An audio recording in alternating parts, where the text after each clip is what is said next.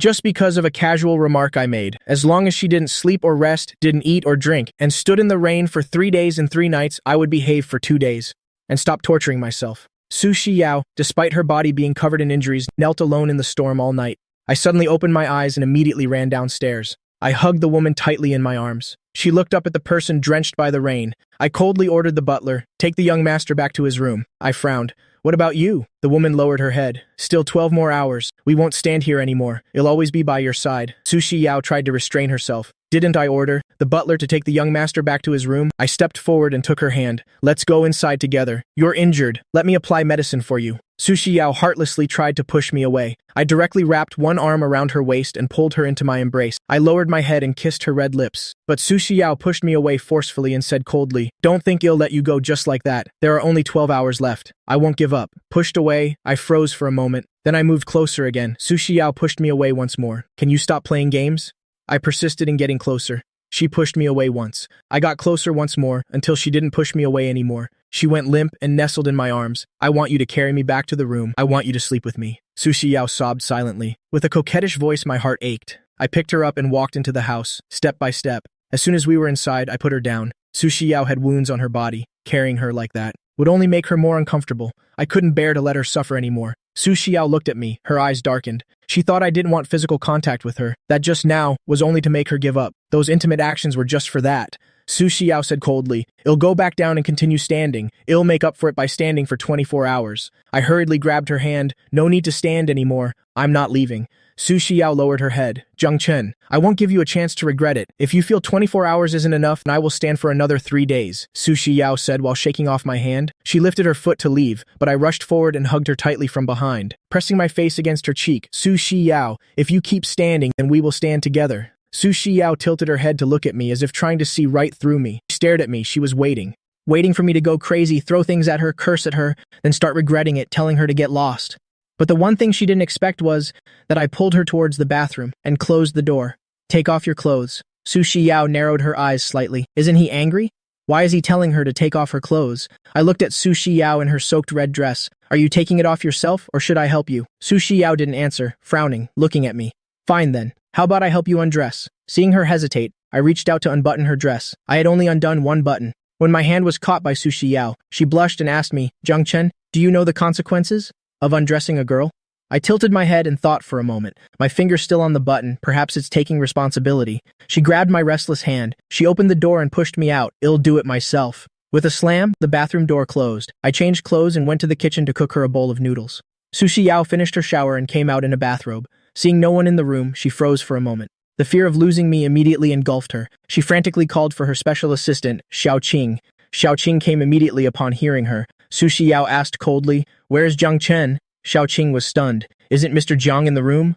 Su Shiyao lost control and said, "Immediately seal all exits of Haicheng. Deploy all bodyguards. Don't miss a single corner." Su Shiyao flew down the stairs. My unhappy voice came from the left. "Where are you going?" Su Shiyao turned her head to look. She saw me wearing black shorts and a small bare apron and holding a bowl in my hand. "I'm not going anywhere." I brought the bowl of ginger soup to her. I looked down at her in her bathrobe, not even wearing shoes. "Where are you rushing off to?"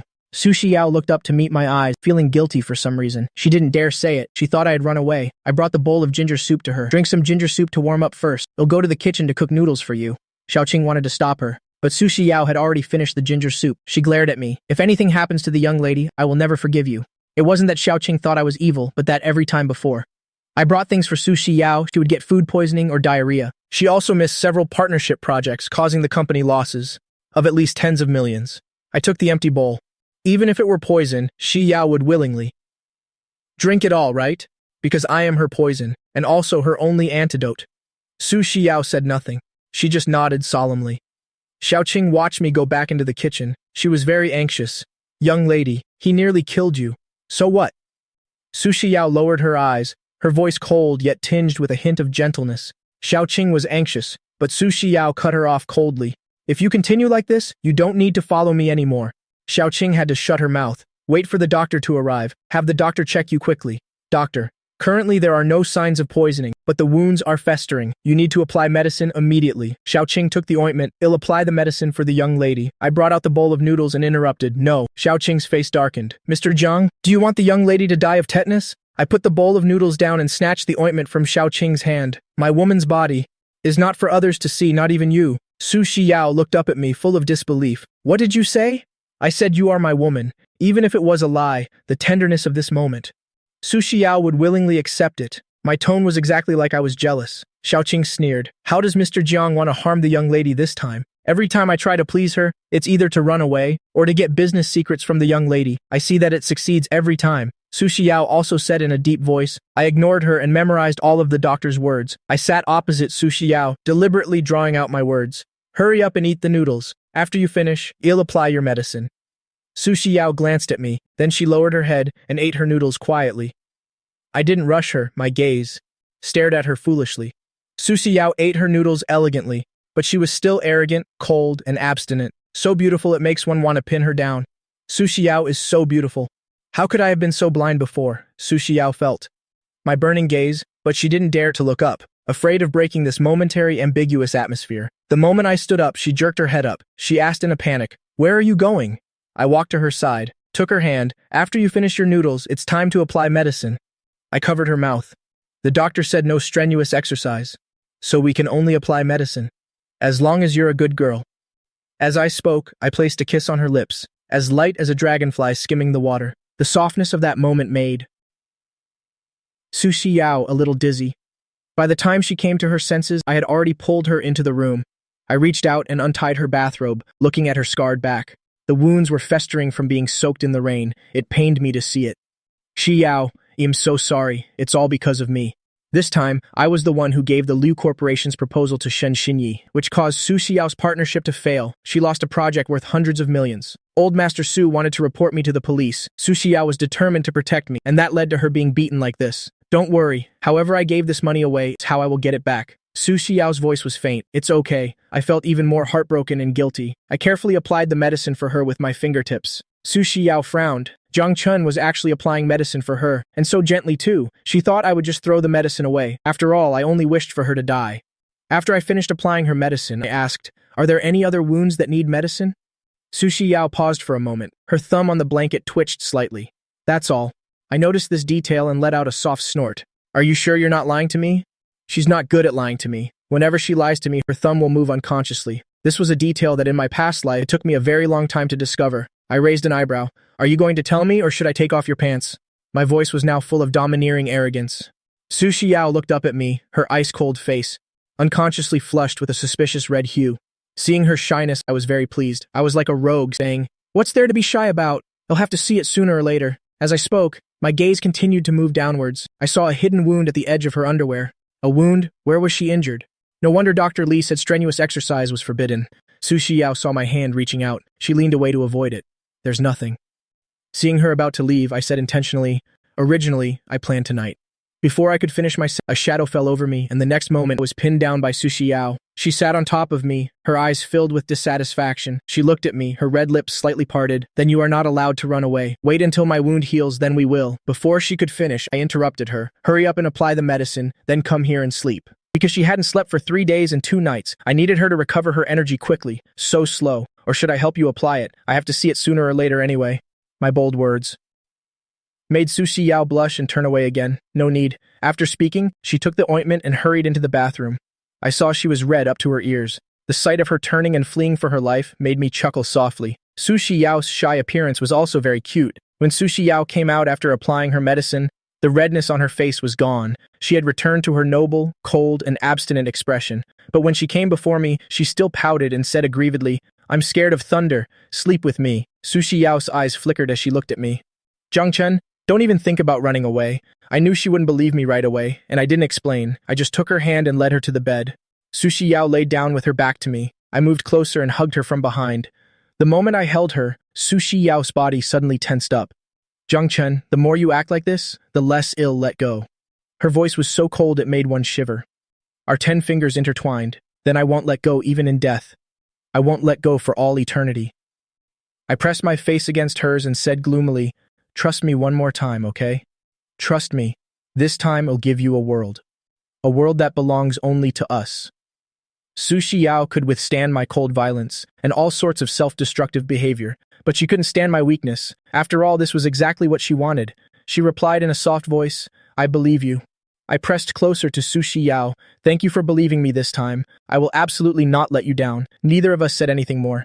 Su Shiyao greedily savored this moment of happiness, and I didn't want to break this dreamlike reality. I knew she didn't believe me, but I would use my actions to make her believe.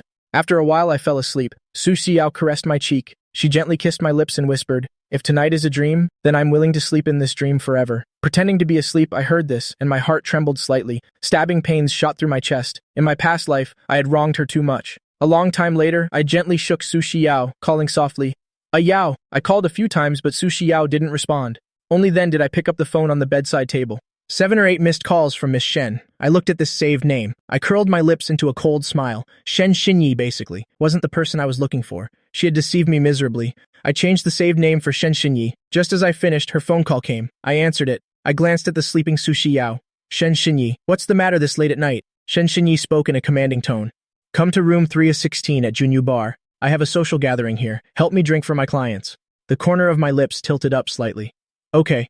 Having just returned to the Jiang family from the countryside, I was suppressed everywhere, but only Shen Xinyi helped me, which moved me greatly. Naturally, I listened to her. I thought it was love, but in reality, her kindness towards me had a purpose. She wanted to use me to seize the Jiang family's assets, and this time, Shen Xinyi asking me to Junyu Bar was nothing more than selling me to a 50-year-old woman in exchange for a $100 million cooperation contract. In my previous life, if Su Xiao hadn't saved me, I would have almost died because of this. I hung up the phone. A vicious glint flashed in my eyes. Since I know you're such a wolf in sheep's clothing, then this time I will definitely make her suffer the consequences of her own actions. After speaking, I glanced at Su Xiao. She was sleeping very peacefully. I smiled with satisfaction and fiddled with my phone for a while. My phone number turned into a virtual number. Then I called 113. I constricted my throat and lowered my voice. Hello, I want to report that in room 1602 of the Furong Hotel, there is illegal prostitution. After reporting to the police, I made another phone call. The young lady of the Shen family, who has an engagement with the Jiang family, is conducting an illegal transaction at the Furong Hotel. I believe the news about Shen Xinyi will be hot on the news for half a month. After changing my clothes, I stood by the bed and looked at the sleeping Su Shiyao. I reached out and caressed her cheek. Xiao, I have to go out for a while. I will definitely be back before dawn. Wait for me. I want to break off the engagement with Shen Xinyi as quickly as possible. Then I can rightfully be with Su Xiao. The moment the door closed, the sleeping Su Xiao opened her eyes. Her cold eyes gradually sharpened. She knew I was pretending to be asleep, knew I was coaxing her, just to take the opportunity to leave, even though I kissed her before leaving to make her happy. But she herself liked being coaxed by Zhang Chen like this. Even if he was deceiving her, she liked it. Touching her lips, she picked up the phone and called Xiaoqing. Zhang Chen has gone out, just let him go. Xiaoqing was stunned, then delighted. Miss, have you thought it through? Before she could finish, she was cut off by Su Xiao's cold voice.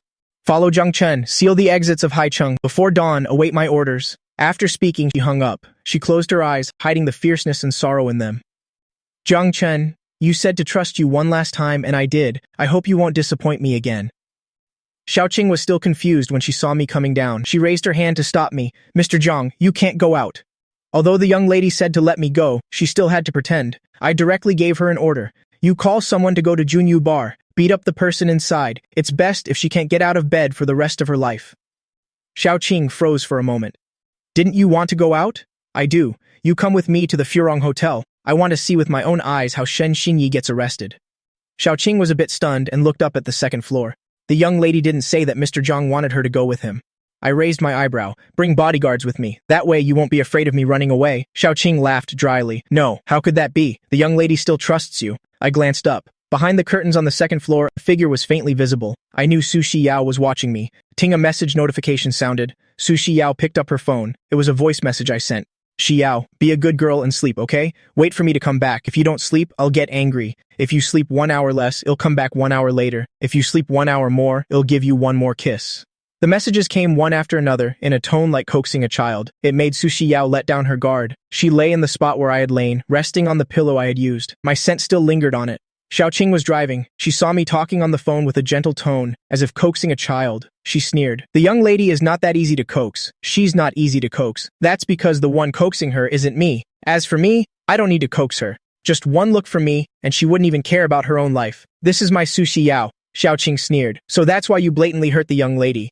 I looked up at Xiaoqing. I will use my actions to make you believe. I will love her, spoil her, protect her, starting tonight, starting with destroying Shen Xinyi and breaking the engagement, Furong Hotel. The moment Shen Xinyi hung up the phone, she lay in Song Jinnian's arms. His firm abs made her not want to let go. Doing this to Jiang Chun, isn't it a bit wrong? Shen Xinyi looked up and kissed his lips. What's wrong with it? It's his honor to have someone pay attention to him. Song Jinnian looked hesitant. I still feel guilty. After all, Jiang Chen is my half-brother, but Jiang Chen is just a dirt-poor country bumpkin. The moment she finished speaking, the door was suddenly kicked open. Shen Xinyi hurriedly hid under the covers. Song Jinnian was so scared he trembled all over. He might be psychologically scarred for the rest of his life. Shen Xinyi roared furiously, "Who is it? Don't move!" In an instant, a group of police officers rushed in and stood before the bed. Shen Xinyi pulled the blanket to cover herself. "What are you doing?" The police officer showed his credentials. "We received an anonymous tip about illegal activities here. Now, could you two please get dressed and come with us?" Shen Xinyi lowered her head. "You've got the wrong people. We know each other. Also, don't take pictures." "Police, get dressed. Please show your identification." Shen Xinyi looked up at the police. "This face of mine doesn't need identification, and I don't need to be convicted." The police officer looked at Shen Xinyi and found her very familiar. Isn't this the young lady of the Shen family, who had a grand engagement with the Zhang family? Shen Xinyi impatiently took out her ID from the bedside table. The police took the ID and made a note. Then he pointed to Song Jinnian on the bed. "What about his?" Shen Xinyi said with a smile. "He is my fiancé." As she spoke, Shen Xinyi took out a wad of cash from her bag. "Just a small token. You guys go get some late-night supper." She absolutely could not go to the police station, otherwise she would have a criminal record. This would not be good for me or for Song Jinnian. The police officer's face darkened. "This is blatant bribery. Hurry up, get dressed, and come with us." Shen Xinyi still wanted to stuff the money, but the police took out handcuffs. "Cuff them. Everyone, come to the station to cooperate with the investigation." Song Jinnian struggled and said, "We know each other. It's not a transactional relationship." The police glanced at Song Jinnian. He looked vaguely familiar, but he still acted officially. "Get dressed and come with us. Cooperate with the investigation." Song Jinnian had no choice. He had to get out from under the covers. Click, click. Camera flashes went off. Song Jinnian looked up. There was a crowd of paparazzi at the door. That's right, they were madly taking pictures of them. "Don't shoot, don't shoot." He covered his private parts and face. The paparazzi were extremely enthusiastic. The young lady of the Shen family, just 1 month. After getting engaged to Jiang Chen, cheated on him, hooking up with Jiang Chen's brother. Moreover, Song Jinnian is a new star in the entertainment industry. This news is hot enough. In the outdoor parking lot downstairs, I was tapping my fingers on my laptop. Xiaoqing stared at the hotel entrance. "Young master, they're out." I looked up and saw Shen Xinyi and Song Jinnian in handcuffs, being escorted out by the police. There were also restless paparazzi taking pictures. I curled my lips. "You go down and tell the paparazzi. No matter how much money Shen Xinyi offers, the photos are not to be sold. Publish them directly." Xiaoqing looked at me in surprise. "You really want to destroy her?" She thought to herself, "Isn't Shen Xinyi Jiang Chen's fiancé? Didn't Jiang Chen before go through hell for Shen Xinyi? Today he acted so ruthlessly. This move of reporting to the police, and even having paparazzi take photos, directly ruining their reputations." I indifferently hummed in agreement. Xiaoqing shook her head. This man really makes one unable to predict him.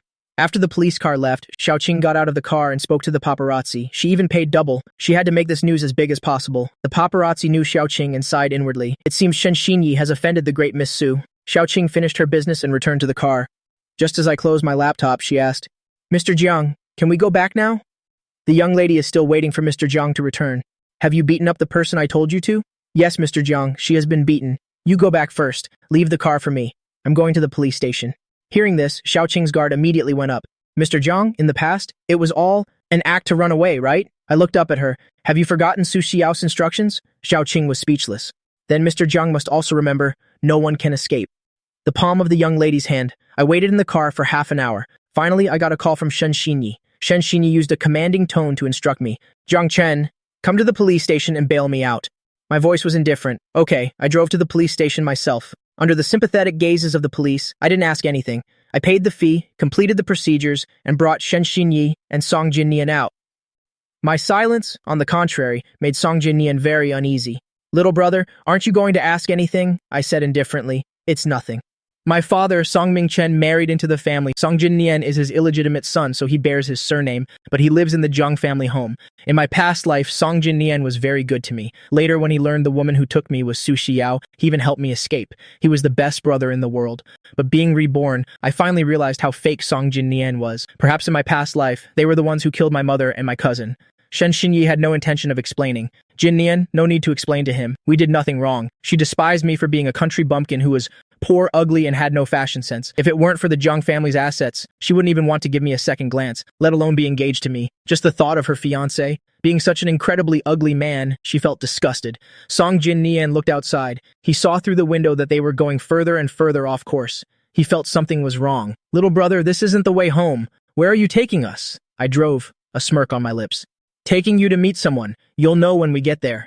Song Jin Nian looked at the scenery flashing by outside. He felt very uneasy in his heart. Little brother, are you trying to take us to see that woman? Shen Xinyi's face darkened. Although she didn't like me and felt that being engaged to me was a shameful and disgusting matter, but she knew I lived with some senior executive of the Liu Corporation, and she used this relationship to make me get the project plan of the Liu Corporation for her. Song Jin Nian felt something was wrong. Little brother, I'm not going to meet her. I want to go home. My voice was indifferent. We're almost there. It was very quiet in the car. Song Jin Nian felt like he was suffocating. I drove very fast, and eventually there were no other cars on the road. I started to speed. Song Jin Nian's heart was in his throat. Shen Xinyi angrily shouted, "Driving so fast? Are you trying to get reincarnated? Stop the car!" I acted as if I didn't hear her and continued driving. 15 minutes later, I parked the car, opened the car door.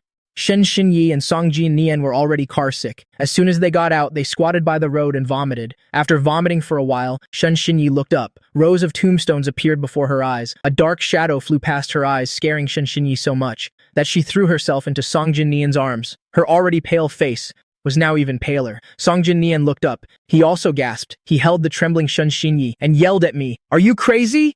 Bringing us to a cemetery in the middle of the night. This is the Haicheng Cemetery. All you can see are tombstones and black and white photos. And it's the middle of the night, this gloomy feeling. Even though the two of them were hugging, they were still scared stiff, especially the dark shadows that occasionally flew overhead. They looked like crows, but also like ghosts. Song Jinian held Shen Xinyi tightly. "We want to go home." The moment he opened his mouth, I grabbed him by the hair. "Jiang Chen, what are you doing? Let me go!" Shen Xinyi came to her senses and immediately pulled Song Jinian back. She yelled at me, "What's wrong with you? Let go quickly! Jinian, let go!" I looked up and glanced at her. Then I directly kicked Shen Xinyi down. The movement was too fast. She was kicked unexpectedly and couldn't react, falling straight to the ground. I dragged Song Jinian deeper into the cemetery. Song Jinian also didn't expect me to go crazy tonight. He was grabbed by the collar and dragged like a dog. Shen Xinyi got up from the ground, wanting to chase after us. "Miss Shen, please stop." Two tall figures appeared from behind, blocking Shen Xinyi. "Who are you people? Get out of the way!" I heard her voice but didn't turn back. "Don't hit her. Let her follow. Otherwise it won't be fun. I know Xiaoqing has been following me all along. These two are my bodyguards." Song Jinian forgot to even pretend. "You psycho, let go." Amidst Song Jinian's struggles, I dragged him in front of a grave. On the tombstone was a gentle and elegant woman, full of kindness. The words carved on it were, "Grave of loving mother Jiang Nan, unfilial son, Jiang Chen." I pulled Song Jinian to look at the tombstone. "Mom, I've brought him here to apologize to you." As I spoke, I kicked Song Jinian's shin. With a thud, Song Jinian knelt heavily before the tombstone. I pressed Song Jinian's head down, slamming it hard against the ground. Kowtow. 3 consecutive, forceful kowtows. Song Jinian's forehead immediately broke open and bled. He was dizzy and seeing stars. "Jiang Chen, are you crazy?" In the middle of the night, with a loud slap, I raised my hand and slapped Song Jinian hard across the face. This slap sent Song Jinian's face turning to one side. His whole body was about to explode with anger. I reached out and grabbed Song Jinian by the neck, forcing him to look up at me. "Those 3 kowtows just now were on behalf of your mother. Go home and tell your mother to wash her neck clean. I want her life to avenge my mother." Song Jinian was lifted up. His already pale face now looked ashen. "Also, don't provoke me, or I'll kill you." After saying this, I let go. Song Jinian fell to the ground, coughing and choking in pain. I almost choked him to death. In that moment just now, he clearly felt that Jiang Chen really wanted to kill him. And at this moment, he developed a sense of fear towards me. I ignored Song Jinian and turned towards Shen Xinyi. She was blocked by the bodyguards and could only scream, "Jiang Chen, what's wrong with you? Song Jinian is your brother. How could you hit him like that? Are you even human?" If she hadn't spoken, I would have almost forgotten about her. I walked up to her and looked down at her. "You like Song Jinian?" Shen Xinyi said nothing. She looked up at me. She could clearly see the freckles on my face and the pitted acne scars. My skin was sallow. Other than my exceptionally beautiful eyes, when placed with my other features, I was truly hideous. Shen Xinyi looked at the 2 tall, sturdy bodyguards and forced a smile. "Song Jinian is your brother. I was just helping him.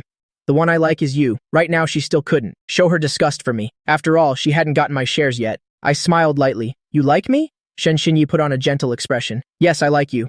Jinian and I, it's just a misunderstanding. Don't cause any more trouble. Take us back quickly. Shen Xinyi suddenly remembered something. Oh right, Jiang Chen. Why didn't you go to the Junyu bar? I sneered. If I had been at the Junyu bar, I probably wouldn't even know where I'd be buried by now. At this point, I looked at Song Jinian, who was much more sober. I pointed at Shen Xinyi. Go strip her naked. I'll let you two go. Song Jinian said, no way. I raised my eyebrows. Then I'll order the two bodyguards to strip you both. We're leaving. Song Jinian roared in anger. Jiang Chen, you're insane. How could you do this? I looked up at him, my voice cold. Either you strip Shen Xinyi, or you both get stripped. For the sake of us being half-brothers, you choose. I directly gave a signal with my eyes. The big, burly bodyguards immediately took action. In front of the bodyguards, Song Jinian appeared very weak. Before he could even make a move, he was grabbed. He didn't even have a chance to struggle. Jiang Chen, what do you want? To his shouts, I acted as if I didn't hear, just coldly watching the scene. I said it all begins with the destruction of Shen Xinyi and Song Jinian, so I absolutely will not show any mercy. Rip, a large part of Song Jinian's shirt was torn open. He finally gave in and shouted, I'll do it! Let me go! I signaled with my eyes, and the bodyguards immediately released Song Jinian. Shen Xinyi was currently sitting on the ground, terrified. She looked up and saw Song Jinian walking towards her. Her eyes widened. Song Jinian, what are you doing? I stood to the side with my phone, silently recording the scene. Song Jinian, with his shirt wide open, advanced step by step towards Shen Xinyi, while Shen Xinyi, on the ground, scrambled backward in fear. This scene looked like someone about to be assaulted by a villain. Song Jinian, don't come over here. You can't do this. He's recording and Shen Xinyi's eyes appeared, tears of fear, making her look even more pitiful. Song Jinian was a little reluctant to act, but he turned to look at the two bodyguards, who were staring like hungry tigers. He gritted his teeth and reached out, pulling at Shen Xinyi's clothes. Song Jinian, let go of me. Shen Xinyi immediately struggled. She used her hands to scratch Song Jinian's face. Thinking about the terrible idea Shen Xinyi came up with tonight, Song Jinian felt extremely resentful. Now he even slapped her hard. It's not like I haven't slept with you. I've already worn you out. What are you pretending to be innocent for? Shen Xinyi didn't expect him to say such things. Both resentful and angry, Song Jinian, you bastard. Song Jinian saw that both of her cheeks were red and swollen. He knew that right now, to take over the Zhang group, he still needed Shen Xinyi's help. He couldn't afford to offend this person either. Don't be angry. I'm doing this for us. Otherwise, if both of us get stripped naked, it wouldn't be good. As Song Jinian spoke, he leaned in and whispered in her ear, let's just go along with him for now. Later, we'll find a chance to deal with him. We can live a carefree life. By then, the entire Zhang group will be ours. My expression grew colder and colder. Song Jinian, aren't you going to strip her, or do you want to flirt on the spot and do something children shouldn't see? My ice-cold voice sent a chill down Song Jinian's spine. Then, his hands used a bit of force. Shen Xinyi's dress was torn open. The bodyguards covered their faces, not bothering to look. A worn-out piece of goods, there's nothing to see. Shen Xinyi hugged her chest with both hands, trembling like a pitiful wretch. Jiang Chen, is that enough? I said coldly. Continue. Strip her completely. Song Jinian looked up at me angrily. Don't you? He had just opened his mouth when he saw the two bodyguards move. Song Jinian immediately chuckled. Honey, don't interrupt me. Shen Xinyi looked at him in disbelief. Song Jinian, you can't do this. As a rising star, Song Jinian didn't want to be the one getting stripped, so no matter how Shen Xinyi cried, he was very quick. He swiftly stripped off the piece of cloth. That was Shen Xinyi's last covering. Shen Xinyi curled up and sobbed. Song Jinian looked up at me and said, Look, is this okay? My dear brother, for the sake of our old times, let us go. After speaking, he moved forward to grab my hand, but I nimbly dodged him. I coldly looked at the fawning Song Jinian, truly disgusting and nauseating. I ordered, strip him too, take their clothes. Hearing this, Song Jinian's face changed drastically. The two bodyguards heard the command and blocked Song Jinian's path. Song Jinian looked at the big burly bodyguards, and a wave of fear rose in his heart. The bodyguard didn't say a word and punched Song Jinian hard in the lower abdomen. Then from behind came the sound of tearing clothes. I didn't turn back at all. I didn't want to dirty my eyes. Back in the car, Xiaoqing was already in the driver's seat. Mr. Zhang. Xiaoqing couldn't help but glance at me a few more times, as if she suddenly didn't recognize me anymore. Do you want to go anywhere else? A hint of displeasure flashed in my eyes. Go home. Now. My cold voice made Xiaoqing feel like an ice shard had fallen into her ear. The man who only knew how to court death by running away like a madman actually had such a powerful aura, rivaling even the young miss. It was enough to make others afraid. I returned to Yushui Bay. Yang Yi was dozing off on the living room sofa. Hearing the noise, she groggily opened her eyes. Then she stared at me with wide eyes. Jiang Chen actually came back. I asked, did Xiao come downstairs? Yang Yi was so scared by me she shook her head repeatedly. The young miss has been upstairs the whole time. She hasn't even stepped out of her room. I smirked. So obedient. Yang Yi watched my back as I went upstairs. That tone was really like coaxing a child. I stood by the bed, looking at the person with tightly closed eyes, seemingly fast asleep. Su Xiao. I lifted the covers and lay down. I gently hugged her from behind. I smiled faintly. Xiao im back. Su Xiao definitely wasn't asleep. Just because of my words, she obediently stayed in bed. This was the Su Xiao who valued me as much as her own life. Su Xiao's body was very stiff, even trembling slightly. She didn't open her eyes. She was afraid that once she did, Zhang Chen would disappear. As long as she fell asleep, Zhang Chen would come back. I held Su Xiao tightly, feeling her body temperature. Very steady, very reassuring. It was just that she didn't speak or move. Her body remained stiff, but her temperature was getting higher. I felt something was wrong. I helped Su Xiao turn around. Xiao im back, open your eyes and look at me. Su Xiao kept her eyes tightly shut, refusing to open them. I placed my hand on Su Xiao's forehead. Her temperature was frighteningly high. Looking at her face, it was flushed red, as if blood was about to drip from it. She had a high fever. I hurriedly called Xiao Qing. Xiao has a high fever. Call Dr. Li over. After hanging up, I was about to go wet a towel to cool her down physically. But as soon as I moved, Su Xiao grabbed my hand tightly. The heat from her hand was also shocking. Zhang Chen, don't go. I reached out to stroke her eyebrows. The scorching temperature made my heart ache. I'm not going. I'm going to get a towel. Su Xiao still had her eyes closed, clutching my hand tightly, not letting go. Zhang Chen, I've been good. I've been obediently sleeping. Don't go. Her voice was very soft, no longer as cold and terrifying as when she was awake. I coaxed her gently. I'm not going. Be a good girl. Let go. I'm just going to wring out a wet towel. Don't go. The delirious Su Xiao still wouldn't let go. I continued to coax her softly. When Xiao Qing walked in, she saw this scene. She couldn't help but tilt her head to look at the pitch-black night outside. Could it be that the sun will rise in the west tomorrow? Is that why Zhang Chen is so gently coaxing the young miss? I looked up at her. What are you spacing out for? Go get some water. We need to bring Xiao's fever down first. Xiao Qing snapped out of it and hurried to bring a wet towel. Just as I placed the wet towel on Su Xiao's forehead, the doctor arrived. I immediately grabbed the thermometer and stuck it under Su Xiao's arm, then took the towel off her forehead. Xiao Qing quickly reached out to take it, replaced the towel on Su Xiao's forehead. When I took out the thermometer, it read 39.5 degrees. Seeing the soaring temperature on the thermometer, I sucked in a cold breath. My heart ached for some unknown reason. Dr. Li took medicine out of the medical box and mocked me. Isn't this what you wanted? After all, you wished for the young miss to die. Indeed, this wasn't the first time. I had tormented Su Xiao until she fell ill. Ever since moving to Yushui Bay, Su Xiao had to take sleeping pills every day, or she wouldn't be able to sleep. I frowned. She's unconscious. I can't wake her. I thought for a moment. I told Xiao to sleep obediently and that I would be back soon. She must be hypnotizing herself to sleep. When I left Yushui Bay, she probably couldn't sleep, but because of what I said, she forced herself to sleep, so she hypnotized herself. It looks like she's asleep, but she's actually just self-hypnotized. Dr. Li understood the wounds are too severe and she was in the rain for so long. Combined with a self-induced hypnotic coma, that's why she has a fever. Let's give her fever medicine first and see how she is in an hour. Dr. Li looked at the unconscious Su Xiao, looking troubled. She's in a self-induced hypnotic coma. You can't wake her up. If she doesn't wake up, she can't take the medicine. Xiao Qing was also worried. Previously, the young miss was hypnotized before and it was very hard to wake her. I thought for a moment and said coldly, Su Xiao, if you don't wake up, I'm leaving.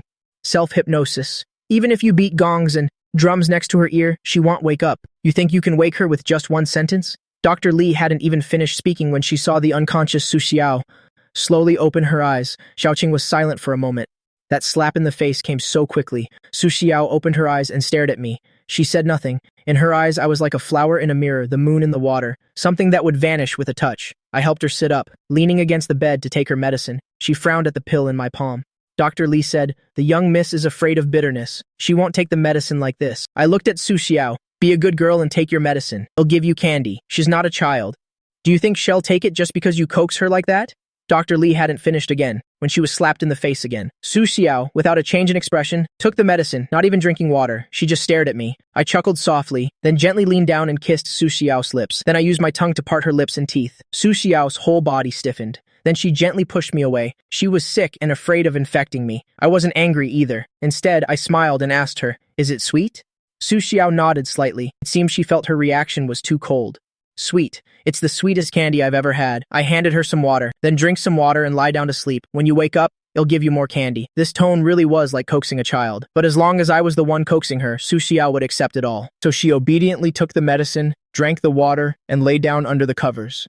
Under the blanket, her hand fiercely pinched her own thigh. The pain traveled through her nerves, spreading through her limbs. Pain. Zhang Chen didn't leave. So this isn't a dream. Su Xiao gripped my hand tightly. Zhang Chen, no matter what you do, I will not let you leave. If you keep running away, then... She hesitated, her voice turning even colder. I will not spare. Song Jinian and Shen Xinyi. I smiled and tucked her in. When you get better, I'll deal with them with you. The Jiang family is now controlled by my father, Song Mingchen, and my stepmother. Even if Su Xiao doesn't act, I will. This statement made Su Xiao disbelieve. She pinched her thigh again. She hadn't misheard. I leaned down and kissed Su Xiao's forehead. Quick, close your eyes and sleep, or I'll get angry. Su Xiao closed her eyes, not thinking about whether my tenderness was real or fake, because even if it was fake, she was willing. Dr. Li watched the continuous kisses, the gentle words, and the kiss, completely stunned. She nudged Xiao Qing's arm and whispered, "Is Zhang Chen possessed or something? Or is he just coveting the beauty of the young miss, so he's trying to please her like this?" Late at night, as we were falling asleep, new hot search topic exploded on the internet. Rising entertainment star Song Jinian solicits a prostitute. Miss Shen of the Shen family, Shen Xinyi, cheats after her engagement and engages in an illegal transaction with Song Jinian in the middle of the night. All sorts of indecent photos and videos that couldn't be looked at directly spread online, causing a huge explosion on the internet. Meanwhile, the parties involved, Shen Xinyi and Song Jinian, were squatting naked in the cemetery. Shen Xinyi asked tearfully, "Didn't you say you would sweet-talk Zhang Chen and then deal with him? Why are we the ones stripped naked and left here?" After the two bodyguards stripped Song Jinian, they took the clothes and left. Now they were penniless. Tonight they would have to stay in this gloomy cemetery, completely naked. Song Jinian was even more annoyed than Shen Xinyi. Who knew what kind of crazy fit Zhang Chen would throw today? "It's fine. It'll be okay tomorrow." Shen Xinyi wanted to get angry, but as soon as she looked up, she saw a dark shadow fly by, accompanied by a dry cawing sound. She was so scared she trembled. "Song Jinian, like this will definitely be discovered. We have to think about how to deal with our hotel affair tomorrow. The paparazzi caught us. It's too late to buy back the photos now." Song Jinian was silent for a moment. "Let's talk tomorrow. Right now, we need to figure out how to leave first. If we don't go now, we'll be discovered naked tomorrow. How about we walk?" Song Jinian frowned. "We have to run naked?" Shen Xinyi thought for a moment. It was almost 10 kilometers from the cemetery to the suburbs. They couldn't even walk that far with clothes on, let alone without a single scrap to cover themselves. Shen Xinyi and he thought of many ways, but none were feasible. Finally, she gritted her teeth in frustration. So vicious. A country bumpkin is truly good for nothing. Now Shen Xinyi hated him to death. As dawn broke, Shen Xinyi suddenly spoke. "Jinian, I've thought of a solution. It can also ruin Zhang Chen completely." Song Jinian immediately sobered up. "What is it?" Shen Xinyi hugged him and slowly explained her idea. "I said I was engaged to the young master of the Zhang family, but I never said with whom. In another villa, I didn't sleep well all night. I kept waking up to feel Su Xiao's forehead. I waited until her temperature gradually came down before I could sleep peacefully. I was woken up by some little birds on the balcony. I opened my eyes and saw the curtains gently fluttering. Two small sparrows were perched on the balcony. They were chirping away, but to my ears I understood everything. I was very calm. If rebirth could happen, what's so strange about understanding animal language? I got out of bed and walked over softly. "Little sparrows, what else did they say?" I suddenly spoke. Startling the two sparrows into flapping their wings and flying away chaotically, scared me to death. "Let's run." The two sparrows flew into the air, then suddenly turned back to look at me. "This person seems to understand what we're saying." I raised an eyebrow. "I do understand." The two sparrows immediately flew back and landed on the balcony railing. Full of curiosity, "Do you really understand bird language? Do you know what we were saying?" I nodded. "You two were talking about the adulterous couple, who were stripped in the cemetery. Tell me, what did they say?" The two sparrows were very naive. Chirp, chirp, twitter. Taking turns, they told me all about Shen Xinyi's plan. After listening, my eyes grew even colder. Shen Xinyi is truly vicious enough. To think she'd want to use this method to deal with me. If that's what they want, then don't blame me for being impolite. I returned to the bed. Su Xiao still wasn't awake. I picked up my phone and opened Weibo. The internet was flooded with images of Shen Xinyi and Song Jinian being taken away by the police. Netizens' comments were also very lively. "Shen Xinyi is such a slag girl. She's already engaged to Mr. Jiang, but she still messes around outside. The rising entertainment star Song Jinian cultivates a pure and single image, but he'd even make a move on his future sister-in-law. It's not that strange. I heard Mr. Jiang is a dirt-poor country bumpkin, and he's uncultured too." That's right, Shen Xinyi just made a mistake that any woman in the world could make. Between an ugly guy and a handsome guy, I definitely choose the handsome one. While I was looking, I saw a familiar Weibo account named Buting Shili Dong. "So what if Zhang Chen is poor? So what if he's ugly? Is he eating your family's rice? Has uncultured? What's it to you? Go take a piss and look in the mirror first. Look at yourself." I looked at this familiar Weibo account, watching Buting Shili Dong defend me with all her might. The bridge of my nose tingled for some unknown reason. Buting Shili Dong is my older cousin, but she's only 3 months older than me. In my past life, she and I were enemies. I thought she looked down on me and wanted to seize the Zhang family's assets, so I disliked her. I even hated her. I never called her by name, only by her nickname. But later, when I was in trouble, she stood up and took a knife for me. Then she lay in a pool of blood, smiling frivolously at me. "Can you call me sister once?" In my past life, before I could call her that, she died saving me. This time, I won't let that happen again. I will write many, many songs, write scripts just for you. I want to make you a movie queen, an international superstar singer. I want to protect her. I decided to make peace first, because after I returned to the Zhang family, I was incited and deceived by my father, Song Mingchen, and kicked her out of the house.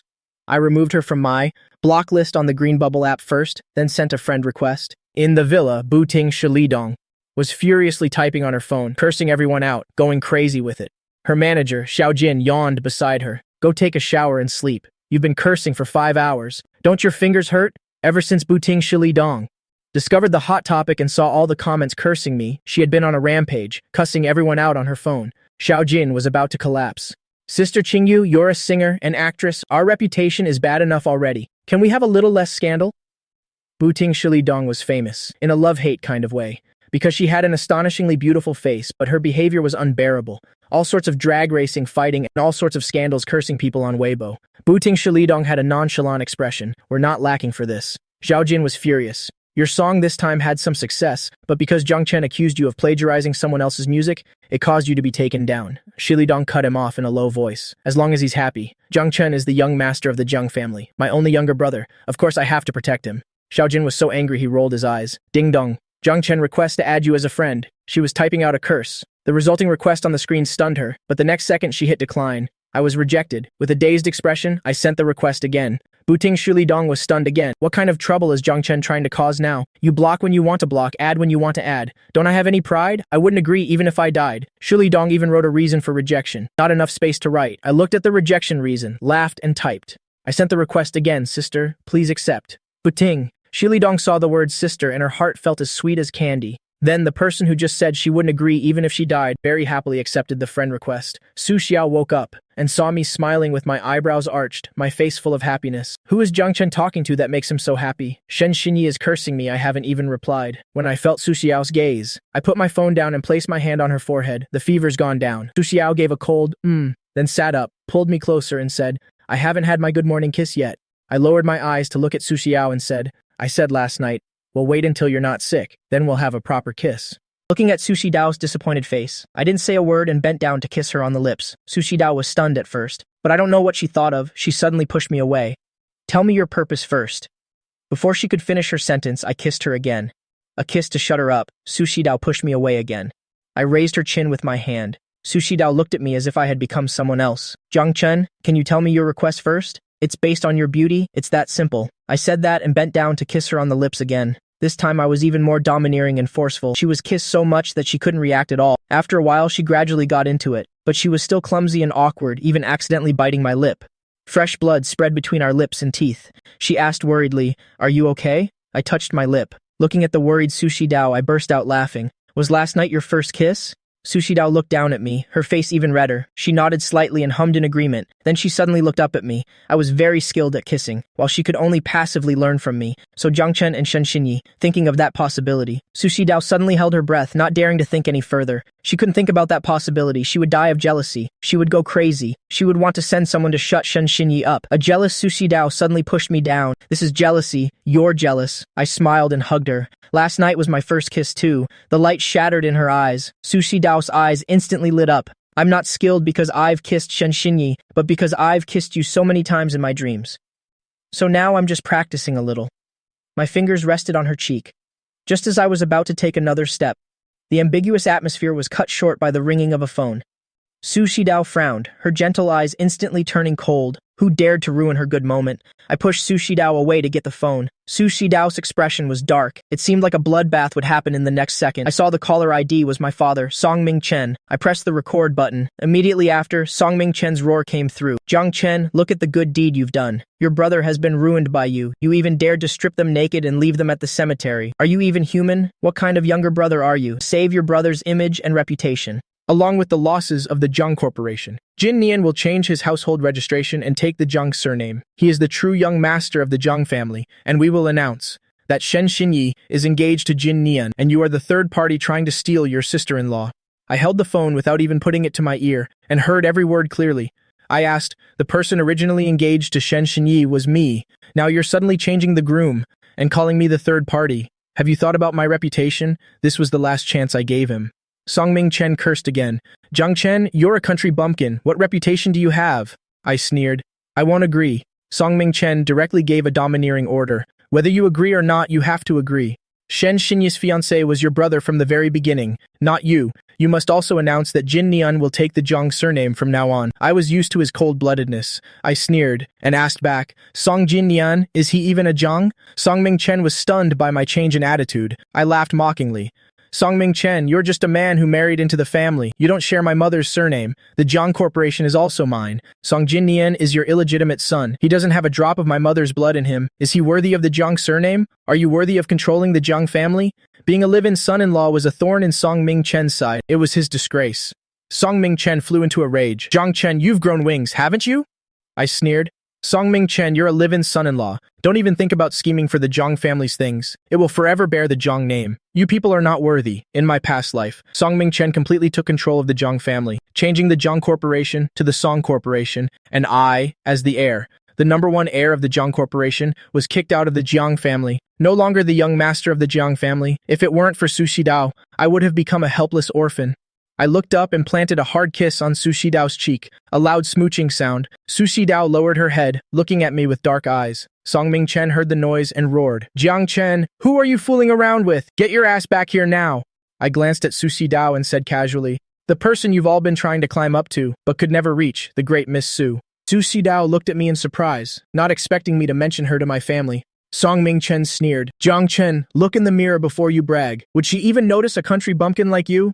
Stop dreaming. Get to the Shen family's house by 10 o'clock. We're holding the engagement party for Jin Nian and Shen Xinyi today. If you listen to me, I'll arrange a better wife for you. Otherwise, he snorted coldly and hung up, not giving me a chance to refuse. I looked at the saved recording and raised an eyebrow with a smile. Shen Xinyi's engagement party, huh?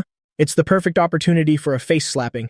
A large-scale face-slapping scene served on a platter. How could I not go? I turned to look at Su Shidao. Su Shidao's face was dark. She said coldly, you're not allowed to go. She only heard my side of the conversation. She didn't hear the words on the other end. Shen Xinyi's fiancé is me, so all the currying favor last night and this morning was also you could go back and get engaged to Shen Xinyi. I tugged at Su Shidao's hem. He'll be back on time tonight. Su Shidao looked down at my hand. She was unmoved. I picked Su Shidao up and sat her on my lap, then buried her face in a flurry of kisses. I showered Shidao with kisses. Let me go, please? Su Shidao remained unmoved. She looked down at me with cold eyes. You should give up this idea. If you dare to go to the Shen family's engagement party, it'll have people fire cannons at the Shen family's house. I felt that if I dared to mention it again, I get the illusion that she would have someone beat me to death. But I wasn't afraid of her. Jiang Chen, no matter how many times you kiss me, it's useless. I won't let you go. Su Shidao was both doting and helpless. I lifted her face and said with a smile, I'm going to break off the engagement with Shen Xinyi, not to get engaged. Su Shidao's head shot up to look at me. Break off the engagement? She thought I was just saying that to leave. I said seriously, yes, to break off the engagement. Then we can be together officially and legitimately. The firm heart that wouldn't let me go. Su Shidao's heart began to waver. I lifted her face. Trust me this once, okay? Then, like a chicken pecking rice, I planted one kiss after another on her lips. Finally, I used my ultimate move, calling her wifey. Only then did Su Shidao forget how to think and blurted out, okay, as soon as she said it. Su Shidao already wanted to regret it. She had agreed too quickly. Hearing her agree, I lifted her face and gave her a hard kiss. Shidao, you're so good. Hearing me say this, Su Shidao felt that spoiling me like this wasn't so bad. At worst, however many times Jiang Chen runs away, she'll just catch him again. Just treat it like a game. Shidao, help me order some fireworks and firecrackers. When I get to that neighborhood, I have to set off firecrackers and celebrate all the way. Su Shidao looked up at me, then suddenly held her breath. I was actually changing clothes right in front of her. Su Shidao was stunned. I didn't hear a sound, so I turned to look at Su Shidao. Shidao, what do you think of wearing this to break off the engagement? As soon as I looked up, I saw Su Shidao had a nosebleed. I wiped Su Shidao's nosebleed. Quickly, tilt your head up. Why is it bleeding more and more? Are you feeling heaty lately? Su Shidao didn't raise her head, but looked down at me, standing naked right in front of her. The firm 8-pack abs made her dizzy. The more she looked, the more excited she got. The more excited she got, the more her nose bled. Su Shidao said in a hoarse voice, if you put on your clothes, I should be fine. Otherwise, my nosebleed won't stop. Hearing that, I looked down at myself. Then take a few more looks, get used to it. Otherwise, in the future, want you. Get a nosebleed every time you look? Su Shidao couldn't handle my bold words. She stuffed tissue into her nose, thinking to herself, isn't this something that only happens to men? How can a girl like me be like this? I look so useless. Then she turned and went into the bathroom. At the same time, she left a harsh remark. Jiang Chen, you should go quickly before I regret it. Seeing Su Shidao like a startled little rabbit, I couldn't help but laugh. Why didn't I realize she was so innocent in my past life? So innocent that it's unbearably cute. After I finished changing, I didn't leave right away, but waited for Su Shidao. But I waited a long time, and Sushi Dao still hadn't come out. I was getting a little impatient. Sushi Dao, are you still not done? You should go before I regret it. Hearing the sound of trickling water from inside, I knew it wasn't that simple. Then I clattered downstairs. Xiaoqing saw me downstairs. Mr. Jiang, are you all right? I tried to act calm. I'm fine. Do me a favor, buy some condoms and feminine wash. Xiaoqing's eyes widened. Is it Mr. Jiang who's a beast or the eldest miss who's a beast? The eldest miss is so injured and has a high fever, and they're still doing that. I looked at her shocked expression. It's not for Sushi Dao. Xiaoqing was shocked. Not for the eldest miss? You're telling me to buy it? That's even more outrageous. I saw that the more I explained, the more misunderstandings there were. In short, just go buy it for me, and buy a lot. At first, Xiaoqing was bewildered, but the more she listened, the more shocked she became. Mr. Jiang, what on earth are you planning to do, buying so many condoms? And also a lot of feminine wash. And you need a champagne bottle to put it in. Could it be that Jiang Chen has a special fetish? Wanting to drink feminine wash? I raised an eyebrow and smiled. Of course, I'm going to torture some scum. Go quickly. Xiaoqing was completely dumbfounded. She agreed and turned to leave, then immediately called Sushi Dao, eldest miss, Mr. Jiang. Sushi Dao's voice was low, just do as he says. Xiaoqing was doubtful but still went to do it. I sent a text to Sushi Dao, I'm out. Be a good girl and wait for me at home. Don't go to the company, you need to rest a lot. Sushi Dao's heart felt sweet. She couldn't help but curve her lips into a smile. It was in the morning that Shen Xinyi and Song Jin Nian were discovered by people visiting graves. When they were found, they didn't have a single scrap of clothing on them and were photographed naked in each other's arms. They had to spend 2,000 yuan to buy 2 sets of paper clothes meant to be burned for the dead. Only then did their miserable and humiliating trip to the cemetery end. As soon as the two of them returned, they were brutally scolded. Mother Shen pointed at Shen Xinyi's nose and scolded her. I've told you so many times you have to restrain yourself. And what's the result? You go to a hotel and get reported. Now the video of you two at the cemetery has been posted online. Father Shen rubbed Mother Shen's back. This isn't Xinya's fault. Isn't it all because of that Jiang Chen? Jiang Chen is just a dirt-poor country bumpkin. He can't even function in society. He must have been the one who reported it last night. Shen Xinyi. It's all his fault. He's the one who should have been stripped and thrown in the cemetery. Shen Xinyi nodded vehemently in agreement. What's done is done. Scolding is useless. We should focus on damage control first. Father Shen nodded. The engagement party preparations have already started. We should go out and greet the guests. Mother Shen took a deep breath. Only then did she suppress her anger. Today, no matter what is said, it's all Jiang Than's fault. She looked at Song Ming-chen. I don't care what you all say. You must protect Shen Xinyi's reputation. Make Jiang Chen bear all the consequences and be utterly ruined. Song Ming-chen nodded. I've already spoken with Jiang Than's side. After today, it'll make Jiang Chen leave with nothing. He won't be allowed to bother Shen Xinyi after being reassured. Mother Shen's expression finally improved. The guests downstairs not only included many high society figures from Haicheng, but because of yesterday's incident, they also invited the media. Shen Xinyi and Song Jin Nian changed into their formal attire, then went downstairs hand in hand facing the reporters. I'm very happy that everyone came today to attend my and Jin Nian's engagement party. I'm very sorry for holding the party this suddenly. It was really a last resort. If the reporters have any questions, I will answer them all today. Song Jin Nian was elegant and polite. Shen Xinyi was graceful and sophisticated, making people unable to see the despicable figures from the video, but those faces, they couldn't be replaced. A reporter asked, last night Mr. Song and Miss Shen were arrested at a hotel for solicitation. What happened? Shen Xinyi smiled. It's a misunderstanding. Song Jin Nian is my fiancé. I think even if we aren't legally married, we're not breaking the law, are we? Another reporter asked. Isn't Miss Shen engaged to Mr. Jiang of the Jiang family? Why has it changed to Song Jin Nian? The person I was engaged to from the very beginning was Jin Nian. It has never changed. As for Mr. Jiang, I'm very troubled. Perhaps because I helped him, it made him misunderstand that I liked him. So there has been some harassment. Jin Nian is kind and didn't want to ruin his reputation, so he didn't expose this matter. Song Ming-chen explained. Actually, Jin Nian changed his surname a long time ago. It's just that we're used to calling him that. We just haven't changed how we address him. Jin Nian is the true young master of the Jiang family. Shen Xinyi's fiancé is him, not the youngest son, Jiang Chen. Song Jin Nian faced the camera and said with a smile, Jiang Chen is my younger brother. It's only right that I yield to him. But when it comes to matters of the heart, I can't yield to him. I also hope everyone will not bother Jiang Chen. He's still young. The rumor that Shen Xinyi is his fiancé. To compensate for Jiang Than's emotional damage, I am willing to renounce my inheritance rights to the Jiang family assets. With just a few sentences, they easily changed the truth that Shen Xinyi was engaged to me, and even claimed I was the third party, while Song Jin Nian and the others became the victims. They were even the good, generous people who forgave me. Bang, bang, bang. Just as Song Jin Nian and the others were about to successfully clear their names, A deafening sound of firecrackers erupted outside. At the same time, a loudspeaker blared. Congratulations to Zhang Chen for breaking off the engagement with Shen Xinyi. There are red envelopes for celebrating. Everyone who sees this gets one. Hearing this announcement, Mother Shen was immediately stunned. What on earth is going on? The butler immediately went out to check the situation. Bang, bang, bang. The firecrackers didn't stop. The loudspeaker blared again. Congratulations to Zhang Chen for breaking off the engagement with Shen Xinyi.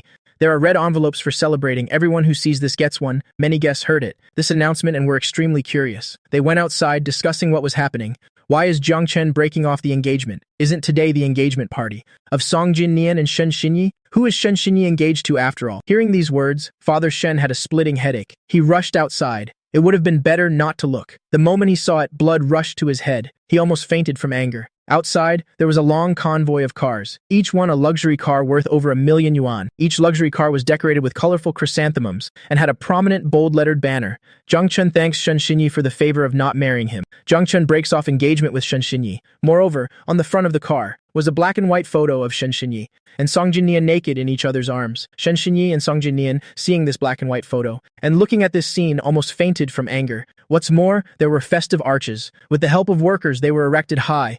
Congratulations to Zhang Chen on a successful engagement cancellation. Shen Xinyi and Song Jinnian were so angry they were about to cough up blood. Some onlookers who enjoyed the drama weren't afraid to stir the pot. They burst out laughing. Who did this? It's truly brilliant. The Shen family must have bullied someone too much to deserve this move. You can't say that. The propaganda outside says the Shen family and the Jiang family are getting engaged. It didn't specify which young master. One is a prestigious young master. One is a country bumpkin. As long as you're not an idiot, you'd know. To choose Song Jinnian, the engagement party has become a farce. It's about to become a funeral. But Zhang Chen has been hiding and hasn't shown up. I'm also quite curious about the true appearance of the invincibly ugly guy. Just how ugly is Zhang Chen? The Jiang family didn't even let a single photo leak out. He must be super ugly, otherwise the Shen family wouldn't have stooped to marrying the illegitimate son of a live-in son-in-law. Song Mingchen is a live-in son-in-law. Song Jinnian is an illegitimate son, always looked down upon by others. Hearing this, the father and son were again so angry they were about to cough up blood. The car slowly drove up and finally stopped. Shen Xinyi angrily ran forward, flung open the car door and cursed. Zhang Chen, get the hell out here as soon as the words left her mouth. Shen Xinyi looked at the man in the back seat. Her eyes widened in shock. I looked up and smiled. Seeing me smile, Shen Xinyi's heart suddenly started to race. I'm sorry, I got the wrong person. It was the first time Shen Xinyi had seen such a handsome man. She couldn't stop stuttering.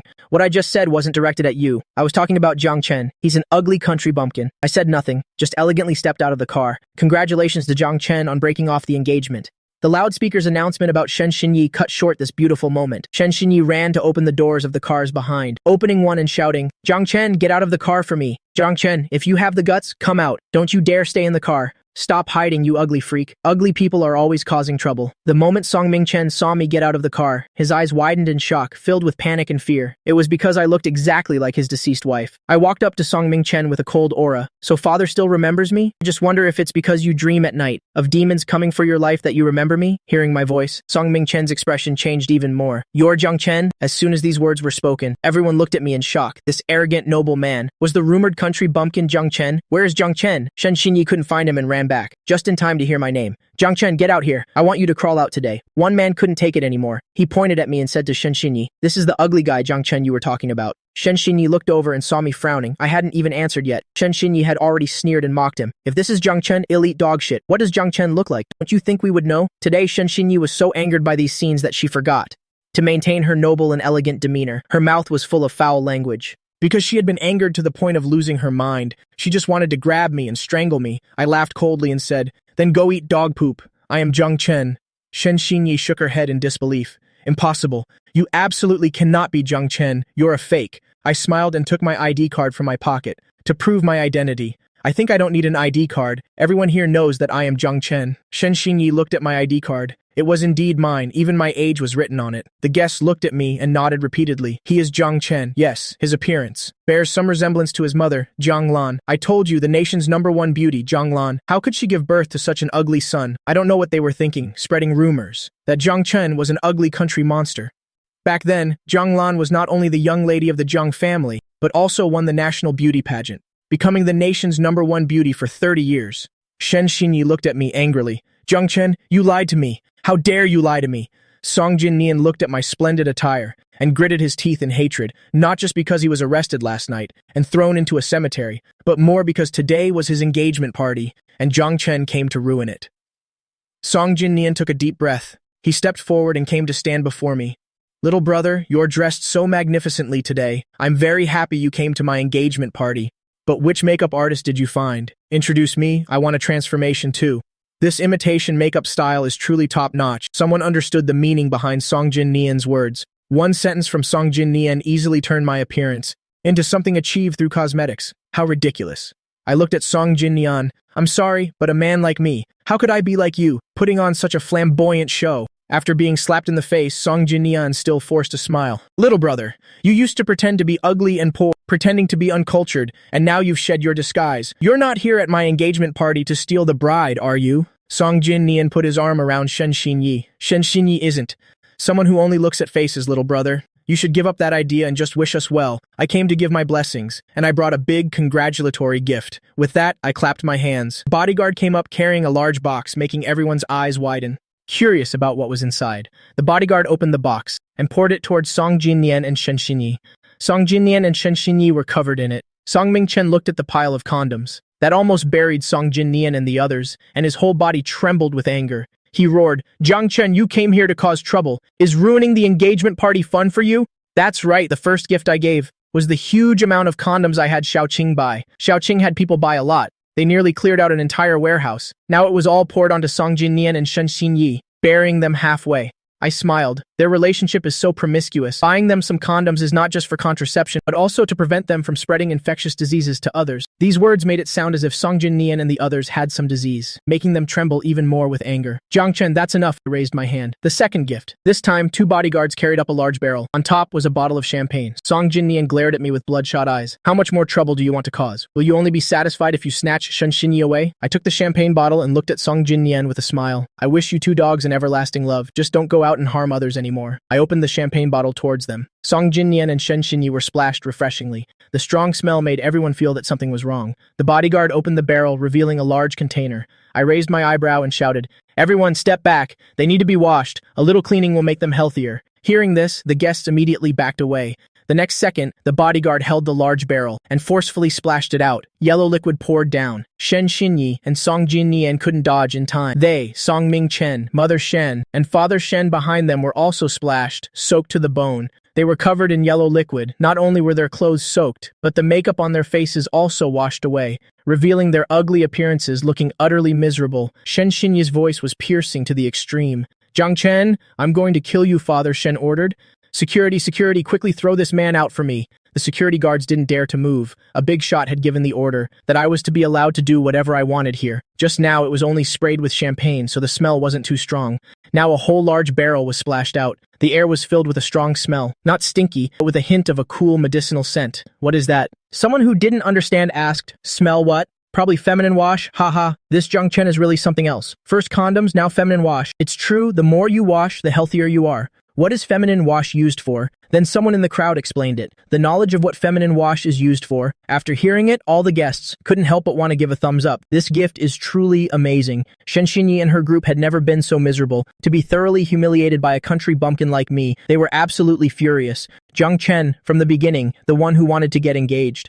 To Shen Xinyi was Song Jin-nian, not you, even if you turn the world upside down today. Shen Xinyi cannot get engaged to you. You've been clinging on relentlessly. Are you going to threaten us with death today? Song Ming-chen said painfully. Jiang Chen, Dad has wronged you, but your older brother also said he can give up his inheritance rights. But he will absolutely not let you take Shen Xinyi away. What more do you want? Father Shen said, Jiang Chen, don't be a sore loser. The engagement partner of the Shen family was never you.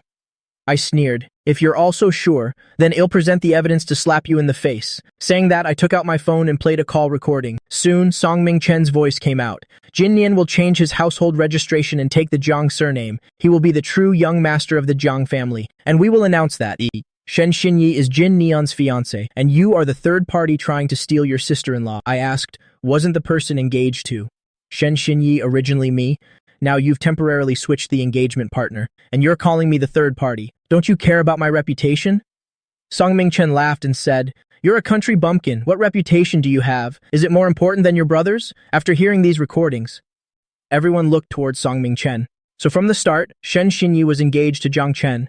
Because of that scandal, Song Jinnian was substituted in. Everyone shook their heads, treating an illegitimate son like a treasure, and his legitimate son like trash. A father like that is a rare find. I told you Jiang Chen is so talented and handsome. How could he be rumored to have a sharp face and hollow cheeks? It turns out it was to slander his reputation. Everyone loves a good show and isn't afraid of drama. Now they were all criticizing Song Ming-chen. He looked at me, his face pale. You actually dared to record me? He never would have expected that I would record it. I raised an eyebrow. If I didn't record it, how would people know the truth? Song Ming-chen was so angry his chest heaved. He almost fainted from anger. I turned my head to look at Song Jinnian. Stealing your younger brother's wife. Aren't you going to explain? Song Jinnian looked at his own miserable state. While I looked like an elegant and noble prince, his face twisted with jealousy. He glared at me, grinding his teeth. Shen Xinyi and I knew each other since childhood. If you hadn't suddenly returned, the one engaged to her would have been me. It was clearly you who stole Shen Xinyi. You're the third party. Before he could finish his words, I raised my hand and gave him a resounding slap. Jiang Chen, you dare hit me? Song Jinnian rushed forward to hit back. My eyes turned cold. I lifted my leg and kicked him hard. Thud. Song Jinnian fell hard to the ground. Song Jinnian screamed like a madman. I stepped forward and stomped on his face, grinding my foot on Song Jinnian. That bitch, if you want her, just take her. But to change your surname and seize the Zhang family's assets? Dream on. The Zhang family belongs to me. You are not worthy of the Zhang surname. Song Ming-chen, feeling sorry for his son, rushed forward to teach me a lesson. That's your older brother, you're a bastard. He raised his hand to hit me. I raised the champagne bottle in my hand. Crash! Song Ming-chen's hand slammed hard into the bottle. He screamed in pain. Jiang Chen, you even dare to hit your own father. Aren't you afraid of divine punishment? I pointed the champagne bottle at Song Ming-chen. If you continue to be so biased, it'll show you what it means to choose justice over family. My voice was as cold as crushed ice, making people tremble. Song Ming-chen was also shaken by my aura. I looked down at Song Jinnian, pressing the champagne bottle to his face. The fate of a third party is to be stripped naked in the streets. I've already been very merciful. Mother Shen shouted, Security! Get Jiang Chen! Take him to the police station again. Whoever does it, I'll give them 10,000. Seeing the security guards surrounding me, I held the champagne bottle and sneered. A good chance to test my dog-beating staff technique. One on the left, one on the right. Over here, a shoulder throw. Over there, a flying kick. Bang! Bang! Bang! In less than a minute. The security guards were all beaten and lying on the ground. I raised my eyebrow and looked at Mother Shen. Mother Shen was so scared by my gaze that she trembled all over. No matter what, Shen Xinyi will not get engaged to you. Even if you play hard to get, it's useless. You're a jinx, a bane, you'll jinx us to death. Before Mother Shen could finish her words, I threw the champagne bottle in my hand directly at her. It scared Mother Shen into squeezing her eyes shut. I walked straight up to Shen Xinyi. Give me back my family heirloom ring. Shen Xinyi's face darkened. Jiang Chen, don't. Push your luck. Everyone should just leave a way out. I know you're playing hard to get, feigning retreat to advance. You just want to get my attention. I didn't want to be nauseated by her, so I lifted the large bucket, holding Shen Xinyi's head with one hand. The Shen family had long been eyeing that 1 billion antique ring. Otherwise, as soon as I returned, why would Shen Xinyi immediately come to my house to propose marriage? They originally planned to have Song Jinnian change his surname to Jiang and proceed with the engagement as usual. That way, they could still get the antique ring. They didn't expect me to show up and cause such a scene to call off the engagement. Just as Father Shen was about to send someone to get the ring, Mother Shen shrieked, On what grounds should we give it to him? That ring should belong to our Shen family. This is the emotional distress fee you must pay to Shen Xinyi. I sneered. Emotional distress fee? Mother Shen said righteously. That's right, because of the engagement with you. Everything that happened from last night until now is your fault. You have harmed Shen Xinyi's interests. You've hurt her emotionally, you must compensate. These shameless words stunned everyone present. I turned and asked the bodyguard, Is there any more feminine wash? The bodyguard immediately brought another large bucket. Mother Shen backed away in horror. I grabbed her by the collar with one hand. Trash needs to be washed clean. Caught off guard, Mother Shen was pushed into the bucket. Just as Shen Xinyi was about to get up, I pinned her to the ground again. Shen Xinyi cried out in pain. Jiang Chen, you're a madman. Mother Shen pointed a trembling finger at me. I'll call the police to arrest you. I will. I cut her off coldly. I can also sue you for blackmailing me for 10 billion. The partnership project that Shen Xinyi took. I can say she was an accomplice. Mother Shen was too angry to speak. I smiled and continued. Blackmail and theft. How many years do you think that warrants?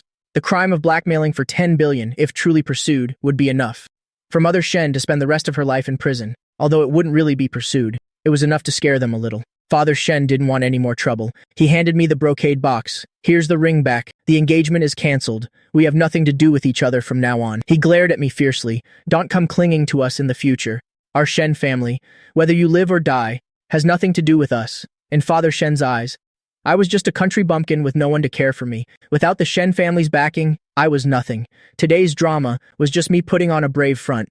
After checking and confirming it was the family heirloom ring, I stood up and smiled lightly. Remember, it was me who called off the engagement. Shen Xinyi, it wasn't you who called it off. This distinction is very important. Shen Xinyi was finally able to stand up. Suppressing a bellyful of anger, she pointed at me and yelled, Zhang Chen, if I hadn't been engaged to you in the first place, who would have even looked at you? Let me tell you, besides me, no one would dare marry you. Just you wait to serve that old woman as a stud horse. I raised an eyebrow and smiled. I'm sorry.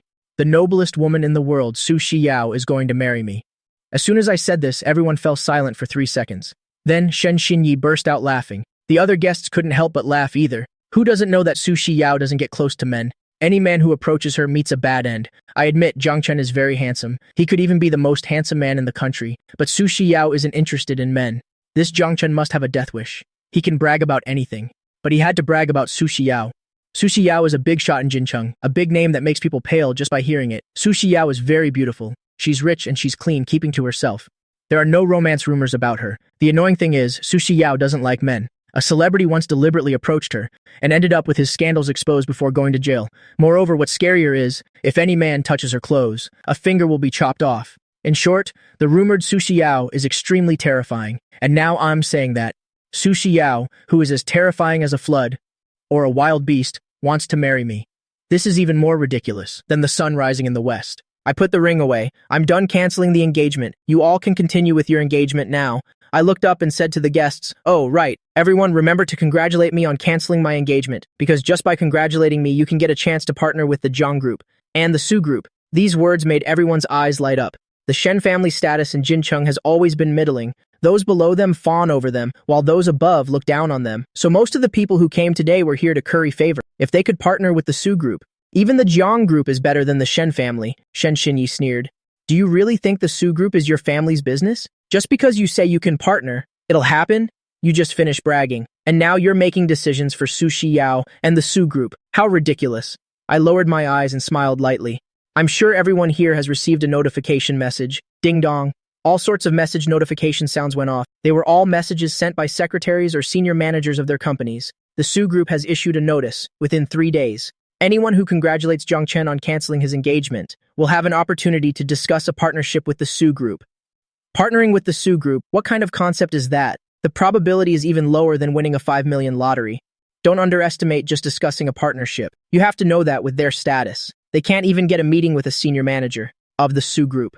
But now, all they have to do is say one thing. Congratulations to Zhang Chen for canceling his engagement, and that's it. Congratulations to Zhang Chen for canceling his engagement, truly, congratulations. And so, all sorts of congratulations for my cancelled engagement rang out. The faces of Shen Xinyi and the others were extremely ugly. They were about to die of anger. Mainly, it was frustrating because although they wanted to be flattered, they didn't dare to offend these people. Shen Xinyi, congratulations on having your engagement cancelled. Shen Xinyi's face was so ugly it looked like she wanted to kill someone. The guests around them were all smiling and congratulating. Miss Shen, Mrs. Shen, congratulations to you both for being dumped by the Zhang family. Mr. Song, congratulations to your son for picking up the trash that Mr. Zhang didn't want. Every congratulation was like a slap. Across the face of Shen Xinyi's family, they suppressed their anger and could only force a smile. I stood to one side, reminding Father Shen, Shen Xinyi, people are congratulating you. Shouldn't you all say thank you? The Shen family was so angry they could spit blood, but they still had to bite the bullet and say thank you. Just then, the cawing of crows suddenly came from the sky. Everyone looked up. A flock of pitch-black crows flew over. Mother Shen immediately pointed at me and cursed, Jinx. Even the crows have come to announce your funeral. I calmly looked up. Who's the unlucky one isn't certain yet. As soon as I finished speaking, the lead crow swooped down. Splat. A dropping of bird poop landed squarely on Mother Shen's face. Immediately after, the whole flock of birds began an air raid on the Shen family. 2 small sparrows flew to my shoulder, chirping to take credit. Zhang Chen, do you like this surprise? We specially called so many helpers. I squinted, looking at Shen Xinyi with satisfaction. They were in a chaotic mess. Very good. I'm very satisfied. The guests were initially afraid of being hit by bird dropping, but it turned out the birds seemed to recognize people, and only aimed their droppings at Shen Xinyi and her group. Woof, woof, woof. Suddenly, a barrage of barks. Packs of stray dogs rushed over, heading straight for Shen Xinyi's group. The guests' heads were full of question marks.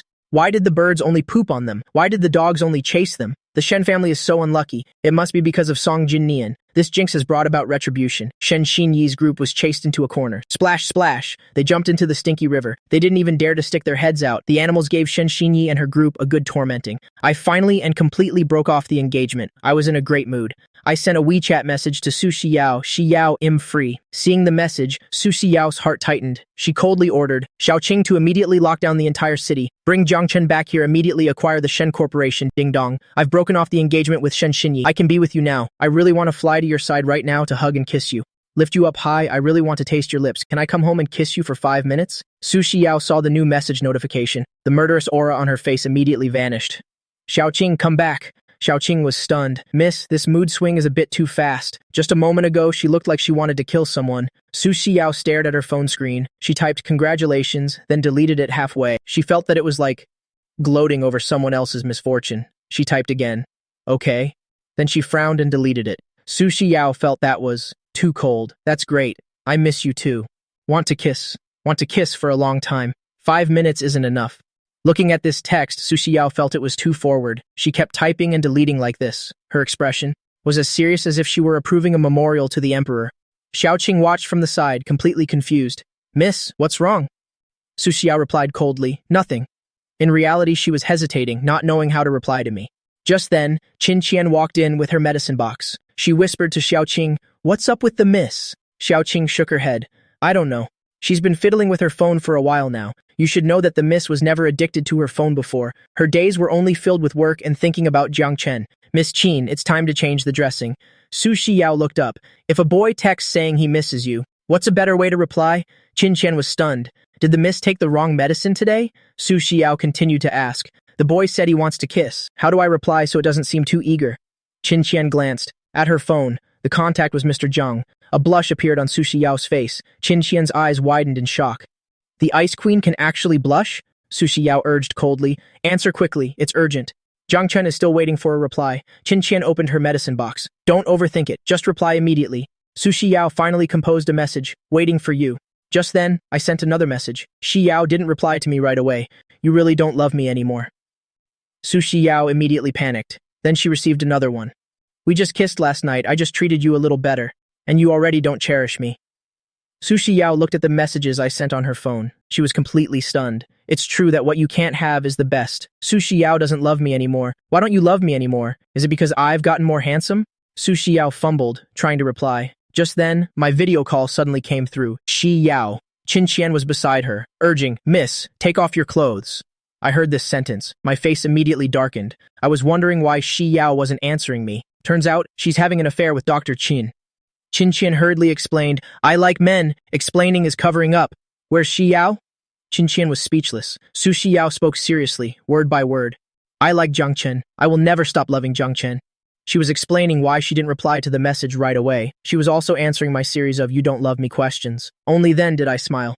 Silly girl, I just wanted to hear you say you love me. I want you to coax me. Qin Qian watched the two of them being all lovey-dovey over video. She urged again, Miss, take off your clothes. Su Xiao refused. No, Jiang Chen said. My body cannot be seen by others. I saw the medicine in Qin Qian's hand and changed my tune. Xiao, take it off. Let her change the medicine on your back first. I'll change the other parts when I get home. Remember, besides your back, don't let Qin Qian touch anywhere else.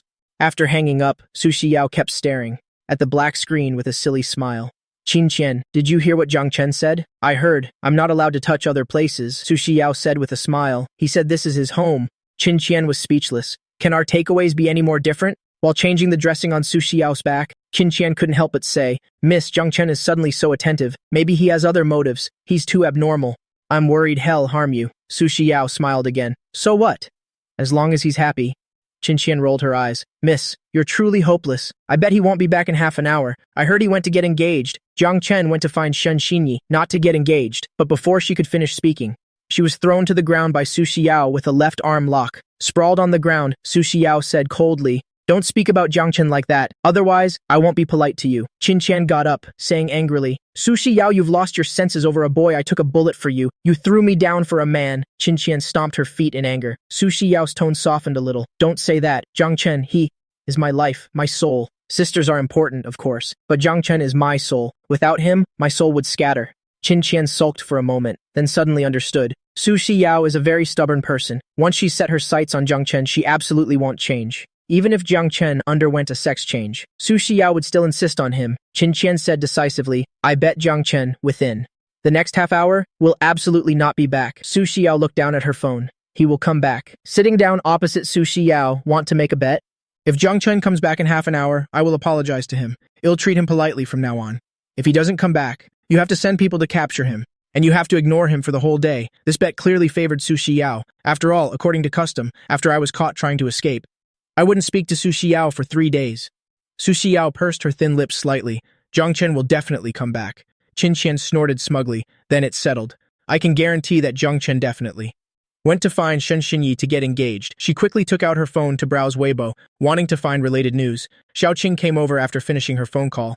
Mr. Zhang is on his way back. Su Xiao, who had her head down, suddenly looked up. Qin Qian gave a forced laugh. It must be a smokescreen. Xiaoqing shot her a glance. She detailed the process of my engagement cancellation. The scene was incredibly dramatic. Qin Qian was stunned as she listened. Jiang Chen really called off the engagement and set off firecrackers to celebrate? Ah Biao is Jiang Chen's bodyguard. The news is absolutely reliable. Su Xiao was stunned for a moment, then the corners of her mouth lifted. Have the consequences been dealt with? She was worried the video of me hitting people in the crowd would be posted online. Xiaoqing nodded. It's all been arranged. No one dares to post news of Mr. Jiang hitting people. Ever since I was brought to Yushui Wan, all the slanderous rumors online disappeared. Su Xiao protected me very well. She didn't allow anyone to slander me. Qin Qian didn't believe it and opened Weibo. The result was that the entire screen was filled with the scene of the disastrous engagement ceremony of Shen Xinyi and Song Jinni. The two were publicly slapped in the face, and in the end, they were air-raided by a flock of birds, and the news of me calling off the engagement exploded across the entire internet.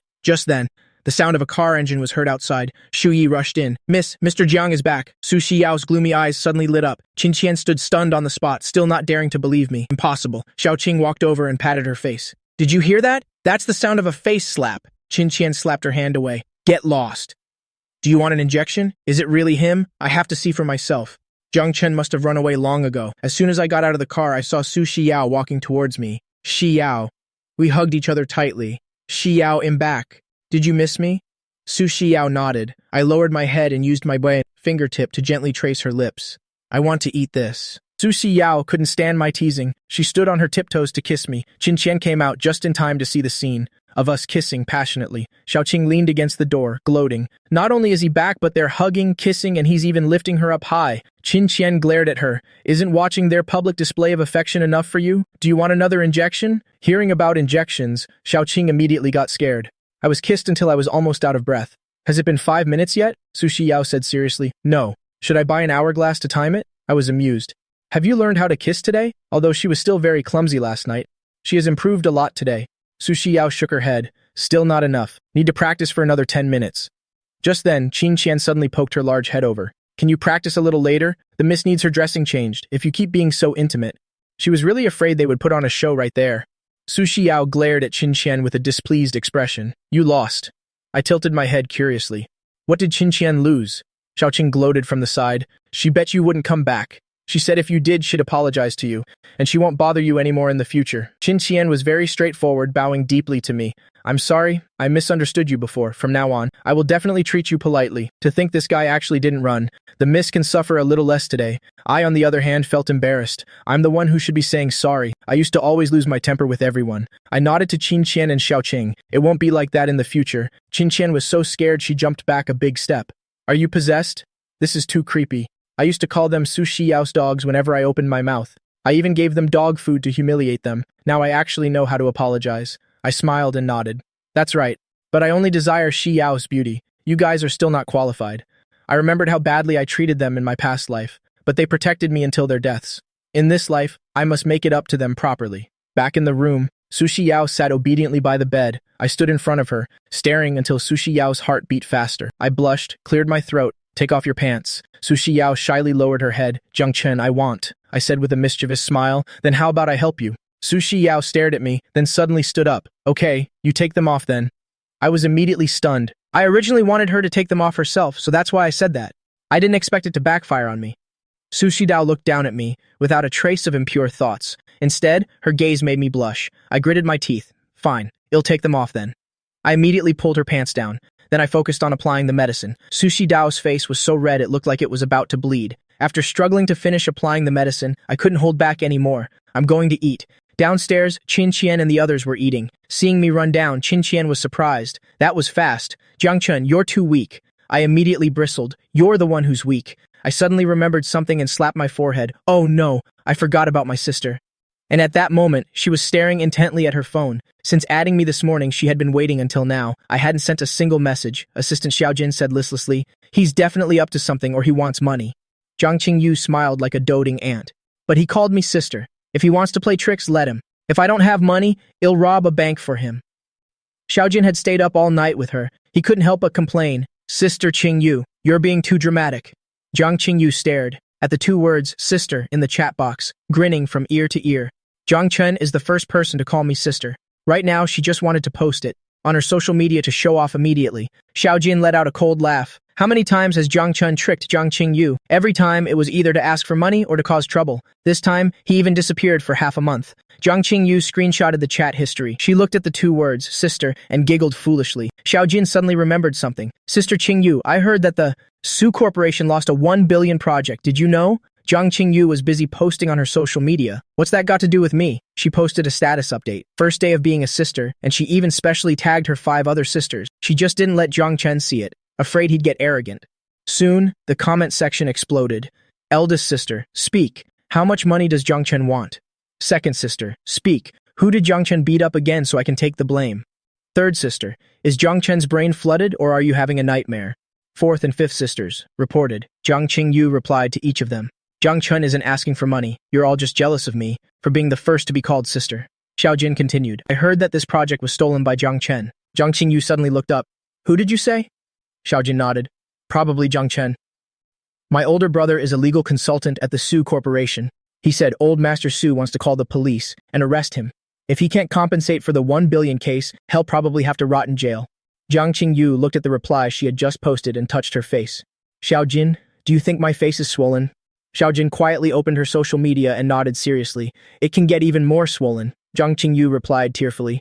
Sister's eldest sister, I want 10 billion. Please be my sugar mommy. Second sister, I need a favor. Sell your scientific research results. Third sister, how many years for stealing a 1 billion secret? Can the sentence be reduced? Fourth and fifth sisters, remember to visit me in prison. Take good care of Jiang-kun. Light an incense stick for me next year. The 5 sisters replied in unison. Get lost. Zhang Qingyu looked at the chat box with a gloomy face. Zhang Chen is so considerate. Even in such a difficult time, he didn't come to me for money. Xiaojin looked at her speechlessly. No way, such a considerate little brother, I have to save him. Zhang Qingyu suddenly became energetic. Take all the scripts and announcements. Also, give me a list of wealthy big shots. Xiaojin almost burst out laughing. Sister Qingyu, are you really going to sell yourself? A honey trap? Without a little suffering, how would the big shots be willing to spend money? Zhang Qingyu opened a group chat of big shots and sent a message. Big brothers, I don't want to work hard anymore. Please be my sugar daddy. The moment Zhang Qingyu sent the message to the group, those wealthy big shots immediately went into a frenzy. How much does Qingyu want? I'll give it to you. Who dares to compete with me? Zhang Qingyu replied shamelessly. I don't want much, just about 10 billion. The moment the message was sent, a system notification popped up. You have been removed from the group chat by the group owner. Zhang Qingyu sighed. Ding dong, ding dong. Her phone suddenly started ringing like crazy. The bank notified her of receiving 900 million. WeChat transfer of 10 million. Red packet of 2 million. Zhang Qingyu jumped up in excitement. Eldest sister sent a message. The money is for that country bumpkin. If you dare to take it for yourself, I'll blacklist you. Second sister sighed. 100,000 in scientific research bonus. If you dare touch a single cent, I'll poison you. Third sister, fourth sister, and fifth sister also sent warnings one by one.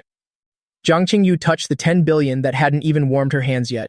Her heart ached so much she couldn't breathe. She really wanted to keep it for herself. Her 5 sisters are such hypocrites. Yesterday they said they didn't care about their brother. Today, they secretly transferred money one by one. As Zhang Qingyu was transferring the money, she sighed. The Su family's bank is really fast. It was received in 11 seconds. If the Su family doesn't pursue the matter, it'll be even better for Zhang Chen.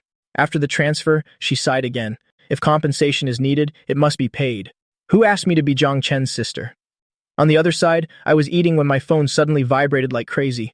Oh my god, I've got a sugar mommy. Su Shidao had just reached the top of the stairs when her face immediately darkened. I counted the balance, 1 billion and 10 million. Qin Qian was shocked. She looked up. The young lady gave it. She's spoiling you too much. Xiaoqing held her forehead, young lady. This is to help Zhang Chen fill the hole. I blinked. For me, 1.1 billion. Does she want to be my sugar mommy? I asked deliberately. Should I dump Shi Dao for 1.1 billion? Qin Chen and Xiao Qing saw Su Dao coming downstairs. They hurriedly took a few bites of their rice. I asked strangely, "What are you doing?" before I could finish my sentence. Su Dao's ice-cold voice rang in my ear. Is 1 billion a lot? I was so scared I jumped. Shi Dao. Su Dao stared at me coldly. Is 1.1 billion a lot? I first nodded, then shook my head frantically. Su Dao's gaze grew colder. Not much? Then you still want to dump me for 1.1 billion? I quickly stood up and hugged her. Shi Dao, you didn't hear me finish just now. I wanted to kick you into bed. Then, Qin Qian and Xiao Qing were both stunned. Is this still the same Zhang Chen? A cold aura kept emanating from Su Dao. Shi Dao, hurry up and sit down to eat. I quickly pulled her down. I kept putting food on her plate. I didn't dare mention the 1 billion again. Su Dao felt it was all very unreal. In the past, Zhang Chen would have definitely told her to get lost and cursed at her, but now, Zhang Chen was explaining, trying to please her. Elsewhere, Zhang Qingyu waited for me to call her sister, waited until she fell asleep, but still heard nothing. Let alone a thank you, there wasn't even a single reply. Xiaojin tucked her in. Zhang Chen is truly an ungrateful wolf. He took 1 billion and didn't even say thank you. Sister Qingyu stayed up all night for him, dealing with anti-fans, and he's not even grateful.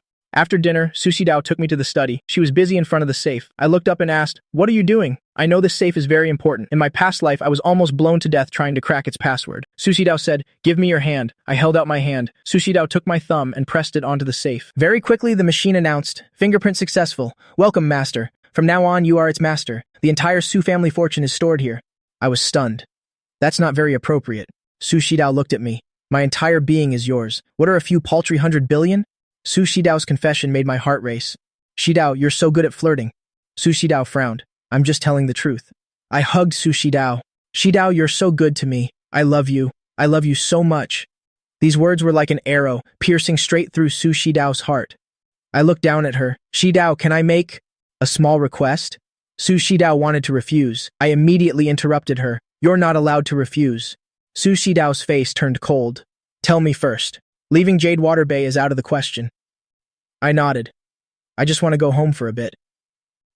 Su Dao's eyes grew even colder, like a demon from hell. Shi Dao, I want to go back. Before I could finish, Su Dao turned and left. I rushed forward in fear, hugging her from behind. Shi Dao, don't go! The fear of losing Su Dao from my past life rushed back. Su Dao's body stiffened, but her words were still harsh.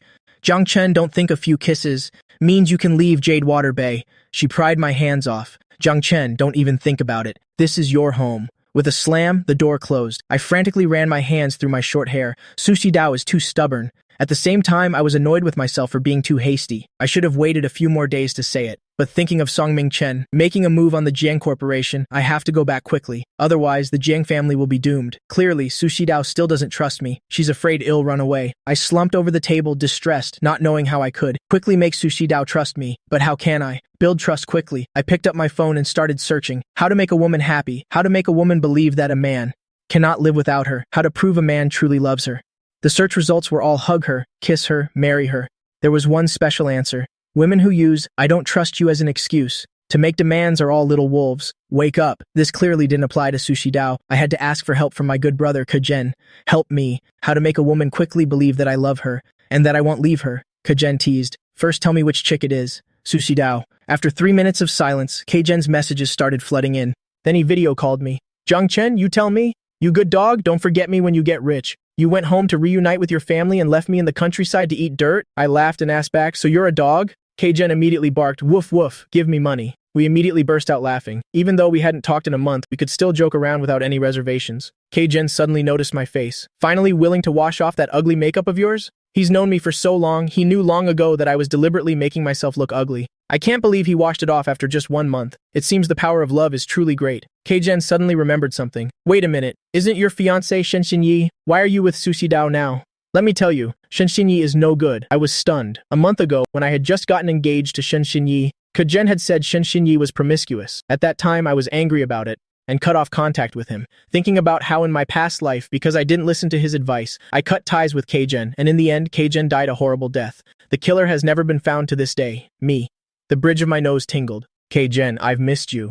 Kajen shuddered. Don't be so mushy. Hurry up and talk about your problem. At this moment, Su Dao at the door heard, I miss you. Her expression immediately darkened until she heard a male voice. The killing intent gradually subsided. Kajen asked me seriously, Do you really want to be with Sushi Dao? I lowered my head. Yeah. Right now I'm being locked up at home by Sushi Dao. I need to gain her trust before I can go back. Sushi Dao's eyes immediately dimmed. As expected, it's just because he wants to go home.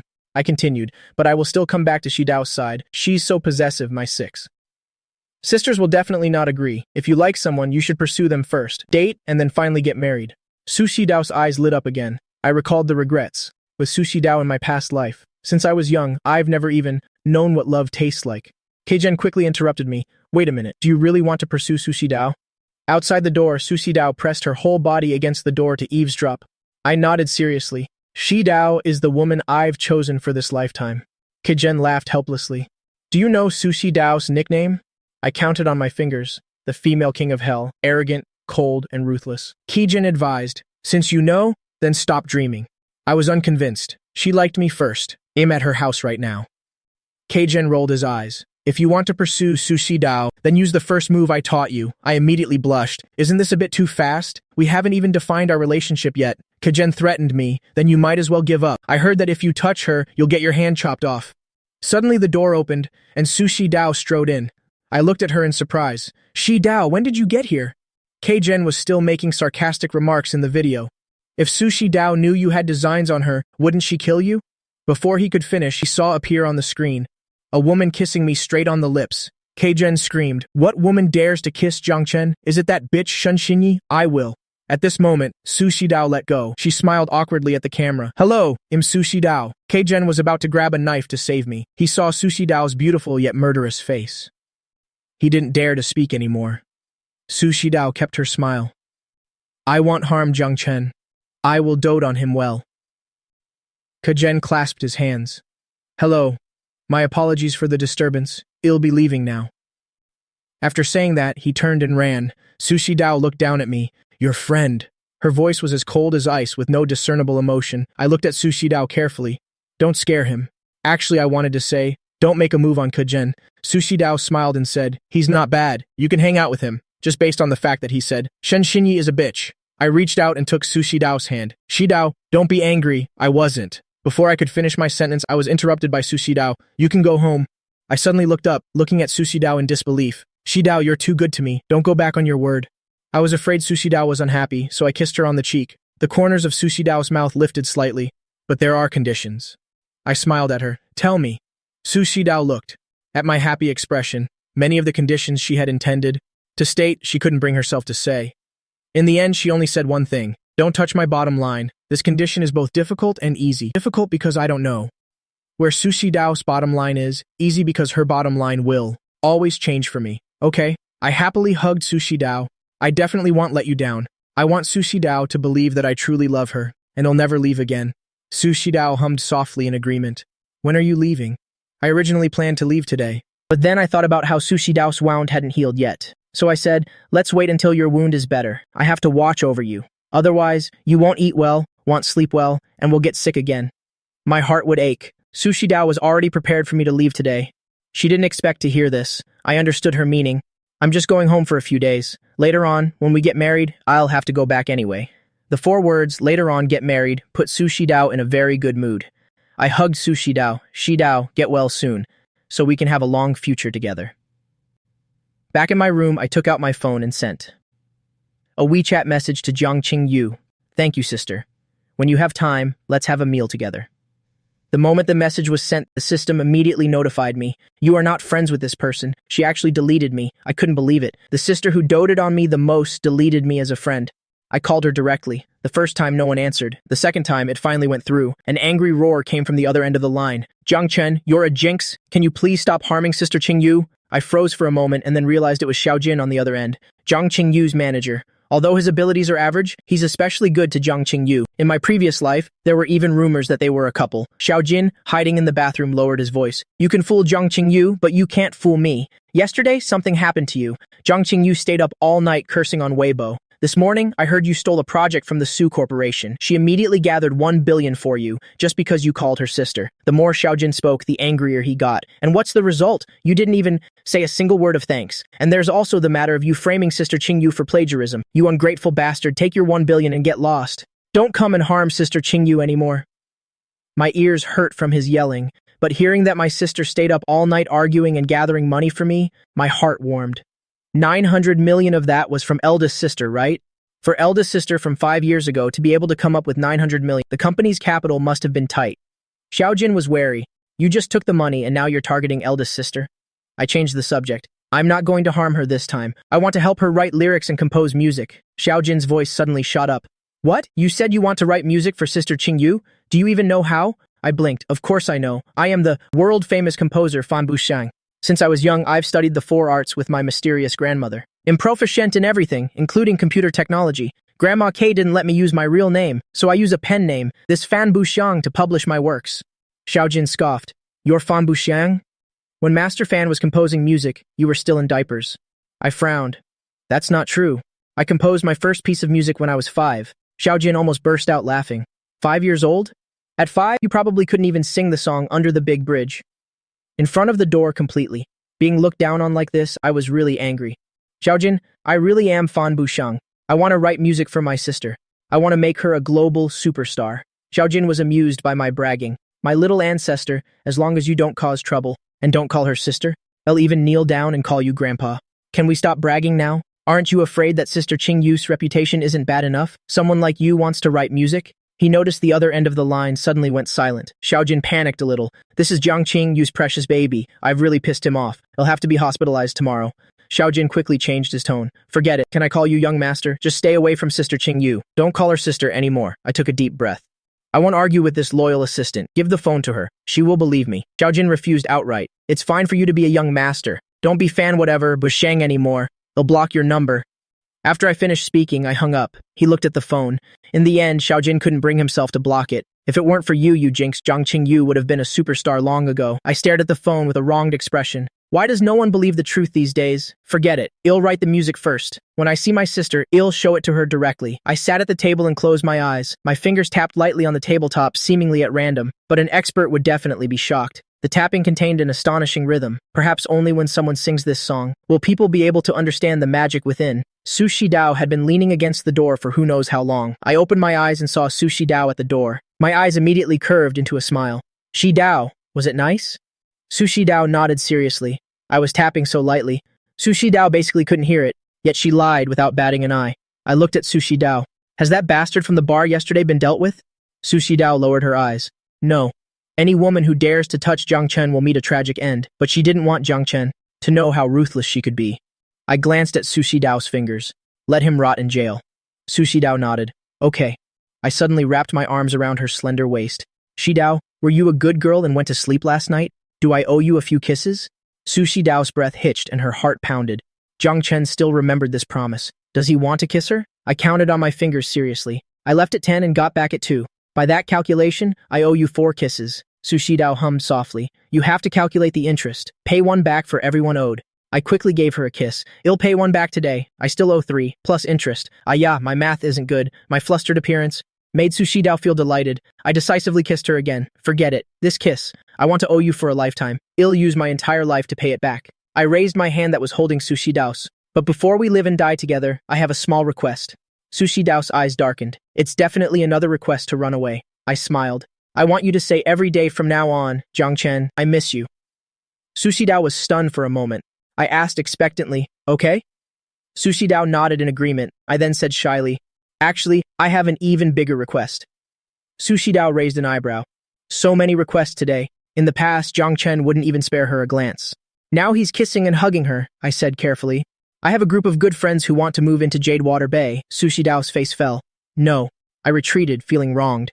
Fine then. I was planning to introduce the most important person in my life to my friends. Su Shidao rubbed her temples. We'll talk about it tonight when we meet. I immediately laughed. If a woman says okay, it definitely doesn't mean she agrees. Shen Xinya's group was chased until dark. The river water was ice cold. Only then did the strange group of animals disperse. Shen Xinya's group crawled out of the river. Several people were so cold they couldn't stop sneezing. They walked on the street soaking wet. Isn't that the Shen family and the Song family? Why are they in such a pathetic state? You just got back, so you don't know about this. Shen Xinyi was originally engaged to the young master of the Zhang family, but it turns out she was fooling around with her own brother-in-law. An enthusiastic passerby recounted the shameful events at today's engagement party. This whole family is no good. Stay away from them in the future. When looking for a partner, absolutely do not look for the Shen family or the Song family. They're all scum. The spit from the passers-by was about to drown them. Shen Xinyi's group wished they could find a hole to crawl into. When Mother Shen got home, she suddenly screamed. Father Shen and the others were all shocked. The living room was a mess. The antique vase was shattered on the floor. The genuine leather sofa was bitten to shreds. There was trash everywhere. Father Shen was so angry he was trembling. Who did this? Where's the butler? The butler crawled out from under the table. Sir, I'm here.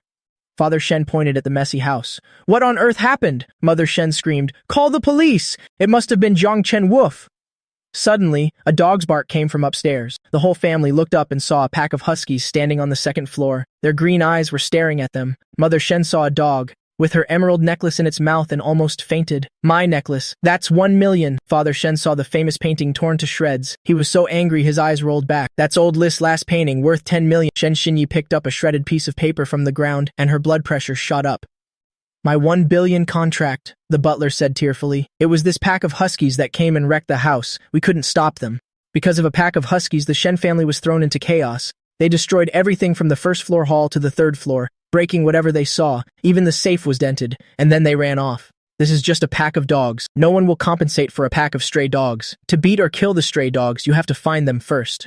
Father Shen looked at the house that was almost completely destroyed. He could only swallow his anger. It was so frustrating. Song Jin Nian and the others had changed into a different set of clothes. It's just that the clothes had an unpleasant smell, because this pack of huskies not only wrecked the house but also defecated and urinated everywhere. They didn't even spare the inside of the wardrobe, but Song Jin Nian and the others had soaked in the water all afternoon and could not change their clothes, so they could only endure the stench and change. Song Jin Nian turned to look at Shen Xinyi. Shen Xinyi, are you just going to let it go like that? Shen Xinyi was kneeling on the ground, picking up the scraps of paper one by one. Those were the pieces torn up by the husky.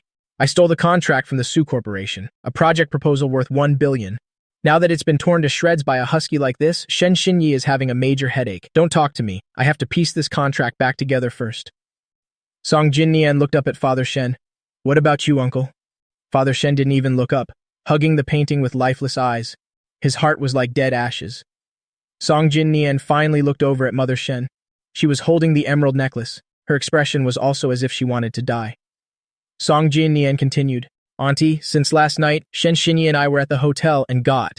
Before he could finish his sentence, Song Jin Nian was slapped hard across the face. He looked up at Mother Shen, his face twisted with anger.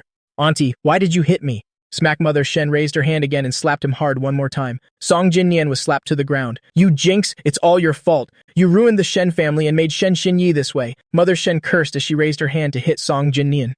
Song Mingchen didn't expect her to strike and was stunned for a moment. He quickly grabbed Mother Shen's hand. What right do you have to hit my son? Mother Shen screamed. This is the good son you raised, so young and already capable of doing such thing. He deserves a beating. Song Mingchen couldn't hold back and slapped her in return. Mother Shen staggered back from the slap. Her anger flared up even more. You dare hit me? I'll fight you to the death, you crazy woman. Father Shen and Shen Xinyi saw Mother Shen get hit. They immediately rushed forward to intervene. Song Jin Nian also joined in to break it up. It ended up with the 5 of them wrestling with each other. After finishing my meal, I went out to the balcony to rest. 2 little sparrows flew back, chirping and telling me the story of what happened at the Shen family's house. I was bent over with laughter. Tears were even streaming down my face. Whose idea was it for the huskies to wreck the house? I couldn't help but laugh just thinking about that scene. It was the huskies' idea. We just guided them a little. I asked with a laugh, why aren't they back yet? I'm eager to introduce these special friends to Su Xiao. The little sparrow tilted its head. They probably got lost again. Zhang Chen, I heard that. Bitch, say something. A 1 billion contract. I raised an eyebrow. A 1 billion contract? The little sparrow nodded. That bitch named Shen was kneeling on the ground, piecing together the scraps, crying and talking. Of all things the husky could have chewed, it had to chew her contract. My eyes lit up. The 1 billion contract was torn to shreds by the husky? That's great. I was worried I had no way to win this project back. I never expected the husky would help me out so much. I turned around to get my laptop. My fingers flew across the keyboard. I'm going to hack into Shen Xinyi's computer now. The contract may be torn, but there's still a digital copy. I just need to modify it a little, and it'll be perfect when they sign the contract. I can already imagine the scene. Young Miss, help Qin Qian's terrified screams. And the sound of barking rang out at the same time. Shu Yi looked up. A large pack of stray dogs was rushing this way. Leading them was a husky. Shu Yi's scalp tingled. Quick, close the gate. I just saw the news today. The Shen family was chased into the river by stray dogs. I never thought it'd be our turn so soon. Qin Qian ran for her life. Shu Yi, I'm not inside yet. Shu Yi had already locked Qin Qian outside. Su Shiyao was in the study, waiting for the good friends I mentioned. She didn't expect to hear cries for help instead. I leaned against the railing and said, Qin Qian, don't be afraid. They don't bite people. Qin Qian looked at the approaching pack of dogs. Just because you say they don't bite, they won't? I'd have to be a fool to believe you. I laughed and said, they really won't bite you. Qin Qian clung to the main gate like a gecko. If they listen to you, they'll sleep in the doghouse tonight. I raised my eyebrow and shouted, good boys, stop, don't scare her. The pack of strays, which had been about to charge at Qin Qian, stopped dead in their tracks all at once. Qin Qian turned her head to look at the dogs that had suddenly stopped. Her face was bewildered. They really stopped. I nodded calmly. Qin Qian couldn't believe it. Impossible. Stray dogs are the hardest to tame. Even police dogs aren't this obedient, are they? Unconvinced, she yelled, this must be a coincidence. You want me to sleep in a doghouse? No way. The corner of my mouth curled up. Good boys, go on, bite her. The pack immediately rushed towards Qin Qian. Qin Qian was so scared she climbed onto the second floor railing. She looked up and saw Su Shiyao, who had appeared on the balcony at some point. I laughed and asked, Qin Qian, do you believe me now? Qin Qian's face was crestfallen. I believe you. I believe you. I'll sleep in the doghouse tonight. I gave a command. Good boys, sit. The pack immediately sat down obediently in a row. Su Shiyao looked at the dogs, then back at me. The special friends you mentioned are them? I nodded. Can they stay? Su Shiyao didn't hesitate at all. Of course, Wu Shui Bei is so big. What's the big deal about keeping a pack of dogs? I looked down and said to Qin Qian, aren't you going to come down? Qin Qian looked at the pack of dogs staring at her. Her legs had already gone soft. After confirming multiple times that the dogs didn't bite people, Zhu Yi had people bring dog food and supplies. Qin Qian and the maids were busy bathing the dogs. I looked at the pack of dogs all washed clean. I said happily, from now on you guys can just stay here. The dogs raised their paws in unison. Qin Qian looked up at the sky. The sun hadn't risen from the west. She turned her head and asked me, are you an animal trainer? I petted the most handsome husky's head. No, I can just understand what animals are saying. They like to be close to me. Qin Qian forced a smile. I don't have anything against you, but could you please stop bragging? Su Xiao kicked at her. Is your doghouse cleaned up yet? Qin Qian immediately tucked her tail between her legs. I believe you, okay? But in her heart, she was complaining wildly, putting lovers before friends.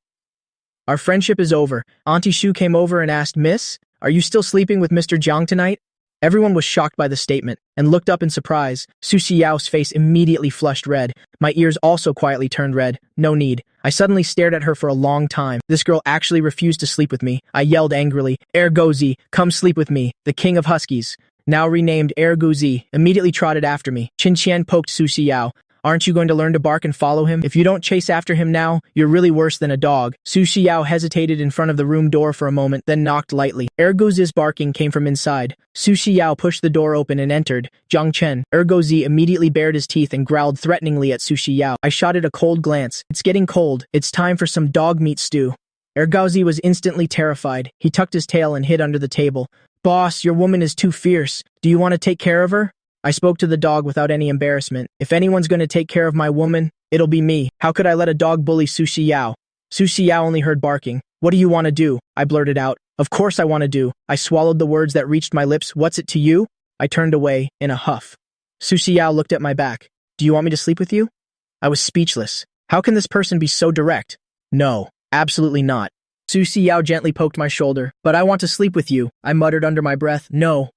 I'm furious right now. I need to be cheered up. Su Xiao looked confused. How do I cheer you up? I suddenly turned around, pushed her down, and kissed her straight on the lips. You cheer me up like this.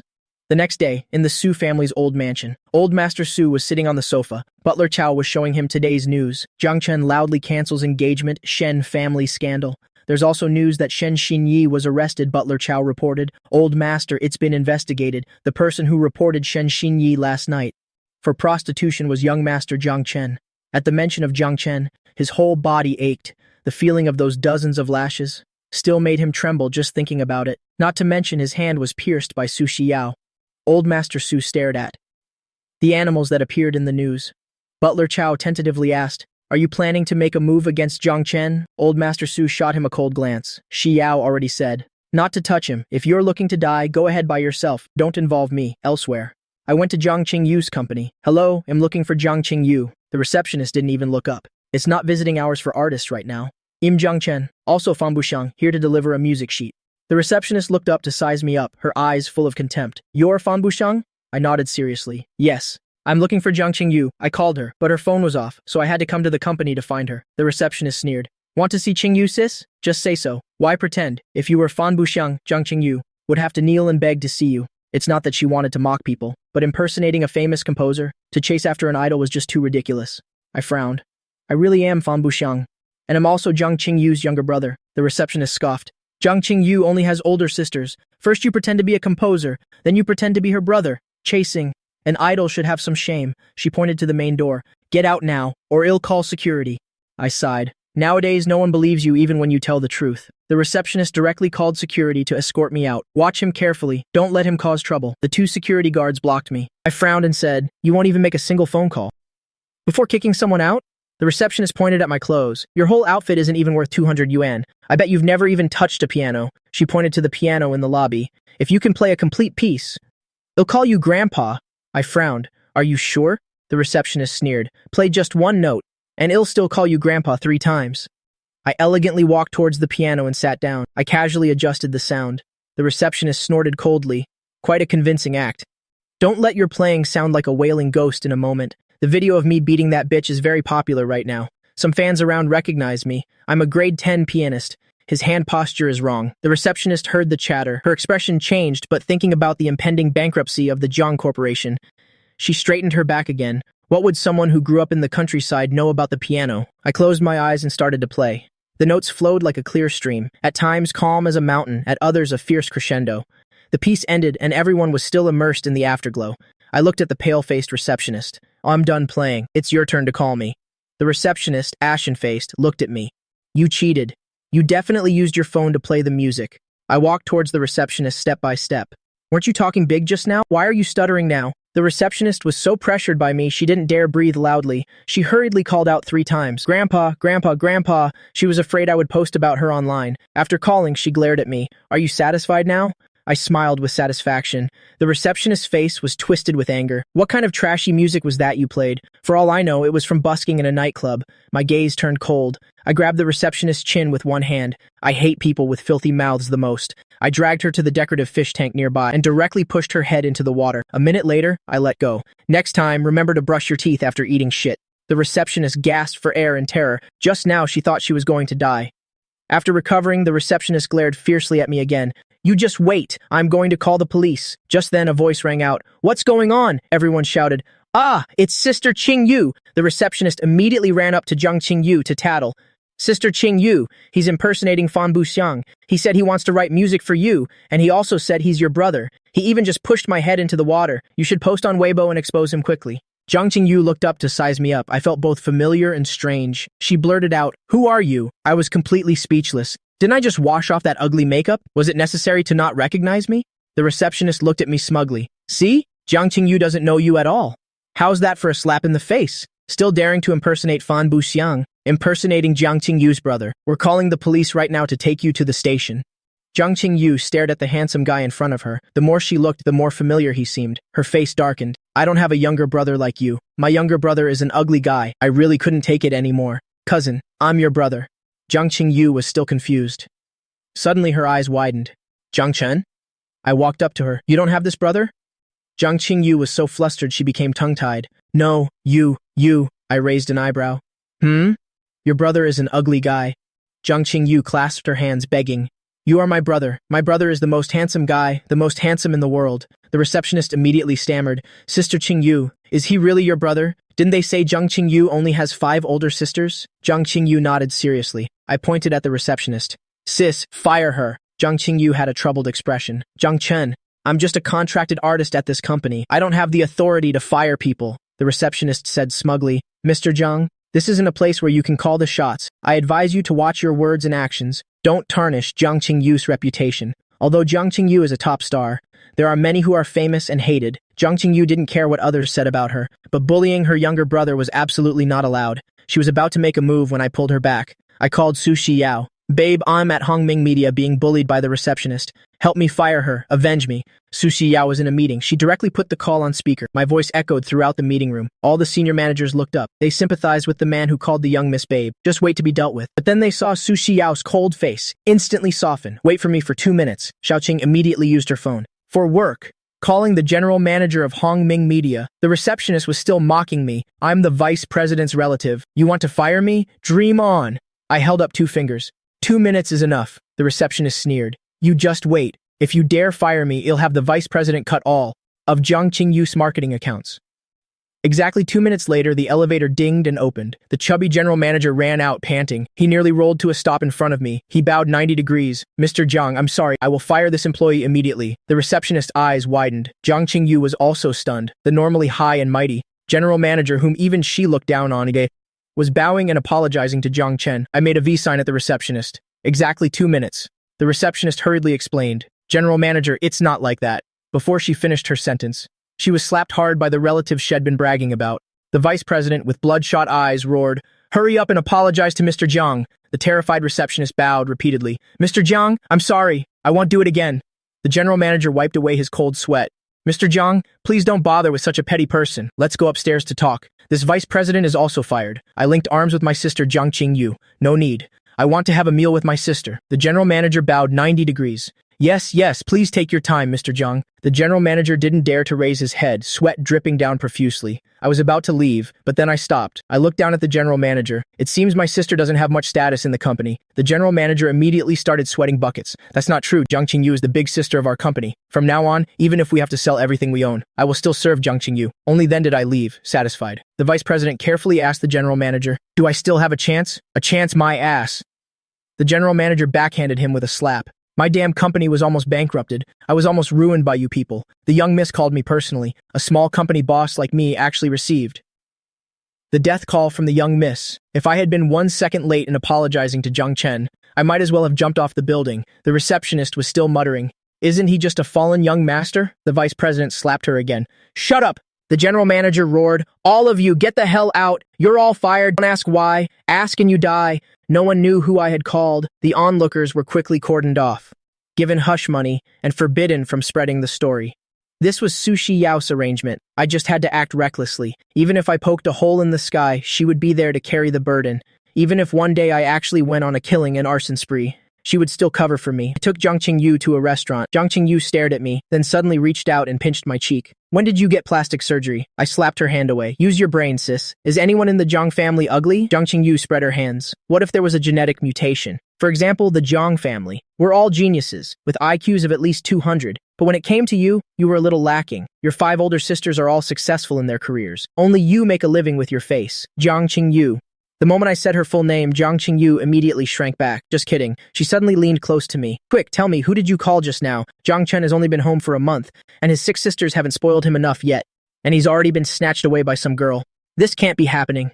I laughed and said it was Sushi Yao. Jiang Qingyu, who was drinking water, choked. Her eyes widened. "Who did you say?" I calmly repeated. "That Sushi Yao." "Why are you reacting so strongly?" Jiang Qingyu wiped her mouth. "Believe it or not, if Sushi Yao heard these words, she could strangle you, the kind that would also cut out your tongue." I recalled how it was when I kissed Sushi Yao. In fact, she quite liked my tongue. Jiang Qingyu flicked my forehead. I yelped in pain, and held my forehead. "Sis, why did you hit me?"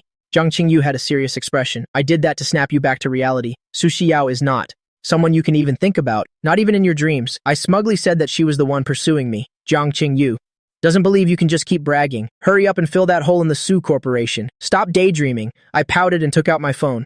"Look, this is Sushi Yao's phone number." Jiang Qingyu rolled her eyes. "I can save Xiaojin's name. As the president. Does that make the president my dad?" Jiang Qingyu's eyes suddenly lit up.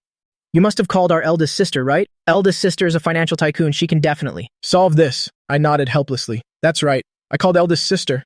"Nowadays, no one believes the truth," Jiang Qingyu said sourly. "Eldest sister is all talk but has a soft heart. She says she doesn't care about you.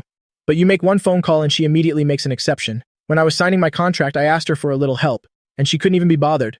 Jiang Qingyu felt wronged. If eldest sister had been willing to help me, I wouldn't have so many anti-fans now, forced to make a living with my face. I quietly watched her act. This sister of mine is truly a drama queen, but I like this side of Jiang Qingyu. In my past life, after the Jiang family's incident, Jiang Qingyu changed. She stopped smiling. Although she became famous, her eyes always carried a hint of sadness. It was heartbreaking. I looked at her with deep affection. "Sis, I missed you." Jiang Qingyu immediately got goosebumps. "Jiang Chen, did you get into trouble again? Murder or arson? I'm really out of money this time. But if you beat someone up..." I smiled, touched. "No, I just missed you." Jiang Qingyu couldn't stand my cheesiness. Her expression was as if she was about to die. "Tell me, how many years in prison? It'll go in your place." I was speechless and took a few sheets of paper from my pocket. "Here, a song I wrote for you. It's guaranteed to make you famous." Jiang Qingyu looked up. You know how to write music? I don't believe it. I nodded seriously. It's true. Im fan buxiang. Jiang Qingyu was about to look at the lyrics. When she heard this, she put the paper down. I think your name should be Niu Bu Po Unbreakable Brag, bragging without fear of it bursting. I was frustrated. Why is it that when I tell the truth, no one believes me? Jiang Qingyu folded the lyrics. I believe you. He'll sing it tomorrow. He'll even post on Weibo that the great master fan doesn't want to write music for me anymore. He'll definitely become the biggest joke in the entertainment industry. I saw Jiang Qingyu's nonchalant attitude and knew she wasn't taking it seriously at all. But I didn't care either, as long as she was willing to sing it. Once the new song is released, she will quickly become the new star of the entertainment industry. After ordering, I suddenly said, Sis, Shen Xinyi and I broke off the engagement. Jiang Qingyu suddenly looked up. What did you say? I was a little surprised. I broke it off yesterday. You don't know? This news is already all over the place. Jiang Qingyu quickly took out her phone to browse the news. She saw the video of me domineeringly calling off the engagement, cursing the bitch to her face. Jiang Chen, you're too handsome. I'm in love. In love. Is that the main point? The main point is that I broke off the engagement, okay? Jiang Qingyu was busy liking comments from netizens who praised me. I was catching up on sleep yesterday, so I didn't see the news. The day before, I stayed up all night waiting for news. I really couldn't take it during the day, so I fell asleep. I was speechless. Is that the main point? Jiang Qingyu suddenly became serious. Jiang Chen, did you break the law again?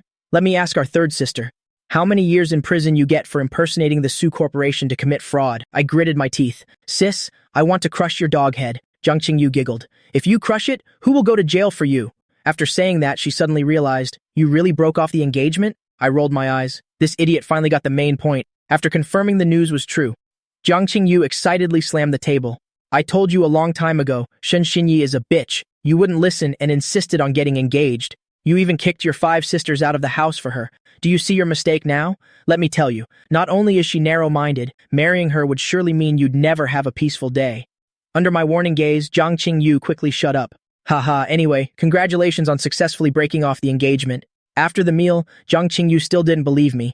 I was very frustrated. If it weren't for old Master Su not allowing it to be public, I really wanted to video call Su Shiyao and blind my sister's dog eyes. Before leaving, Jiang Qingyu reminded me again, Jiang Chen, wait until you find someone who treats you better than I do, then you can get married, understand? I nodded. Su Shiyao treats me even better than you sisters do. Jiang Qingyu flicked my forehead. Don't you dare think about Su Shiyao again, not even in your wildest dreams. Your sisters are one thing, but we don't want to see you get thrown into the sea to be eaten by sharks. I held my forehead. Yes, sis. I won't daydream anymore, seeing me being so obedient. Jiang Qingyu's heart softened. Where are you staying now? It'll take you back. I waved my hand. No need, I'll walk around a bit more. Jiang Qingyu looked at her watch. She was notified yesterday that she had to attend a meeting today and couldn't be late. All right then, remember to fill that 1 billion hole for the Su Corporation. Also, don't have any ideas about Su Shiyao. Otherwise, you would never know how you died. I raised an eyebrow. I'll die happily. Jiang Qingyu raised her fist at me. I reminded her, sis, remember to sing the new song. Jiang Qingyu hurriedly left. Got it. It'll definitely make the song of the great Master Niu Bu Po famous throughout the universe. I looked up at the blue sky, then lowered my head and smiled. In my past life, Su Shidao even bought a whole planet and named it after me. Thinking of this, I immediately texted Su Shidao. At that moment, Su Shidao was in a meeting. The previous cooperation project ends here. From now on, it is not to be mentioned again. The new project is the development of the ecological zone. Ding dong. Seeing that it was my message, Su Shidao immediately picked up her phone, completely unaware that her phone was connected to the projector. The content was projected onto the large screen. Baby, I suddenly miss you so much. I want to hug you and kiss you, and I also want to. Followed by an emoji that left much to the imagination. The senior manager's eyes widened. Where did this demon come from, daring to seduce the young miss? He must be tired of living. Xiaoqing hurriedly reminded, Miss, your... Su Shidao raised her hand to interrupt. Pause the meeting. Su Shidao immediately replied, I'm coming over now. The senior manager's eyes were about to pop out. Not only was the young miss not angry, but she also wanted to pause the meeting to go find that man. Everyone was packing up their things. Xiaoqing reminded her again, Miss, your phone. Su Shidao glanced at her coldly. Do I need you to teach me how to do my job? Ding dong. It was a new message from me. No need. Just work hard and earn money to support the family. When you get home, it'll let you kiss me. Su Shidao was very satisfied. Continue the meeting. The senior managers had just left, reached the door, and were called back to sit down again. Ding dong. There was another new message. The senior managers eagerly looked at the big screen. But it would probably be better to have my girlfriend by my side. The word girlfriend made Su Shidao's heart flutter. She waved her hand. Meeting adjourned. In her eyes, being with her boyfriend was more important than anything. The senior managers shot up and rushed for the door, but their feet hadn't even stepped outside when they heard Sushi Dao call out, "Come back, meeting's on." The senior managers looked up with aggrieved faces. The image on the big screen changed, but I like a hardworking woman even more. That's the most charming. The senior managers' hearts were on a roller coaster ride. I had no idea that my messages had caused such great psychological trauma to the senior managers of the Su group. Just because of the messages I sent, the senior managers ran out and back into the meeting room for half an hour. In the end, they were all numb, only moving their butts symbolically, indicating they wanted to adjourn. After half an hour of struggle, the meeting continued. Xiaoqing pointed at the big screen. "Young miss, your phone is screen mirroring." Sushi Dao calmly moved her phone away. "So what? Can't I let others see me being in love?" The senior managers looked at the corners of her mouth that couldn't suppress a smile, and suddenly felt that the young miss was doing it on purpose. She just wanted to show off their affection. But for the she-devil to actually be in love, this was rarer than Buddha falling in love. Sushi Dao tried to maintain a serious expression, and said in a cold voice, "Let's continue the meeting. Where were we?" She had to work hard to earn money for Jiang Chen to spend. Meanwhile, Jiang Qingyu ran back to the company panting. Manager Xiao Jin was so anxious he was stomping his feet. "She's going to be late in 3 minutes. That kid Jiang Chen has caused trouble again." Jiang Qingyu shook her fist. "Don't you dare speak ill of Jiang Chen. Qingyu, I heard that today's meeting will cut your resources to promote the newcomer, Tang Danhong." Jiang Qingyu said indifferently. "Oh, Tang Danhong is a newly signed artist of the company. She looks quite pretty, knows how to create scandals, going for the nation's girlfriend image. Her acting and singing skills are slightly better than hers. She's already caught up to her in just 1 year. The two have never gotten along." Xiao Jin was so anxious he was jumping up and down. "Qingyu, please pay some attention. The contract only has 1 year left." Jiang Qingyu didn't care at all. "It's fine. I make a living with my face. A whole bunch of handsome guys are lining up to be my sugar daddies." Tang Danhong, with her plastic surgery face, walked over. "Jiang Qingyu's ambitions are truly lofty." Jiang Qingyu retorted with a grin. "Do you want me to introduce a few to you? But when they see this face of yours, I'm afraid they'd rather go eat shit.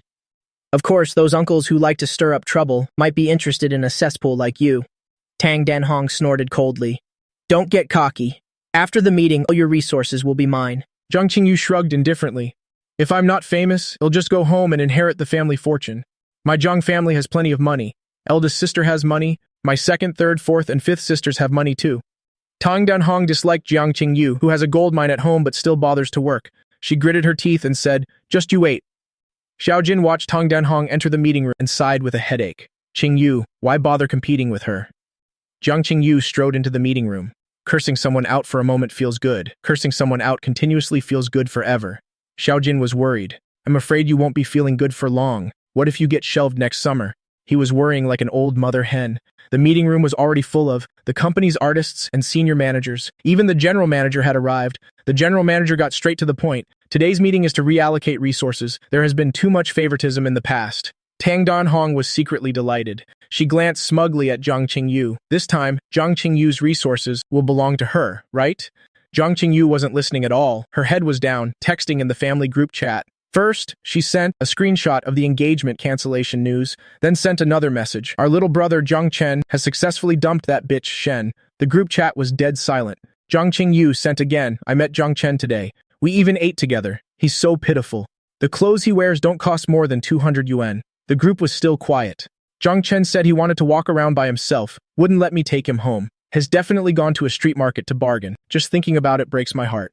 The phone suddenly vibrated. Eldest sister transferred 50,000. Congratulations on canceling the engagement. Second, third, fourth, and fifth sisters each transferred 10,000. Then they warned, "You have to chip in too. Don't keep it for yourself." Jiang Qingyu thought to herself, "Am I that kind of person?" Then feeling aggrieved, she transferred 100,000 to me. "Buy whatever you want. Don't let yourself suffer." The general manager roared. Jiang Qingyu quickly put her phone down and sat up straight. "Yes, general manager, please speak." The general manager suppressed his anger and forced a smile. "We've arranged acting classes for you. Dance, music, martial arts. The female lead of number 1 under heaven is yours. Filming starts in a month." Jiang Qingyu looked bewildered. Tang Danhong suddenly stood up. "Wasn't the female lead of number 1 under heaven supposed to be me? Why was it changed to Jiang Qingyu?" This was the role she had fought so hard to get, the kind of role that could win awards. Jiang Qingyu was just as bewildered. "That's right. Why can't I refuse the part?" She just wanted to be a decorative vase. Tang Danhong was so angry a vein popped out on her forehead. The opportunity she considered a treasure was considered worthless by Jiang Qingyu. The general manager glanced at her and opened his mouth. "The pay is 100 million. Jiang Qingyu immediately raised her hand. "I'll do it." She had to earn money to support her precious little brother. Since the GM wanted to promote Jiang Qingyu, she would cooperate. Even if Tang Danhong was unconvinced and unwilling, there was nothing she could do. Her resources were almost completely snatched by Jiang Qingyu. Before the meeting adjourned, the general manager said, "Remember to treat Jiang Qingyu as our number one. She's going to start cleaning up her image. From now on, anyone who slanders Jiang Qingyu can just wait to be blacklisted." Hearing these words, everyone looked at each other. Before the meeting, everyone, through their own private channels, knew that Jiang Qingyu was about to be abandoned by the company and would gradually disappear from the public eye. But as it turned out, the company wanted to promote her to the top spot.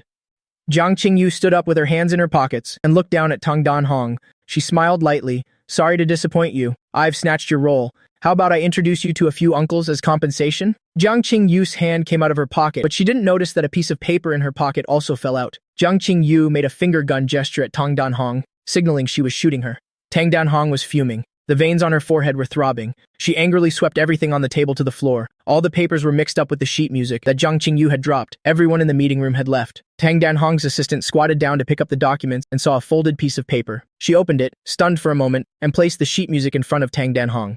"Sister Hong, did you compose a new song? The new song seems very good." Tang Danhong took the paper from her hand and looked at the sheet music inside. Every single note seemed to be dancing before her eyes. With just one glance, she could see the brilliance of this piece. It would definitely be a hit. Tang Danhong said with a straight face, "I just scribbled it down." The assistant said excitedly, "Then, Sister Hong, keep it up. There's still a month before filming starts. There's still a chance to win back the female lead role."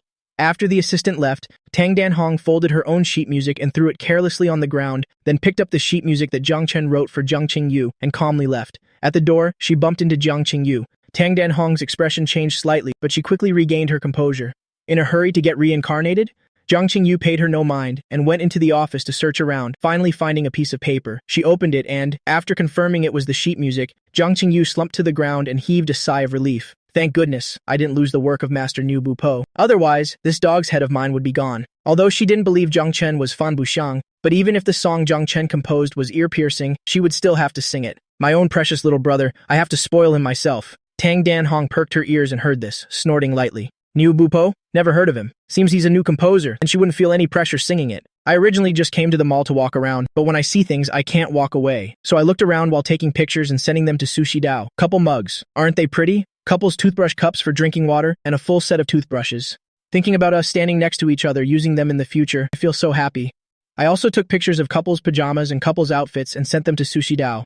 I was like a boy in a new relationship, unable to walk away when I saw couples' items. I came to a lingerie store. I saw couples' underwear hanging on the display case with darling wife and darling husband printed on the back. I quickly took a picture and sent it to Sushi Dao. "Do you like this? What size underwear do you wear?" Sushi Dao was having lunch when she saw the image on her phone and suddenly choked. She coughed until her face turned red, and Qin Qian quickly poured her some water. "What made you choke like that? Be careful not to tear your wounds open," she said while sneaking a peek at the phone. She also coughed awkwardly. Xiaoqing looked at them suspiciously. "What's wrong with you two? The food today clearly isn't spicy." Sushi Dao, afraid that Xiaoqing would also peek, quickly put her phone away. Qin Qian leaned over and whispered, "Tell Jiang Chen to buy the set in the back left corner. You'll definitely thank me." Sushi Dao glared at her. "Just eat your food." I couldn't wait for a reply and texted again. "You don't like it? But it's a couple's set."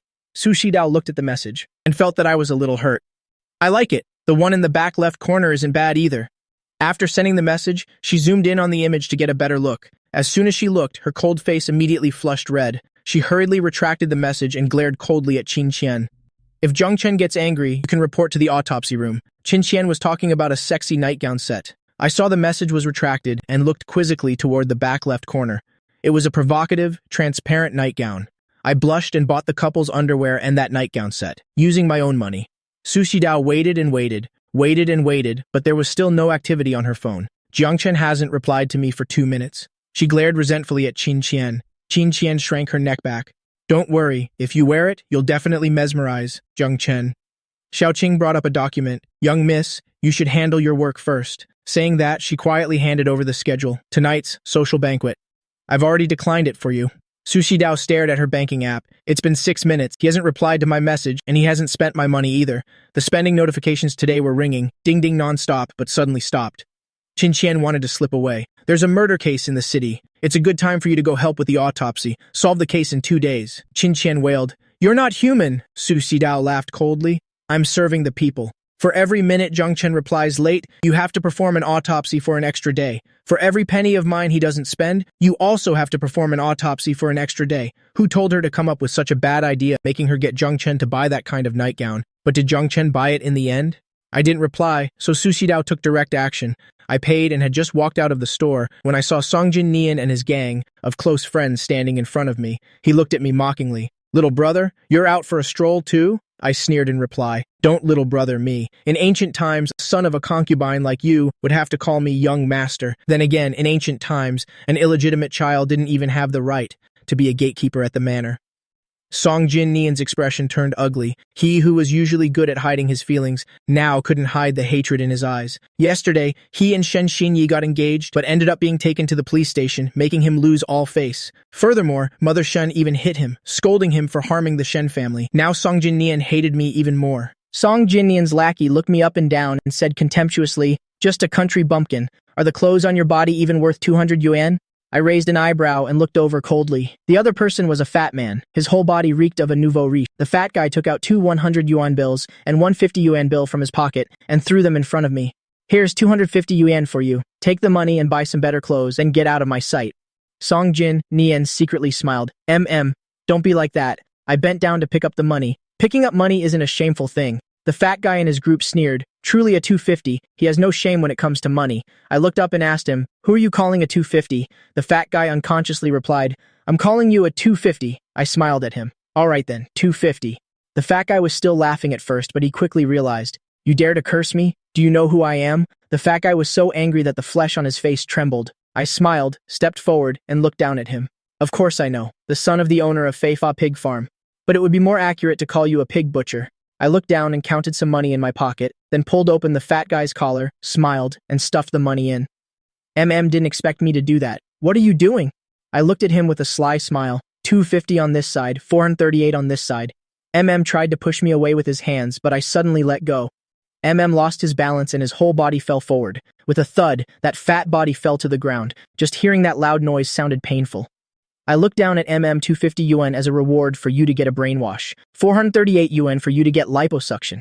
This was calling a 250 idiot, and that he acted like a 438 slut. My skill in cursing people has also reached a sublime level. Song Jin Nian and his group quickly helped up. Don't hold it against my little brother. He grew up in the countryside since he was little, and his mother is gone, so he's a bit stubborn. Song Jin Nian hadn't even finished speaking when I slapped him hard across the face. The slap mark from yesterday hadn't even faded, and he was hit again today. Song Jin Nian glared fiercely at me. "Zhang Chen, you hit me again." I looked up and stared coldly at Song Jin Nian. "If you don't want to kowtow before my mother's grave again, then shut your mouth." Song Jin Nian wanted to curse, but thinking about that night at the cemetery, he had to swallow it and didn't dare say anything more. But was burning with rage. Isn't he just a bastard child with a mother who gave birth to him but didn't raise him? I looked up and shot him a cold glance. Then I lifted my leg and kicked hard. Was kicked to the ground. Before he could even get up, I quickly rushed forward, grabbed M's collar, clenched my fist, and punched him several times. Thwack, thwack, thwack, right in his face. In front of me, M's weight was nothing. Seeing him get punched a few times, he screamed in pain non-stop. Song Jin Nian pretended to intervene. "Little brother, stop hitting him. Be careful or something might happen." After what happened yesterday, he didn't dare to truly intervene now. I dusted off my hands and adjusted my clothes. A moment ago, I was violent, but in a flash, I returned to the appearance of a gentle young master. I glanced at them coldly. "If you want to fight or argue, you'll be happy to oblige, but don't bring my mother into it. Otherwise." and his group were frightened by my murderous gaze and took a step back. I clapped my hands and said, "I'm going for a walk. You guys can take your time playing." I turned to leave. How could Song Jin Nian miss an opportunity to embarrass me? He quickly said, You were in the wrong this time. Hurry up and go for a walk with my little brother, and apologize while you're at it." Held his face and refused. He hit me, and now you want me to apologize? Is there any justice in this world? Song Jin Nian winked desperately at him. Was bewildered. "Are your eyes cramping up?" Song Jin Nian almost fainted from anger. "Where on earth did this idiot come from?" he said angrily. "If you don't apologize, we're not friends anymore." Not far away, I burst out laughing. This conversation is so childish.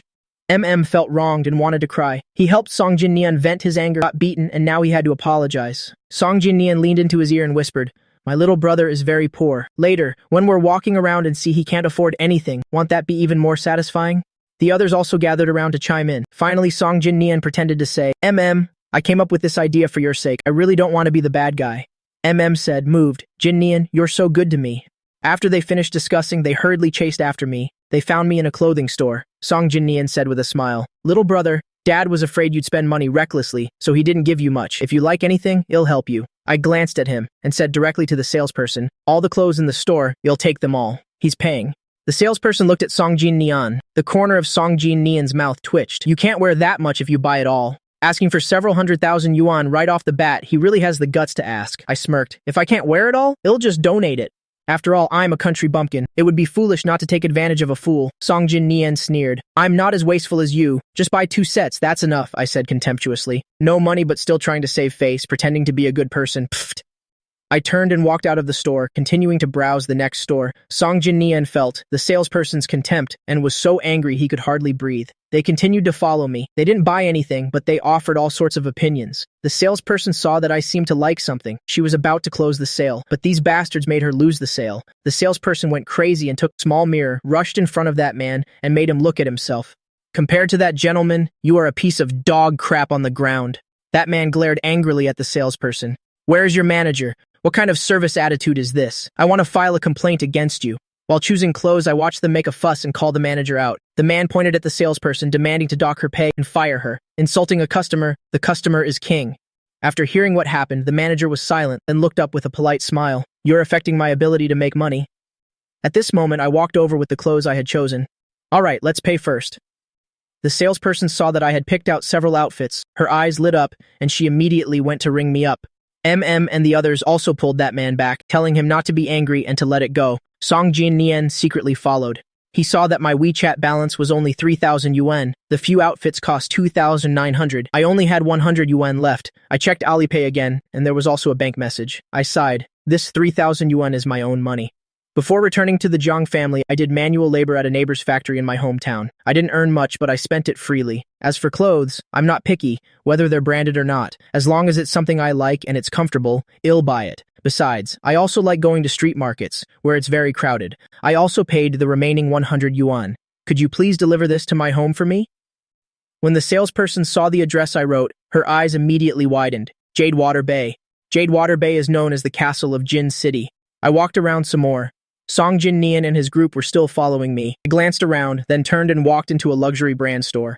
This is a luxury brand store. One tank top costs at least 10,000 yuan. Pulled Song Jin-nian and said excitedly, "Jin-nian, our chance is here." Song Jin-nian glared at him, then followed me into the luxury store. A salesperson saw Song Jin-nian and immediately came forward to greet him, "Mr. Song." Song Jin-nian nodded with a smile, pointed at me, and said, "I'm with my little brother. He just came back from the countryside, so please bear with him." Quickly added, "But he's quite greedy and treats Jin-nian like a fool. He hasn't paid his debts for years." I listened to them go back and forth and looked up at the store's prized item, a suit worth millions of yuan. I smirked slyly.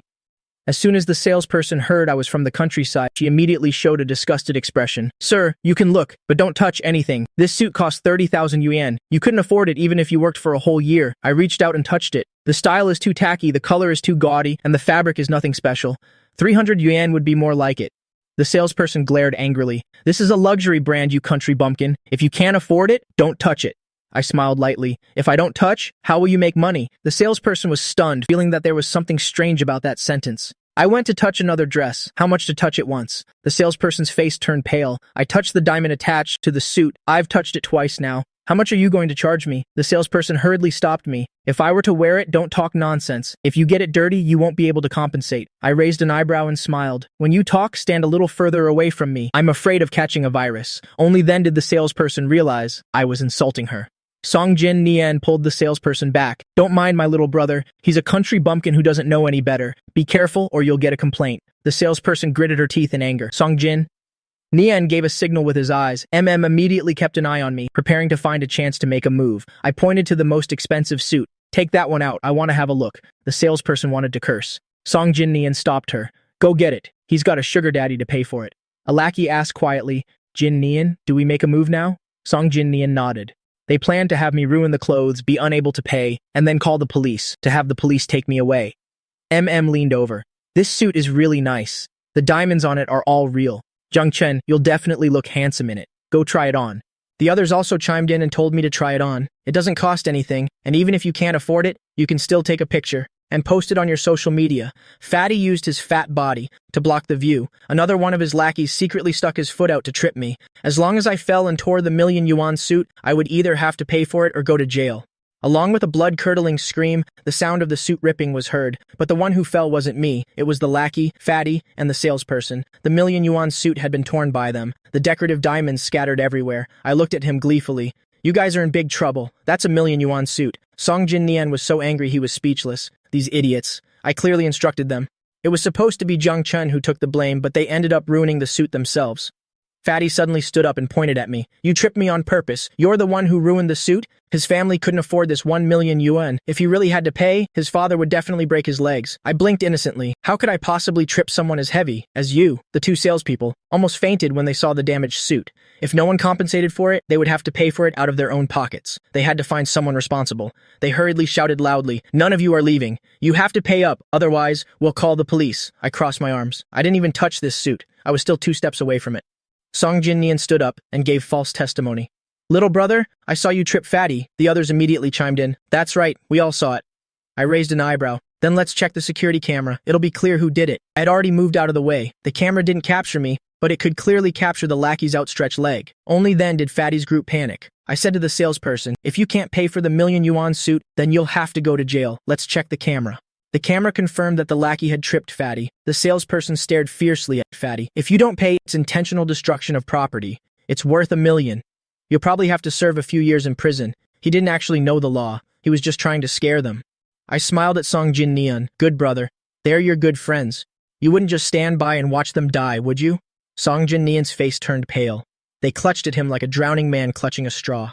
Jun Nian, we did this to help you. I shook my head and sighed. What a plastic brotherhood.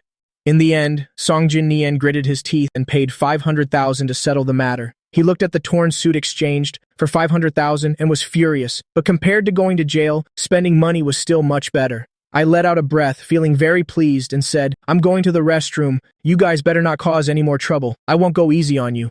Fatty's lackeys gritted their teeth in anger. So arrogant. We absolutely can't swallow this anger. Song Jin Nian said casually. He went to the restroom. They looked at each other. The restroom has no cameras. It's the safest place. Back in school, they had often dealt with people in the restroom. They decided that, this time, they had to teach me a lesson. I walked into the restroom and saw a person holding an umbrella. I raised an eyebrow, paid for the umbrella, and went into a stall. Soon, Song Jin Nian and his group arrived. They placed an under repair sign at the door. Song Jin Nian called out loudly, Little brother, where are you? I brought you some toilet paper. I sat on the toilet lid, playing with my phone. No need, I brought my own, Song Jin Nian replied. All right then, well leave first. I heard their fake footsteps and smiled. I sent a message to Sushi Dao, ran into some toys at the mall. It was quite fun playing with them, but I miss you a little. Sushi Dao was in a meeting. When she saw the message, she raised her hand to pause the meeting. She seriously typed a reply, me too. Sushi Dao felt it was too brief, deleted it, and retyped. I miss you very much too. That wasn't good enough either, so she deleted it again. I was thinking of you even while working. She still ended up deleting it. She looked up and asked the senior managers, how do I perfectly reply to a message that says I miss you a little? The senior managers were sweating bullets, asking me with such a formal tone. Listening to the sounds outside, everyone in the restroom had left. I saw the fat guy's shoes and smirked. I sent a message to Sushi Dao. I'm going to beat some dogs. Talk to you later. Sushi Dao looked at her unsent message, then turned to ask Xiaoqing, what has he been up to today? Xiaoqing finished reporting what happened at the mall. Don't worry, miss, it's all been handled. Sushi Dao frowned. Doesn't it hurt to beat dogs with your hands? Xiaoqing broke into a cold sweat. Shouldn't she be concerned about the ones getting beaten? He's a neat freak. His hands will get dirty. Sushi Dao ordered a custom-made dog-beating stick. Xiaoqing was stunned. Sushi Dao waved her hand. Let's have the meeting and make money first. Having just received the notification that I spent 5 million, she was in a very good mood. In the mall restroom, Song Jin Nian and his gang had prepared a bucket of water. They confirmed I was still in the stall. The lackey climbed onto the toilet, raised the bucket of water, 3, 2, 1. With a whoosh, I opened the umbrella. With a splash, the whole bucket of water came down. Water splashed everywhere. Song Jin Nian and the others were instantly soaked like drowned rats. Their miserable screams were endless. Water dripped from their hair into their mouths. The smell of a dirty mop assaulted their nostrils. Fatty angrily grabbed the bottle of hand soap and poured it all on the floor by the door. He intended to make me fall flat on my face. I calmly folded the umbrella, pushed the door open, and stepped out. Fatty and his gang stared, waiting for a good show.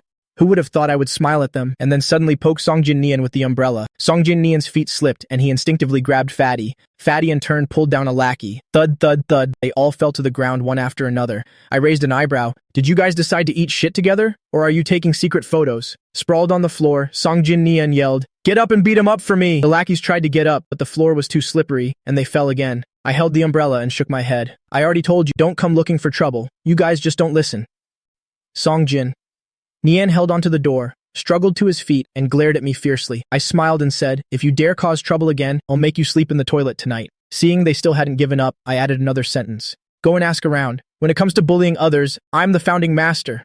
I was clearly smiling, but it sent a chill down the spines of Song Jin Nian and his gang. Their intention to shove my head into the toilet was instantly extinguished. What if it backfired? Better forget it. After I was long gone, they held onto the wall and slowly dragged themselves out of the restroom, looking completely drenched. Their appearance attracted strange looks from passers-by. Their gazes made it seem as if they had really eaten shit. Song Jin Nian was furious. Not only did he lose millions today, but he was also filled with rage. Running into Zhang Chun was truly 8 lifetimes of bad luck. On the other hand, I was in a great mood. When I got home, I laid out the matching items I had bought. I took the sexy pajamas and underwear and washed them by hand. After washing for a while, it suddenly occurred to me, who washed Sushi Dao's underwear? My heart filled with sour bubbles. Such private items, how could someone else touch them? During lunch, Xu Yi and the maid were terrified by my stare. I cut my steak forcefully, the knife scraping against the plate. It made a piercing sound. I asked where the laundry was hung to dry. Seeing my aggressive meat cutting, Xu Yi's back went cold. It felt like that knife was about to cut him. He quickly answered, "On the rooftop." I finished my steak. I took the matching pajamas and underwear to the rooftop. The sun was lovely. The rooftop was filled with drying clothes and blankets. I hung up the clothes. I walked around and suddenly realized I couldn't find Sushi Dao's underwear. I wondered aloud, did she not hang her underwear out to dry, or did she hide it out of shyness? I wanted to ask Xu Yi, but I was afraid I'd seem like a pervert. So I had no choice but to go downstairs, feeling helpless. All afternoon, the maids avoided me. At the company, Sushi Dao kept checking her phone, waiting for my message. But even by the end of the workday, her phone remained silent. She rushed home, only to find the villa eerily quiet. Only Erguzi was lying at the door, blinking his big eyes, watching the birds flap their wings and fly away from the balcony. "Young miss, you're finally back." Xu Yi rushed over as if he'd seen his savior. Sushi Dao frowned. What happened? Mr. Jiang suddenly got angry at noon. He hasn't spoken a word since and didn't even eat dinner. Xu Yi lowered his voice. I'm afraid he's going to act up again. Just then, Qin Qian walked in. She was surprised by how quiet it was today. Woof woof. The moment Ergozi saw her, he excitedly pounced on her. Qin Qian was so scared she hid behind Sushi Dao. Does this dog have a grudge against me? Sushi Dao coldly stepped aside. She ordered Ergozi to make her run 10 laps. Ergozi charged after her. Qin Qian cursed as she ran. Sushi Dao, you're not human. This is for your own good. Sushi Dao's face was expressionless. Lack of exercise can lead to osteoporosis. Her heart was in turmoil. From my room, I heard Sushi Dao come home. I happily ran to the door, but when I thought about the underwear, I deflated and slowed down. Sushi Dao stood at the top of the stairs. She nervously called out, Jiang Chen. I answered slowly. Sushi Dao's heart sank. He really was angry, but it was better than before. At least he wasn't smashing things and cursing. I stood on the last 2 steps. Looking down from above, I said, go collect the clothes from the rooftop. I blushed, thinking, that way she can see the transparent nightgown I bought, and I can ask who washes her underwear. Xu Yi quickly stepped forward. Mr. Jiang, let me handle this small matter. Sushi Dao nodded in agreement. I instructed nonchalantly, after you collect the clothes, come down for dinner. Sushi Dao's heart filled with sweetness. She likes me. The feeling of having her do housework, that's what gives it the warmth of a family. She happily skipped up to the rooftop. She found that all the other clothes had already been collected. Under the gloomy sky, only 3 particularly conspicuous items remained on the balcony, the matching underwear and that sexy transparent nightgown. Sushi Dao's heart immediately started racing, her face burning red. She looked around furtively like a thief. After confirming no one was there, she quickly blushed and took down the transparent nightgown. When she saw the matching underwear, her heart pounded even harder, and her face was so red it looked like it would bleed. After stuffing the nightgown into her arms, she glanced around warily, just like a thief, completely oblivious to the 2 sparrows gossiping on the rooftop. This young miss is so timid, collecting a nightgown like she's a thief. Zhang Chen is still the impressive one. Who do you think will be on top later? Or maybe next time they're doing it, we can sneak a peek to confirm. Sushi Dao brought the nightgown back to her room, folded it carefully, and placed it on the bed. Her face felt like it was about to explode while she was folding it. When she went downstairs again, she had regained her arrogant and cold demeanor. I looked up and asked her, finished collecting them? Sushi Dao replied in a low voice, I put them in your room. I saw her cold expression and lack of reaction, and said sullenly, let's eat. We ate in silence, neither of us looking at the other. Xu Yi sighed with relief beside us. He thought to himself, they can still eat together, so there's probably no major issue. Su Shidao was shy and didn't dare to speak while I was preoccupied with the underwear issue. Even though I knew I shouldn't care about her past life, I couldn't control myself. Right after dinner, Qin Qian finished her 10 laps and lay collapsed on the ground, panting. She secretly flipped Su Shidao off. I said to Ergudzi, bring the babies, let's go for a walk. The pack of dogs excitedly rushed over. Qin Qian's face turned pale. Su Shidao glanced at her. Get up and walk the dogs with us. Qin Qian wanted to kill someone. I looked at Su Shidao, annoyed. Other people just want to be alone together, but she proactively found a third wheel. During the walk, no one said a word. After we got home, I had thought it through. I won't care about the past anymore. From now on, I'll wash all her underwear. But when I went into the bathroom to look around, I found nothing. I stormed out angrily to confront Su Shidao. Where's your underwear? Su Shidao looked up, puzzled. I ran up to her angrily. Where's the underwear you changed out of? I had been sulking all day. It was so hard for me to decide not to be petty, and I wanted to wash them for her myself. But then I found the underwear was gone. Su Shidao still hadn't reacted. I unhappily looked at her, small, puzzled face. Tell me, who washed them? I'll go deal with that person. Why didn't she leave them for me to wash? Do you still want me to be your boyfriend or not? Only then did Su Shidao understand why I was angry. She said softly, there's a special washing machine for underwear in the bathroom. I was stunned. There's such a thing? Su Shidao nodded seriously. Do you want to help me? I blushed and said no, it's fine. Then I quickly ran out of the room. How embarrassing. I got jealous of a washing machine. Su Shidao watched my retreating back. She couldn't help but smile and mumble. He got jealous, didn't he? Thinking of this, all of Su Shidao's frustrations from the day vanished. Her heart felt sweet. Even during her online meeting, she couldn't help but smile. This left the senior foreign manager stunned. I ran back to my room and saw the matching underwear neatly folded on the bed. My face turned even redder. In front of Su Shidao, I really have no IQ. I quickly stuffed the underwear into the closet and went straight to bed. The next day, I went downstairs to look for Su Shidao. Shu Yi came over. Mr. Jiang, the young miss, had something urgent and has already left for the company. I was startled. Shu Yi, you walk so quietly. After breakfast, I was on the balcony reading financial news. 2 sparrows flew over to report. Jiang Chen, that scum Shen, is about to go sign a contract. 10 o'clock at Huili restaurant. I glanced at the clock. There was still time. I will use my own abilities to make sure Shen Xinyi can't sign this deal. Meanwhile, at the Su Corporation, Su Shidao was having a headache over the stolen project. Xiaoqing came in to report. Mr. Jiang has gone to Huili restaurant. Shen Xinyi is there too. She was worried I had gone on a date with my ex. Hearing this news, her chest immediately tightened. Just then, her phone rang. It was a message from me. My love, don't misunderstand. I love you. When Su Shidao saw this message, the feeling of a knife twisting in her heart instantly vanished. The corners of her mouth curved up and she sent me a reply. As long as he wasn't on a date with Shen Xinyi, that was enough. Xiaoqing looked puzzled as Su Shidao suddenly burst out laughing. Su Shidao stared at the message, content. Trust me. Within half an hour, I'll have the person in charge call your company. This contract is still yours. She could almost see my confident and diligent appearance. Okay, I believe you. Xiaoqing couldn't help but ask again, young miss, aren't you going to give any instructions? Jiang Chen went to see Shen Xinyi. And the young miss can still laugh. Has she gone mad with anger? Su Shidao looked up and glanced at her. Take a break. We'll continue in half an hour. The contract with Yue-kun, foreign trade, will be restored. After hearing this, the senior managers all looked at Su Shidao in astonishment. Su Shidao's tone was calm and steady. In half an hour, the person in charge of Luo-kun company will call to sign the contract. The senior managers couldn't believe it. But this contract had already been snatched by the Wen group. The people at Luo-kun company aren't stupid. How could they give up such a huge benefit? Su Shidao smiled faintly.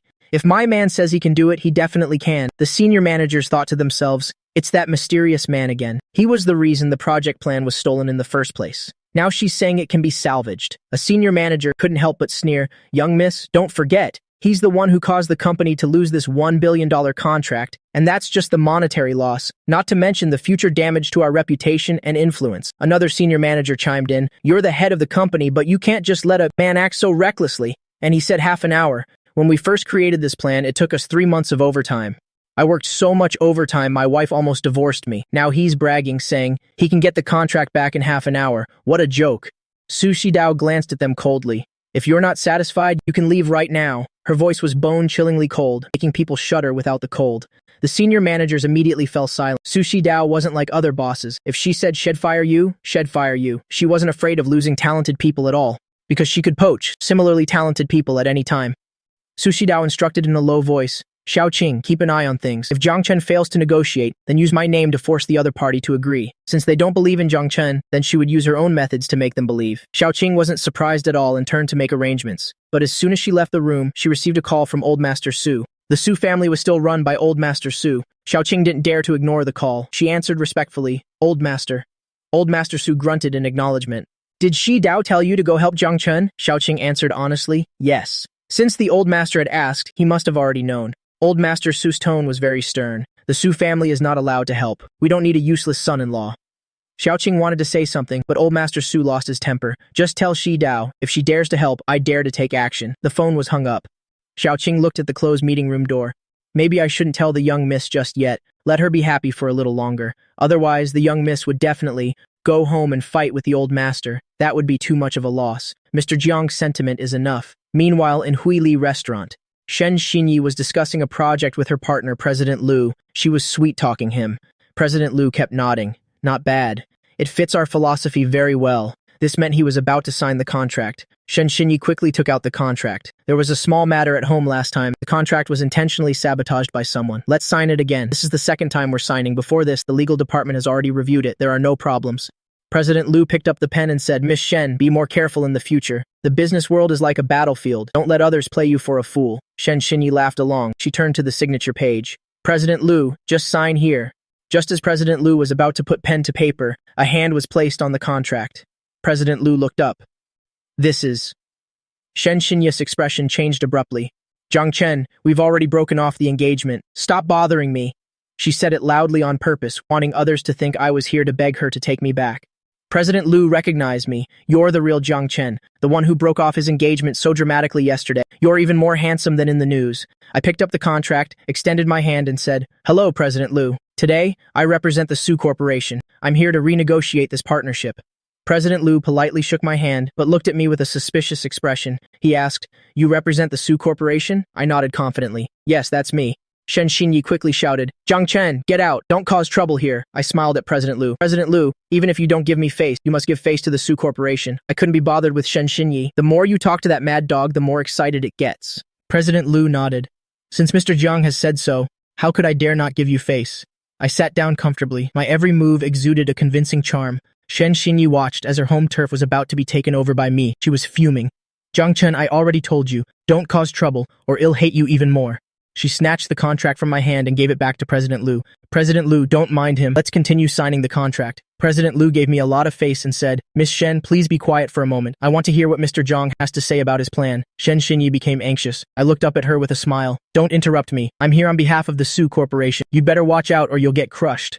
Shen Xinyi was so frustrated she almost coughed up blood. She didn't dare to disregard the Su Corporation's reputation. I took out the documents and got straight to the point. President Liu, this plan is more beneficial for expanding business overseas. Initially, President Liu was just giving face to me and the Su Corporation, but soon, as he looked at the planning documents and heard my smooth, breezy voice, President Liu became more and more passionate. It felt completely different from when he was talking to Shen Xinyi.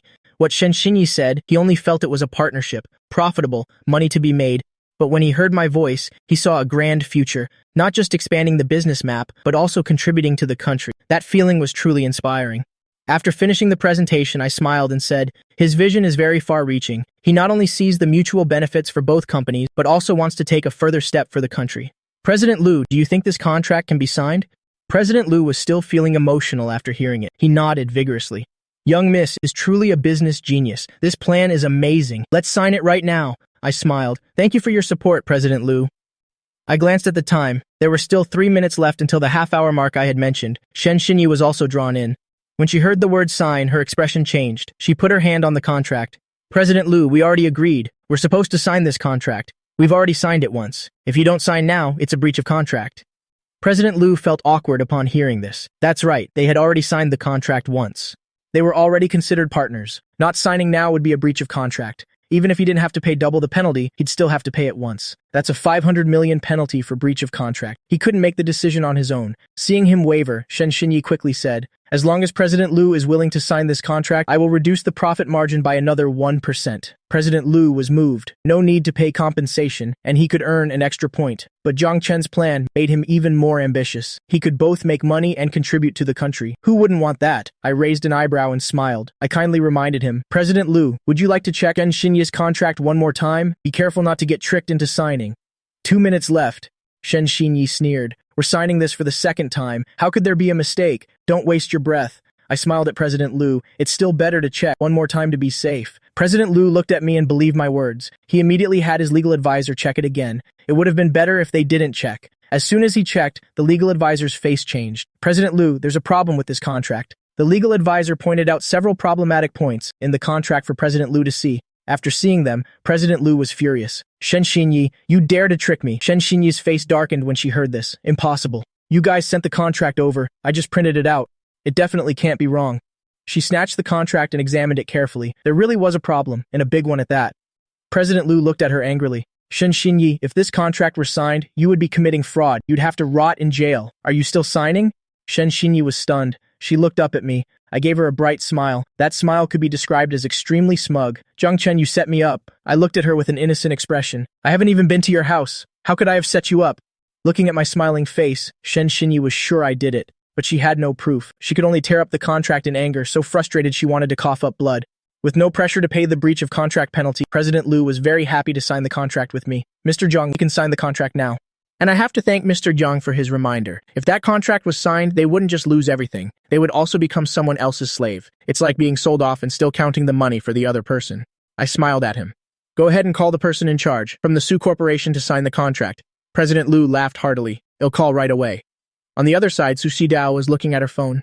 There was 1 minute left until the appointed time. The senior managers below couldn't hold it in anymore. It's been half an hour. Forget about a phone call. There wasn't even a peep. Do you still believe it? This was just a joke. Something to listen to for fun. Everyone, prepare yourselves. The business genius, our great young miss, is about to bring down the Su Corporation. Xiao Qing was waiting outside. Seeing it was the last minute, she walked in, eldest miss, half an hour ago. The old master instructed not to intervene. Su Xidao looked up coldly. Looking at her, her voice immediately turned cold. Why didn't you say so half an hour ago? There's only a minute left. It's too late. Xiao Qing lowered her head. The old master said if you dare to help, he will take action. You can just punish me.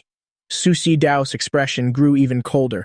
Call the general manager of LeCun. This contract must be signed whether they want to or not.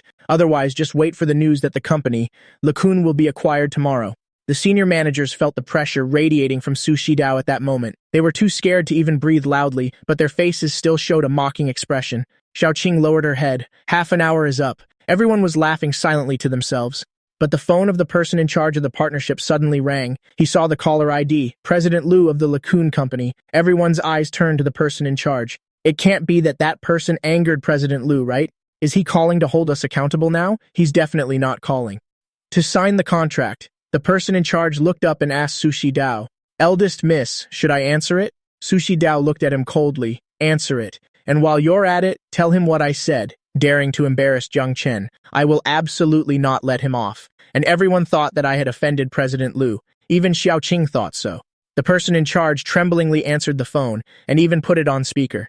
He said apologetically, President Liu, I'm sorry. A junior employee from our company came to discuss the partnership with you without authorization. He has offended you. I apologize. Please don't take it to heart. President Liu sounded confused after hearing this. Offended me? Not at all. We had a very pleasant conversation. I'm calling now to discuss signing the contract with your company. The person in charge looked up, stunned. Everyone was stunned, including Su Xidao. Under Su Xidao's signal, the person in charge asked blankly, sign a contract? Didn't that junior employee offend you? President Liu laughed and replied, yes, sign a contract. We had a very pleasant conversation. There was no offense. Ms. Su's proposal is excellent. Besides, it seems I called within the half-hour time frame. President Liu chuckled. Ms. Su is truly formidable. If I were a second late, this contract would have flown away. The person in charge dazedly scheduled a time with President Liu to sign the contract. After he hung up the phone, everyone was still staring at him blankly. The person in charge was also stunned. The whole meeting room was a scene of a dozen stunned people staring at each other. Did President Liu really agree to sign the contract? The person in charge, still dazed, replied, yes. And he even proactively gave us a point. This time, all the senior managers were completely dumbfounded. Xiao Qing looked towards Su Xidao. She gave her a thumbs up. Eldest miss, you're amazing. That was quite a performance. Su Xidao frowned. It wasn't me. The credit was stolen. He had optimized the contract to perfection. Besides, he didn't even know I was going to fight for it. This partnership went so smoothly. Xiao Qing and the senior managers smiled. No one believed that someone's proposal could be better than Su Xidao's. Besides, President Liu himself said that it was Ms. Su's plan. Su Xidao glanced at them and said coldly, you all said that if in half an hour the contract was successfully negotiated, you would work overtime. In that case, work overtime for 3 months. That'll teach you to look down on Zhang Chen. Work yourselves to death with overtime. The senior managers felt their faces being slapped hard. If time could turn back, they would never dare to say such things again. After seeing President Liu off, I lowered my head and sent a message to Su Xidao. Half an hour, a perfectly successful negotiation, helped you save face. No, it's more like worthy of the great miss of the Su family. Su Xidao looked at the message, extremely curious. But for me, all I needed was her praise. Jiang Chen, you're so amazing, I replied to her. Then you have to treat me to a meal. That would be our first date. I was chatting happily when I heard Shen Xinyi call me. I frowned and looked up at her. I asked coldly, "What is it?" Shen Xinyi stared at me. "You came here today to cause trouble, didn't you? A $1 billion contract ruined just like that. She could have used this partnership to turn her situation around." I chuckled. "You could also thank me. If I hadn't shown up in time, you'd be in jail picking up the soap soon enough." Shen Xinyi took a deep breath. In the end, she didn't curse me out. "What is your relationship with Su Xidao? You said you represented Su Xidao to negotiate the partnership. Su Xidao is not someone just anyone can represent." I smirked and replied, "A boyfriend-girlfriend relationship. But right now, we haven't officially confirmed our relationship. But we're getting there." Shen Xinyi was stunned for a moment. She thought she misheard. "What did you say?" I replied calmly, "Boyfriend and girlfriend." Shen Xinyi couldn't help but burst out laughing, saying mockingly, "You, of all people, want to date Su Xidao?" I raised an eyebrow. "Is there a problem?" Shen Xinyi laughed so hard she couldn't stand up straight. "Jiang Chen, you've definitely gotten more handsome. But think about your own circumstances." Halfway through her sentence, she looked me up and down. "Su Xidao is the great young miss of Jincheng, a business genius. The Su family doesn't just care about looks, but also education, IQ, EQ, and family background. And you?" Shen Xinyi's face was full of contempt. "You don't measure up in a single category." Shen Xinyi suddenly lowered her voice. "Jiang Chen, I'm the only one who doesn't look down on you. You should still be with me. It'll give you 100,000 a month for spending money." I cut her off. 100,000? You have the nerve to offer, but I'd be embarrassed to take it. Don't forget my shares in the Jiang Corporation. I can get 500,000 a month in dividends, even though all the money is being taken by Songming Chen and his group. Someone nearby couldn't help but burst out laughing. They looked at Shen Xinyi mockingly. Shen Xinyi's expression turned ugly. 100,000 is for spending money. It's also a token of my affection. You're the young master of the Jiang family in name only. In reality, you're just a mooch. That 500,000 only counts if you can actually get your hands on it. It's your blessing that I'm even paying attention to you, someone like you who only has looks. Others would think 10,000 is too much. I let out a cold laugh. Shen Xinyi's face darkened. "Jiang Chen, don't be ungrateful. In Jincheng, no one will want you besides me. Even if someone does, they can't afford to give you 100,000. I stood up. Everyone in the restaurant looked over. A few women approached. "Sir, if you're willing to marry me, I'll give a 10 million dowry. If you'll be my boyfriend, I'll give you 20 million. Mr. Jiang, just look at me. I'll give 50 million. Shen Xinyi was about to curse at them. She looked up and recognized a few big shots, powerful figures in the business world. She immediately put on a smile. President Xu, Director Wan. Just a moment ago she said nobody wanted me, and in the blink of an eye, she was proven wrong. Shen Xinyi felt her face burning. I smiled sweetly at Shen Xinyi. "Thank you for the high praise, ladies, but I'm already taken." The powerful women saw my smile, understood the hint, and left. Shen Xinyi's face was dark. "Jiang Chen, don't you? I have both money and looks." I picked up the teacup and splashed it right in her face. I put the teacup down. I smiled politely and said, "Turn left, turn right, go straight, go to the bathroom and look in the mirror. You're the one who should be grateful. I'm only giving you this one chance." I saw Su Xidao's car at the restaurant entrance. With long strides, I walked over in a few steps, opened the door, and got in. Shen Xinyi gritted her teeth and glared as the car drove away. "Jiang Chen, you ungrateful bastard!" Before she could finish her sentence, a basin of ice water was suddenly poured over her head. The waiter smiled and said, "Congratulations, you've won our restaurant's award, the Narcissism Award, with a prize of 8,088 yuan. Before she could react, another basin of ice water was poured down. "Congratulations on winning the Plain Jane Award." One basin of ice water followed another, leaving Shen Xinyi drenched like a drowned rat. "This is your prize. Valued at 5480, a 1,000-year-old turtle worth 16,438 yuan. Please pay 8,888 yuan. Shen Xinyi trembled. "A turtle is worth over 50 million? The manager smiled and replied, "That's right. The meaning is very auspicious." Shen Xinyi could only suppress her anger and pay. She carried the turtle and scurried away. In the car, I hugged Su Xidao. "Darling, why did you come here?" I pecked her on the lips like a chicken pecking grain. Su Xidao blushed. "Someone's watching. I don't care. I want to kiss you." I lifted her face and gave her a firm kiss. I was about to deepen the kiss, when I suddenly felt a burning gaze. I turned my head and saw Qin Chen leaning out from the passenger seat. Her eyes were wide, and she was drooling from the corner of her mouth. "You two, please continue," Qin Chen said earnestly. "I'll just watch." Su Xidao shot her a cold glance. Qin Qian immediately turned her head back in fear. Xiaoqing was driving, laughing at her misfortune. Qin Qian's inner voice screamed, "I've been single following the eldest miss for 27 years. Why does the eldest miss get to have a smooching session while I'm not even allowed to drool while watching?" I let go shyly. Su Xidao sat up straight. Su Xidao raised her hand to wipe her mouth. I looked up and narrowed my eyes, looking at her dangerously. "Are you disgusted by the saliva from my kiss?" Su Xidao froze for a moment, then brought her hand to her nose and sniffed. "No. I was just smelling to see what it smells like." That sentence made my ears turn beet red. I decisively lowered my head to fiddle with my phone, opening WeChat. Seeing 99+ messages from Zhang Menghao, I ignored them completely. I opened my moments, and after scrolling for a bit, I saw Shen Xinyi's post. Especially unlucky today, but I guess you could say I gained something. Received an award, a 1,000-year-old turtle worth 54.80, 16,438 yuan. Even though it's an exaggeration, I like it. She also posted a picture of a large soft-shell turtle. Below, comments flooded in. 1,000-year-old turtle, 548164118. First time seeing someone curse themselves. And curse themselves so elegantly and unconventionally. Haha, President Shen is so funny. Damn it, isn't this photo President Shen? Implicitly calling herself a 1,000-year-old turtle?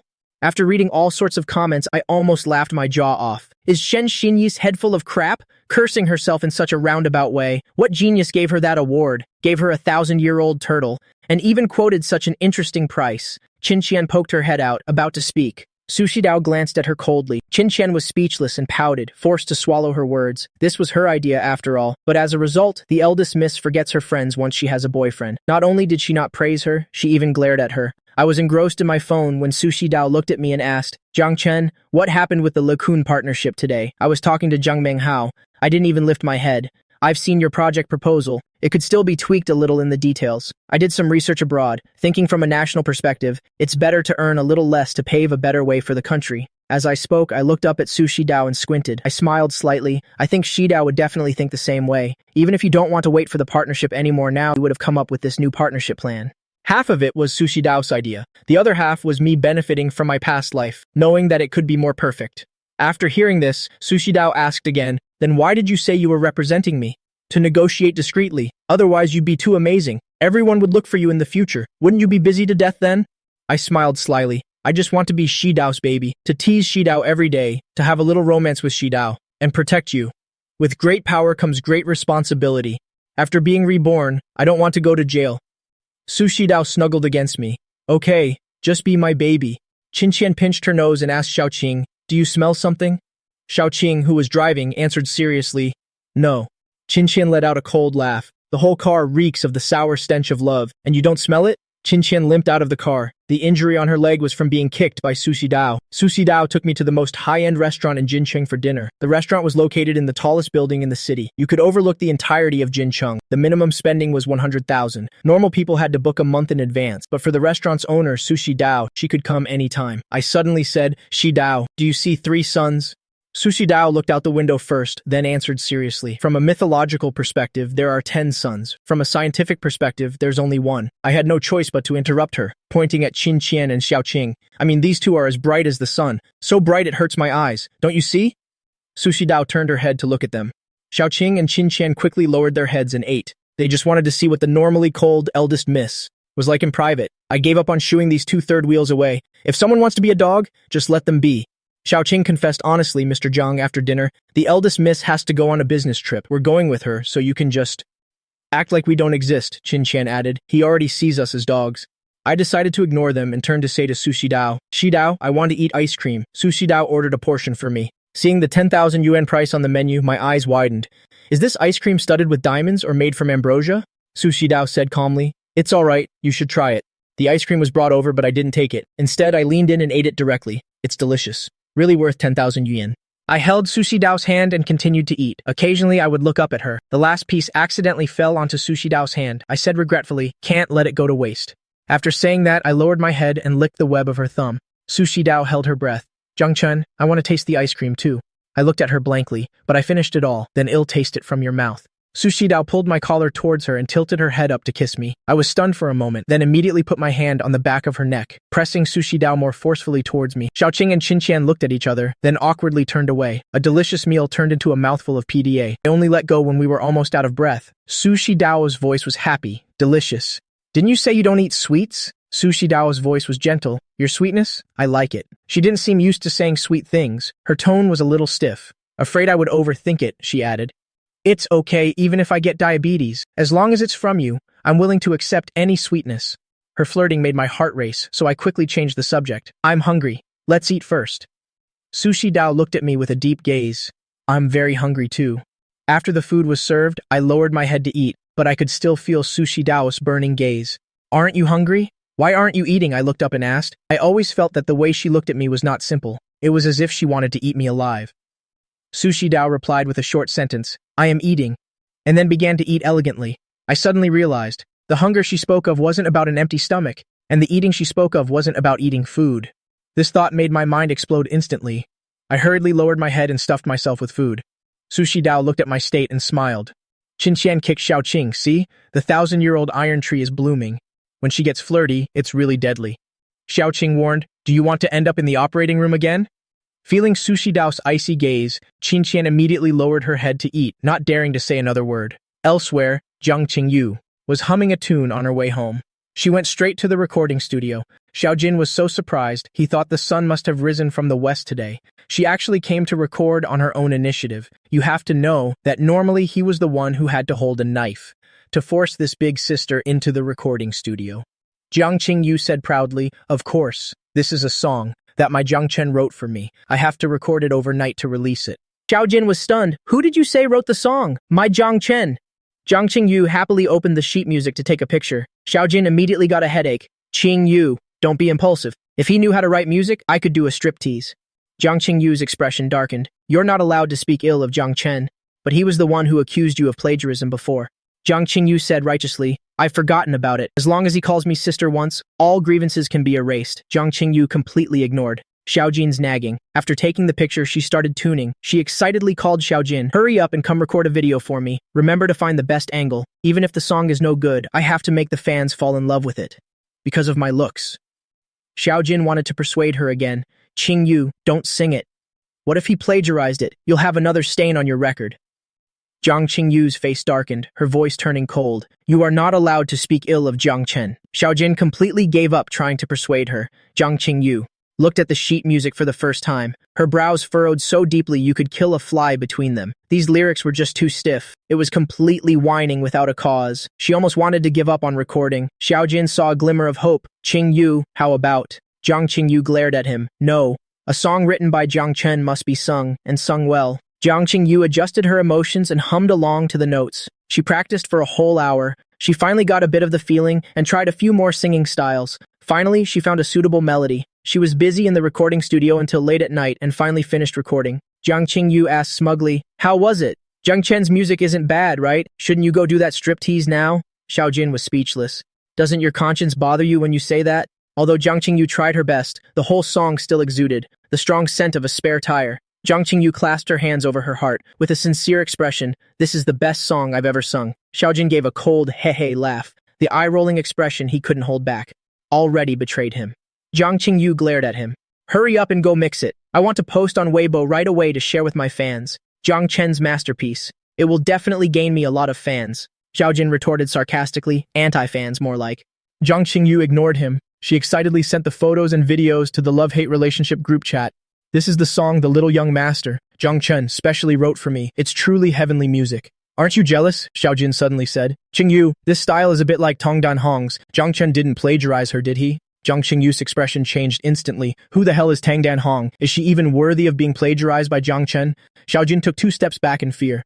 Jiang Qingyu snorted coldly. She's not worthy. Accusing her of plagiarism is one thing, but accusing Jiang Chen is absolutely not allowed. At the same time, 5 beautiful women all fell silent after watching the video. The singing was okay. It's just that the lyrics really didn't match this level of singing skill, but it's rare for Jiang Chen to compose, so they had to praise it. So the 5 of them replied against their conscience. It's great, but your singing skills don't do the lyrics justice. Jiang Qingyu looked at the message on her phone and couldn't help but laugh out loud. Sisters, can you say that with a straight face and not blush? The five sisters replied in unison. We're not blushing. After all, they couldn't let their little brother's confidence be shattered. Receiving their sister's affirmation, Zhang Qingyu satisfactorily posted on Weibo, a song personally written for me by my little young master. Zhangchen is my lucky star. Starting from today, I'm going to clear my name and become famous again. I have to work hard to earn money and buy candy for my little brother. Elsewhere, Tang Dan Hong was recording over and over in the studio. Her assistant gave a thumbs up after the first take. Sister Hong, this is already perfect. But Tang Dan Hong stared at the sheet music and frowned. No, I feel like it can be even better. The more she sang, the more she felt this song could make her famous overnight. She could even live off this success for the rest of her life. The assistant was scrolling through her phone and suddenly cried out in surprise. Sister Hong, Zhang Qingyu released a new song. It's gotten over 1 million views in an hour. Tang Dan Hong's heart tightened. She opened the hot search list. Zhang Qingyu's new song is fire. Qingyu's new song million views. The comment section was full of praise. It's really not bad. This time both the lyrics and music for Zhang Qingyu's song are amazing. Tang Dan Hong nodded in praise. The assistant was confused. But Sister Hong, the song you wrote is clearly better. Her song is too stiff. Tang Dan Hong interrupted. What do you know? I think it's very good. The assistant was even more confused. There were no outsiders in the recording studio. Why would Sister Hong praise her rival? But Sister Hong, she stole your female lead role, and now she released her song first. This is very disadvantageous for you. Tang Dan Hong narrowed her eyes. Well, release the song at midnight. Go contact the marketing accounts and the Water Army now. If I can't sing it perfectly, then it'll just use popularity to crush Zhang Qingyu. After scrolling through comments for a while, she was happy. Time for bed. At 12 a.m. Tang Dan Hong released her new song on time. It was accompanied by an elaborately produced manga-style MV. The marketing accounts were deployed all at once. The Water Army frantically flooded the comments. In less than an hour, Tang Dan Hong's new song shot straight to #1 on the hot search list. Netizens who stayed up late to listen all left comments. Damn, this song by Tang Dan Hong is truly amazing. It's an eargasm. I used to think she was so unsophisticated. This completely changed my opinion of her. The last time I heard such a divine song, it was from Fan Buxiang. To be honest, Tang Dan Hong's high notes are a bit weak. It would probably sound better if Zhang Qingyu sang it. Is the poster above a fan of Zhang Qingyu? Their songs were released only an hour and a half apart. Is there a need to praise one while putting the other down? If you hadn't mentioned Zhang Qingyu, no one would have noticed. But listening closely, Zhang Qingyu's new song seems to have plagiarized Tang Dan Hong's. Because of the two words plagiarism, a huge fan war immediately broke out. Very quickly, more and more evidence emerged to slap the faces of Zhang Qingyu's fans. Zhang Qingyu's new song was indeed plagiarism. Zhang Qingyu's fans also had extraordinary fighting power. They were all hardcore fans. Even when faced with damning evidence, they still defended their idol. Taking a closer look at Zhang Qingyu's Weibo post, they discovered she didn't compose it herself. They immediately switched their target. Isn't the little young master Zhang Chen the one who last time accused Qingyu of plagiarism? What little young master? He's clearly a troublemaking demon. He deliberately plagiarized Tang Dan Hong to frame Qingyu. Qingyu didn't know she was framed. The fans all ran to criticize Zhang Chen for causing trouble. Top 5 hot searches on Weibo. Tang Dan Hong's new song is extremely hot. In 1 hour, it climbed to #1 on the hot songs chart. Tang Dan Hong's new song crushes Zhang Qingyu. Ironclad evidence of Zhang Qingyu plagiarizing Tang Dan Hong's music to ride on her fame. Young master Zhang Chen plagiarized the music of Tang Dan Hong to frame Zhang Qingyu. Congratulations to the young master of the Zhang family for canceling his engagement to Shen Xinyi. After midnight, these hot searches shot up rapidly. I was sleeping soundly in my blanket, but the hot searches rose quickly and were suppressed even faster. An unknown force removed the 4th hot search. Young master Zhang Chen plagiarized the music of Tang Dan Hong to frame Zhang Qingyu. Then the news of the young master of the Zhang family canceling his engagement with Shen Xinyi exploded again. At the same time, Shen Xinyi's post, "I am shameless. Damn bitch" on her moments was also screenshotted and put on the hot search. Shen Xinyi was mocked by the entire social media as a 1,000-year-old turtle. At dawn, 2 little sparrows chirped outside. I woke up and greeted them. "Good morning, my little darlings." The little sparrows flapped their tiny wings to greet me. As I brushed my teeth and washed my face, I listened to the sparrows tell stories, interesting things from the world of birds. When I went downstairs for breakfast, Sushi Dao had already gone to the company. I finished my breakfast. I picked up my phone to check my messages. Zhang Menghao sent me a WeChat message asking me how effective the 7 Great Methods therapy was. I directly ignored his vulgar words. I opened Zhang Qingyu's WeChat. After we met yesterday, we added each other again on WeChat. "You're really fast, sister. You've already sung it." I smiled and opened the video to watch. Just after listening to the first part, I frowned. This isn't right. This isn't mine. I patiently listened to the whole song, if it weren't for the voice. Characteristic of Zhang Qingyu, the lyrics alone, made me want to throw my phone away. After listening, I was furious and called Zhang Qingyu. Zhang Qingyu had already been woken up early, dragged to the company for a criticism session. Zhang Qingyu, if you don't handle this well, all the resources from yesterday will be revoked. Moreover, this incident has a huge impact. If you don't issue an apology to satisfy the fans, we can only say you've breached the contract and be forced to terminate it. Zhang Qingyu wanted to argue that she didn't plagiarize, but the ironclad evidence was a slap in the face. Xiao Jin sighed. I told you the new song was similar to Tang Dan Hong's, that it might be plagiarism. Zhang Qingyu angrily glared at Xiao Jin and said very seriously, Zhang Chen would not plagiarize. I believe in him. Xiao Jin knew this would be the result. He could only sigh helplessly. But the evidence was ironclad. It was a direct slap in Qingyu's face. Zhang Qingyu was worried, not knowing how to solve it. Then I called. I suppressed my anger and grievance and asked, Sister, why didn't you sing my song? You said you would pamper me unconditionally. But in the end you changed the song, and the lyrics are so disgusting. Zhang Qingyu was stunned, and upon hearing the slight anger in my voice, she panicked. Zhang Chen, I sang the song you gave me. I didn't change it. I swear, if I changed your song, in the next life, and the life after that, and the one after that, it'll still be your sister. I was stunned by Zhang Qingyu's oath. You really didn't change it? Zhang Qingyu wanted to scream, but on the other end was her precious little brother. She tried to suppress the urge to yell. As long as you wrote it, let alone being stiff and pretentious. Even if you wrote a song about eating shit, I would still sing it for you. Sister Qingyu and I were born in the same year, though a few months apart. Before I went to the countryside, she often bullied me, forcing me to be her son. Later, I was sent to the countryside. Sister Qingyu was the one who cried the most heartbrokenly. She said she would never bully me again, that whatever I said was right. So when I returned to the Jiang family home, Sister Qingyu was the one who doted on me the most, an unconditional kind of doting. Even if I told her to bark like a dog, she would happily do it.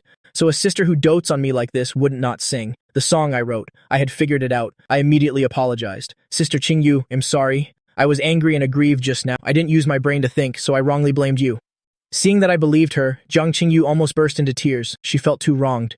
Zhang Chen, I really did sing the song you gave me. I pursed my lips. But the song you sang isn't the one I wrote. I wrote it especially for your voice. Besides, it's not some spare tire song. The song Zhang Qingyu sang was called Love. The lyrics were basically about I lie next to you, but I'm thinking of someone else. I have her scent on me. I don't care either. It's a typical song about a man two-timing, while the woman doesn't mind at all. On the surface, the woman seems deeply affectionate, but in reality, she's just a. The song I wrote is called Do-Over, I said as I hummed softly. The melody was beautiful. My gentle, deep, and warm voice was not at all stiff or pretentious. Furthermore, it expressed a person's regret and the appreciation of getting a fresh start. And this isn't just about love, but also family and friendship. It can evoke emotions in anyone. After I finished singing, I said, Sister Qingyu, this is the song I wrote. There was no reply from the other side. I looked at the call screen. She hadn't hung up. I called out louder. Sister Qingyu, Jiang Qingyu came to her senses. She wiped the corners of her eyes and sniffled. It's nothing. I'm just a little emotional. Zhang Chen, you sing so well. I smirked. This is the song I wrote, this melody. It seems I've heard it somewhere before. Zhang Qingyu wiped her eyes again. Zhang Chen's singing moved her to tears. Then why didn't you sing my song? Did you put it together with old sheet music and grab the wrong one? Jiang Qingyu said firmly. No. Since coming back from the restaurant, I haven't taken the sheet music out at all. I sang it as soon as I got home. I frowned. Think again. Are you sure you never took it out? Jiang Qingyu froze. When I got back, I had to have a meeting first, then the sheet music was swapped. Then she remembered that when she went to get the sheet music, she had met Tang Dan Hong. It was Tang Dan Hong who swapped the sheet music. I heard her hesitate and pressed on. And then what? Zhang Qingyu suddenly said, I know now, Zhang Chen. Wait for me, I need to go handle something first. I grumbled. Can't you tell me what it is first? I was afraid Sister Qingyu would act impulsively. I went out planning to find her. Zhang Qingyu hung up the phone and stormed over to Tang Dan Hong's office. Tang Dan Hong, you. Just as Tang Dan Hong stood up, she was slapped hard across the face by Zhang Qingyu. Zhang Qingyu slapped her opponent until she was dazed. How dare you touch my little brother's things? Are you looking for death? Zhang Qingyu was boiling with rage and slapped her again. Tang Dan Hong was hit so hard her teeth clattered together, and her jaw was knocked askew. Tang Dan Hong reacted and immediately fought back. You're the one, you plagiarizing bitch! The two of them started fighting. The assistant jumped up anxiously. Stop fighting! Stop fighting! In the end, they had to call security to forcefully separate them. In the meeting room, the vice president slammed the table in anger. You are artists, public figures. What kind of behavior is this? Tang Dan Hong held her face and tattled.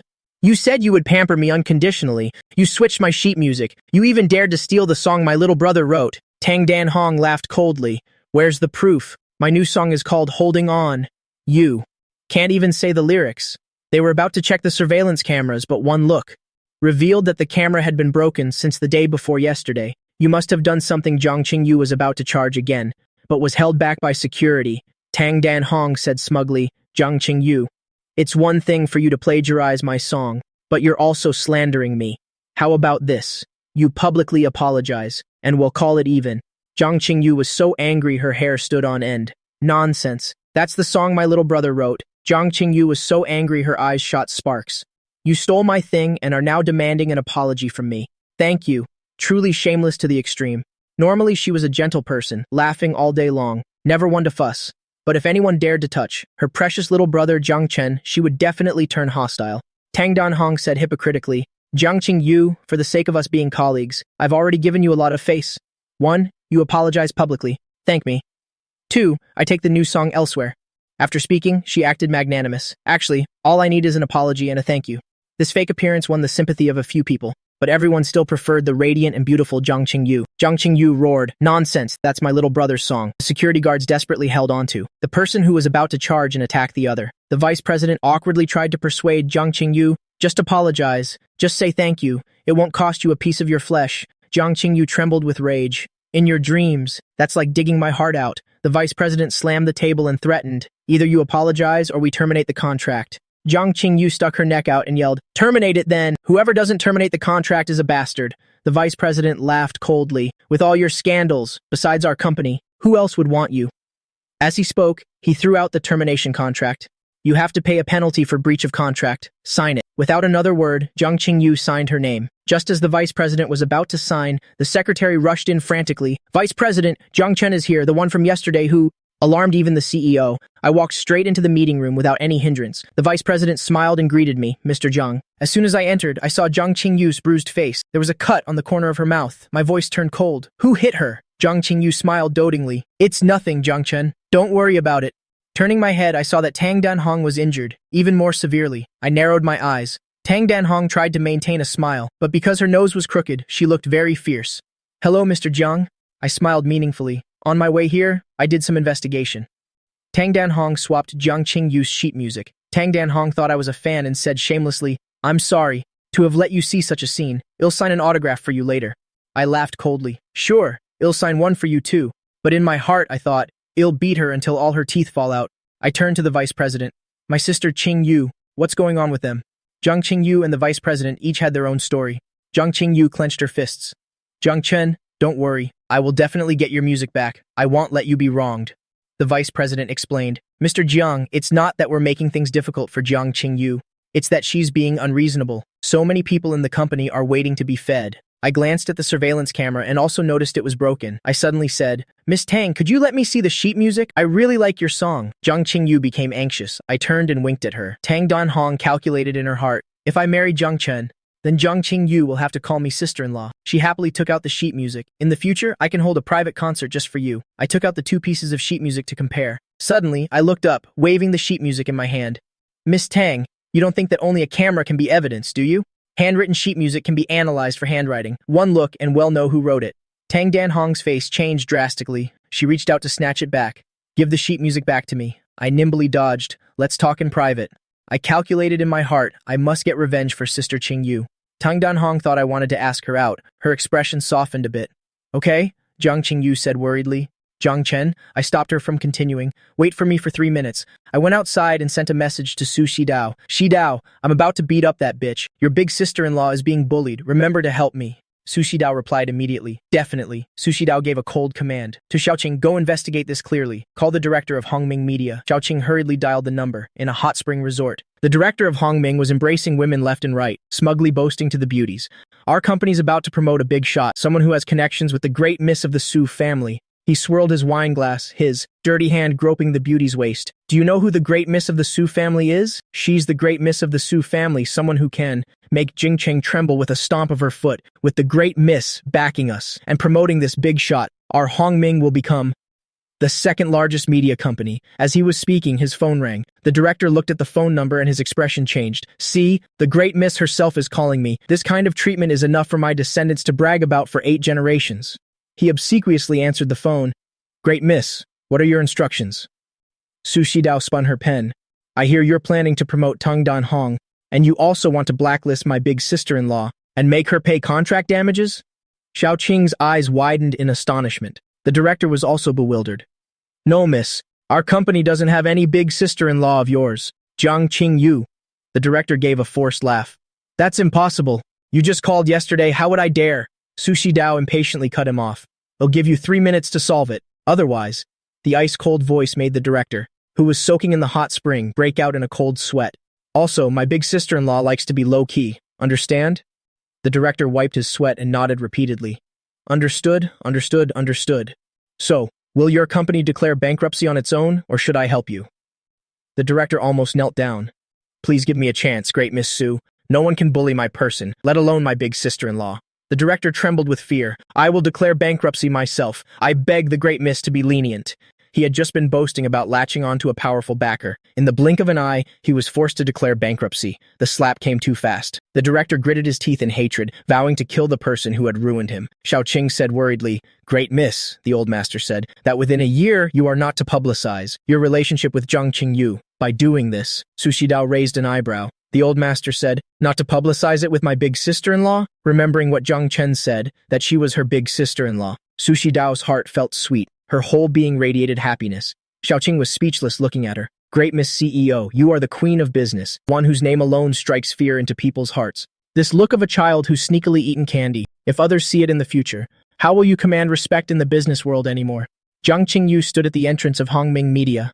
Watching my departing figure, feeling uneasy, the vice president smugly sidled up. I thought your little brother came to help you. Turns out he was just here to chase his idol. Jiang Qingyu glared at him. What the hell does it have to do with you? The vice president continued to provoke her. This is great. You've lost your brother and your troops. Maybe Tang Dan-hong will be your sister-in-law in the future. You'd better suck up to her properly.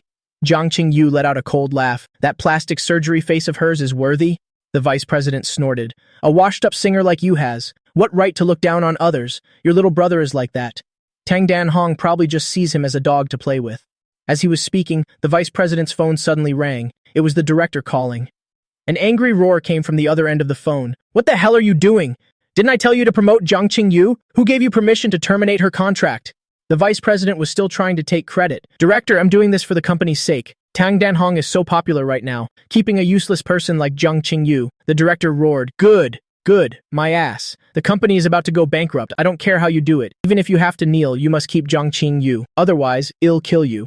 The vice president held the phone, completely stunned. On the other side, Tang Dan-hong led me to her office. I looked around and casually picked up a pool cue. Tang Dan-hong smiled coyly at me. Mr. Jiang, do you like to play pool? Let me teach you. As she spoke, she pressed herself against my side. I suddenly turned, using the cue to block her. I smiled and asked, which hand did you use to hit my sister Qingyu? Before Tang Dan-hong could even speak, I had already smashed the cue onto her left hand. Tang Dan-hong broke out in a cold sweat from the pain. I narrowed my eyes. Looks like it wasn't this hand. Then let's cripple the other one. Saying that, I raised the cue again. Tang Dan-hong wanted to dodge but wasn't fast enough for my movements. Another tragic scream rang out. Tang Dan-hong's legs trembled and she almost knelt on the ground. There were only the two of us in the room. No one knew what happened here.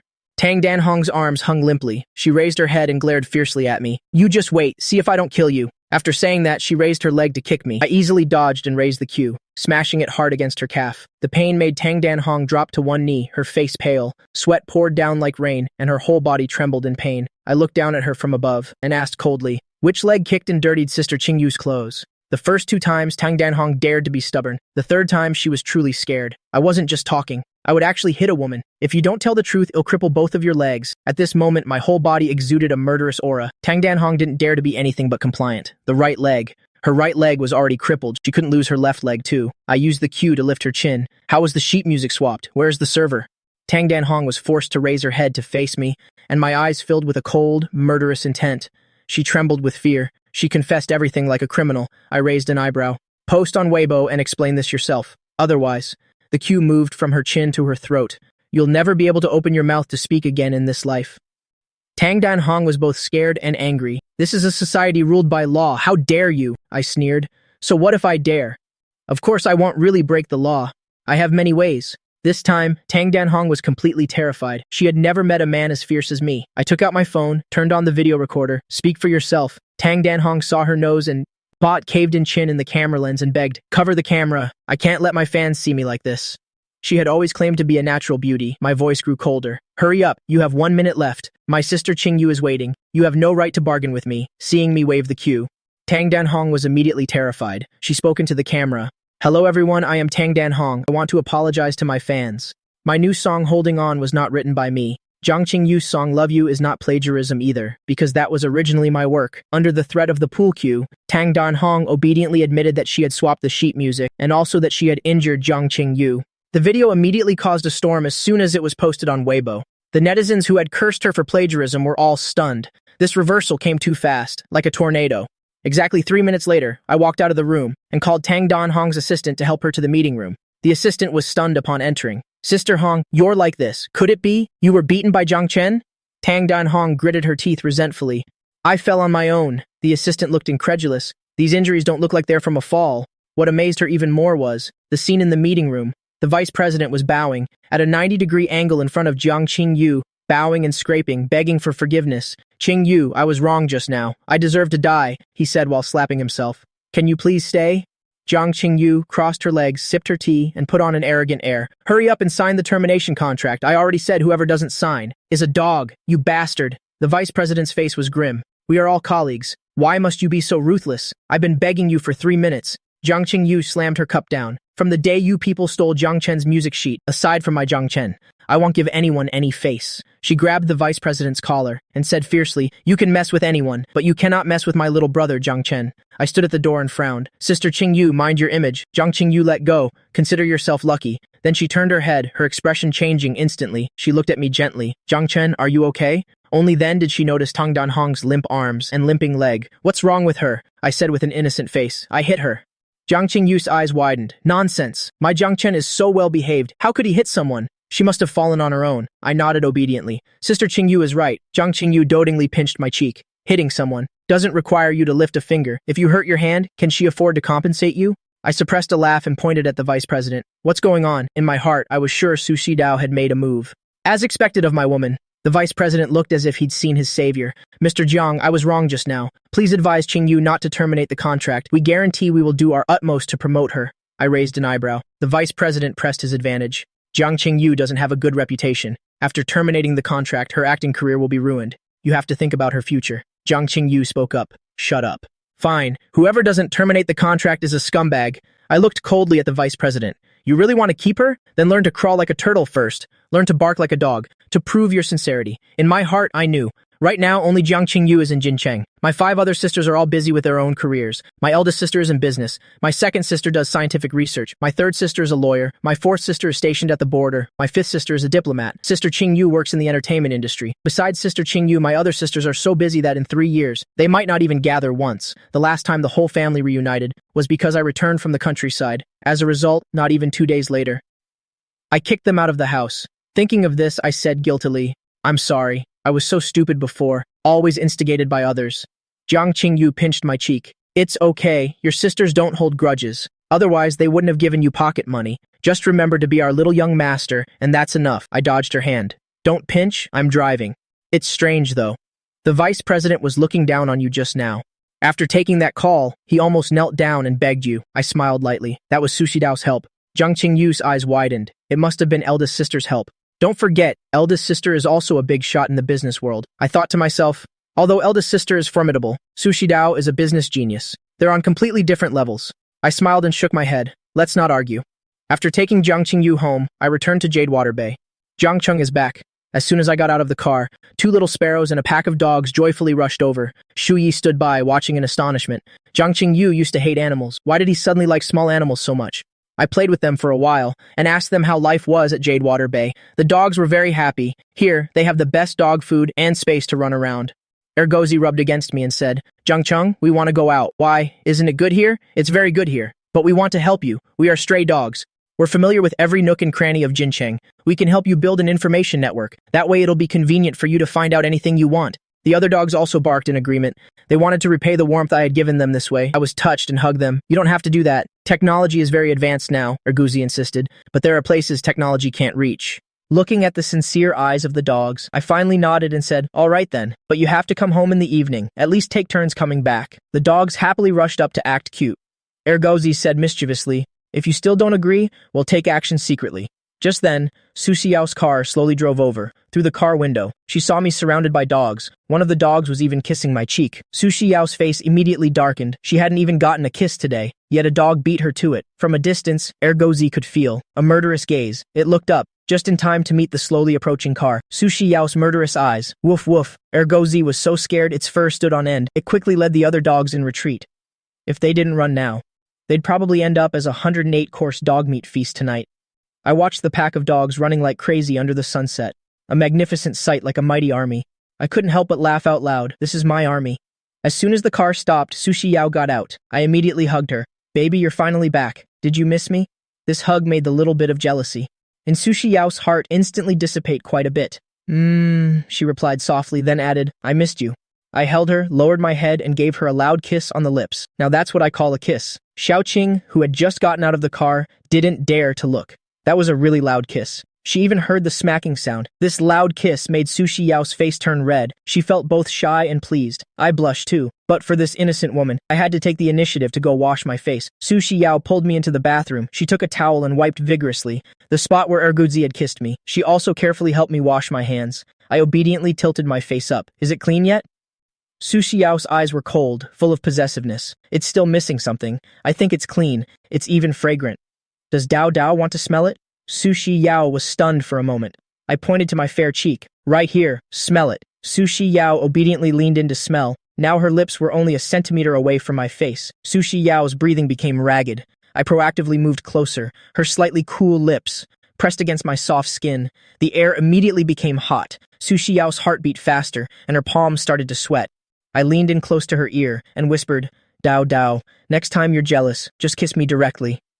My warm breath brushed past her ear. It was like a feather gently brushing over her entire body, seeing her blushing to the tips of her ears again. I smiled and pulled her to dinner. She's truly an innocent little flower, but I have plenty of patience. After dinner and walking the dogs, it was time to shower and rest, but I pulled Qinqian outside to talk in private first. Qinqian quickly dodged my hand. What are you doing? She didn't want the young miss to get jealous and transfer her to the forensic department. I cleared my throat and asked in a low voice, Can Dao Dao's injuries handle strenuous exercise? Qinqian's eyes widened. What do you want to do? You can't be such a beast. The young miss is very innocent. I lowered my head, my ears slightly red. It's actually nothing. I just wanted to ask Qinqian something, seeing my appearance. She suddenly thought of a frightening possibility. Qinqian quickly cleared her throat. The young miss's injuries haven't fully healed yet. The other parts have recovered. Only that one spot is still a bit lacking. She needs more rest. I looked up. My voice carried a hint of excitement. Really? Qinqian nodded without blinking. That location is quite special. You two have plenty of time. There's no rush. I thought for a moment. All right then. Dao Dao's health is the most important thing. After watching me leave.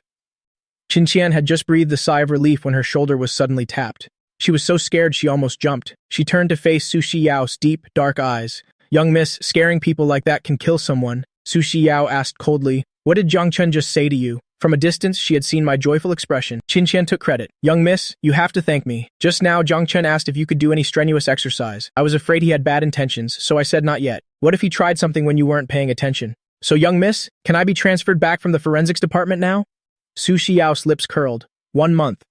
Qinqian was about to cheer when she heard her say, What forensics department? Young miss, you can't just choose lust over friendship. Gao's kennel is still empty. Go warm it up.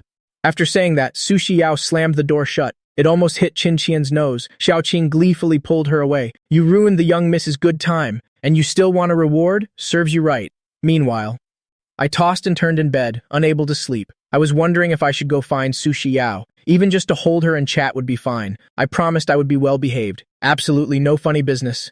Unable to sleep, I got up and opened the window. The mosquitoes outside saw me and buzzed, about to fly away. Run, Buzz. Aren't you going to run? His blood is delicious. Get pregnant with his child. He wouldn't bear to kill a mosquito, Buzz. You're too naive. He's the mosquito-killing demon, Buzz. I was speechless hearing this and smirked. You guys get back here, or he'll poison all of you to death. Threatened, the mosquitoes had to turn back. Now, the animal kingdom all knows there's a human who can talk to animals named Zhangchen. Buzz, what can we do for you so late at night, Zhangchen? We won't suck your blood. You can sleep peacefully. Buzz, no matter how delicious, I don't dare trust him. But we have the protection of the animal bosses. I looked at the long, moving proboscis of the mosquito. I bet it wished it could rush over and bite me. Have you been to the next room? The next room is Sushi Yao's. Not yet, I hummed in acknowledgement. Then go to the next room and see what she's doing. That's not very nice, Buzz. We can't control ourselves when we see a beauty, Buzz. I didn't say anything more. I raised my hand and smack. I scared the two mosquitoes, which let out a buzz. They immediately flew towards the next room. This mosquito-killing demon is too scary. Sushi Yao was still sitting in front of the computer, working diligently. Her posture was elegant and noble. She didn't see the two mosquitoes, buzzing outside the window, peeking at her. After watching, they flew away. She's looking at the computer, buzz buzz. She's working buzz. I took a look. It was already 11:30. You guys continue to watch what she's doing and report to me anytime. The two enslaved mosquitoes had no choice but to fly back and forth. First, Sushi Yao worked, then she had a video conference. A moment later, the two mosquitoes flew back. Then they flew to the next room again, exhausted. Sushi Yao glanced at the time and turned off the computer. She checked WeChat for a bit, then took her clothes into the bathroom. As soon as the mosquitoes saw this, they flew in front of me. Zhang Chen, she's gone to take a shower. Wow, let me go watch for you. Buzz, the two mosquitoes flew over and stuck to the bathroom's glass door. Inside the bathroom, Sushi Yao was taking off her clothes. Her long, slender, fair fingers unbuttoned her shirt. Her curvaceous figure was gradually revealed. Buzz, her skin is so beautiful, I want to take a sip. I'm going to report the progress to Zhang Chen. He'll definitely like it, Buzz. I stood at the window watching the mosquito fly over. It flew over. Zhang Chen, she's taken off her shirt. Buzz, Zhang Chen, she's taken off her pants. Only her underwear is left. Her figure is so beautiful. Buzz, Zhang Chen, she's so beautiful, so fair, so appetizing. Can I fly in and give her a few big red packets? Get pregnant with his child, Buzz. My eyes narrowed as I listened. My eyes were filled with murderous intent. I beckoned to the two mosquitoes. Do you know what a jealous man is like? I smiled and raised my hand. Smack. The two mosquitoes died in my palm.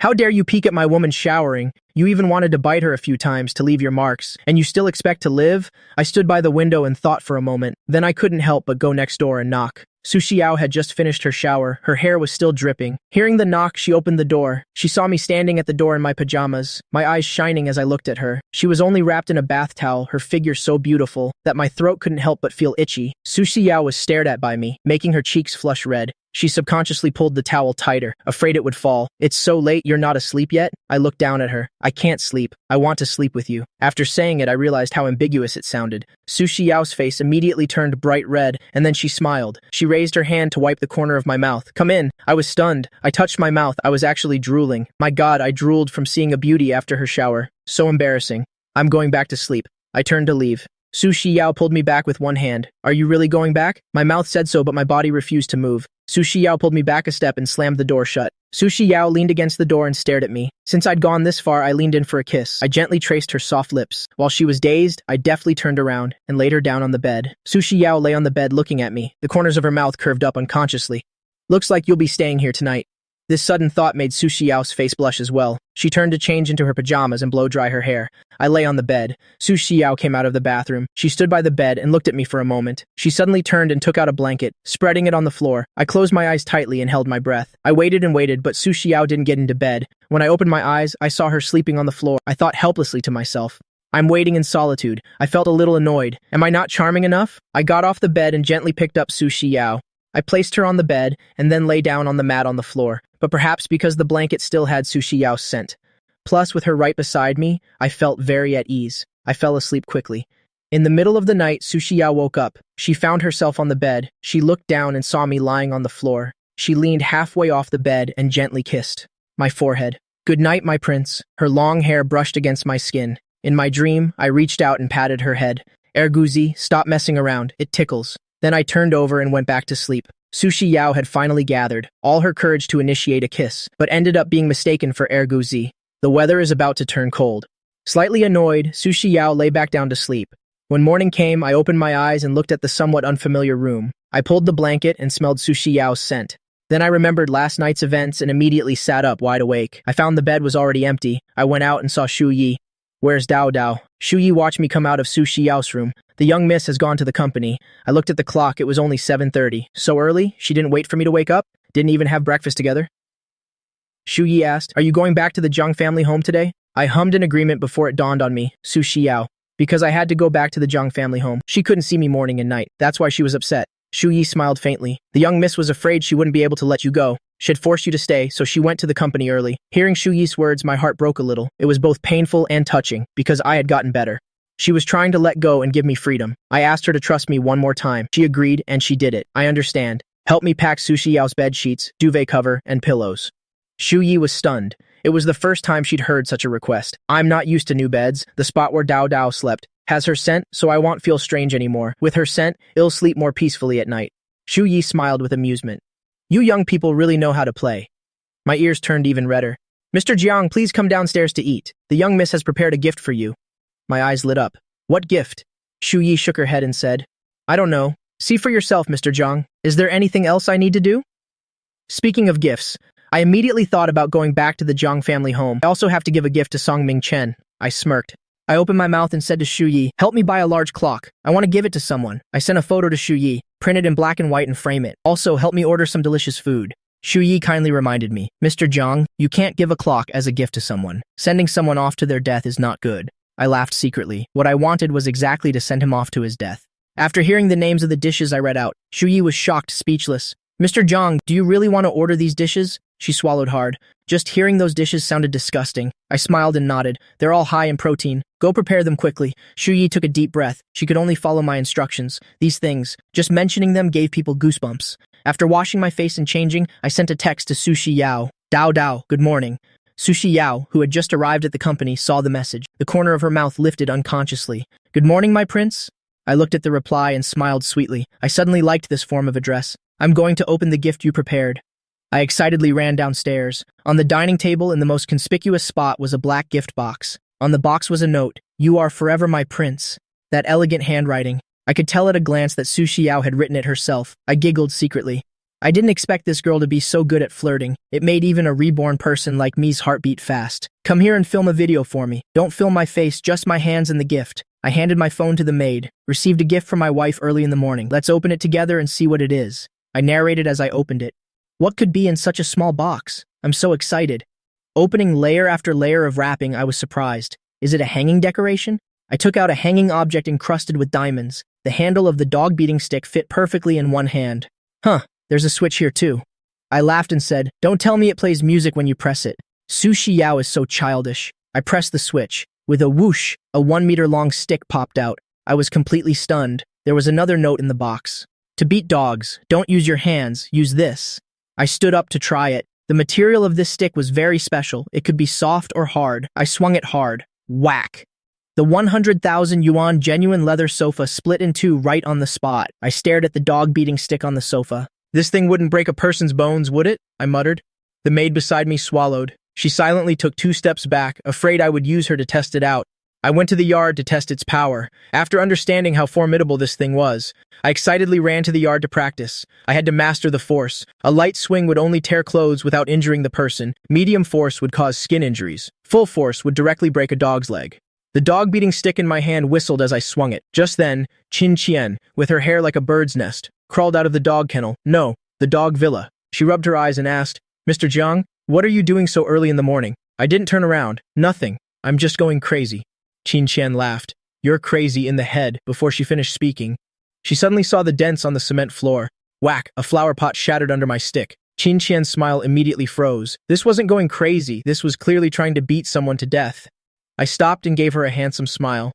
Want to try how it feels? Qin Qian shook her head like a rattle drum. No, no way. I haven't had enough sleep yet. After saying that, she scurried back into the dog villa. She'd rather be crammed in a kennel with dogs than take a hit from this stick. I pouted. Is that necessary? I wouldn't even let you touch my precious. I pressed the switch. The weapon immediately turned into a small, exquisite baton. This design is amazing. At a critical moment, just press the switch, and it immediately becomes a dog-beating stick. Such a formidable weapon, of course, cannot be shown off casually. As I was about to go out, Shu Yi came to report. Mr. Zhang, the luggage is packed. The delicious food I ordered for the family is waiting at the Zhang family's residential area.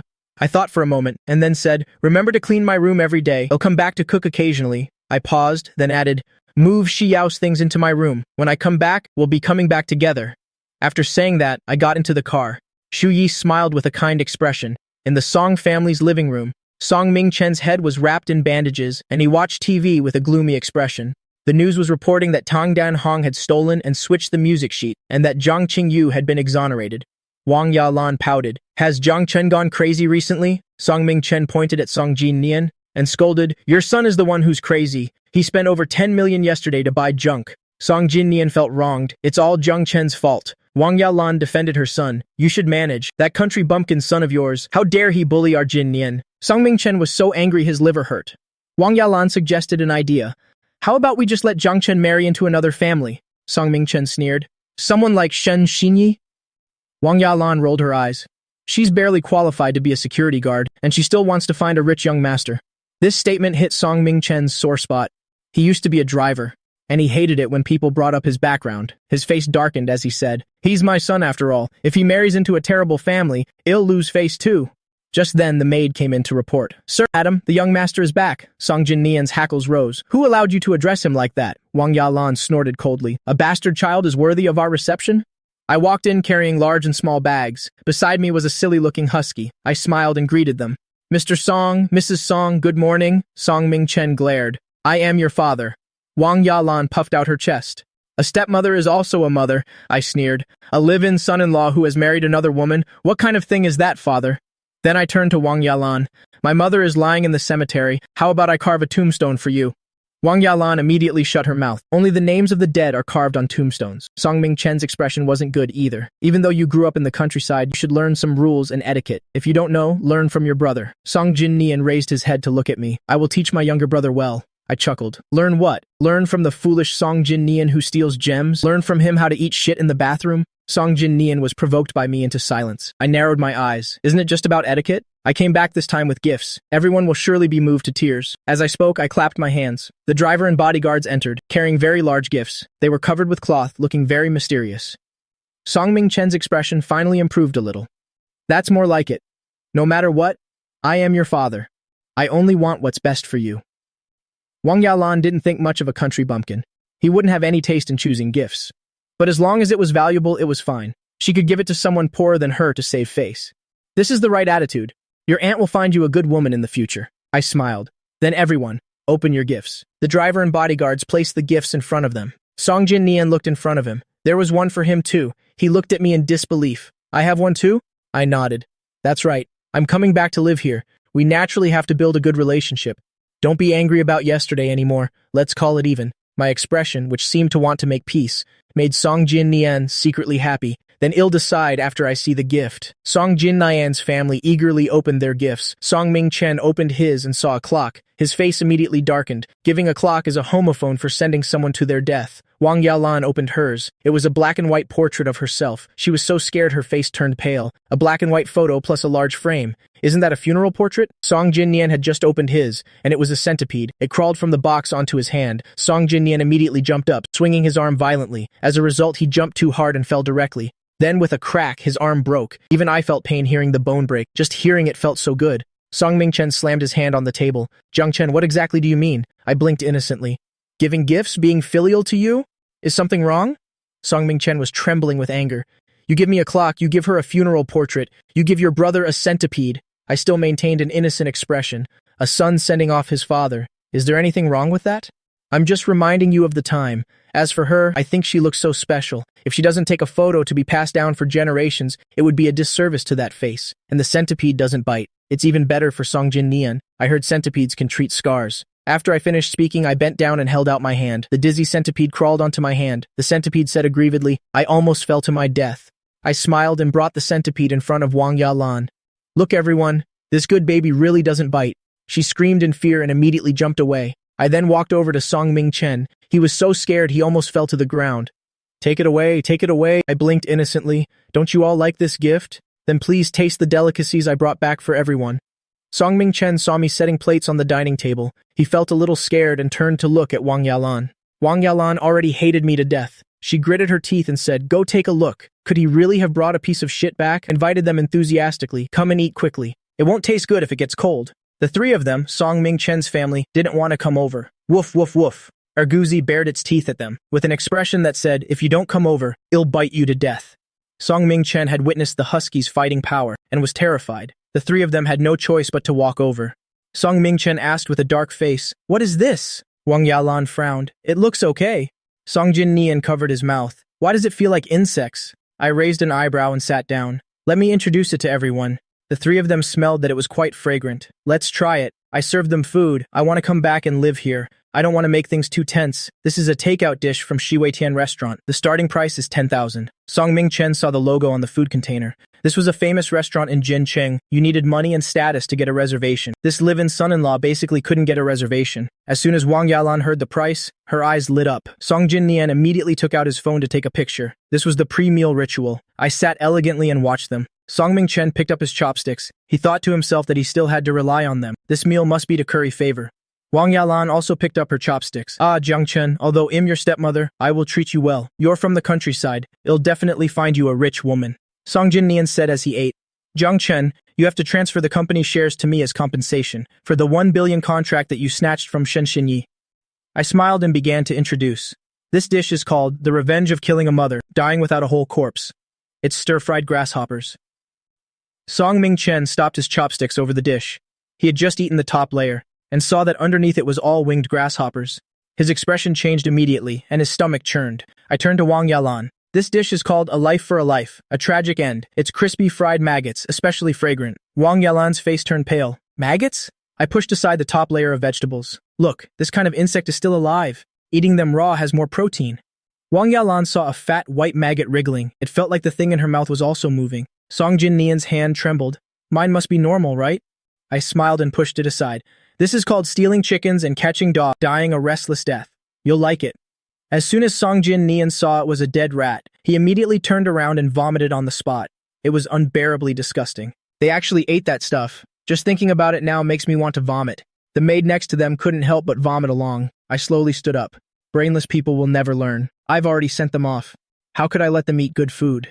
I turned and went up to the second floor. The staircase in this villa is a spiral one, splitting into two sides. I went to check my room first. It was a cramped storage room. It barely fit a 1.5-meter bed, and was cluttered with junk, even the maid's room. On the lower floor was bigger than mine. In this house, the master is supposed to live on the second floor, and the servants on the first floor. I then went to Song Jinnian's room. Light blue curtains and a large balcony. This used to be my mother's master bedroom when she was alive. Now it's occupied by a stepson, while the official young master like me can only be crammed into a storage room. How ridiculous.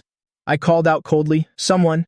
A maid hurriedly ran up. Young master. I pointed at the room. Move everything in here down to the first floor. The maid shook her head repeatedly. I can't. This is the eldest young master's room. Everything belongs to the eldest young master. I narrowed my eyes dangerously.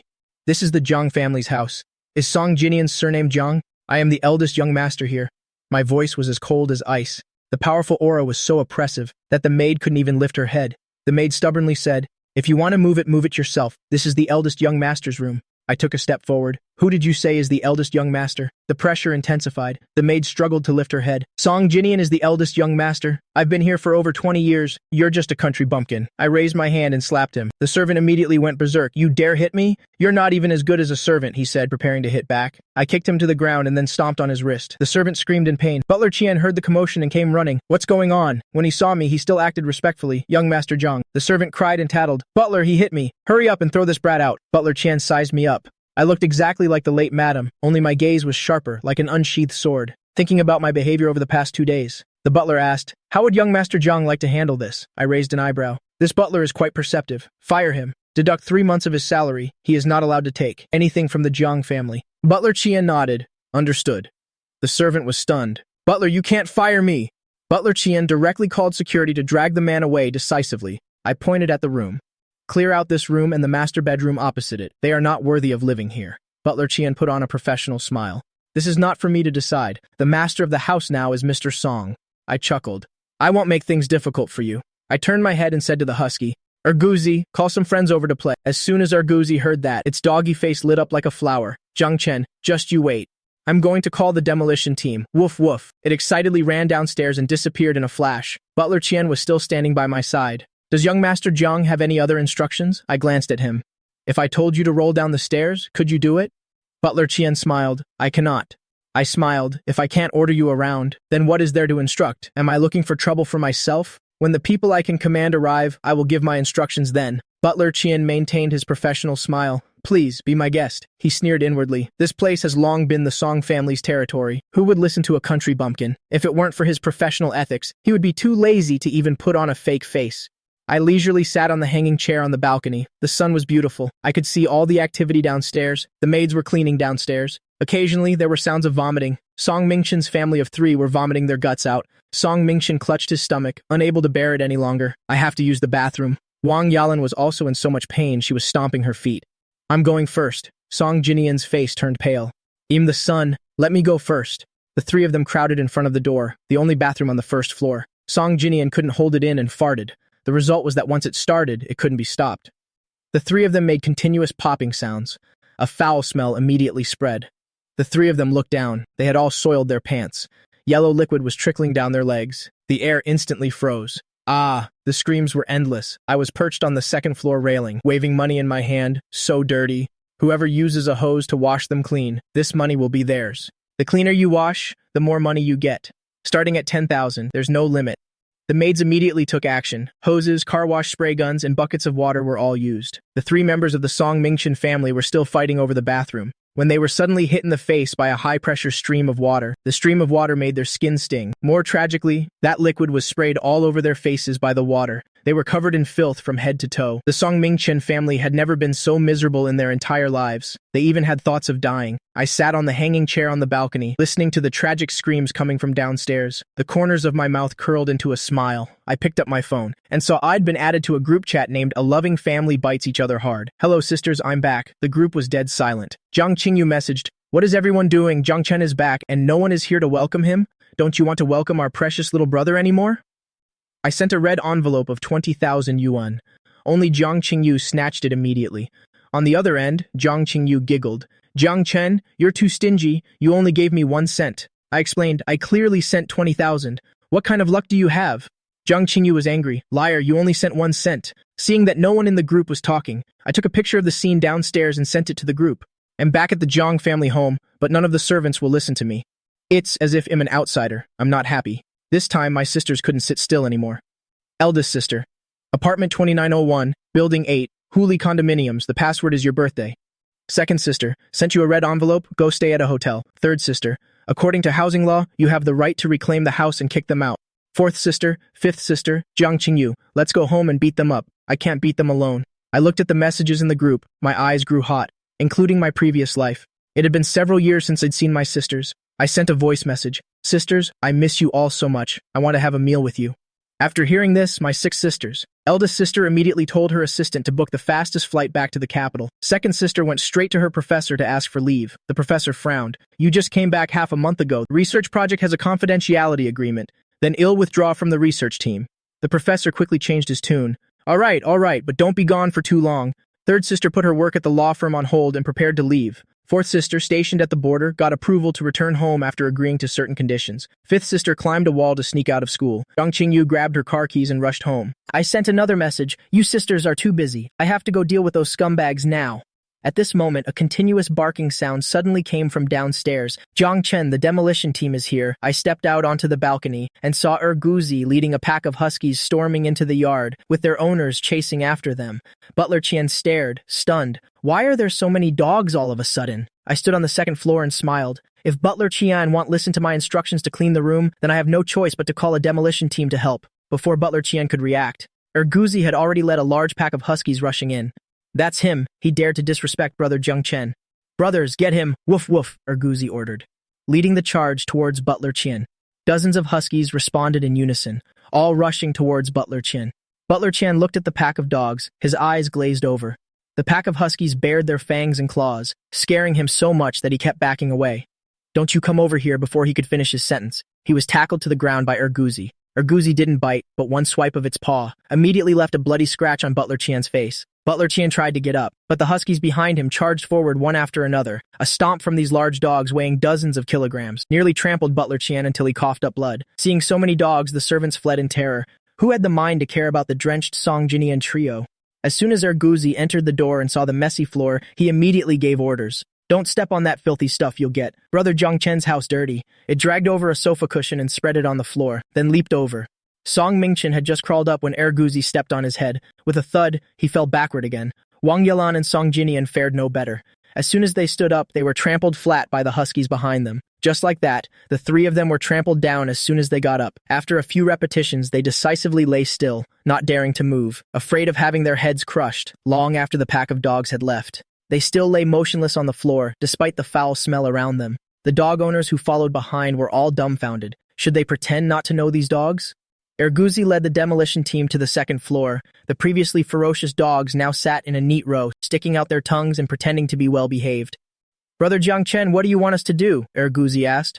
I looked at this obedient pack of dogs and said with a smile, "This room and the one opposite, wreck whatever you can." Guzi's eyes lit up. Mission guaranteed to be completed. Woof woof help brother Jiang Chen wreck the house. Woof woof the huskies, hearing they could openly wreck a house, wagged their tails excitedly. Normally, wrecking a house gets them scolded. Today, wrecking a house even gets them a reward. The demolition team immediately got fired up, biting blankets, tearing sofas, destroying wardrobes, working with gusto. If any of you are free, go downstairs and play with those servants, I added. Heir immediately arranged it. 10 of you, go woof woof woof. 10 huskies happily rushed downstairs, chasing the servants who screamed incessantly. Song Jinian and his group couldn't escape either. They were chased by the dogs and fled the Jiang family home for their lives. I sent a message to Tuo Xiao. I was just kidding. If you have to go on a business trip, just work hard and earn money. Miss you. After sending it, I waited a while but got no reply. I started scrolling through Weibo. The hot search topic was, the tables have turned. Tang Danhong switched Zhang Qingyu's musical score. Zhang Qingyu did not plagiarize. The culprit is Tang Danhong. Tang Danhong withdraws from the entertainment industry. The comment section was filled with curses against Tang Danhong and support for Zhang Qingyu. The anti-fans and paid trolls from before didn't dare to make a peep. I scrolled down and saw an inconspicuous comment. The melody of this song is a bit similar to the style of Master Fan Buxiang. Someone replied below, it's not similar. Master Fan Buxiang's works lean towards a natural style. This song sounds like it's about a heartbreak. Master Fan Buxiang is already several decades old. How could he still be heartbroken? Being 20 is also several decades old. I glanced at WeChat again. Tuo Xiao still hadn't replied. She was probably on the plane already. Thinking this, I sent another message. Xiao, good night. Then I hugged the blanket Tuo Xiao had used and took a deep breath. It smells like Xiao, smelling the familiar scent. I closed my eyes in satisfaction. At this moment, Tuo Xiao was at a bubble tea shop. Jiang Chen likes to drink this. She held the freshly bought bubble tea and saw my goodnight message. He's asleep? These past 2 days must have really exhausted him. Tuo Xiao put down the bubble tea and drove to the Jiang family home. Afraid the engine noise would wake me, she intentionally parked 50 meters away and walked to the gate. Holding the bubble tea, she stood outside the courtyard gate. She looked up at the dark little villa. Which room is Jiang Chen in? The security guard recognized her. Miss Tuo, this was someone transferred from Yushui Bay this afternoon. Tuo Xiao quickly waved her hand. Don't open the gate. It will wake Jiang Chen.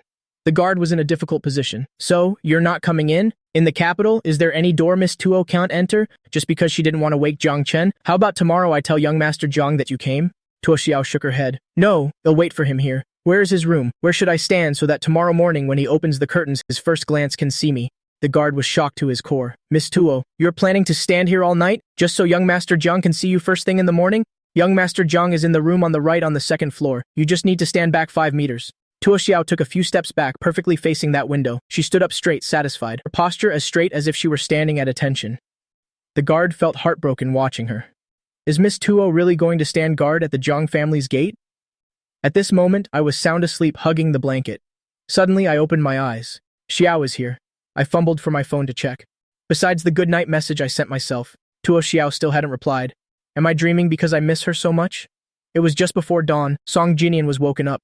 He opened his eyes, annoyed, and saw several beautiful women standing in front of him. He tried to suppress his annoyance at being woken up, and forced a smile, asking, Sisters, what brings you here to find me so early in the morning? Jiang Trung looked at him coldly. Don't call us sisters. A stepson like you with no blood relation to our Jiang family is not worthy of calling us that. Song Jinian shuddered, and sneered, If you're not my sisters, then you have no right to wake me up so early. First, you are not my sisters. Second, you are not my bosses either. On what grounds are you disturbing my sleep, he thought to himself. If it weren't for Jiang Trung's money, who would bother acknowledging these poor cousins? Jiang Yeting's sharp gaze swept over him. Looking for a beating? I don't mind hitting people. Jiang Huan toyed with a scalpel that glinted coldly. Mr. Song, would you like some free plastic surgery? Song Jinian was so scared he trembled all over. This fifth sister with a doll-like face was the scariest one. All right, what on earth do you want? To the Shen family home, Jiang Trung ordered. The 6 sisters escorted Song Jinian on their way. Meanwhile, Shen Xinyi was woken by the roar of a truck. She opened the curtains and saw several trucks parked in front of her gate. Hundreds of burly men in camouflage uniforms were lined up neatly. Immediately after, 6 luxury cars drove up. 6 women with powerful auras stepped out of the cars. Shen Xinyi immediately recognized them as Jiang Chen's sisters. Don't let them in. She stood on the balcony and shouted, No one from the Jiang family is allowed in. The 6 Jiang sisters all looked up at once. Their gazes, sharp as daggers, shot towards Shen Xinyi. If you Jiang family people don't apologize and don't return my 1 billion order, don't even think about stepping through this door. Shen Xinyi stubbornly shouted. Jiang Qingyu laughed. Tough, huh? Really not opening the door? Shen Xinyi said decisively. Not opening. Jiang Yeting waved her hand. Break down the door. Meanwhile, Tuo Xiao lazily flipped through a contract. Jiang Chen isn't here. I'm not in the mood to make money either. She had no energy at all. Xiaoqing helplessly advised, "Miss, you should hurry up and work. Don't forget the 1-year agreement with the old master. If you don't work, in a year, you still won't be able to stand against the old master. By then, you still won't be able to make your relationship with young Master Jiang public." Tuo Xiao glanced at her and suddenly regained her spirit. "Show me the schedule. Yesterday's order. Today." As she was speaking, her phone rang. She quickly picked up her phone. "You are in the sunshine, and you are in my heart." It was accompanied by a picture of me making a heart shape. Tuo Xiao imitated the gesture in the photo and smiled indulgently. Xiaoqing couldn't help but remind her, "Miss, that's a finger heart, confessing his love to you. You should pay more attention to the lives and internet slang of young people. Otherwise, there will be a generation gap with young Master Jiang." Tuo Xiao's expression darkened. "Young people? That sounds like you're calling me old." Xiaoqing stubbornly said, 3 years is a generation gap. Your mindset is truly that of a centenarian. The generation gap is even wider." The 4 words that of a centenarian provoked Tuo Xiao. "Not yet 30 years old," she gritted her teeth. "I am also a young person. Take a picture of me with my phone." Xiaoqing looked in surprise at her boss, who had never taken a picture before. Tuo Xiao maintained a stern expression, looking coldly at the camera. Xiaoqing was helpless. "Miss, this picture is for young Master Jiang. Are you trying to kill him with your gaze?" She guided her. "Relax your body a bit, lift the corners of your mouth, smile a little. Come on, make a heart shape." The picture was finally taken before Tuo Xiao got angry. Xiaoqing held up the phone. "Miss, you look breathtaking. Young Master Jiang will definitely fall for you at first sight." Tuo Xiao looked at the photo and frowned. "Will Jiangchen like it?" "I'm smiling like a fool." But in the end, she still sent it at Xiaoqing's urging. I was stunned when I received the photo. The ice goddess is so beautiful when she smiles. The heart gesture is so adorable too. I pressed the voice message button. Xiao is so cute. While I was chatting enthusiastically, I suddenly felt a tap on my shoulder. "Jiangchen, what are you doing?" I was startled by Jiang Qingyu's sudden appearance. I quickly hid my phone behind my back. "Sister Qingyu? Why did you appear so suddenly?" Jiang Qingyu looked at me suspiciously. "I wanted to ask you that. You keep kissing your phone. Which woman has bewitched you?" I held the phone screen right in front of her face. "It's Tuo Xiao. We're kissing on a video call. Look at this picture. It's the real deal." Jiang Qingyu craned her neck to look. The beautiful woman in the picture was grinning foolishly, and even making a heart gesture. Jiang Qingyu said decisively, "This is definitely fake. What kind of person is Miss Tuo?" The cold-faced female king of hell, a legend in the business world. Her methods are extremely ruthless. They say she's an upright businesswoman on the surface, but behind the scenes, she's a female devil who kills without batting an eye. I raised my foot to kick. "Don't say that. If you talk about Xiao again, he'll ignore you. Xiao is not that kind of person." Jiang Qingyu quickly changed her tune. Okay, I'll say nice things. The proud and aloof Miss Tuo, with a noble aura. But look at this picture." Seeing I was about to glare again, Jiang Qingyu quickly ruffled my hair. "Hurry up and put your phone away. Don't be deceived by that bitch. Let's go deal with that other huge bitch first."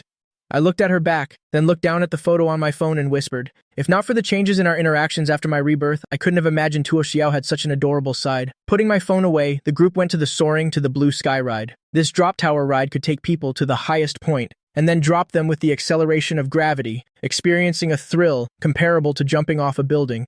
Shen Xinyi was forced into a seat. After the safety harness was fastened, she pitifully begged, "Jiang Chen, for the sake of us once being engaged, can you spare me?" I sat down next to her with a smile. "Don't worry, I'll ride with you this time." Seeing this, the 6 sisters declared, "We're going up too, to protect Jiang Chen." They quickly spread out and sat down. Eldest sister, second sister, third sister and sixth sister sat next to Song Jinian and the others respectively. Fourth sister sat next to me, fifth sister sat behind me, ready to protect me at any moment, although if there were a real accident, they probably wouldn't be in time. But it was for peace of mind. The 4 of them, including Shen Xinyi, were so scared their legs turned to jelly. I warned with a smile, "Don't vomit later, and don't wet your pants. Otherwise, I'll intentionally press the safety lock. I'll unbuckle your safety harnesses mid-air." The 6 sisters responded in unison. That's right. The 4 of them immediately broke out in a cold sweat. After the ride started, the tragic screams of Shen Xinyi and Song Jinian echoed through the sky. In contrast, my 6 sisters and I didn't even flinch. We were even smiling. What was scarier was, we would occasionally reach out and touch the safety harnesses, as if we could throw them out at any moment. Shen Xinyi tried hard to swallow back what was about to come up her throat. Looking at the 7 people who could still chat and laugh happily on the drop tower, she had only one thought in her mind. These were truly the 7 demons of the Jiang family. When the ride ended, the 4 of them, including Shen Xinyi, had once again lost their will to live. Lying on the ground, they felt that living was worse than death. Their faces were ashen. "It's really better to just die. Jiang Chen, what will it take for you to let us go?" They never wanted to experience the feeling of death again. It was too terrifying. Song Jinian, a big man, was also crying. Jiang Chen, I was wrong. I was really wrong. I won't do it again. The Song parents also chimed in. Jiang Chen, we're truly sorry. It's our fault for not raising our son well. Can you please stop tormenting us? Our old bodies really can't take it anymore. Jiang Qingyu waved the tickets in front of them. There are 2 more rides, speed racing and real boxing. I excitedly raised my hand. Speed racing, I want to go. The 6 sisters said in unison. You can't go. I was helpless, so I can't even just sit in the car? So I could only look at them wistfully. They didn't dare to utter a word. Jiang Qingyu and the sisters led Shen Xinyi to the racing area. They were all wearing racing suits. The best driver was Jiang Qingyu. She led the way, carrying Shen Xinyi. The worst was eldest sister Jiang Trung. She drove behind, carrying Song Jinian. Then, 2 of sisters 2, 3, 4, and 5 carried Shen's father and Shen's mother. The track was very winding, with a cliff on the side. One small mistake and it would be a fatal crash. I put the helmet on for Jiang Qingyu. Go for it, Sister Qingyu. The 5 sisters who were about to put on their own helmets all looked over at once. Their gazes looked as if they wanted to tear Jiang Qingyu into 100 pieces. The helmet that no one helped put on suddenly became an eyesore. I hurriedly helped each of them put on their helmets. Go for it, sisters. Be safe. It'll be here waiting for you. Jiang Trung looked at her watch. There were 5 minutes until the new race began. I glanced around. I'm a little tired. I'm going to find a place to sit for a while. I'll wait for you to come back. After saying that, I slipped away like a wisp of smoke. I rushed to get a racing suit and helmet, then quickly changed. I finally made it just before the start. I drove a bright red race car and joined my sister's racing team. The speed racing in the tourist area wasn't professional. No professional license was needed. It was considered an attraction for tourists. Before starting, Jiang Qingyu turned her head to look. Her face was full of question marks. Why does it feel like there's an extra person? An order was given. The race began. Jiang Qingyu didn't think much of it. She stepped on the gas, a sharp turn, a beautiful drift. Shen Xinyi, sitting in the same car, gripped the seatbelt tightly. A tragic scream rang out. The car seemed to be flying. It felt like Jiang Qingyu was driving very fast, almost flying. She quickly left her sisters far behind. But a race car quickly sped past her. The speed was extremely fast. This punk really has a death wish. Daring to overtake my Qingyu's car, watch me chase you to death. Jiang Qingyu immediately floored the accelerator, fiercely pursuing the car in front. The 2 race cars were one after the other. They almost collided. The wheels were even rolling on the edge of the track, sending out sparks, especially the car in front, which was getting faster and faster. As it got further and further away from Jiang Qingyu, she even almost drove her car airborne. That flying red race car still disappeared from Jiang Qingyu's sight. She complained that she was supposed to be punishing the scumbag and the bitch. Some blind fool has stolen my spotlight. I'm not the first one. Jiang Trung won't feel proud. Jiang Qingyu drove like she was flying. She had to catch this annoying punk and beat him to a pulp. Her eyes were glued to the red race car ahead. That car was truly reckless. Several times, its wheels nearly flew off the track. When turning, the car's body almost flipped over. Shen Xinyi, in the passenger seat, gripped the seatbelt tightly. She was too scared to move, feeling like she was about to die. With great difficulty, they reached the finish line. Jiang Qingyu slammed on the brakes and jumped out of the car. Angrily went to pull open the door of the red race car. Jiang Qingyu forcefully pulled open the car door, only to find the car empty. She scratched her head with a puzzled look. Where did they go? There was only a 3-minute gap between us. This person is way too fast. Jiang Qingyu was still looking around. I had already trotted over, waving at her. Sister Qingyu, I'm over here. After I reached the finish line, I quickly changed and ran back. I'm exhausted. Jiang Qingyu looked up. Her younger brother's hair was soaked and sweat was streaming down his cheeks. What were you doing to get this tired? I squinted and smiled. It's so hot. I was cheering for you, Sister Qingyu. I gave her another thumbs up. Sister Qingyu, you're amazing. You got first place. Jiang Qingyu's heart bloomed with the praise. But thinking of first place, she huffed. I didn't get first. Some kid stole my spotlight. Pointing to the red race car, she said, Did you see where they went? I want to challenge him to a match. That's so childish. She wouldn't tell her brother that she wanted to beat up the kid who stole her spotlight. That would be too violent, and losing would be embarrassing. I blinked my eyes and lied with a straight face. I didn't see. I was too busy watching you, Sister Qingyu. Who could blame me when Sister Qingyu is so cool? No one else can steal my sister's spotlight. I'm the NBA racer. It's best not to mention this. Don't want to hurt Sister Qingyu's feelings. Jiang Qingyu was thrilled to hear that. She silently vowed to find that kid, to challenge him on a professional track and win back her glory. I quickly changed the subject. How's Shen Xinyi? I looked at Jiang Qingyu and opened the passenger door. I only saw Shen Xinyi slumped there, her eyes lifeless. Her soul had left her body. Jiang Qingyu nudged her. Stop playing dead. There are more activities waiting for you. Shen Xinyi still didn't react. Her soul seemed to still be drifting on the racetrack. Jiang Qingyu directly pulled her out of the car and took off her helmet. She slapped her face. If you keep playing dead, I'll feed you to a tiger.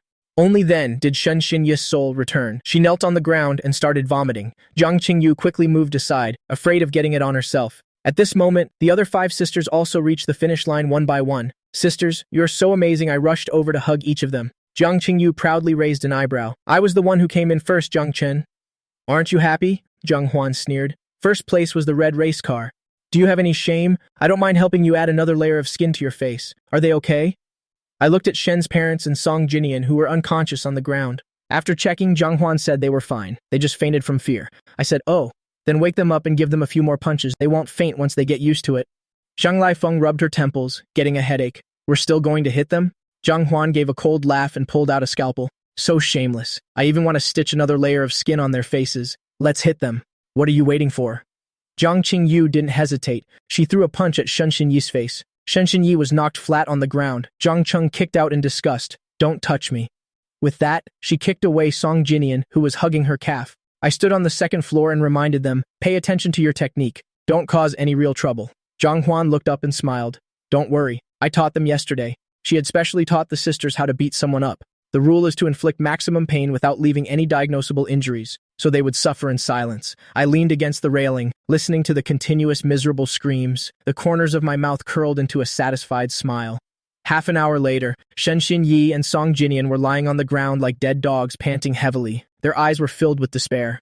Jiang Cheng took off her gloves. She took the water I handed her. Where do you want to go next? Jiang Qingyu gulped down some water. Jiang Chen said he wants to go to the zoo. I squinted and smiled. Let's go another day. I have plans to eat with someone else. My first date with Su Xiao. I can't be late. Zhang Yeting looked at her phone. There's an urgent mission. The helicopter is coming soon. Zhang Laifeng frowned. The experiment can't be stopped. I have to go too. Jiang Tian adjusted her suit. There's a case about to go to trial. Jiang Cheng sighed. The postponed meeting can't be delayed any longer.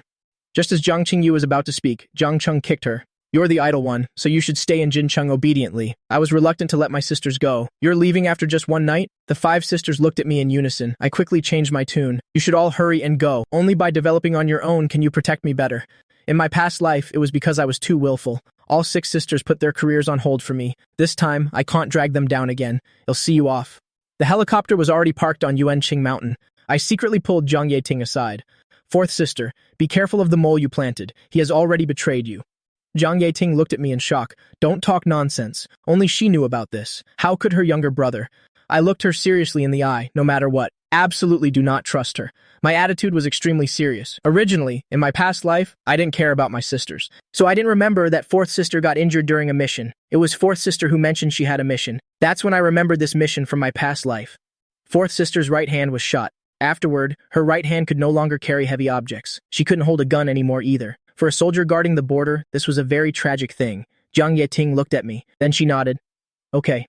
That person couldn't possibly betray her. But since Jiang Chen said it, she would believe him this once. I watched the military helicopter take Zhang Yeting away. 4th sister, you must believe me. The other sisters all had to go to the airport. I closed my eyes and tried to remember my past life. What had happened to my sisters recently? I was concentrating too hard. It made me forget someone. I handed the bank card to Jiang Cheng. This is the 900 million you gave me. I haven't touched a single cent. Take it back. Jiang Cheng looked surprised. I didn't take the bank card back. Jiang Cheng, you just keep it. I have money. The matter with the Su Corporation has been resolved. You don't need to use it. I forced the bank card into her hand. Otherwise, if the company goes bankrupt, it'll have no one to support me in the future. I chuckled inwardly. This time, when you negotiate business, don't rush to sign the contract. Check the construction site first. Also, if they raise the price, just bargain. If it doesn't work, negotiate with another company. In short, absolutely do not cooperate with the Huaguang company. Jiang Cheng was even more surprised. The Huaguang company was the second choice among the companies she wanted to partner with. The Huaguang company was very promising. I looked at my eldest sister. Do you believe me? The Huaguang company is promising, but it has internal problems. A good hand was played terribly. Jiang Cheng looked at me and slowly nodded. Okay, she couldn't really believe these words, because the future of the Huaguang company was very bright. A bright future, many companies were fighting to cooperate with them. Moreover, the Su Corporation also intended to cooperate with the Huaguang company. Jiang Cheng really doesn't know anything about business. I looked towards my second sister, Zhang Laifeng. Zhang Laifeng had a bit of a headache. Jiang Chen, don't say any more. It seemed that if I kept talking to them one by one, it would feel like I was giving my last words. I chuckled inwardly. Second sister, your research this time will definitely be a success. Zhang Laifeng smiled gently. Then I'll take your good wishes. Actually, she didn't have much hope. Because they had researched it too many times, the research institute had decided. If it failed this time, they would announce the abandonment of this research project. Luckily, I didn't have anything else to tell them after that. Third sister's lawsuit this time will go well. Fifth sister is still single. Besides, I couldn't say too much at once. Otherwise, they would think I was possessed. I saw my sisters off at the plane. Jiang Qingyu pulled me. Jiang Chen, let's go. Take the extra 100 million you have and let's go eat. I suddenly froze. Oh no. I think I forgot someone. I was so focused on seeing my sisters off. As a result, I forgot my date with Su Xiao. Seeing my expression was off, Jiang Qingyu asked, "What's wrong?" I looked at my phone. It was already 7 o'clock. "I'm late," I said in a panic. "Sister Qingyu, you go have fun on your own. I forgot about Su Xiao and Im at the airport. Would Xiao think Im trying to run away?" I strode out of the airport and called a car to leave. Jiang Qingyu scratched her head. "Oh well, I should still go find that racer and challenge that kid to a match." Su Xiao sat in her office. On the entire floor, only her light was still on. She stared intently at her phone screen. The charging cable was plugged in, her eyes unblinking, afraid of missing my message. Xiaoqing pushed the door open and walked in. "Eldest miss, you haven't gone home yet?" Su Xiao didn't even look up. Jiang Chen said he would pick me up after work, but it's been an hour since work ended. Xiaoqing took a few steps closer. Jiang Qingyu went to Yuanqing Mountain today. Su Xiao kept looking at her phone without a word.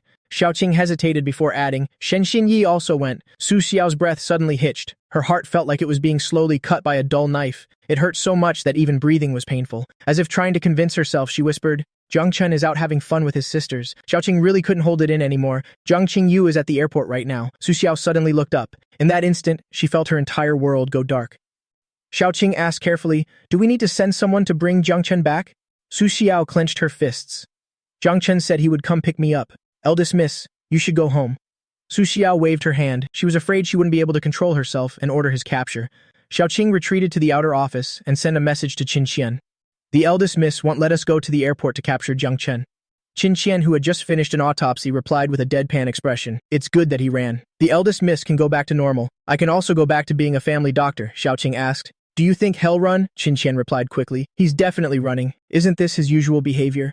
But I feel like this time is different." Qin Qian replied again. "Wanna bet? If he doesn't run, he'll wear a bunny suit to work tomorrow." Xiaoqing looked at this message. Then she looked at Su Xiao's waiting figure in the office. "Then what if Jiang Chen runs? I'll request to join the forensics team with you." Qin Qian replied, "Deal. And you have to wear a sheer men's outfit."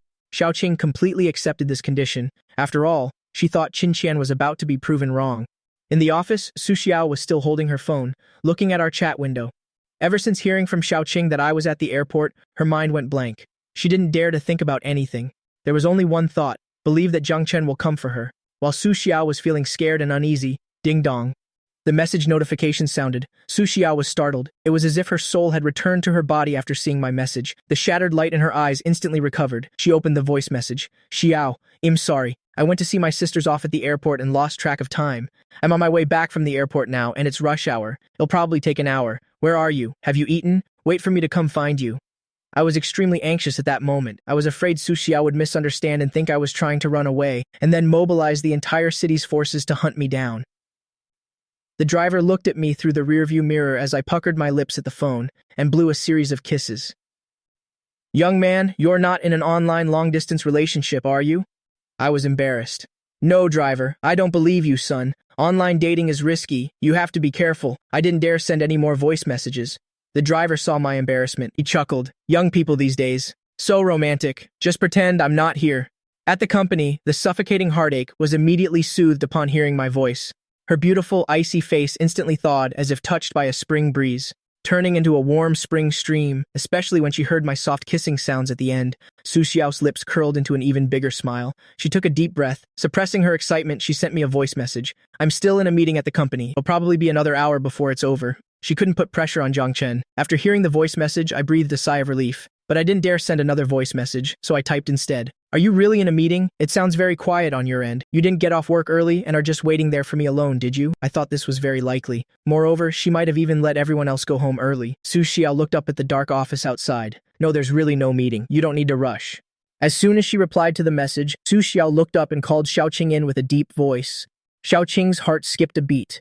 As she stood up, she sent a voice message to Qin Qian. "It seems Jiang Chen really did run. The eldest miss is about to call me in to capture him." Hearing this news, Qin Qian laughed out loud. "Then I'll wait until after you've caught him, and then wear your bunny suit to work with me." Xiaoqing walked into the office with apprehension. Eldest miss, what are your instructions? Su Xiao looked up and ordered, call the senior managers to the company for a meeting. Be here in half an hour, Xiaoqing asked blankly. Isn't it supposed to be a citywide manhunt for Jiang Chen? But now she's calling people for a meeting instead. Su Xiao shook her phone. Her beautiful cold face couldn't hide the smile. Jiang Chen is on his way. I told you he would come for me. This damn smug expression. And she's even showing off. But is Jiang Chen really coming? Immediately notify all senior managers for a meeting. They had just gotten home. The senior managers hadn't even had a bite of a hot meal. This wasn't getting off work. This was clearly just a formality. But the eldest miss had given the order. Who would dare not come? Just as Xiaoqing finished arranging the meeting, a video call from Qin Qian came through. How is it? How far has the arrest warrant been issued? Where did he run to? Have you caught him yet? Are you about to wear a dress? Hurry up and come work with me. Qin Qian's gloating voice came from the other end. Xiaoqing smiled. The eldest miss just ordered an emergency company meeting. Jiang Chen will be at the company within an hour. Qin Qian, who had been laughing like a goose, froze mid-laugh. Are you sure? Xiaoqing nodded affirmatively. Now it was her turn to gloat. Tell me, what color dress do you like? I'll go buy it for you. Qin Qian gritted her teeth. I don't believe it. I'm coming to the company to stand guard right now. The eldest miss must have sent someone to capture him. With that, she hung up. I was afraid Su Xiao would worry, so I deliberately sent my real-time location. Really on my way back, my love. Don't overthink things. I also sent a string of kissing emojis. Su Xiao looked at the red dot getting closer and closer on the map. The corners of her mouth turned up unconsciously. Her iceberg-like face melted instantly, so gentle it could melt into water. I'm not overthinking. I trust you. Are you driving yourself or taking a cab? I was in a hurry, so I took a cab. Does Xiao miss me? I saw the 3 words, I trust you, and my eyes curved into crescent moons as I smiled, my face full of happiness. Su Xiao had never been one to be glued to her phone, but chatting with me warmed her heart. What's the license plate number? I asked the driver for the plate number, and sent it over. The driver laughed and said, Young man, your girlfriend is really careful, even noting down the license plate. My eyes crinkled. She's the best woman in the world, beautiful and rich. Most importantly, she loves me a lot. The driver shook his head. If she's really rich, why would she let you take a taxi? That girl should be careful not to get scammed. I didn't say anything more. I lowered my head and continued chatting with Su Xiao.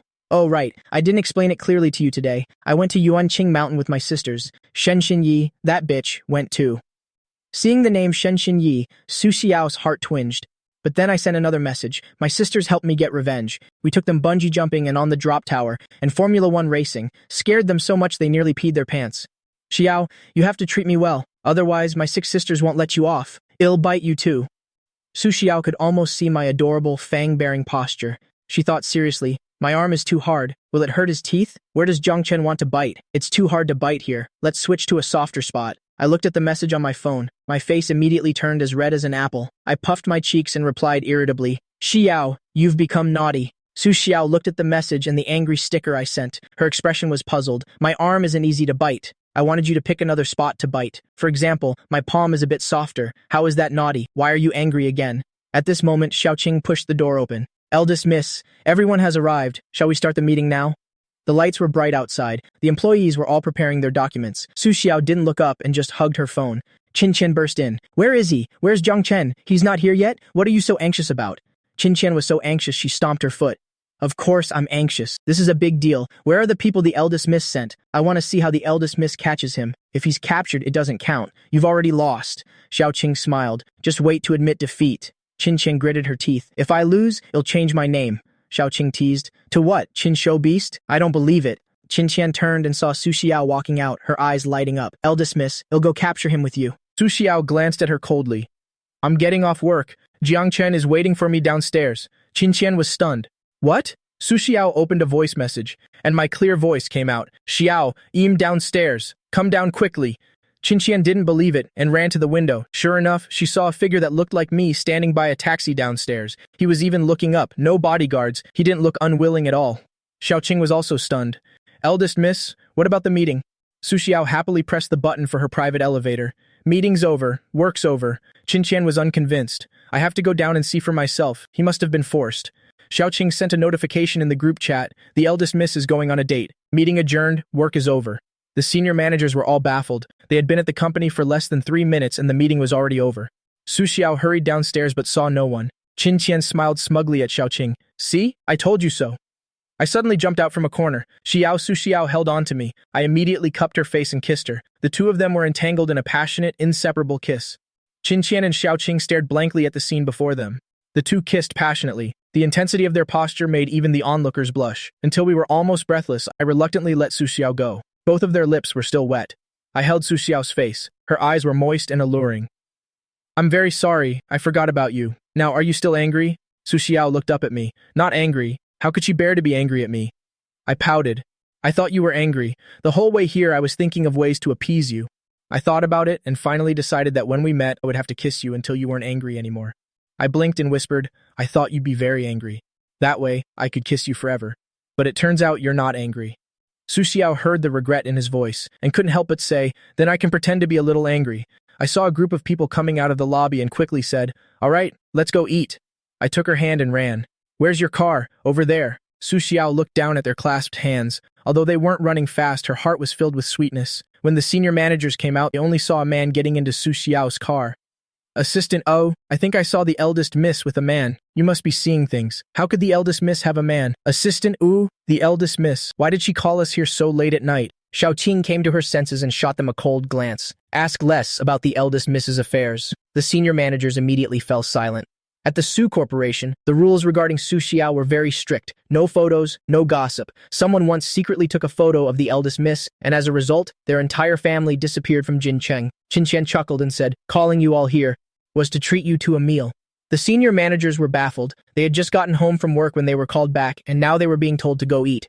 Xiaoqing put her arm around Qinqian's shoulder. She gloated and asked, what color bunny suit do you like? I'll go buy it for you.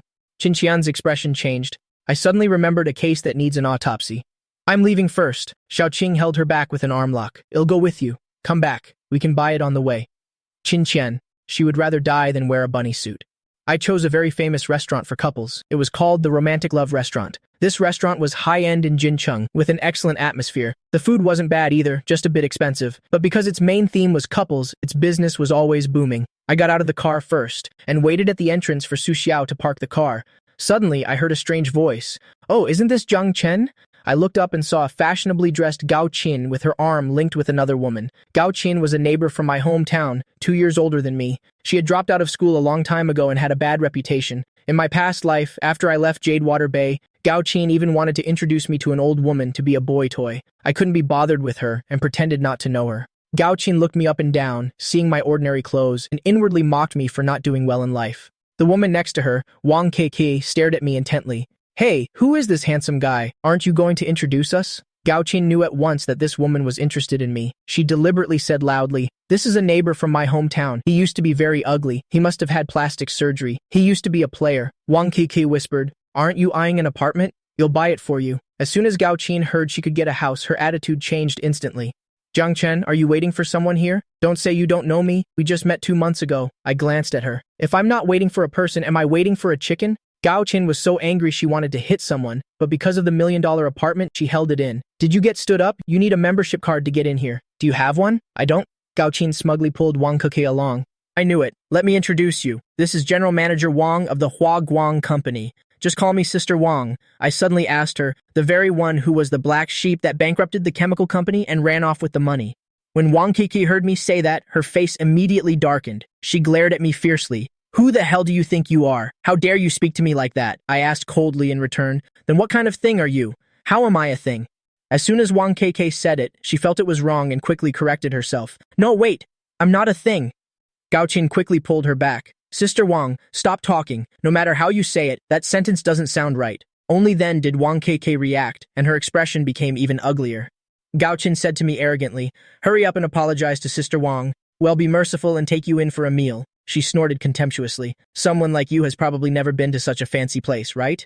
Wang Keke also dropped her pretense. It's your blessing that I've taken an interest in you. She lifted her chin. Come over here now and give me 2 kisses. I'll forgive you and I might even take you in for dinner. Gao Qin chimed in. That's right, Sister Wang is so nice. She'll even buy you a gift. At this moment, the little teddy at the door couldn't take it anymore. It yapped, oh my god, are pigs this shameless nowadays? I looked down at the little dog and said with a laugh, good boy, calling her a pig is an insult to pigs. The little teddy excitedly ran in circles around me. Wow, you're the Mr. Jiang Chen who can understand what we say? Can I have your autograph? Wang Keke saw that I was ignoring her and teasing a dog instead. Her expression grew even uglier. Gao Qin shouted loudly, Jiang Chen, did you hear that? Hurry up and come kiss Sister Wang. Otherwise, you could stand here until morning and still not get in. I thought to myself that Xiao was about to arrive. Wang Keke called the receptionist over, pointed at me and said, remember his face. Without me, he's not allowed in. The receptionist nodded respectfully and turned to say to me, sir, please leave. Don't affect our customers' ability to breathe fresh air. I was so angry I laughed. I'm affecting the air, Wang Keke said smugly. Come over and kiss me now. I'll make him apologize to you. Before the words were out, my fist was already flying. Wang Keke clutched her bleeding nose, staggered back a step, and glared at me furiously. You dare to hit me? The little teddy wagged its tail excitedly. Mr. Jiang Chen is so cool. Beat him! Woof woof! Gao Qin was stunned for a moment, then screamed shrilly, Are you crazy? Hurry up and kneel down to apologize to CEO Wang. She turned to me. I was kind enough to introduce you to a connection, yet you dare to hit someone. I didn't say another word. I raised my hand and slapped Gao Qin. You dare hit me?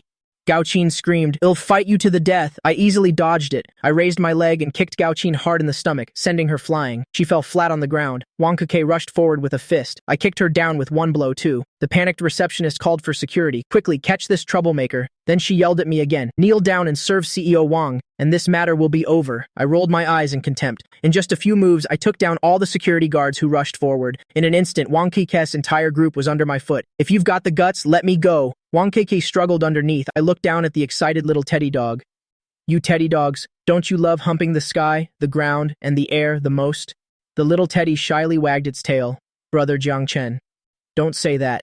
We just have a lot of energy. Woof woof. I smiled and pointed at the people under my feet. Then I'll leave these people for you guys to play with. The little teddy gave them a disgusted look but still nodded in agreement. Don't worry, Brother Jiang Chen. Woof woof. After saying that, it called over the other dogs. I lifted my foot and said with a grin, Have fun, you guys. Gao Qin's group had just gotten up and was about to run when they were surrounded by a pack of teddy dogs. The little teddy grabbed Wang Keke's calf and started making indescribable movements. Get off, you damned dog, Wang Keke struggled desperately. Gao Qin was also mobbed by several teddies and ran away screaming. Very quickly, a dozen teddies chased them all over the street, attracting a crowd of onlookers. Just then, Su Xiao finished parking and walked over. She saw this scene and frowned in confusion. Xiao, just a moment ago I was so imposing. Now I instantly turned into a pitiful little white rabbit. They bullied me and wouldn't let me in to eat. The receptionist, who had just gotten up from the ground, was beaten black and blue. The security guards also staggered up from the ground. They pointed at me, crying and accusing. He's the one who beat us up like this. He's just pretending to be innocent. Su Xiao coldly kicked the security guard away, decisive and neat, like flowing water and drifting clouds. My young master doesn't hit people. Su Xiao took my hand, brought it to her lips, and gently blew on it. The manager heard someone was causing trouble and hurried over. What's going on? Who dares to cause trouble here? This is Miss Qin's territory. Who is causing trouble here? They must have a death wish. The receptionist rushed up to tattle. Manager, it was them. They caused trouble here and even beat us. They even beat up our gold member, CEO Wang. The manager looked up at Su Xiao, then at the bruised and battered people. Sir, you have injured my people. You need to compensate us for our losses. I frowned. Aren't you going to ask what happened? The manager's face darkened. The fact is, you drove away our esteemed guest, and you injured our people. You must compensate us for our losses. Otherwise, we can only call the police and follow legal procedures. This is clearly bullying without any regard for right or wrong. I was so angry my hands were itching. If Xiao wasn't here, I would have definitely beaten this bastard to death without caring about my image. Su Xiao comforted me. It's okay, he'll call Qin Qian. She took out her phone to call Qin Qian. Seeing this, the manager sneered. Calling Miss Qin? Who do you think you are? You think everyone will give you face just because you're handsome?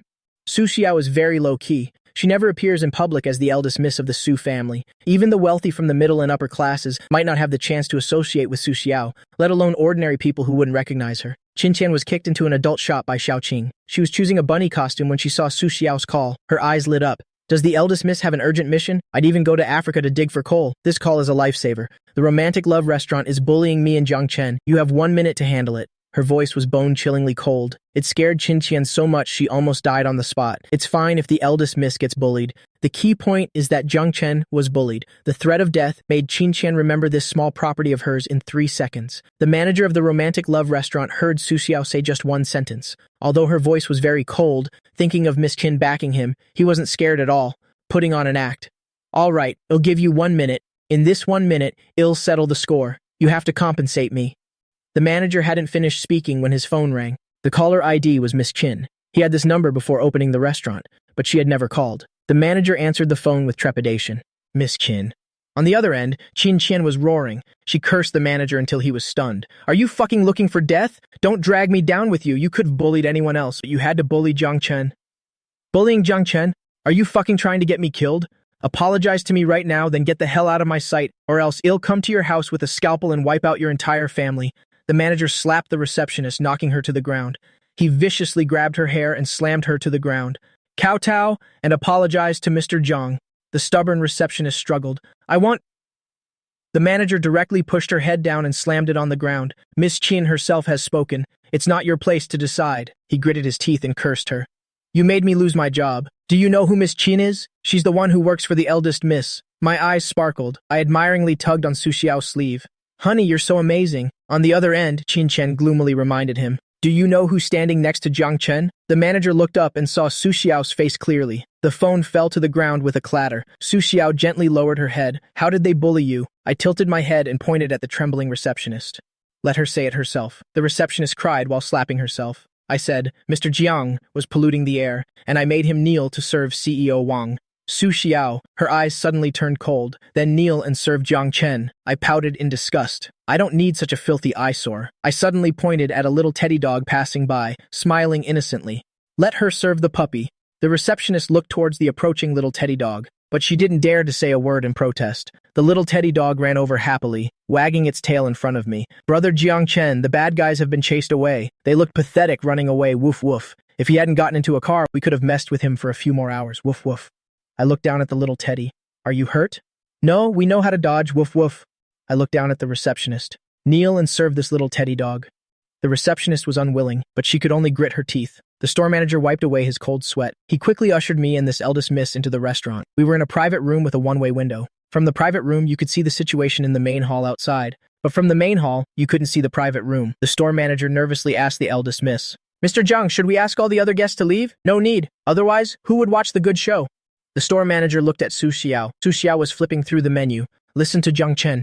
The manager felt a terrifying pressure. He raised his hand to wipe his cold sweat. Many guests in the main hall had their eyes fixed on the table in the middle. They saw the beautiful receptionist on all fours on the ground. Then the little teddy dog rubbed against her. It jumped onto the receptionist's back, then sat on the chair, while the receptionist remained kneeling, serving the little teddy dog like a servant, sometimes picking up food, sometimes wiping its mouth. Moreover, this little teddy dog was a bit of a pervert. It would get close and kiss the receptionist's face with its doggy mouth. The receptionist didn't dare to refuse. She could only continue kneeling and serving the little teddy dog, gnawing on a bone, kissing the beautiful receptionist. How satisfying. Just a little regretful. If I had known I could kiss the beautiful receptionist, I wouldn't have eaten 2 pieces of poop on the way here. Stink her to death, damn it, how dare she bully brother Jiang Chen. The little teddy dog barked angrily at the receptionist. Woof woof, scum. Come here and serve me. The receptionist knelt on the ground. She looked up at the little teddy dog and gave a standard smile. What would you like to eat, sir? The manager came out and told the receptionist, call him Sir Dog. The receptionist smiled. Sir Dog. The little teddy dog looked at the receptionist and jumped off the chair. Then it hugged the receptionist's arm and started humping it. The other guests were all stunned. Wow, this receptionist is something else? Does that make her a bitch? Your restaurant has this kind of kneeling service? Many men were stirred by this. The store manager explained with a smile. It's because she was being snobbish and looked down on people. She scolded a customer for polluting the air, and even yelled for a customer to serve someone else. So she messed with the wrong person. This is the only way she can atone for her sin. If you gentlemen want, she can serve you like this too. At first, they were just curious, even pitiful, about the receptionist's service. But after hearing she bullied a customer like that, they became very angry. She deserves it. As a receptionist, she thought she was God and bullied customers. Good thing your restaurant punished her. Otherwise, the whole restaurant would have to close down because of her. Serves her right. Bitch, come here. The main hall became lively. The receptionist was really about to cry her eyes out, but she could only endure it. Who told her to make me kneel and serve someone else first? I ordered a couple's lemon tea. The 2 straws formed a heart shape. Xiao, that Wang KK just now is the CEO of a chemical company. Su Xiao looked up at me. It's just a small company. I narrowed my eyes. My eldest sister intends to cooperate with this company, but this person is a rotten apple that spoils the bunch. Do you want to help your sister-in-law out?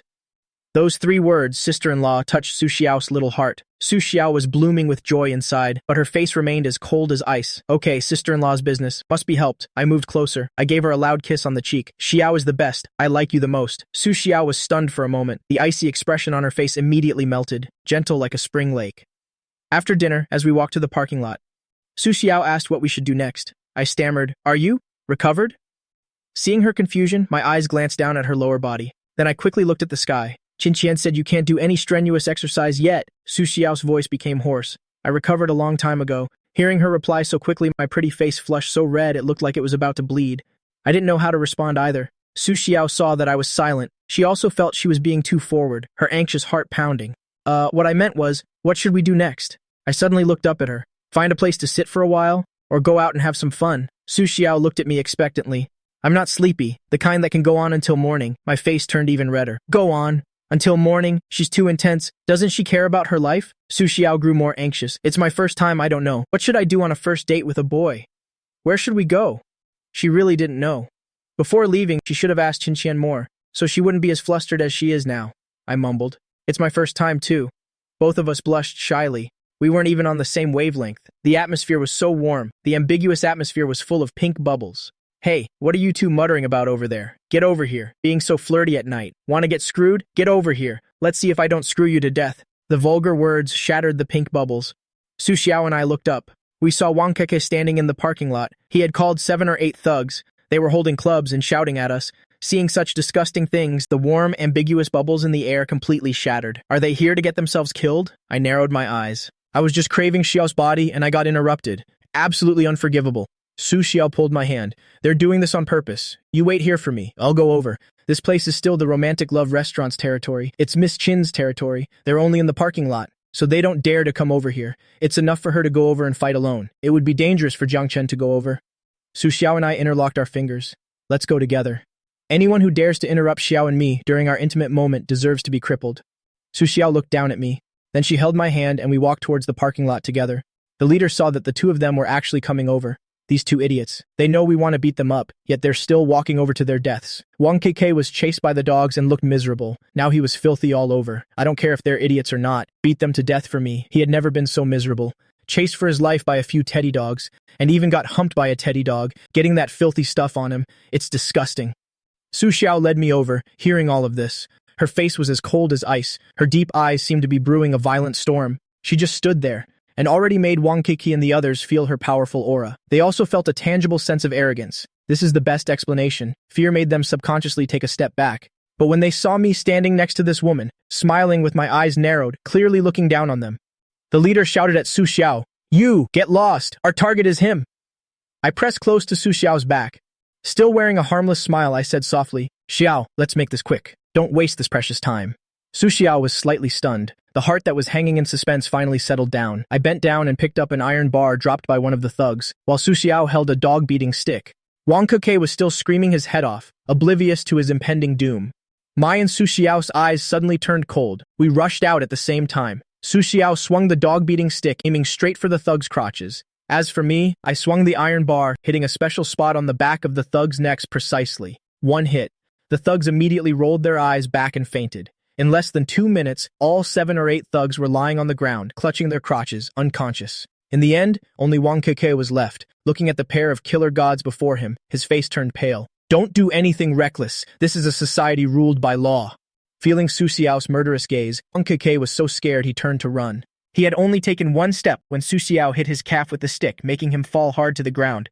"Big sister, spare me, I'll give you 1 million. Wang Keke begged for mercy in terror. Su Xiao approached step by step, the dog-beating stick in her hand. At this moment, it looked like the Grim Reaper's scythe. Su Xiao shattered his kneecap with 1 kick. Then with another kick, she crushed all his teeth. No one can make Jiang Chen kneel, not even saying it is allowed. After speaking, she crippled Wang Keke's other leg. Wang Keke fainted and woke up from the pain several times. Su Xiao coldly retracted her foot and called Xiaoqing. Romantic love restaurant parking lot. Clean it up. Send them to prison. Tell the people inside to take good care of them. She hung up. She walked up behind me. Okay, let's go. At this moment, she no longer had that murderous aura from before. I replied softly, okay. After getting in the car, Su Xiao leaned over and gently kissed my lips. Su Xiao got into the driver's seat. I fastened my seatbelt. To your place. No, that's not right. My place. Up to you. I regretted it as soon as I said it. Those words sounded like I was implying something. Su Xiao's face darkened as she started the car.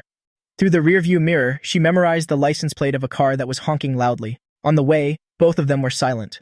Until the car stopped at Wushui Bay. Just as Su Xiao was about to speak, I quickly unbuckled my seatbelt. I'm going to check on the good baby, then take a shower. After saying that, I blushed and ran off. Su Xiao watched my flustered retreating back. Her gaze gradually deepened. I was running. Suddenly I bumped into someone. I looked up. I was so scared I cursed. Holy crap. The person in front of me wearing this pink bunny suit? A president? The person wearing bunny ears was Qinqian. Qinqian was running. Suddenly seeing me in front of her, my God. She looked up. and realized Su Xiao was also behind me. She hurriedly covered the pink bunny ears on her head. Holy crap, just as she turned to run, Xiaoqing caught up. Beast. Hey, nowhere to run. Xiaoqing grabbed Qin Qian. She looked up and saw the two of us at the door, her voice fading. I stood at the door, looking at Xiaoqing holding Qin Qian's waist. Then I looked at Qin Qian's outfit. You two are. Xiaoqing hurriedly let go and explained. Mr. Zhang, you've misunderstood. It's not what you think. Qin Qian quickly said. What do you mean what you think? I wasn't thinking anything. I looked back and forth between them. I wasn't thinking anything at first. Now I am thinking something. Su Xiao frowned. What are you two doing? I pulled Su Xiao's hand. Let's go. It seems we're interrupting them. Qin Qian was still covering her bunny ears. It's not what you think. I thought you two were on a date and wouldn't be back. Xiaoqing kicked her. Eldest miss, Mr. Zhang, it was Qin Qian. She made a bet with me that Mr. Zhang went to the airport to run away and wouldn't come back. I turned back. A bet? Xiaoqing nodded. Qin Qian bet that Mr. Zhang wouldn't come back. If you came back, she would wear a bunny suit and change her name to Qin Shou. Qin Qian covered her face. Xiaoqing continued. She didn't want to wear it at first, so I said I'd tell the eldest miss to send her to the forensic team. It turns out Qin Qian accidentally bought a pink bunny suit. When she was about to exchange it, she was caught by Xiaoqing. Taking advantage of the eldest miss's absence, she secretly put it on, and was caught in the act. I looked at Qin Qian. I never noticed you two had a thing going on before. In my past life at Jadewater Bay, Qin Qian always wore a white lab coat, the image of a cold and arrogant doctor. Xiaoqing also had a standard professional face, looking very honest. I never expected you to be so wild in private, Qin Qian. I'd have a thing with a ghost before I have one with him. Xiaoqing explained. I already have a girl I like, Mr. Zhang. Don't play matchmaker recklessly. I said, oh, meaningfully. Su Xiao pulled me. It's late. Let's go to sleep. Don't bother them. Xiaoqing reminded the eldest miss. It's only 10 o'clock now. You usually work until 12. Qin Qian shouted at them. Eldest miss, don't drive. You want to do strenuous exercise, Su Xiao. She held my hand tightly, and without even turning her head, she gave an order. You're not allowed to change clothes tonight. Stand guard outside, or else. Qin Qian gritted her teeth in anger. The bunny ears on her head also stood up straight. Su Xiao, you value romance over friendship. If you're so great, don't abuse your power for personal revenge. Su Xiao gave her a cold glance. Not convinced? Qin Qian immediately deflated and turned to me for help. I yawned. Xiao, I'm so sleepy. With a slam, the bedroom door closed, leaving Qin Qian with a look of despair. Xiaoqing asked gloatingly, do you want to go to the forensics team for an autopsy, or stand guard like this? Qin Qian pulled her back. Stand guard. She didn't say where. Can I stand guard in your room? It'll be misunderstood. What the hell is there to misunderstand? I'm a straight guy. Then go stand guard in the doghouse. Don't bother the couple upstairs. In the room, both our palms were sweating. The sound of our pounding hearts was extremely clear in the quiet room. Su Xiao looked down at my tense form. I was unconsciously biting my lip. Zhang Chen, what are you doing? I pushed Su Xiao hard against the wall. I want to kiss you. Without waiting for a reply, I kissed her. She froze at first, then wrapped her arms around my neck. Responding, our hands started to wander. Young master, your dearest sister Qing Yu is calling. The jarring ringtone instantly broke the ambiguity. Su Xiao's face darkened as she picked up the phone. It's my sister Qing Yu. On the other end, Zhang Qingyu said seriously, our 5 sisters said, you have to be home before 10. I've already bought you an extra half hour. They're about to video call to check. I tilted my head and looked at Su Xiao's wide-open collar. I thought to myself, this woman is wild enough. Zhang Qingyu urged over the phone, little Zhang Chen, you have to be back within half an hour, otherwise I'll come pick you up. I took a deep breath. No need, I'm coming back right now. Okay then. Zhang Qingyu hung up decisively. I looked up at Su Xiao. My sister is rushing me to go home. I'll take you home. I mentally calculated that I'd have to teach her a good lesson later. Su Xiao drove me right next door to the Zhang house. I'm home. Drive safely, okay? I blinked at Su Xiao, full of reluctance. Su Xiao hummed in response. The air was a bit quiet. Su Xiao tilted her head to look at me, seeing I still hadn't gotten out of the car. What's wrong? I looked at Su Xiao pitifully, a little upset. Then I got out of the car. But I still didn't leave. Instead, I looked up at Su Xiao. Under the streetlight, the two of us gazed at each other passionately. The warm and ambiguous atmosphere reached its peak. I pressed Su Xiao against the car, then I leaned in to kiss her. Just as I was about to kiss her, my phone rang. Your dearest sister Qingyu is calling, young master. The moment we were about to kiss, we were so startled that we separated. We looked exactly like we'd been caught by our parents. I looked at Su Xiao, then I quickly gave her a peck on the lips. Good night. You have to miss me. After the kiss, I turned and ran. Su Xiao touched her lips, then looked down and smiled softly. I'll miss you. Su Xiao looked up, the smile on her face growing brighter. As long as I was willing to be by her side, she could endure it for a lifetime. She was willing. I ran to the door and turned to look back. Su Xiao was still there. I blew her a kiss. Su Xiao looked at my bright appearance. Her heart stirred. If Zhang Chen agreed, she didn't want to endure it anymore. From the second-floor balcony of the Zhang house came Zhang Qingyu's roar. I was so scared I almost ran into the door. I'm back, Su Xiao raised an eyebrow slightly. Sister-in-law seems to have too much free time. If sister-in-law were a little busier, she wouldn't have time to manage. What time Jiang Chen comes home, right? Jiang Qingyu held her phone. Why aren't you answering the video call? My dear sister Qingyu, I've already been scolded hundreds of times. My sister immediately answered. It was eldest sister Jiang Cheng making a group video call in the group chat. As soon as I answered, I heard my sisters speaking one after another. We told you to take good care of Jiang Chen, but it's almost 11 o'clock and he's still not home. What kind of sister are you? Are you itching for a beating? Don't just blame Xiaoliu. We should manage Jiang Chen a bit. It's not good if he picks up bad habits from others. When Xiaoliu gets back, we need to have a serious talk with her. If she doesn't listen, then we'll have to beat her. I started speaking with a smile. Eldest sister, second sister, third sister, fourth sister, fifth sister. I called them one by one. I can't leave anyone out. It's so difficult for me. I have to share my love equally. Fourth sister Zhang Yeting coughed lightly. She said, just now I said I wanted to beat your sister Qingyu. Can you help me put in a good word with her? Third sister also felt a bit awkward. You should keep an eye on your sister Qingyu. Don't let her learn from bad people. And I even said it in front of Jiang Chen, that I wanted to beat her. Will this make Jiang Chen feel like his sisters aren't good sisters? Can I still maintain my status as a sister? I smiled and nodded, being extremely obedient. Yes, fourth sister. Jiang Cheng, it'll explain to Qingyu. Celebrities must pay attention to their image. From now on, you must make sure she's home by 10 at night. She's not allowed to sleep over casually outside, understand? Jiang Qingyu mumbled. They clearly said Jiang Chen had to be home by 10. From now on at 10, remember to have her in your room. You two take a selfie and send it to the group. Boys are also very dangerous these days. So when you go out drinking, you must report to your family. A family member must accompany you. Girls these days are very scheming. If any strange men appear next to your sister Qingyu, you must report it immediately. Understand? Hearing these words, I smiled until my eyes narrowed. Yes, I will definitely help you sisters discipline sister Qingyu. The five sisters asked in unison if Jiang Qingyu heard them. Manage her well, she has to be obedient. Jiang Qingyu silently took the blame.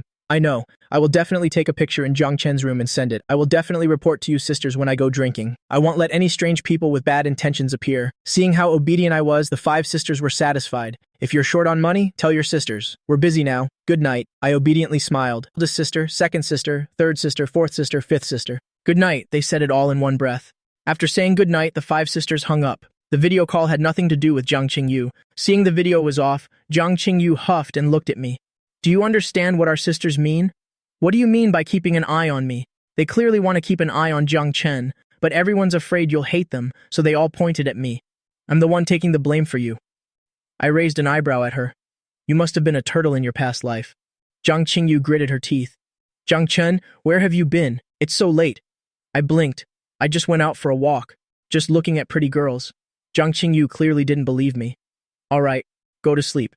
From now on, come home on time. I nodded in agreement. Good night, sister Qingyu. Just as Jiang Qingyu was about to leave, her phone rang. It was her manager, Xiaojin. Xiaojin, what's up this late? I'm at home with the young master. I'm busy. Jiang Qingyu suddenly stopped. What? I have to go shoot a commercial now? You've got to be kidding me. It's already 11 o'clock. I looked up at Jiang Qingyu, blinking. After hanging up, Jiang Qingyu ran back to me. You be good and go to sleep. Don't go anywhere else. I have to go to a shoot. I won't be back tonight. I let out a sound of surprise. What kind of crappy company is that? Making you shoot a commercial this late? That's just evil. Tell me which company it is. I'll help you bully them back one day. It'll make them go bankrupt. Calling sister Qingyu out for a shoot this late is just too much. The Su Corporation suddenly called. There's a commercial they need me to shoot. Not only is the pay good, but it's also a rare chance for exposure. I have to go. After speaking, Jiang Qingyu hurriedly left, closing the door behind her. But very quickly she opened the door again and poked her head in. Making the Su Corporation go bankrupt. Jiang Chen, you really are a big talker. I was stunned for a moment. The Su Corporation. Could Su Xiao be getting revenge? Thinking of this possibility, I lay in bed and texted Su Xiao. Just got home. Sister Qingyu was called away by your company to shoot a commercial. Confess, are you playing tricks? Abusing your power for personal revenge? Su Xiao sat in the car, answering expressionlessly. Is that so? I didn't know. Or I could call her now and tell her to go tomorrow. Jiang Qingyu has too much free time. Let's keep her a little busy. She can also earn money for Jiang Chen to spend. This feeling of money moving from the left pocket to the right is great. I continued texting. At first, I thought some crappy company was bullying my sister, Qingyu, and I was even planning to have you buy it. I didn't expect it to be yours. Su Xiao replied immediately. Although it's not bankruptcy, my person is all yours, and the company's assets are of course yours too. Although they were just words, I could imagine Su Xiao's charming look as she said this. I replied excitedly, I want to hug and kiss you, and then devour you completely. Su Xiao looked at the message, silent for a moment, and slowly typed, how about I come upstairs now for you to kiss, for you to eat. Just as the message was sent, I saw the main gate of the Jiang family home open. Jiang Qingyu drove her red sports car out. Su Xiao narrowed her eyes and silently drove away. I looked at the message in my room, stunned for a moment. Could it be that Su Xiao hadn't left yet? I hurried out to the balcony. I discovered the car next door was gone. She must have been bluffing. Thinking that Su Xiao was driving, I didn't text to bother her again. After taking a shower, I sent Su Xiao a goodnight message and went to sleep. The next morning, I was woken up by two sparrows on the balcony. Brother Zhang Chen, good morning. Did we wake you? I stretched. First, I sent a voice message to Su Xiao. My love, good morning.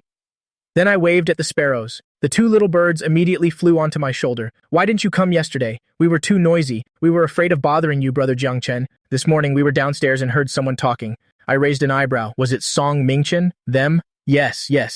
They said they want to send you to a subsidiary of the Jiang Corporation to be the general manager. It's the Yingmei Production Company, a personal care brand that's about to go bankrupt. It turns out that last year, Song Mingchen sold Yingmei to a relative for a low price. As a result, this domestic brand suddenly became popular. Song Mingchen said he wants you to achieve 10 million in revenue within a month. That way, they'll have an excuse not to let you return to the main company. The two sparrows, one chirping after the other, revealed all of Song Mingchen's schemes. I thought about the future fame and success of the Yingmei company. I couldn't help but laugh. All right, it'll go, I agreed readily. They want to use a small company to get rid of me? Well, it'll make them regret it. Oh, right, how are Shen Xinyi and her family?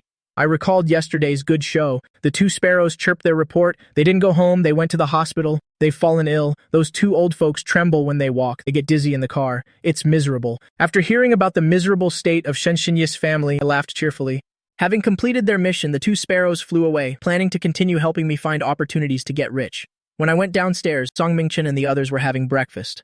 Wang Yalan glanced at him and said sarcastically, "Such a grown man still sleeping in. No wonder you got dumped. A lazy man like this will surely be unwanted in the future." I happened to walk up behind her and without a word, I pushed her head into a plate full of bread and ketchup. "Even food can't shut your mouth," I said coldly. "Next time, I'll make you eat shit." When I let go, Wang Yalan's face was covered in ketchup, her meticulous makeup ruined. She looked like a female demon. She glared angrily at me, who was now sitting opposite her. "What kind of son are you?" Before she could finish her words, I splashed a glass of milk on her. "If you like to bark nonsense, I'll let Ergauzi play with you." I put the glass down. The husky ran in excitedly. "Brother Zhang Chen, what's the mission?" Seeing this ferocious husky, Wang Yalan was immediately terrified. But having been humiliated so badly early in the morning, she was about to explode with anger but didn't dare to act on it. "Control your son, I'm not eating anymore." Wang Yalan stormed upstairs angrily. "Woof woof." Erguzi barked loudly at her. Wang Yalan was so scared that she missed a step. Her chin slammed into the stairs and her mouth started bleeding. Her front tooth was also loose. She broke down and cried loudly. "What is happening? Ever since I came back, this house has had no peace." I yelled to the kitchen, "Reward Ergozi with 2 chicken legs." "Good job." Wang Yalan was even more devastated, screaming at Song Mingchen. "Aren't you going to do something about Zhang Chen?" Song Mingchen calmly flipped his newspaper. "If you don't provoke him, it's fine." Right now, he didn't want to anger the person who had become powerful. At least until he got the Jiang family's assets, he still had to appease me. Wang Yalan was aggrieved early in the morning and was also scolded by her husband. She ran upstairs crying. I slowly drank the glass of milk a servant brought me. Song Mingchen put down his utensils and looked at me. "From now on, give in to her a little. If she bullies you, tell Dad." Without looking up, I just said, "Oh." I thought to myself, what's with the good guy act? If he really wanted to protect me, he should have protected me when Wang Yalan spoke up earlier. Song Mingchen looked up and suggested, "You're 19 now. You graduated from a vocational school and didn't go to university. How about Dad pays to get you a spot in a school to study?" I refused bluntly. "No need, not interested. I want to work at the Jiang Corporation." I paused for a moment. "I have quite a few shares in the Jiang Corporation, so parachuting in as CEO shouldn't be a problem, right?" Song Mingchen's mouth twitched. "That's too greedy. Wants to be the CEO? Your academic qualifications are not enough. The people in the company won't respect you. Besides, the company isn't doing very well right now." Song Mingchen gave a bunch of reasons. Finally, he suggested that the Yingmei company wasn't bad. It's a personal care products company. "How about you go there and start as a junior secretary?" I frowned. "From the CEO of the parent company to a junior secretary of a subsidiary. That's too big of a gap." Song Mingchen reluctantly said. "Then a department head." I insisted on being the CEO of the parent company. Song Mingchen skipped the intermediate steps. "What about the general manager of the Yingmei company? I stayed up all night in meetings to get this position for you." I didn't look up. "Not going. I only want to be the CEO of the parent company." Song Mingchen had a headache. "Zhang Chen, don't be stubborn. This is a good opportunity. If you achieve something, you can come back to the main company." Song Mingchen threatened. If you don't agree, they'll let your brother Jinian go. I didn't care. Then let him go. Song Mingchen was about to explode with anger. A vocational school graduate is offered a general manager position and he doesn't even want it. He truly doesn't know his place. He took a deep breath. Your brother is a celebrity. He doesn't have time. I finally looked up. You want me to be the general manager of Yingmei? Then beg me. Otherwise, I'll go to the main company to be the CEO. I took a sip of milk. My 6 sisters also have shares. They will definitely support me. Song Mingchen was speechless. Jiang Chen's and his 6 sisters' shares, when combined, are almost enough to make him the chairman of the board. Song Mingchen lowered his voice. Fine, son, let's just say that Dad is begging you to go to Yingmei to get some training first. Why don't you come back to take over this zombie company after you've achieved some success? I blinked. Dad is begging me? Song Mingchen nodded vigorously. Dad is begging you. It's all for your own good. I pretended to be reluctant. Then say it 3 times, Dad begs you. Then he'll reluctantly make the trip. Song Mingchen looked at me, really wanting to hit me, but he could only grit his teeth and say, Jiang Chen Dad begs you to be the general manager of Yingmei. I'm begging you. I'm begging you. I nodded reluctantly, then suddenly asked again, Dad, you're begging me like this to be the general manager. Could there be some scheme? I don't want to go anymore. Having just begged, Song Mingchen almost coughed up blood from anger. What more do you want? Originally, I should have been the one begging him to arrange a job. Now it has turned into Song Mingchen begging me. I smiled with narrowed eyes. How about this? Transfer all your and Song Jinian shares in Yingmei to me. And Ilgo, Song Mingchen finally realized. And you want this company? I nodded. Yes, to practice with. What you want doesn't exist, not even for your father. Song Jinian's shares in the Yingmei company. I don't want to make money for a stepson. Song Mingchen stared at me, calculating in his mind. The Yingmei company is about to go bankrupt. Right now, not losing money is already lucky. Giving it to Jiang Chen isn't impossible. If he doesn't manage it well and the capital can't circulate, Jiang Chen will definitely have to give Jiang Chen money. That way, Jiang Chen's company won't be able to develop. Jiang Chen will lose a backer. Song Mingchen pretended to be troubled. Jiang Chen, I can't decide on these shares alone. I cut him off directly, then forget it. I should still go to the main company to be the CEO. A domineering CEO is so majestic. I want to hire a bunch of bodyguards, have meetings, and do business every day, and I also want to go to work in a helicopter. Song Mingchen thought to himself, daydreaming. Song Mingchen gritted his teeth. Fine. Let's go to the Yingmei company now for a board meeting. But let me be clear. You have to achieve something first. After all, it's an empty shell of a company. Just let Jiang Chen go and lose money. That way, he can also appear to be a generous father. At the board meeting, Song Mingchen brought a lawyer and prepared documents. He had announced half an hour earlier, Gentlemen, today we will discuss the matter of placing my youngest son in the Yingmei company. I sat on the left, glanced over at the listless directors. It seems everyone feels this company is beyond saving. They can't even be bothered to fight over it. Song Mingchen must have warned them in advance. A director spoke up. We have no objections. But given the company's current situation, we will not invest any more money. Song Jinian glared at me listlessly. Although the Yingmei company isn't big, it's still a brand that's been around for over a decade. What if Jiang Chen runs it into the ground? Song Mingchen pretended to scold Jinian. You must believe in your brother's abilities. Song Jinian sneered. What abilities does Jiang Chen have? Even his vocational school diploma was bought with money. Can a person like that manage a company well? I raised an eyebrow. Looking at Song Jinian, what if I do manage the company well? Song Jinian immediately retorted, then what if you don't manage it well? I knew exactly what answer they wanted and said with a smile, if the company goes bankrupt in my hands, I will give up my 15% shares in the Jiang Corporation. Hearing these words, both Song Mingchen and his son's breathing quickened. What an idiot. This crappy company can't survive at all. Jiang Chen is practically handing them the shares on a silver platter. When Song Jinian heard an idiot was delivering himself to their doorstep, he couldn't wait to agree. He slammed the table and stood up. Good, you said it yourself. We're not forcing you, not tricking you. When Song Mingchen heard this, he couldn't help but twitch the corner of his mouth. Isn't this a case of protesting too much? I smiled and asked, so what if I manage the company well and even make Yingmei profitable? Song Jinian declared smugly. Then I will give you my shares in the Jiang Corporation. It'll even hold a national press conference and call you Grandpa 3 times in front of everyone. Song Jinian was secretly delighted.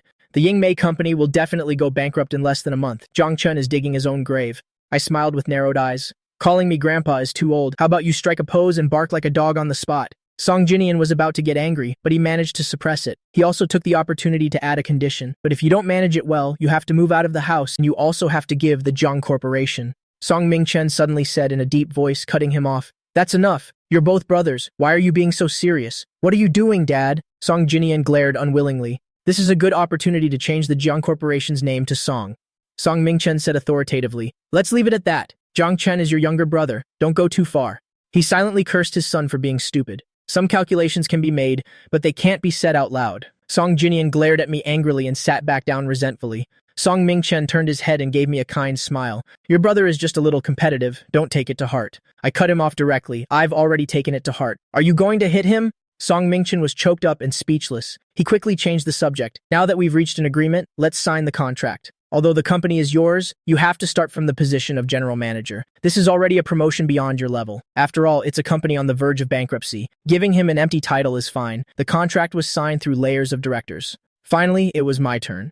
I slowly reviewed the terms. Song Jinian, beside me, kept rolling his eyes. You went to vocational school for design, right? Can you even understand the contract? I didn't look up. Don't forget my third sister is a top lawyer. Song Jinian sneered. That's your sister, not you. Thinking of my 6 beautiful and rich sisters, Song Jinian gritted his teeth in hatred again. Those women didn't even pay attention to a handsome man like him. I suddenly pointed to the contract and said, Clause 78 means I have to make the company's profit grow by 70% within a month. Only then can I get your shares. And become chairman, right? This clause is too cunning. Even if I save the company, as long as the profit doesn't reach 70%, the shares will still belong to the Song family. If I can't save it, I also have to compensate with my Jiang family shares. This Song Mingchen's calculations are really sophisticated. Unfortunately, he doesn't know. The Yingmei company can absolutely achieve an 80% profit growth. I couldn't wait to see the spectacular look on his face when he gets slapped in the face. Song Mingchen slowly nodded at me. This was decided after the board discussed it. You have no experience and no professional qualifications. We don't want to bear the business risks, so we added this clause, earn back 70% within 30 days, and it has to be profitable.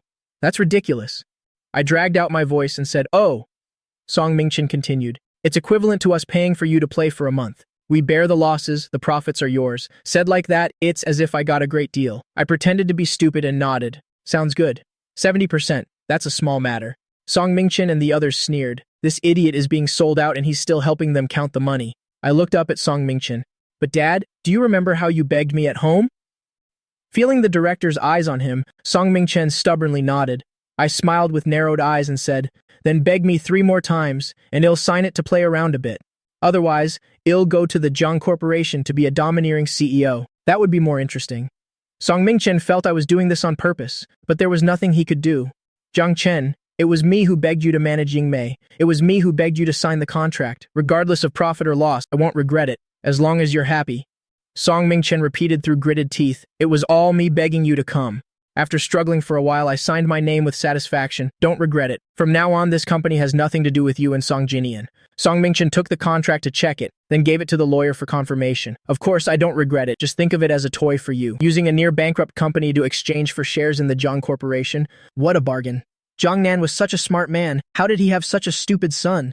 I grabbed Song Mingchen's shoulder. Get up. This chair is mine from now on. Song Mingchen stood up calmly. I sat down leisurely, placing my hands on the armrests. The simple office chair instantly became a throne. When I looked up, my aura was imposing. The directors instinctively sat up straight and looked up. From today onwards, I am the general manager, and soon I will be the chairman. Yingmei will be on Forbes with me. Ladies and gentlemen of the board, I am not a braggart or a dreamer. Song Mingchen said insincerely, General manager, is there anything else you need help with? Tell Song Jinian to show off his younger brother. Would you like to hire a male star like me as an endorser? Brotherly price, 10 million per commercial. I said intimately, Song Mingchen, I prefer to break bones. After saying that, I kicked Song Jinian's knee. Ah, Song Jinian fell heavily to his knees, roaring, Jiang Chen, I looked down from above. Next time there's a shameless endorsement deal, I'll definitely pay a high price to hire you. After the board meeting ended, Vice President Peng Lai-ching led me into the meeting room. The meeting room was full of senior managers, packed with employees from the entire company. Peng Lai-ching announced loudly, I've gathered everyone today to introduce the new general manager, Jiang. I looked up and scanned the room. Peng Lai-ching added, Jiang Chen is the second young master of the Jiang Corporation. I coldly turned my head and cut him off. I am the eldest young master. There are no other young masters in the Jiang family besides me, understood? Peng Lai-ching was so scared by my cold tone that he trembled. He hurriedly tried to smooth things over. That's it for the meeting. Everyone is dismissed. In the future, if the general manager doesn't understand something, he can consult with the people here. Peng Lai-ching deliberately pointed to the cleaning lady and said, although this auntie is a cleaner, she graduated from a prestigious art school. This was clearly a sarcastic remark, implying that even the cleaner graduated from a prestigious school. So on what grounds could someone with a vocational school education like me be the general manager? I glanced at Peng Lai-ching indifferently. Get the company's employee list, positions, and monthly salaries, and send it to me. Peng Lai-ching was unwilling. What do you need this for? Everyone here is an old employee. I slammed the table with a bang. I am the general manager now, the company's highest decision maker. Just do as I say and cut the crap. Peng Liqing's face turned green with anger. He suppressed his rage. Got it, I sneered. Doesn't the general manager need a secretary? A new secretary wouldn't know the company as well as you. You're very suitable. Furthermore, I continued giving orders without hesitation. Peng Liqing suppressed a stomach full of anger. He was originally the general manager, and now he was being ordered around by a country bumpkin from a vocational school. I had just taken office, and the meeting lasted from 10:30 to 12. By the end, the employees couldn't sit still anymore. I finally spoke, meeting adjourned. As soon as I left, meeting room erupted like a beehive. This isn't a general manager, he's clearly a whimsical young master, making the whole company watch him boss around the vice president, not doing anything useful. If it weren't for the good benefits, who would work at this crappy company? The vice president is so wronged, having his position stolen by a country bumpkin relying on his father. Before the words were finished, they suddenly saw me standing in the corner, smiling at them. Everyone's face instantly turned pale. General manager. Oh my god, the general manager was eavesdropping. I smiled and pointed at each of them. You few, go to HR this afternoon to complete the procedures. After speaking, I turned and left. Back in the office, I ordered takeout while sending a voice message to Su Xiao. Xiao, I'm a general manager now. Soon I'll be able to earn money to support you, my little wife. Are you happy? Su Xiao had just finished a meeting. The staff were slowly packing up their laptops, getting ready to leave. Suddenly, a phone notification sound rang out. Su Xiao knew it was my message and immediately played it on speaker. Xiao, I'm a company's general manager now. Soon I'll be able to earn money to support you, my little wife. Are you happy? My voice echoed in the meeting room. The senior managers who hadn't left all looked up, staring at Su Xiao in shock. They all broke into a cold sweat for this audacious man. Who is so bold? Does he not want to live anymore? Someone whispered softly, Quick, pretend you didn't hear anything. Calling the eldest Miss Little Wife, isn't that asking for death? Everyone quickly lowered their heads, pretending not to hear. Just as they were about to slip away, they saw the corners of Su Xiao's mouth lift slightly. Very happy. Her voice was so gentle it could melt. Everyone's eyes widened in shock once again, unable to believe their ears. After replying to the message, Su Xiao swept a cold glance over everyone, took her phone, and quickly left. Zhang Chen's voice was for her ears only. After Su Xiao was far away, the senior managers finally came to their senses. Did the eldest miss just say she was happy? Yes. And she smiled so gently. When she turned to look at us, she was as cold as ice. My god, the Ice Queen CEO? Is this an iron tree blooming? Xiaoqing knocked on the table. I'm still here. The senior managers quickly shut up. Xiaoqing picked up her documents and said cryptically, There's an idiom called to live or to die. From now on, you'll have to get used to an eldest miss with multiple personalities. This will be a common occurrence. Everyone looked at each other. The eldest miss is serious this time. From his voice, he sounds like a young boy. The eldest miss likes this type. Maybe she's just playing around. After all, the eldest miss is also a normal woman. Elsewhere, Su Xiao video called me as soon as she got back to her office. I answered immediately, looking at the beautiful Su Xiao on the screen. My eyes lit up with heart shapes. Xiao, you're so beautiful today. I want to take a bite. Su Xiao tilted her chin slightly. Really? Her voice carried an unconcealable hint of smugness. I nodded. Really beautiful. I really want to see what it feels like to take a bite. Su Xiao was so aroused by my teasing that her passion ignited. Zhang Chen, you should try it sometime. I didn't sense the danger. I just giggled and nodded. Okay. Su Xiao stared at me, only feeling the fire inside her burning stronger. Through the screen, I could feel Su Xiao's scorching gaze. Her stare made my cheeks flush, and I quickly changed the subject. Are you done with work? Have you eaten? I silently regretted my words. Women really can't be teased casually. Su Xiao's voice was hoarse. Just finished. I heard your voice message in the meeting room. I haven't eaten yet. I was startled. Meeting room? Your employees weren't still there, were they? They were. Su Xiao looked at my petrified expression, finding it incredibly cute. I'm going crazy. It's over, they must think I'm crazy. Wanting to support Su Xiao. Su Xiao looked at me gently. It was indeed asking for death. She loved it. The way I looked when I said that, my brain short-circuited. I blurted out, making you want to live and die. Su Xiao was stunned for a moment, then the corners of her lips curved. Zhang Chen, you like it like that? Only then did I realize what I had said. Xiao, you're the worst, always teasing me. Su Xiao suppressed the urge. You said you went to the company to be the general manager? Getting back to business, I became serious. It's the Yingmei production company under the Jiang Corporation. Su Xiao frowned. That company breaks even on the surface, but in reality, it's losing a lot of money. The title of general manager is just for show. I sighed. That's right, and I signed an agreement. I have to increase Mei Ying's profit by 70% to get the company back. To return to the Zhangthi group, Song Mingchen is truly cunning. The company is about to go bankrupt, and he's still scheming against me. Su Xiao listened while quickly looking up market data for skincare products. I finished speaking and saw that she didn't react. I asked gently, Xiao, are you listening?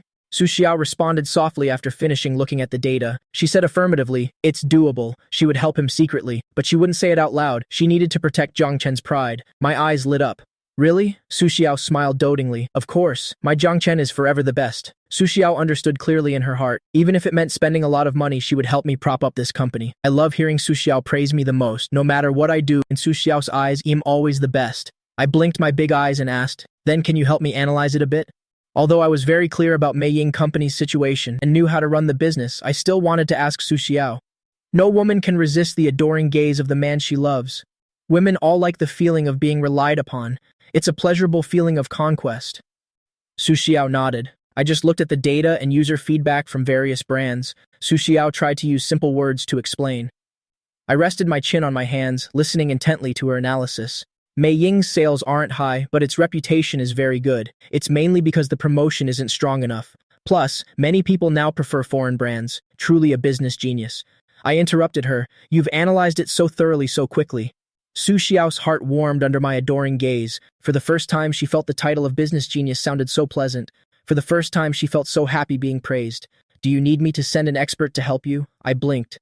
No one is more professional than you. I don't need anyone else. Su Xiao looked at me. Then hire me as your chief consultant. I feigned distress. Su Xiao earns hundreds of millions every minute. I can't afford to hire you. You can afford me. One kiss is enough. Without a second thought, I immediately kissed the screen. After the kiss, I looked at Su Xiao earnestly. I want to kiss too. Xiao, kiss me quickly. Su Xiao hesitated a little. I nodded eagerly at the screen. So childish. I don't want to. Su Xiao instinctively refused. But seeing the disappointment in my eyes, Su Xiao finally moved slowly closer to the screen and gave it a light kiss.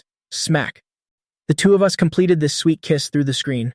Although it was a bit embarrassing, seeing me smile so happily, Su Xiao's heart felt sweet too. Just then my food arrived. I ordered a portion for you too. Hasn't yours arrived yet? Su Xiao was very surprised. You ordered food for me? That's right. You never eat on time, you'll get a stomachache. I suddenly thought of something. Ah, do you not eat takeout? I do. Su Xiao didn't hesitate at all. As long as it was poison from Zhang Chen, she would drink it. Su Xiao called the front desk to get the food. The receptionist was stunned, speechless. The eldest miss is actually ordering takeout? Opening the food container, there was a heart-shaped note inside. Eat your meal obediently. Love you lots, love me lots, love each other lots. A simple sentence made Su Xiao smile like a child. This was her Zhang Chen, who pulled her out of the darkness and gave her boundless light. Zhang Chen. Su Xiao and I were on a video call, eating and chatting. I picked up some food and held it towards the screen. Su Xiao cooperatively opened her mouth. Food fed by Zhang Chen is truly delicious. This is the most beautiful form of love. He is teasing, and she is smiling. After eating, I yawned. Xiao, I'm going to sleep for a bit. I have a meeting this afternoon. It'll probably be very busy. Su Xiao looked at me dotingly. Okay, I didn't end the video call. I just slumped over the table and fell asleep. Su Xiao didn't hang up either. She stared at me sleeping soundly on the screen, her face full of happiness. When I woke up, my phone had run out of battery and turned off. I rubbed my face to wake myself up a bit and plugged my phone in to charge. Just as I turned on my computer, there was a knock on the office door. The fired employees barged in aggressively. CEO Zhang, we didn't do anything wrong. You can't fire us. I calmly closed the door and locked it. So what? We either continue working, or we get double severance pay. I looked at them coldly. Are you sure I have no reason to fire you? Those people nodded. We've never made any mistakes at work. My voice was as cold as ice. What if I don't agree? The employees revealed ferocious expressions. At worst, well damage your car. At best, well put something in your cup. Who knows, you might even run into some thugs after work. I narrowed my eyes. Are you threatening me? Then I'd like to see what you can do to me. The employees stared at me. If CEO Zhang insists, then we won't be polite anymore. My smile was full of danger. Fine by me. A woman reached her hand towards me. My gaze turned cold. I grabbed the dog-beating stick and swung it hard at the back of her hand. A crisp thwack sound rang out. The back of her hand immediately split open and bled. The pain made her scream horribly. You dare to hit me? The woman clutched her hand and roared, Get him for me! Her accomplices immediately surrounded me. I raised my eyes. A cold glint flashed in my eyes. You're courting death. Before the words were out, the dog-beating stick in my hand had already swung out. A series of thuds and cracks, accompanied by continuous, miserable screams. Someone grabbed a chair, wanting to sneak attack me, but I sent them flying with a roundhouse kick. In less than 2 minutes, the group was beaten into a pile, their clothes tattered, their bodies were covered in red marks. Although it didn't look serious on the surface, only they knew how much it hurt. I leaned against my desk, looking down on them. Still want to play? The group looked at the gleaming dog-beating stick and trembled. No more, they said, and prepared to crawl away. I shouted coldly, Stop! The group immediately knelt on the ground, begging for mercy. CEO Jiang, please spare us. We were just paid to do this. Who put you up to this? It was Tu Hu Tai. The group sold out their mastermind without hesitation. I frowned. I have no history or grudge with him. Just then, a knock suddenly sounded at the door. The group was filled with regret. They shouldn't have locked the door. I looked up. This was a feature of the window glass. I could see outside, but those outside couldn't see in. Outside were paparazzi with cameras and reporters. Many other employees had also come up. Around 2:30 is work time. I stood up. Did you call them? The reporters? The long dog-beating stick dragged on the floor. The piercing sound made the group tremble. Tu Hu Tai's words were, if you don't comply, we were to strip you naked right here, so the reporters could capture your miserable state. The person confessed quickly and concisely, just wanting to survive.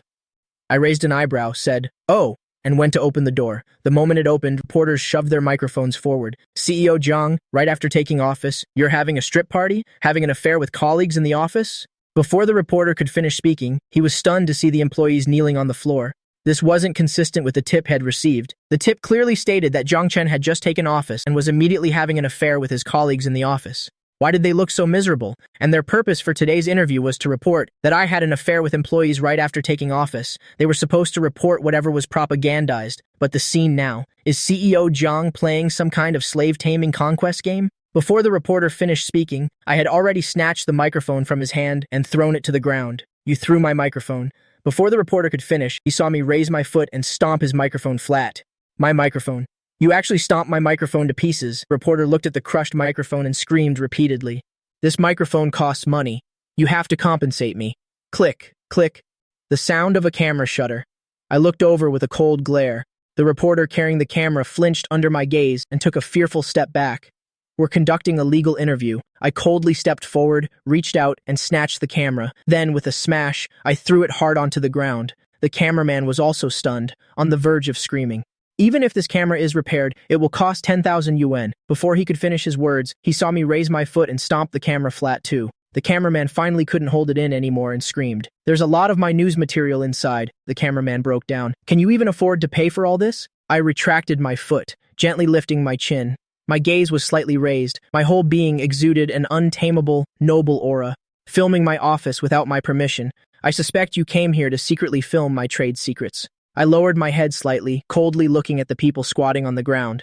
I think if I were to sue, wouldn't you have to compensate me? These words stunned them both. It can be like that? I coldly raised my head and looked at the other reporters following behind. I asked softly, will you do it yourselves, or should I help you?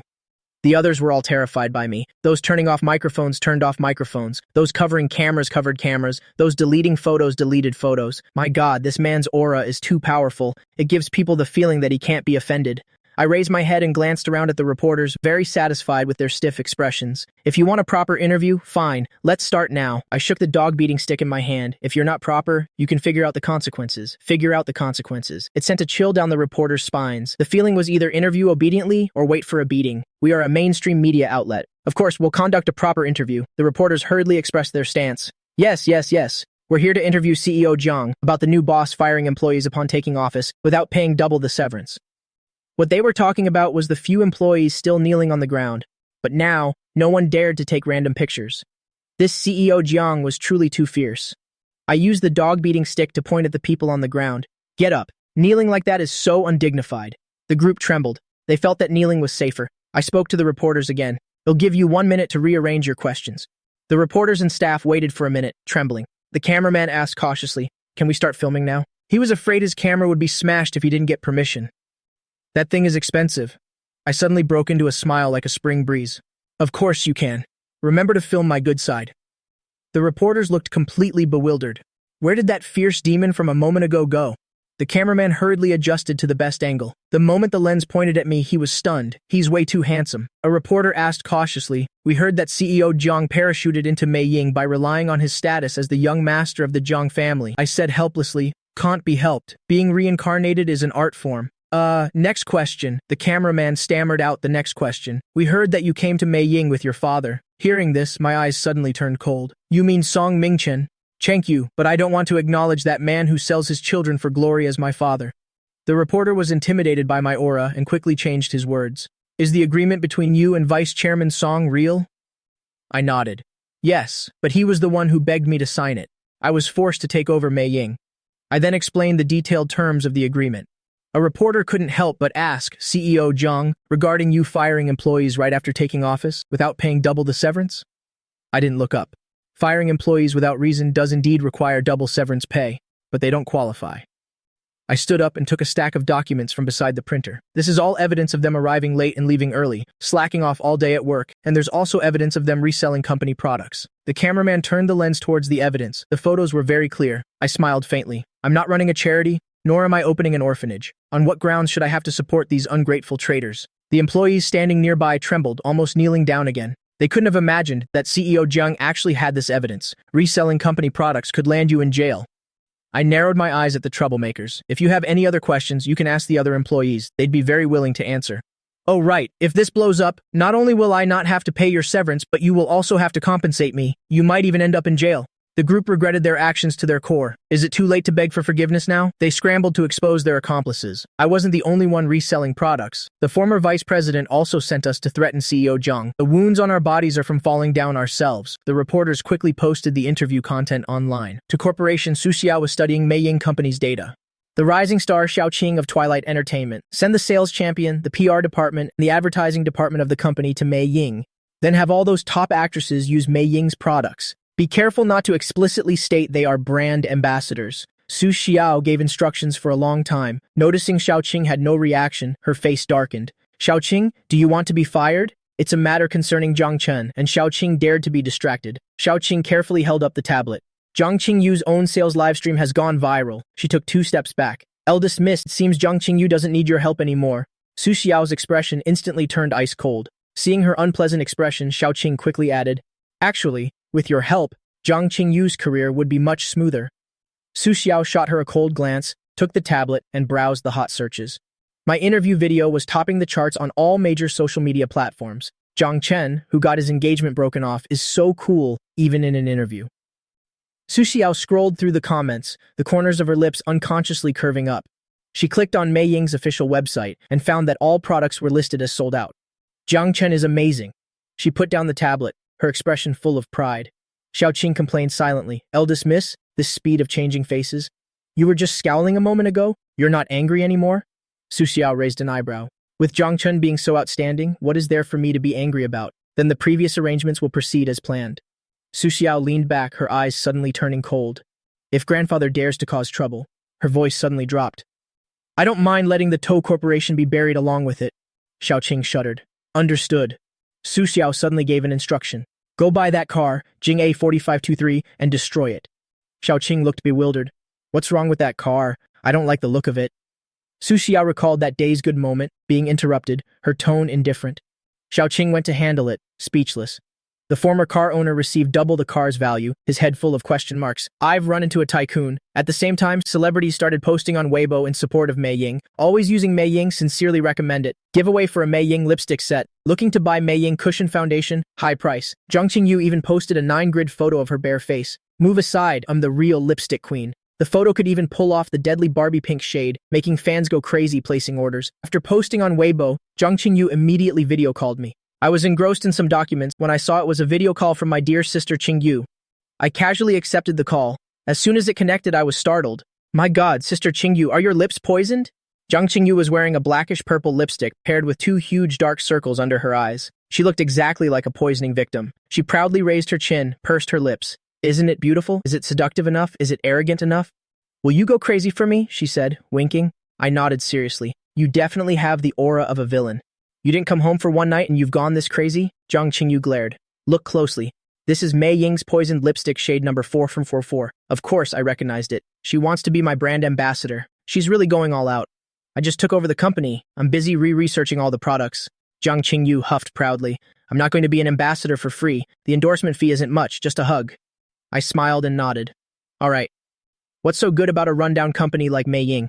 Song Mingchen is setting a trap for you. Even if you become his spokesperson, selling out everything wouldn't even cover a big star's endorsement fee. You'd still be at a loss after paying the fee. You foolish country bumpkin, you've been sold out, and you're still helping them count the money.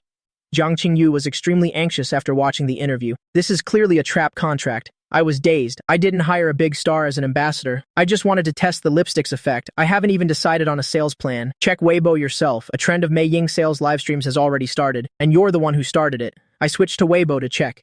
Several big stars were posting pictures of their daily use. It didn't look like an advertisement at all. Zhang Qingyu narrowed her eyes. Confess, how much money did you spend? Some stars can't be hired just with money. Not to mention, this is a small domestic brand. I raised an eyebrow. I didn't spend any money and even made a profit. I didn't need to guess. It was definitely Su Xiao's doing. Zhang Qingyu immediately became vigilant. Su Xiao? As soon as she heard the name, Zhang Qingyu immediately bristled, pointing at the dark circles under her eyes. Don't mention that evil capitalist. See these dark circles under my eyes? I stayed up all night filming a commercial last night. I only got a few hours of sleep early this morning before being dragged up to continue filming. With my skills, it should have been done in one take. That bastard kept making me shoot until I wanted to die on the spot. If you're really close to her, then quickly tell her to stop exploiting me. There are still 20 or 30 commercials waiting to be filmed. I remembered how our good moment last night was interrupted by the phone. I immediately understood. It was obvious Su Xiao was intentionally keeping her so busy she had no time to manage me. I shook my head with a wicked smile. I can't help you with this. Qingyu was angry. I knew you were lying. You have no relationship with her at all. I didn't say anything more. Hearing a knock on the door, I quickly hung up. Can't talk anymore. I'm going to work. Before Zhang Qingyu could finish, she looked at the black screen and pouted. The young master is working so hard. I also have to work hard to earn money to support him. She stood up and shouted to her assistant, Xiao Kim. There's a music class today, right? Xiao Kim looked at her in surprise. Yes. Didn't you say you weren't going? Zhang Qingyu was full of fighting spirit. I'm going now. I have to train my voice well to sing the song Zhang Chen wrote in the best condition.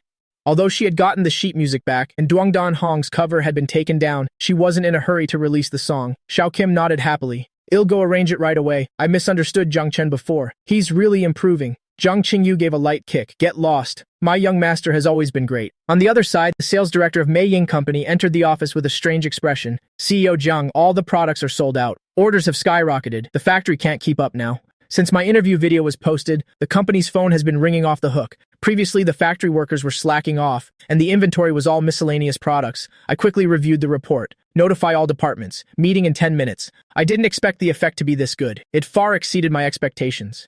Bring me the complete inventory and raw material lists from the factory. In the meeting room, Peng Liqing and the other employees had complicated expressions.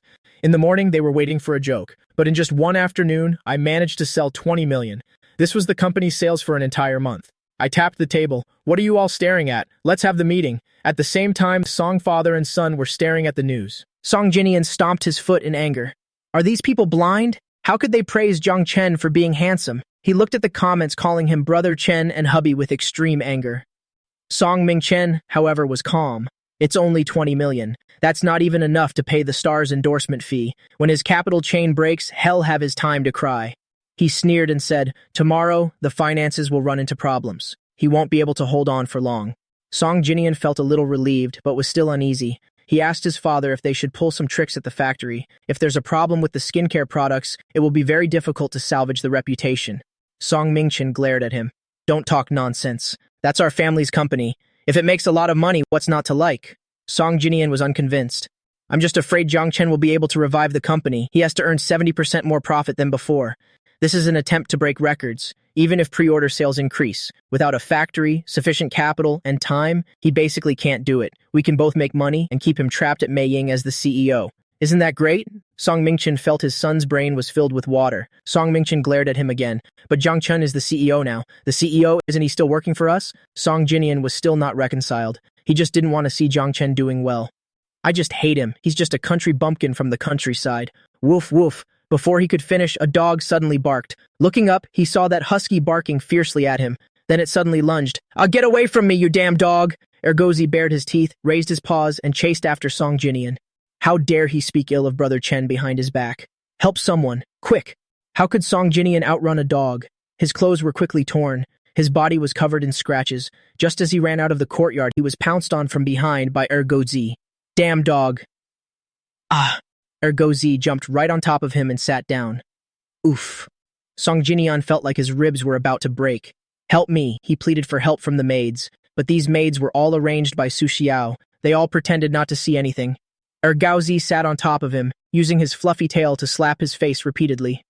That's for bad-mouthing Brother Chen, woof woof. Song Jinian was in pain and furious, and he burst into tears. Sooner or later, he would stew this dog. On my first day of work, I just wanted to stay at the company. My sister stipulated that I had to be home before 10. I had no choice but to take my documents to the parking lot. As soon as I left the main gate, I saw a familiar figure. Xiao seeing Su Xiao, all my fatigue vanished. I happily rushed over. Su Xiao hugged me. I lifted her face, puckered her lips, and kissed her non-stop. Sobbed Xiao, I missed you to death. I missed you so much it's like a terminal illness. Su Xiao gently bit her own lip, asking where Zhang Chen missed her. I burst out laughing at her teasing. What should I do? My whole body is missing you, I replied with a smile. Su Xiao, who had thought I would be shy, was instead teased until her whole body felt hot. She let go of my lips, about to deepen the kiss. I gently pushed her away. Let's continue kissing when we get home. I don't want to be interrupted by a car horn again. Su Xiao looked at me deeply, lowered her head, and gave me a hard kiss before letting go. I pointed to my car. Xiao, I have to drive myself back to the office. I will drive your car, sir.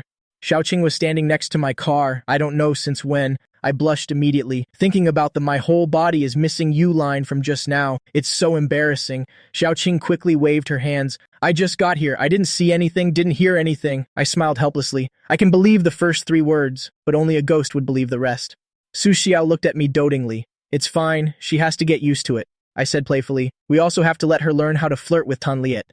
I tossed the car keys to Xiaoqing. Xiaoqing was so flustered she jumped. I'm straight. Tan Liet and I are just innocent brothers. I stuck my head out of the car window. Explaining is just hiding it, you know.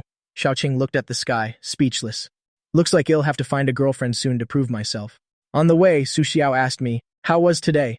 It was all right. It's just that managing a company is so busy. I worked all day. I'm dead tired. I stretched. Thank you for helping me get stars for the endorsement. But with sales being too good, there are also troubles. I'm afraid supply won't meet demand, and there will be quality issues. Su Xiao frowned. What's mine is also yours. What are you saying thank you for? As I waited for the red light, I took her hand and gave it a light kiss, because I want to give you a thank you gift. As I spoke, I playfully licked her palm. Su Xiao trembled all over. Zhang Chen's voice had become hoarse. The light is green, I reminded Su Xiao with a smile. She had no choice but to gather her thoughts and focus on driving. As for me, I rested my chin on my hand, gazing unblinkingly at Su Xiao's beautiful side profile. From your brow bone to the bridge of your nose, and then to those thin, sexy lips, it makes one unable to resist wanting to kiss them, to taste them. Su Xiao tilted her head and glanced over, hurriedly focusing on driving. Her voice was low and hoarse.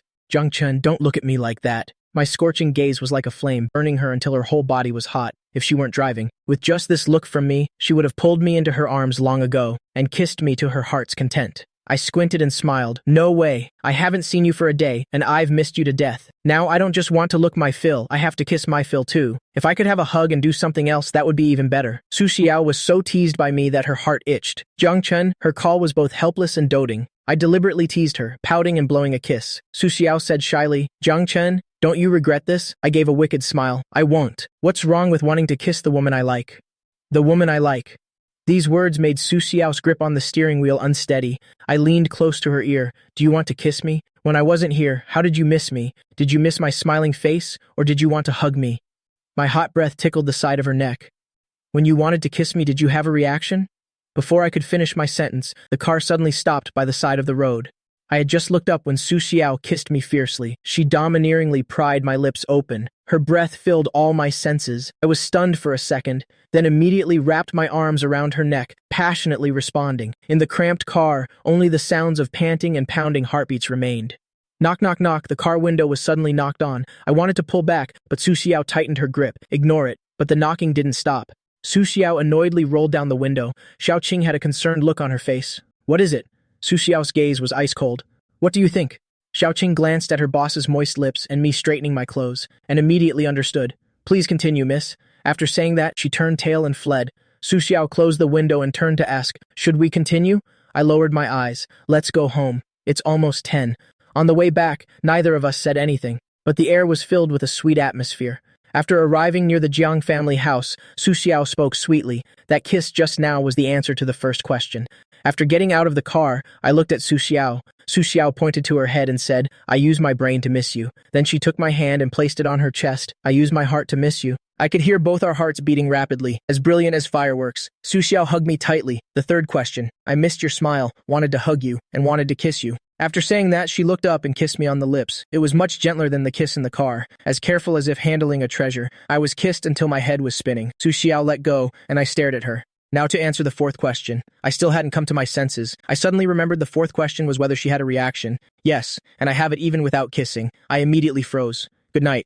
Su Xiao quickly let go, turned, got in the car, and sped off. In reality, she was panicking inside. I stood there, my face gradually turning red like a cooked shrimp. Su Xiao, you're so bad. My heart was beating so fast it felt like it would explode. Song Jinian, on the third floor of the Zhang house, was scrolling through his phone. He sneered and said, I thought he'd latched onto a rich benefactor. Turns out he's keeping a little mistress. He had taken a picture of me and the woman surnamed Ye. I walked into the house, blushing, and saw Song Mingchen sitting in the living room. Song Mingchen looked up and asked me, You didn't drive back? The blush on my face instantly vanished. I replied coldly, Yeah. Wang Yalan was sitting beside him. She had noticed my blushing appearance earlier. As an experienced woman, she knew what was going on with just one look. She said in a strange tone, Look at your unusual complexion. Could it be that you've just taken office and are already keeping a mistress? I narrowed my eyes at Wang Yalan. Then you should be careful. I hear rich old ladies love going to clubs to find gigolos. I turned my head and said to Song Mingchen, Old men really can't keep up. A woman at 30 is like a wolf, and at 40, a tiger. How can she not feel empty and lonely? Being called an old man who can't perform, Song Mingchen's face immediately turned as black as the bottom of a pot. He shouted sternly, What are you talking about? Utterly shameless, I looked up straight at him. If you want to lecture others, first lecture that adulterer in your house. Then lecture that bastard son of yours who likes picking up trash. And finally, satisfy this promiscuous woman who spends all day looking for gigolos. 3 sentences, scolding the entire family of 3. Song Jinian and Song Mingchen had just come downstairs. Their faces were as black as coal. Wang Yalan was so angry she stomped her foot. Jiang Chen, do you have any upbringing? How dare you say such things? Truly, a child with a mother to birth him but not to raise him. Before she could finish, I sent a kick flying, sending both her and the sofa flying. Song Mingchen was also pushed back. I grabbed Wang Yalan's hair with one hand and pulled her up, and kicked her straight in the knee. With a thud, Wang Yalan fell heavily to her knees on the ground. Just hearing it was painful. Jiang Chen, let go. I slammed Wang Yalan's head hard against the floor. Why don't I have a mother to call? Isn't it because you people are in the house my mother left behind, bullying her son? Has your conscience been eaten by a dog? If you want it so badly, why don't you go down there with my mother? Song Mingchen scrambled up, trying to stop Jiang Chen. Stop it now! Woof, woof! Ergozi rushed in, baring his fangs and blocking Song Mingchen, looking extremely ferocious. Song Jinian was so scared he stood frozen on the stairs, not daring to move. I continued to slam Wang Yalan's head against the ground, until blood splattered on the floor. Wang Yalan's screams grew weaker and weaker. Song Mingchen panicked. Jiang Chen, if you keep hitting her, someone will die. I gave him a cold glance. Finally, I slammed her head one more time before letting go. I know my limits. I won't commit murder right after being reborn. Wang Yalan, if I hear you speak ill of my mother again, see if I don't take your life. Wang Yalan, her face covered in blood, huddled into a trembling ball. She truly felt the threat of death. I looked coldly toward Song Jinian on the stairs, causing Song Jinian to shrink back a step in fear, hurriedly hiding his phone behind his back. Butler Cheng, take Wang Yalan to the cemetery. Tell her to stay with my mother for a night, I ordered coldly. Song Jinian, hearing the word cemetery, was so scared he kept backing away. He still hadn't forgotten the horrifying experience of being thrown out at the cemetery last time. Wang Yalan looked up, her face also full of fear. Song Mingchen frowned. Jiang Chen, after all, she is an elder. I tilted my head and cut him off coldly. If you feel bad for her, then go with her. My mother wouldn't mind, watching the 2 of you kneel in repentance. Song Mingchen continued to speak. She's injured. She needs to go to the hospital. My voice was ice cold. She won't die. I know how to control my strength. There won't be a death. Song Mingchen glanced at me, and finally said nothing more. I turned and went upstairs. Standing on the 2nd floor landing, I stared coldly at Song Jinian. If you want to live in the Zhang house, then you must follow my rules. Don't ruin my good mood. Otherwise, get the hell out. Ergozi immediately backed me up. Woof woof. Whoever dares to make Brother Chen unhappy, I'll be the first to disagree, Song Jinian. After I closed the door, he hurriedly ran downstairs and sat resentfully beside Song Mingchen. Dad, are you just going to spoil him like this? Butler Cheng had already taken Wang Yalan away. Woof! Ergozi growled at Song Jinian, warning him, Don't even think about bad-mouthing Brother Chen. Song Jinian looked fearfully at Ergozi. This dog has become a spirit. Whoever speaks ill of Jiang Chen, it chases and bites them. Song Mingchen sighed. He's changed. Besides, your mother was indeed in the wrong just now.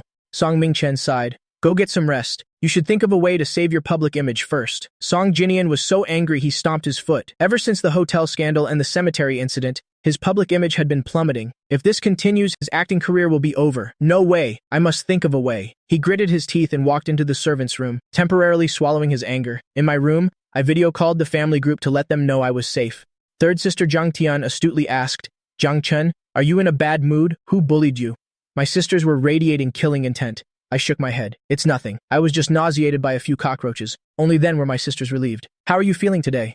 Are you okay? Third sister Jung Tian said. I saw your interview. That unfair clause is not legally binding. I quickly interrupted. No, this clause is valid. I still need to use it to slap some faces. Eldest sister Jiang Chung frowned. Mei Ying is just an empty shell now. You've been tricked by Song Mingchen. I smiled. Sisters, you have to trust your little young master. Jiang Qingyu immediately expressed her support. It'll be your spokesperson for free. My sisters looked at each other and smiled. Jiang Chen is the best. They decided to support me secretly. They would absolutely not let their younger brother suffer. I looked at my sisters and my mood improved. I smiled and asked eldest sister Jiang Chung, how's the company doing? I was still worried. I wondered if Su Xiao had helped. Jiang Chung nodded. There's been a turn for the better. That chemical company you mentioned to me last time, their general manager got into trouble. A lot of problems were exposed. I almost signed the contract with them. Luckily, I listened to your words and hesitated a bit. The day before yesterday, she originally planned to sign a contract with Hua Guang. At that time, the prospects looked very good, completely different from what I said. But when she was about to sign, she suddenly remembered her brother's words. So she changed her mind and said she needed 3 more days to think.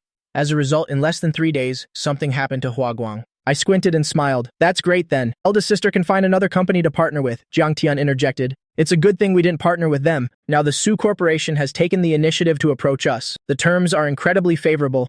They're almost losing money, just to work with us. Speaking of which, when the people from the Su Corporation came to negotiate, their imposing manner at first made me think they were here to cause trouble. Then, when we were discussing terms, the other party just kept conceding.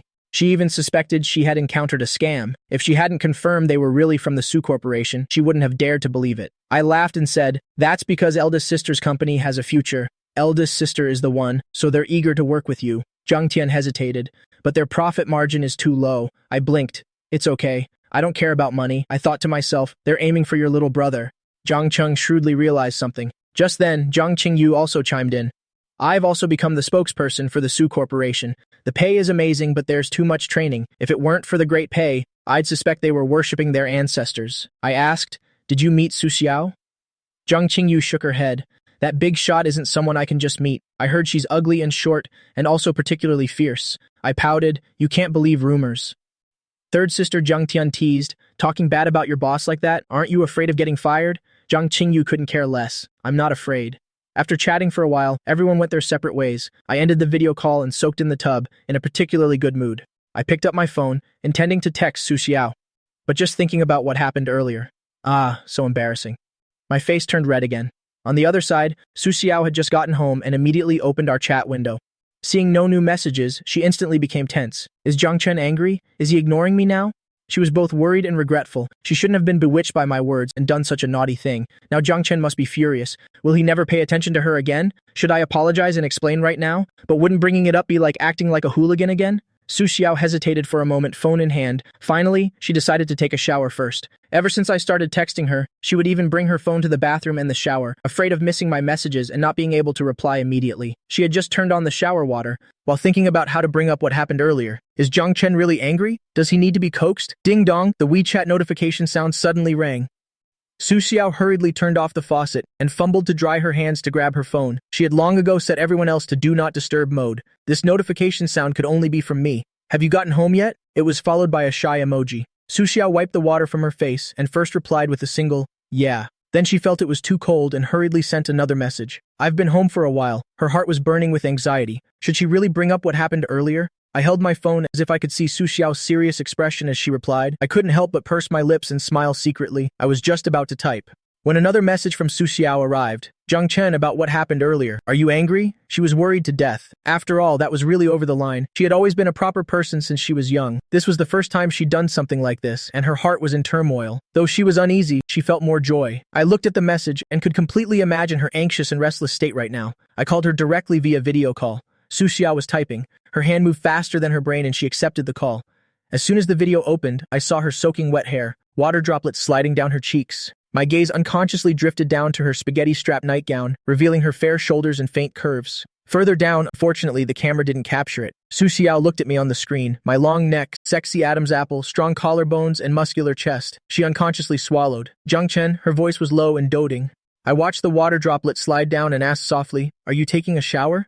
Su Xiao hummed softly in agreement. I lowered my head and chuckled. You bring your phone to reply to my messages even while showering? I don't want to miss your messages, Su Xiao replied simply. Because it's you, even if it's an unimportant message, I want to reply immediately. Jiang Chen, can you feel my sincerity? I raised an eyebrow and smiled. Taking a video call while showering? Are you trying to show me something I shouldn't be seeing? Su Xiao immediately panicked and hurriedly moved the camera up, revealing only her beautiful face. She stammered an explanation. No, it's not like that, I laughed and cut her off. Xiao, you've become naughty. Su Xiao was still hurriedly explaining. I suddenly said, I like it a lot. Su Xiao was stunned. She stared at me. What did you say? I didn't quite dare to look directly at Su Xiao. As long as it's Xiao, no matter what you do, I like it very much. Su Xiao was stunned again and again. Then she felt the sweetness rising from the bottom of her heart. Even the air carried a hint of sweetness. You're not angry? After all, that appearance was really… I looked up at her.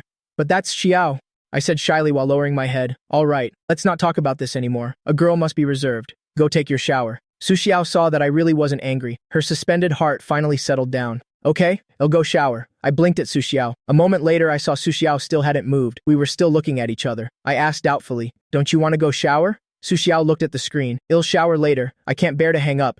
I can't get enough of seeing you on video. Hurry up and shower. I won't look at you. I'll play on my phone. I'll use my phone to take care of something. Su Xiao was stunned. We're not hanging up? I hummed in agreement. I can't bear to hang up. I want to look at you a little longer. Go take your shower. It's not like I can see anything else anyway. After saying this, my face turned a little red again. Why do I feel a little regretful? Will Su Xiao misunderstand? Let her misunderstand then. I have to let this silly girl take some initiative. Otherwise, I'm afraid she's too straightforward. What if we sleep while hugging, and she tries to draw a boundary line for me? Su Xiao was a bit stunned by my serious expression. Her face also flushed slightly. She nodded. Okay. She placed her phone properly, making sure it wouldn't film anywhere inappropriate. Only then did she start to shower. Moreover, seeing that I was playing on my phone and not looking at her, Su Xiao then continued her shower. But she felt a little unnatural.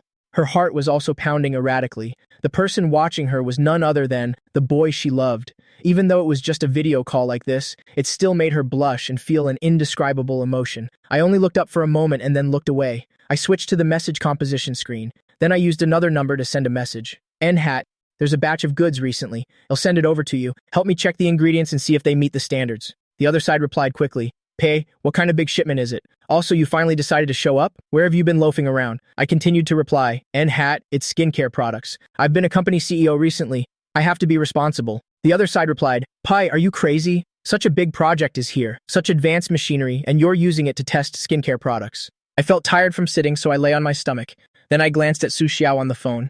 I continued to reply, N-hat, I like you. Got a problem with that? Pi will want to kill someone. I'll shut down your company. I texted to ask about a few things, completely forgetting that Su Xiao was still showering on the screen. Su Xiao looked at the phone and saw me lying on my stomach, facing the camera. Jiang Chen, Su Xiao called my name sweetly. I was looking down, talking to Pi. Hearing her voice, I looked up. I'm here, I shouted. My phone almost fell onto the bed. Xiao, you have a nosebleed. Hurry and wipe it. Su Xiao fumbled to get a tissue. The phone fell to the ground with a thud. Su Xiao hurriedly ended the video call, her whole body as red as a boiled shrimp. I looked at the black screen and buried my blushing face in the blanket. On the other side, Su Xiao discovered her phone had gotten wet. It wouldn't turn on. She was so worried she paced around. Finally, she used her backup phone to send a goodnight message. I replied immediately. Has the nosebleed stopped? The rims of Su Xiao's ears turned bright red. I'm a bit overheated. Drinking more water will help. I typed with a wicked smile. I suggest seeking help from Miss Five Fingers. Su Xiao's face immediately darkened. I don't need anyone but you. I was stunned after reading the message. This is way too innocent. Early the next morning, Su Xiao rarely woke up late. Xiaoqing and Qin Li returned from their morning run and saw Su Xiao full of vitality. Eldest miss, you're up a little late today. Normally, the three of them exercised together. Su Xiao hummed softly in response. The sharp-eyed Qin Li noticed she was smiling at the corners of her mouth. Even her usually cold eyes were filled with the glow of spring. Eldest miss last night, did you? You know? He rarely called her eldest miss. Su Xiao raised an eyebrow. Which? Qin Li leaned in and made a hand gesture. Did you eat Jiang Chen all up? Xiaoqing shook her head. No way. Eldest miss, you came back earlier than I did yesterday. Then you must have dreamed it, Qin Li grinned slyly. Su Xiao gave him a cold glance. No. Su Xiao kicked him. Do you want the dogs to run 10 laps with you? Seeing the tips of Su Xiao's ears turn pink, Qin Li laughed heartily. Su Xiao kicked him again. Go help the forensics team. Eldest miss, please don't. Su Xiao snorted coldly. Otherwise you can eat while looking at photos of Xiaoqing. Xiaoqing touched her nose with an innocent expression, thinking to herself what this had to do with her. Making that Qin Li eat while looking at corpses is enough. Su Xiao coldly ordered Xiaoqing to drive my car to pick me up. Qin Li still wanted to beg for mercy. Eldest miss, Su Xiao swept a cold gaze over him. Then, a dangerous smile appeared on her face. Get lost. Xiaoqing looked at Qin Li gloatingly. As she opened the car door, she said, Be more careful with your words next time. She thought to herself that some things are best left unsaid. After waking up, I first sent a good morning text to Su Xiao. While I was washing my face, 2 little sparrows flew in. Jiang Chen, good morning, the little sparrows chirped. While brushing my teeth, I asked if there was any news today. There are too many people named Shu Yukai. We still haven't identified which one it is. One sparrow replied, and I nodded. I'll show you a photo later. The other sparrow continued. Wang Yalan was so scared at the cemetery that she screamed her head off. When she was found in the morning, she had already fainted. She's been taken to the hospital now. I raised an eyebrow. She's not dead, is she? Not dead, just badly frightened. Now even the slightest noise can scare her. I snorted coldly. A guilty conscience needs no accuser. Once I find the evidence, it'll definitely make them pay with their lives. Jiang Chen, your woman is here to pick you up. The little sparrow suddenly chirped. I smiled and quickened my pace. Okay, I'm heading to the company. You guys go play. I quickly finished packing and went downstairs. Without waiting for Xiaoqing to open the car door, I opened the back door myself and threw myself into Su Xiao's arms. Xiao, hold me. I acted cute and was about to kiss her. Su Xiao hugged me. Remembering the picture from last night, her mind immediately started racing. I looked up and pouted. So cold. Do you not love me anymore? Su Xiao looked at me and whispered, I do. Then she lowered her head and kissed me. Xiaoqing glanced in the rearview mirror and quickly averted her gaze, focusing on driving.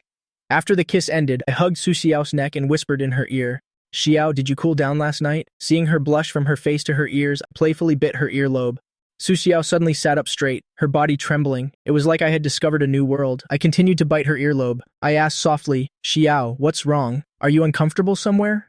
Su Xiao's face flushed bright red. She hugged me tightly. Jiang Chen, don't be naughty. I'm very innocent. I didn't do anything. I was just talking to you. How is that being naughty? Su Xiao helplessly moved a little closer to the car window. I was too much of a tease. She couldn't handle it at all. Seeing her like this made me want to tease her even more. The more she tried to escape, the closer I got. I braced myself with one hand, pinning her into the corner of the car window. Su Xiao's breath hitched. I hugged her neck and looked at her. Tell me where I was bad to you. I'm clearly so well behaved, right? Or maybe you should be bad to me.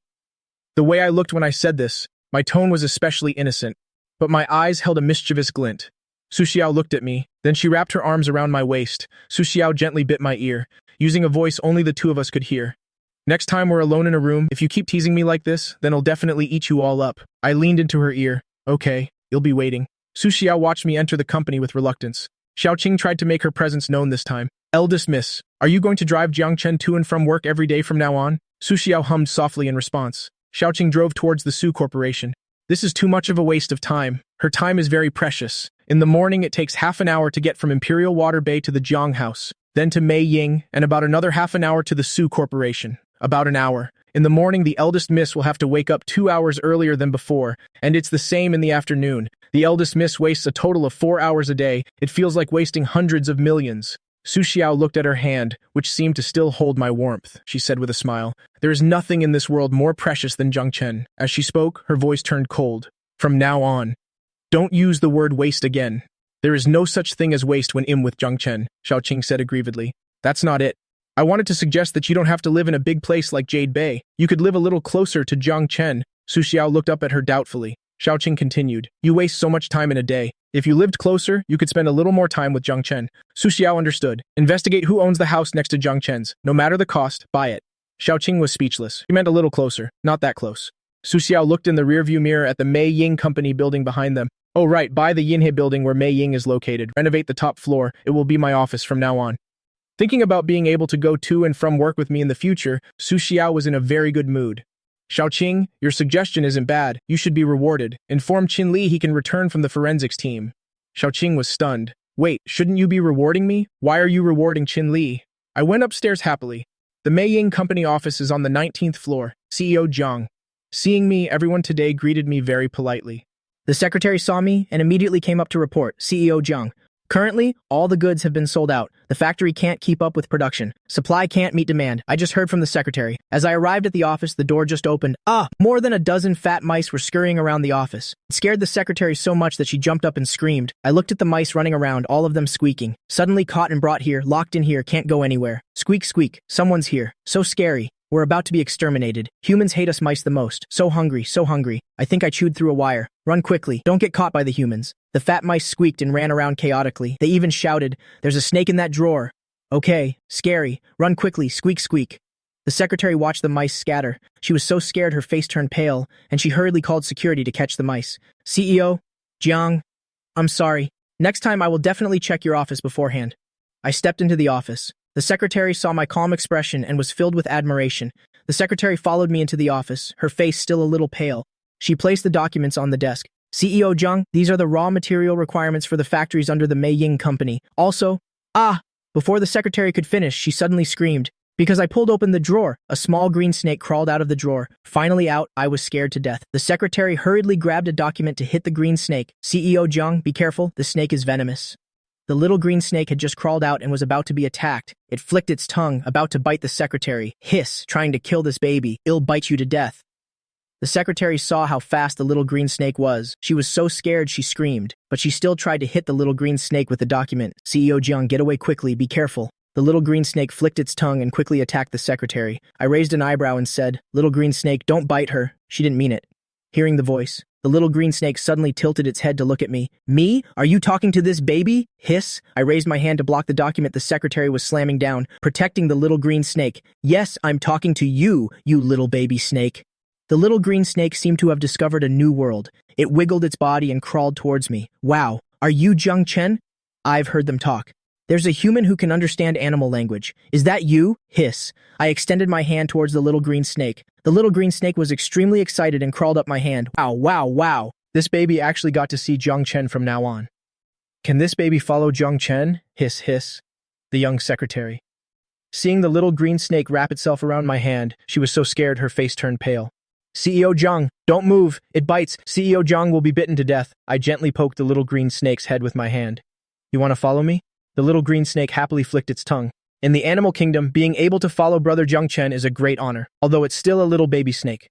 Being able to follow Brother Zhang Chen will definitely make those big pythons jealous to death.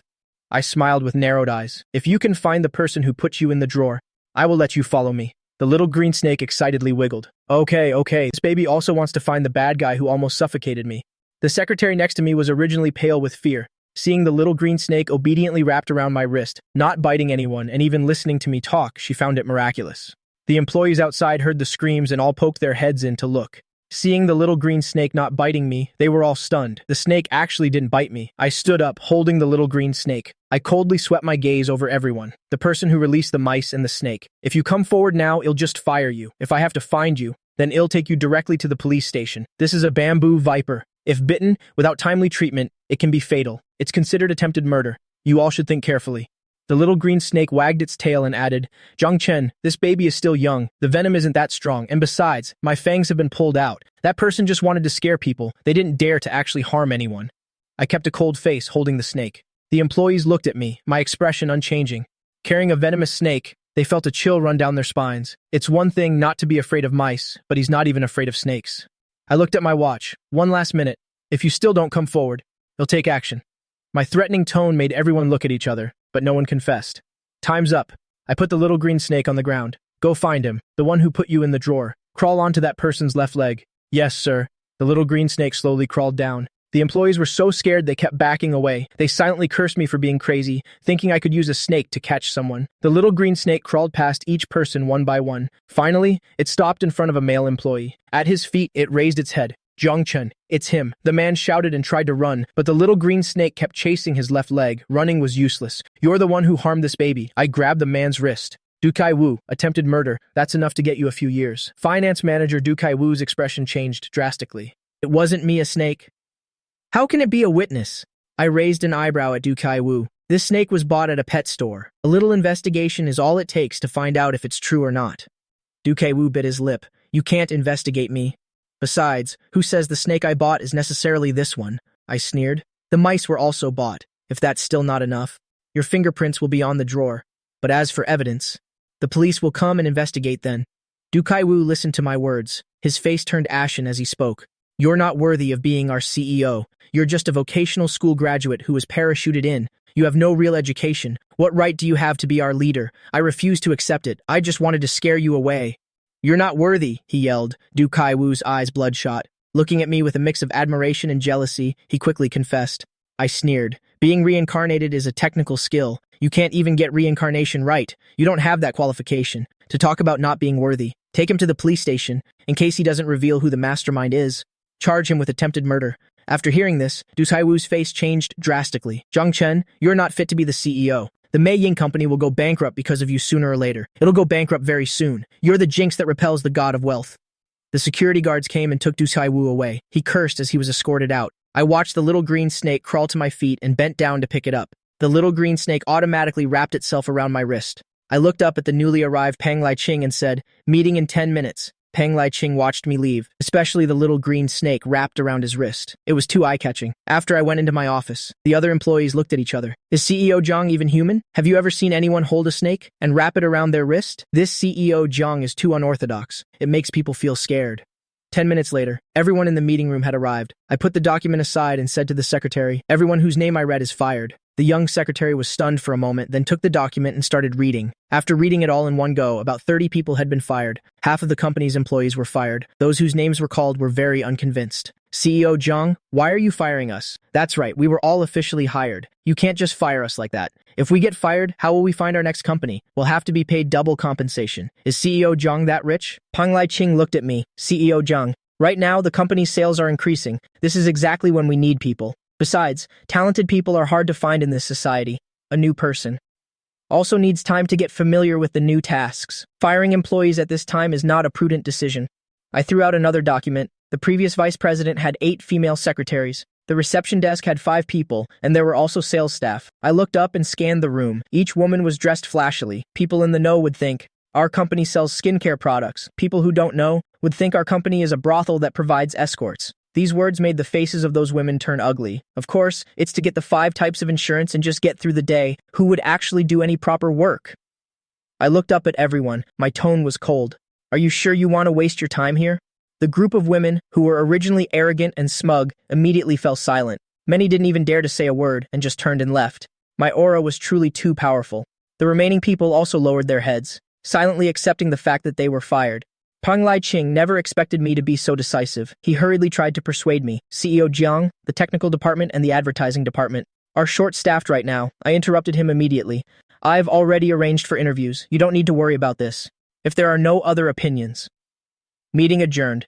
The fired employees looked at each other. No one dared to voice any objections. They could only sullenly walk out.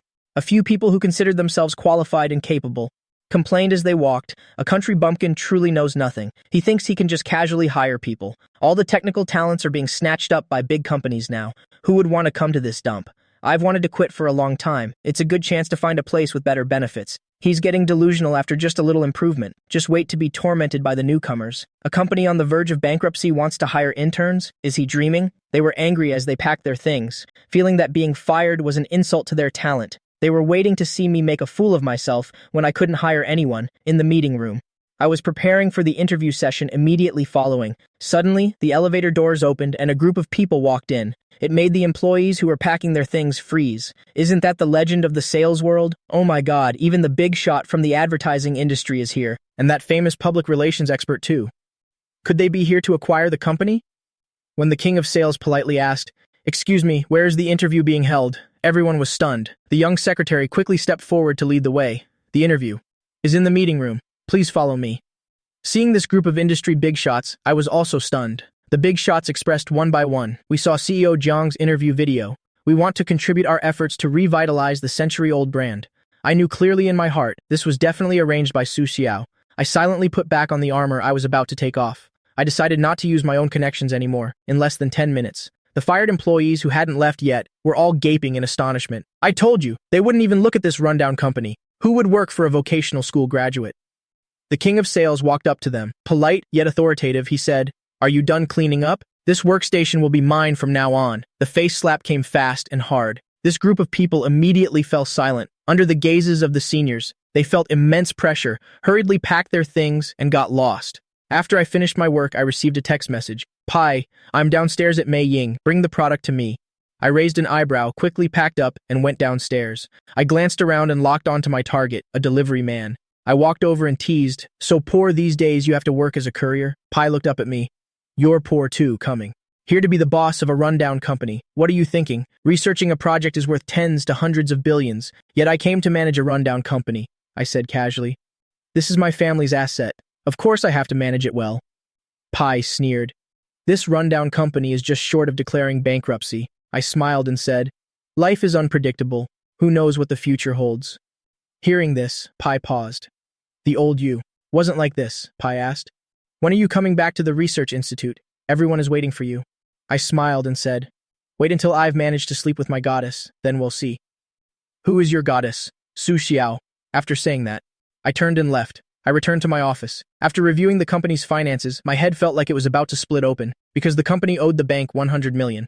I rubbed my aching temples. The little green snake on my wrist flicked its tongue. Brother Jiang Chen will create a miracle. Besides, this little one has a way to help Brother Jiang Chen. I lightly tapped the little snake's head with my finger. Speak quickly. What's your method? The little snake said seriously. Brother Jiang Chen's company makes skincare products. Nowadays, many products use chemical ingredients, but Brother Jiang Chen can understand animals. You can ask us for help. Aren't things like nectar very popular now? Presidential snail mucin, presidential snake venom, these natural ingredients? I laughed at its naive thoughts. But on second thought, it made sense. With the help of animals, it's indeed possible to find some rare natural ingredients. At this moment, the office door was suddenly pushed open. Song Jinian arrived uninvited. I looked up with a cold face. Get out. Song Jinian still wanted to speak. My voice was even colder. Didn't your parents teach you to knock before entering? This sentence was clearly saying he had no manners. Song Jinian glared at me angrily. He had no choice but to step back out and knock again, after getting permission. Song Jinian walked in, sat down, and said with his chin up, I know you're short on cash. I'm here to be your spokesperson for free. I raised an eyebrow. From a discount to free. Have you become so worthless now? This sentence likened Song Jinian to a discounted product. It made him grit his teeth in anger. But he still suppressed his anger and said, I also have a share in this company, and besides, you're my younger brother. That's why I'm willing to be a spokesperson for free. I got straight to the point. It's not that you're caught in a scandal and need to clean up your image, and want to use me as a stepping stone, is it? Having been hit where it hurts, Song Jinian's expression turned ugly. He had indeed calculated everything, borrowing my company to clean up his image, and also find an opportunity for sabotage, making it impossible for me to meet the profit target. After he's done using me, he'll just kick me aside. Song Jinian feigned being wronged. Brother, if you insist on thinking that way. There's nothing I can do. I sincerely want to help. I laughed coldly. No need. A piece of dog shit like you would lower the class of our brand. Song Jinian finally couldn't hold it in anymore and yelled, Jiang Chen. I gave him a cold glance, and Song Jinian was immediately scared. He said meekly, what do I have to do for you to forgive me? Even if you make me kneel and beg, that's fine. I looked at Song Jinian with narrowed eyes. My gaze fell on the button on his belt buckle. I thought to myself, isn't this a mini camera? Song Jinian is trying to set me up. I looked up straight at Song Jinian. What did you do wrong? That requires my forgiveness? Song Jinian immediately got into character, putting on a remorseful look. Shen Yi and I are truly in love. Deceiving you at first was because I didn't want to hurt you. Stop. I raised my hand to interrupt. I don't accept this kind of garbage. As my fiancé, the little green snake on my wrist, flicked its tongue and cursed silently. Damn it. This man's tears are faker than crocodile tears. I looked down at the little snake, then glanced at Song Jinian. The corners of my mouth curled into a meaningful smile. Song Jinian continued his sanctimonious act. In short, I stole Shen Yi from you. I'm sorry, but I really want to help you. Don't say any more. I interrupted him. If you keep talking, the whole world is going to get pregnant. Song Jinian was bewildered. I said bluntly, because you're so disgusting, you make people want to vomit. Song Jinian's face turned pale with anger, but for the sake of his plan, he still suppressed his anger. Brother, I'm really being sincere. I raised an eyebrow. You do anything? Song Jinian gritted his teeth and said, yes, anything. I gave a sly smile. Go put on a maid outfit and scrub the men's restroom. Song Jinian shouted, how can I do that? My face turned cold. If you're not sincere, then get lost. Stop being sanctimonious here. Song Jinian lowered his head and glanced at the camera on his belt. He was torn, wondering whether to agree to this outrageous demand. I gave Song Jinian a cold glance, not bothering with him. The little snake flicked its tongue. It suggested, Brother Jiang Chen, do you want me to go scare him a bit? Or should this little one go out and call my parents to come play with him? I lightly tapped the little snake's head without saying anything. I spoke coldly to Song Jinian. Song Jinian, if you have no business here, then get lost. Song Jinian gritted his teeth and said, fine, I'll go scrub the men's restroom. You have to keep your word, he thought to himself. I'll wear a mask. Who would recognize me? I can just buy a janitor's uniform instead of a maid outfit. The more unreasonable I am, the better the effect will be when the video is released. I can even gain sympathy. I glanced at him. I called the young secretary. Go to an adult store and buy a maid outfit, quickly. Song Jinian's expression changed. Let me buy it myself. I hung up. If you think you can bargain, then get lost right now. Song Jinian feigned being wronged. I just don't want to lose you as a brother. I interrupted him. If you're not sincere, get lost, Song Jinian said hatefully. As long as you're willing to forgive me. Call me brother once and I'll do anything you say. He was already imagining how he would humiliate me in the future. I saw through his scheme and laughed coldly. The clothes haven't arrived yet. First, kneel down and crawl over here. Song Jinian yelled, what? Make me kneel? I sneered. The crueler I am, the more innocent you appear, right? Song Jinian defensively justified himself. I just want to help you. I looked down at him from above. Kneel or not? Song Jinian thought about his future revenge. He gritted his teeth and knelt.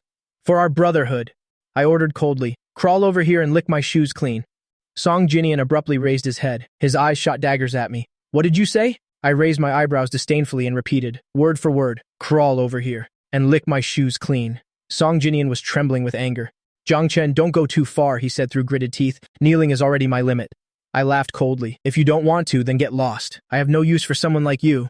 I looked down at Song Jinian from above, suddenly changing my tone. But you've already knelt. If you give up now, wouldn't you have knelt for nothing?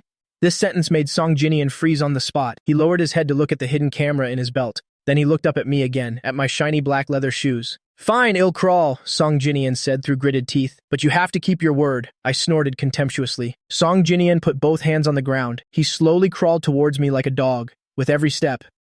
He dug his nails deep into his palms. I crossed my legs. I pointed the tip of my shoe at Song Jinian's face. Lick it. Just as Song Jinian was about to touch the tip of my shoe, I suddenly kicked him in the face.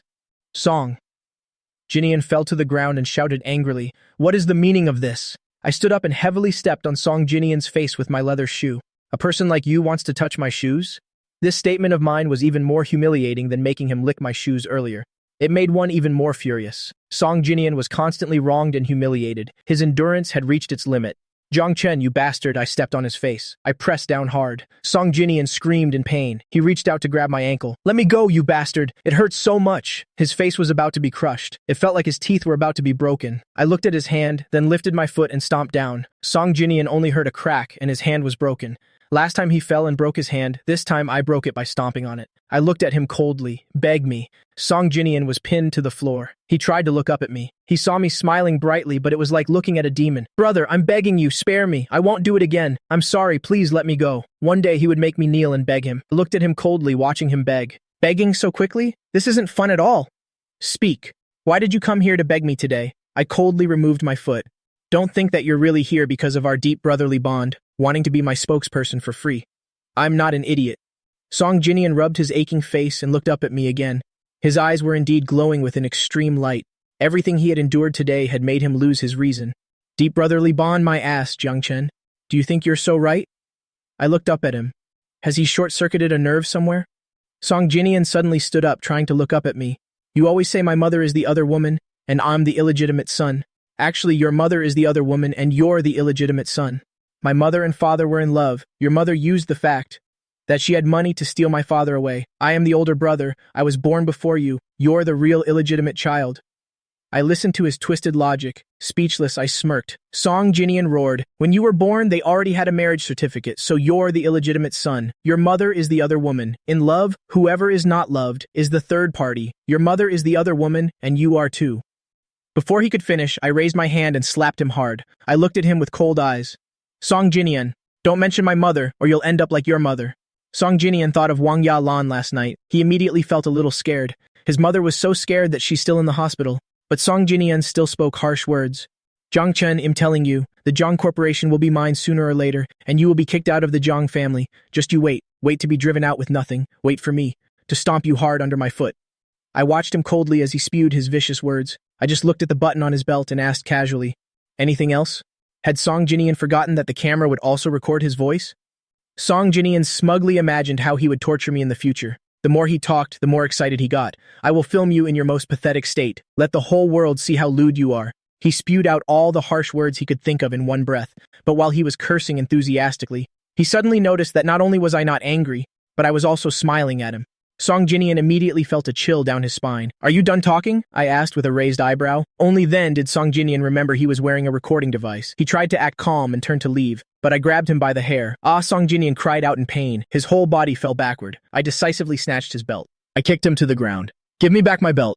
Song Jinian scrambled to get up.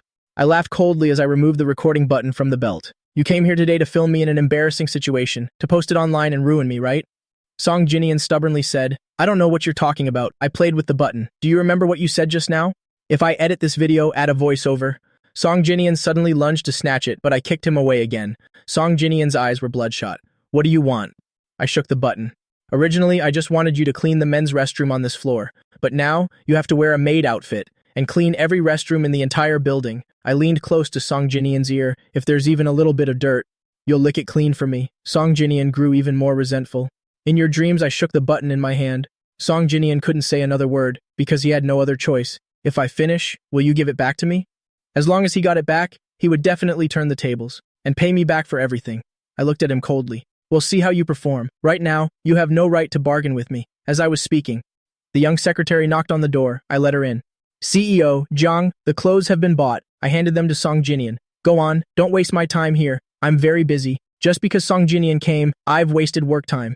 Song Jinian took the clothes, having no other choice. He could only stand up resentfully. He walked to the door, then turned his head back. Zhang Chen, just you wait. One day, I will make you beg me for a life worse than death. I didn't even look up, even if you wait until you're in your grave. I doubt that day will come.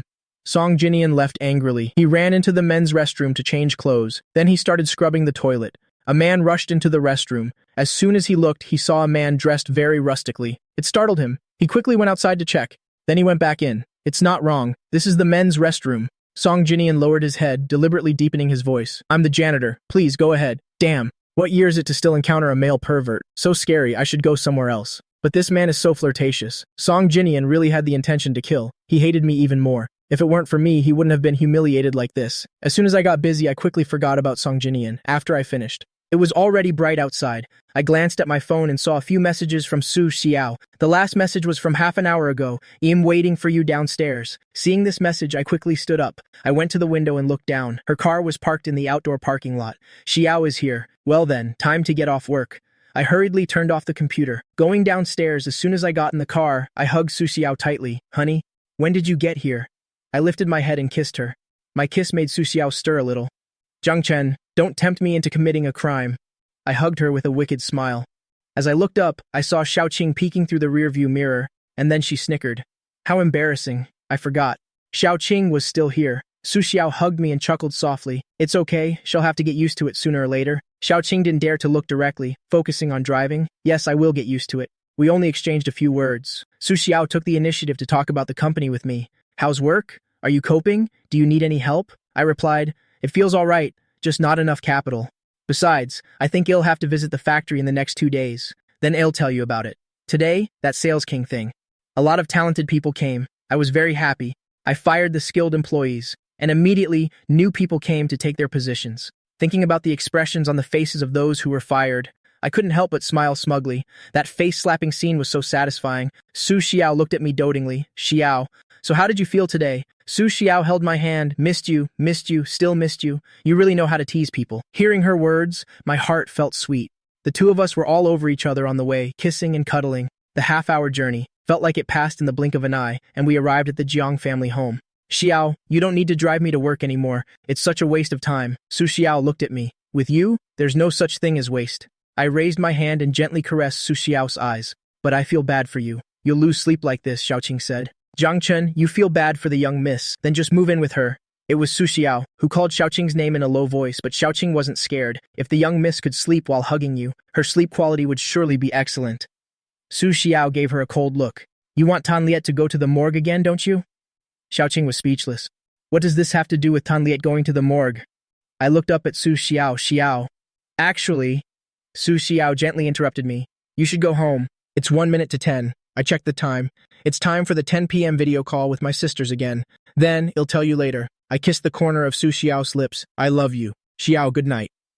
Su Xiao watched me walk through the main gate. She turned her head and said to Xiaoqing, don't say these things to Zhang Chen in the future. Xiaoqing was not convinced, but I was telling the truth. Su Xiao gave her a cold glare. Xiaoqing was silent for a moment. But truly loving someone means wanting to see them before you sleep, and wanting them to be the first thing you see when you wake up. You only want to sleep with that one person for your entire life, to be able to see a side of them that others don't, and show it only to them. Su Xiao kicked Xiaoqing. Have you ever been in love? You seem to know a lot. Xiaoqing retorted. Well, young miss, do you want to sleep with any other man? Su Xiao kicked her again. I only want Zhang Chen. This life, the next life, forever, only him. Xiaoqing dodged with a laugh. So you're lusting after Zhang Chen. As soon as she finished speaking, she got kicked again, on the other side. I got home and found that Zhang Qingyu was also here. I happily rushed over. Sis, you're back. and gave Jung Qingyu a big bear hug. Jung Qingyu, who originally had a stern face, broke into a radiant smile. The young master's hug smells so nice. Just then, the phone on the table suddenly rang with a chorus of voices. Jung Chen, I looked up and saw that Jung Qingyu was on a group video call. My other sisters were staring at us, seeing their little brother hugging Jung Qingyu. All their faces darkened. I quickly let go and opened my arms to the camera. Eldest sis, second sis, third sis, fourth sis, I love you all. Hugs for all 4 sisters. Only then did their expressions improve. They started chattering with concern. Jung Chen, are you tired? Are you hungry? I rubbed my stomach. I really was hungry, on the way back. I was so preoccupied with talking to Xiao that I forgot to eat dinner. My sisters immediately started ordering Jung Qingyu around. Sixth sister, go cook quickly. Jung Qingyu was speechless, so I'm the only one serving. But on second thought, he's my little brother. I'd serve him even on my knees. She pushed the phone into my hands. You chat, I'll go cook. I looked at my 4 beautiful sisters on the screen. Eldest sis was working overtime. Second sis was hiding in the restroom of the research institute.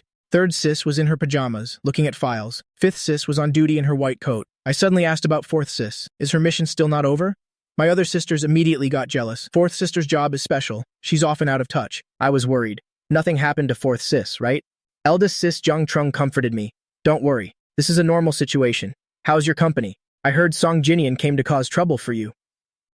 Just then, Song Mingchen pushed open the door and came out, hearing this sentence. He immediately felt that he was about to have bad luck too.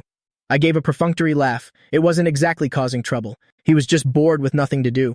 So he came to the building to scrub a toilet.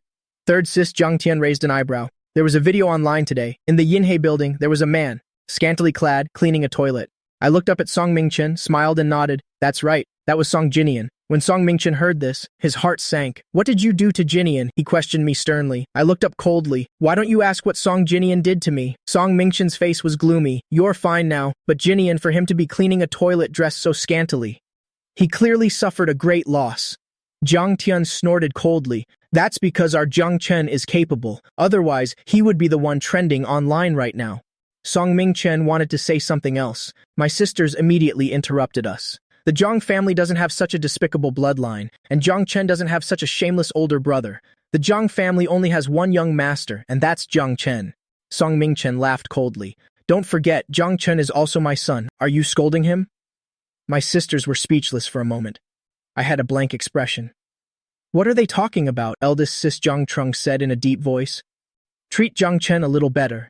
And you can still stay in the Zhang family home, third sis Jiang Tian added. Don't think you can take over the Zhang Corporation just because you hold shares. I'm a top lawyer. I have plenty of ways to deal with you.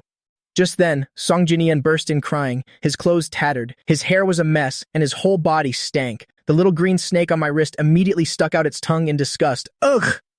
It stinks to high heaven. Brother Jiang Chen, hurry and kick him out, the little green snake muttered again. Xiao's scent from earlier was much better. She's just a little scary. But she wasn't scary when she was kissing Brother Jiang Chen. Song Jinian wailed and complained. Dad, Jiang Chen won't let me be the spokesperson, and he tricked me into cleaning the toilet. I'm too ashamed to face anyone anymore. My sisters immediately cursed back. If you want to die, don't die here. Jiang Qingyu rushed out with a cleaver. I'll let my fans curse you to death. Song Jinian suddenly raised his head. He looked in terror at everyone's murderous aura. Jiang Qingyu brandished the cleaver, pretending to chop him, while I stood beside them with an innocent expression. I didn't even need to speak. Someone was already venting anger on my behalf. Song Jinian cried aggrievedly, I'm your little brother too. Why do you only protect him? Jiang Qingyu gave a cold laugh. She approached him with the cleaver. Little brother? Are you even worthy? If you dare say I'm your little brother one more time, I'll shave you bald on the spot. Song Jinian hid fearfully behind Song Mingchen. Dad, help! She's trying to kill me. Song Mingchen looked at the gleaming cleaver, his scalp tingling. Put the knife down quickly. Don't scare Jiang Chen. Jiang Qingyu turned to look at me, about to put the knife away, but I smiled and said, Sis, if the knife isn't sharp enough, I can sharpen it for you, Song Mingchen said angrily. This whole family is insane. Song Jinian pulled on Song Mingchen. Dad, it was Jiang Chen who bullied me first. Song Mingchen yelled, his head aching. Who told you to go to his company? I told you from the beginning that the company was his to manage and you shouldn't go there to cause trouble. Seeing that Song Jinian had fallen silent, Jiang Qingyu finally took the cleaver back to the kitchen. Every time I come home and see them, it pains me. I originally thought having Song Mingchen here would make it easier to gather evidence, but now it seems that's no longer necessary. Song Mingchen is too calm. I have to take the offensive. Only then can I force him to reveal a weakness. I held my phone properly and told my sisters, just point the camera at me. Don't look at that garbage. Song Mingchen's face darkened as he sat down. Jiang Chen, I am your father. Watch your attitude. I looked up and laughed coldly. I don't want to acknowledge a scumbag as my father. Speak properly. Otherwise, it'll turn hostile. Song Mingchen saw my serious expression. He frowned and sat down. Song Jinian interjected. What do you want to do? The contract is already signed. Don't you dare go back on your word. He thought I came to beg. I rolled my eyes in contempt. Song Mingchen, take your wife and son and get out of the Zhang family home. Song Mingchen abruptly stood up. Impossible. I said coldly. Why not? This house is mine. It belongs to the Zhang family. Song Jinian shouted. We've lived here for over 10 years. This is our home. The one who should leave is you, the four sisters on the other end of the screen yelled. Sixth sister, get the cleaver. Zhang Qingyu rushed out with the cleaver. Who's bullying Zhang Chen? I said imposingly to Song Mingchen. You three outsiders are not worthy of living in the Zhang family home. Zhang Chen, I am your father. I'm not an outsider. Song Jinian still couldn't accept Zhang Chen. Don't you forget, we've lived in this house for over 10 years, while you've only been back for a little over a month. Zhang Qingyu brandished the cleaver and walked up to Song Jinian. So what? I've been on Earth for over 20 years. Does that mean the Earth is mine to claim? If you dare yell at Zhang Chen again, I'll slash your mouth to pieces. Song Jinian looked at the gleaming cleaver, and again, he hid fearfully behind Song Mingchen. Song Mingchen shielded Song Jinian behind him. He said to Zhang Qingyu, put the cleaver down first. Let's talk properly. Zhang Qingyu snorted. Treat Zhang Chen with some respect. I'm going to make food for Zhang Chen first. Can't let Zhang Chen go hungry. I pointed at Song Mingchen. Sit down and talk. Song Mingchen sat down and looked at me from across the table. I don't know since when, but I've developed a domineering aura. I look a lot like my mother, but my aura is even stronger than hers. No longer the timid and fearful boy who just came from the countryside. I looked at Song Mingchen and asked him, whose name is on the deed for this villa? Song Mingchen choked, then said, yours. I raised my eyebrows and asked again, is your name on it? Song Mingchen couldn't answer. He tried to appeal to kinship. I'm your father? I'm not an outsider. I cut him off with a cold laugh. My mother is dead, and you've remarried. Have you ever seen a widow bring her new husband to live in her old husband's house? These words left Song Mingchen even more speechless. Song Jinian yelled, your mother is dead, so it's different. I gave him a cold look. Do you want to die too? Feeling my cold, murderous intent. Song Jinian's hair stood on end, and he took another step back. I looked at Song Mingchen. Did my mother leave a will allowing you to remarry? And live in the Zhang family home? Once again, Song Mingchen couldn't answer. Your mother's passing was too sudden. There was no time. Zhang Tian spoke up. This is marital property. You can divide it, but you can't take all of it. You certainly have no right to occupy the Zhang family home. And Zhang Chen, whose name is on the deed, has the right to deal with you, according to our country's marriage laws. Third Sis Zhang Tian recited a whole string of laws. Song Mingchen's face grew darker and darker as he listened. Zhang Tian continued, so if Mr. Song wants to continue living in the Zhang family home, unless he's single, he can't just bring another woman to live here. Eldest sis Zhang Trung spoke coldly, but Mr. Song, don't forget, your surname is Song, not Zhang. You have no right. Your current wife and son have even less right. I tilted my chin up slightly. Song Mingchen, from the moment my mother died, from the moment you cheated and remarried, you no longer have any connection to the Zhang family. Now you still want to continue living in the Zhang family home. Fine, it'll give you a chance. Go divorce Wang Yalan now, and cut ties with Song Jinian. Hearing this, Song Jinian's voice suddenly shot up. Zhang Chen, are you crazy? Before he could finish speaking. I grabbed an empty teacup from the table and threw it hard at him. Song Jinian immediately screamed. I pressed the button on the automatic kettle and warned coldly, if I didn't give you permission to speak, then shut your mouth. This time, it was an empty cup. Next time, it will be scalding hot tea. Song Jinian looked at the kettle. He was so scared he shrank back and didn't dare make a sound. Song Mingchen tried to play the sentiment card. Zhang Chen, you may not accept Na Lan as your stepmother, but I'm still your father, and Jinian is your brother. We share the same blood. I cut him off directly. If I could choose, I'd rather not have this dirty blood of yours. Song Mingchen's expression turned ugly. Whether you admit it or not, I'm still your father. Eldest sis Zhang Trung spoke in a low voice. Mr. Song, think carefully. Right now, Zhang Chen has the right to deal with you. Third sis Zhang Tian added, if Mr. Song refuses to do it, we will proceed with legal action. Fifth sis Zhang Huan fiddled with a scalpel. Otherwise, I don't mind making Zhang Chen an orphan. This death threat sent a chill down Song Mingchen's spine, even through the screen. Zhang Qingyu came out carrying a freshly cooked bowl of 3 delicacies noodles. I can also have my fans drown you with their spit. I looked coldly at Song Mingchen. I am only informing you. I am not asking for your opinion. Song Mingchen still wanted to speak. I directly called for Butler Chen. Throw all their things out. Having trash in the Zhang family home makes even the servants' quarters as disgusting as a garbage dump. Butler Chen immediately led his men in. Song Jinian screamed, Zhang Chen, you can't do this. We've lived here for over 10 years. On what grounds can you just kick us out? I suddenly laughed. You're right. One can't just casually kick people out. Song Jinian thought he had succeeded and snorted smugly. I continued, Butler Chen, calculate the rent for the past 10+ years. Tell them to pay it all. Song Jinian was so angry he could have coughed up blood. You're actually demanding rent? I raised an eyebrow. Not a single cent less. As for Vuong Yalan and her son, calculate all their expenses for food and clothing over the years clearly. Everything they spent was my Zhang family's money. I then ordered the bodyguards. You guys go pack their things. No need to be polite.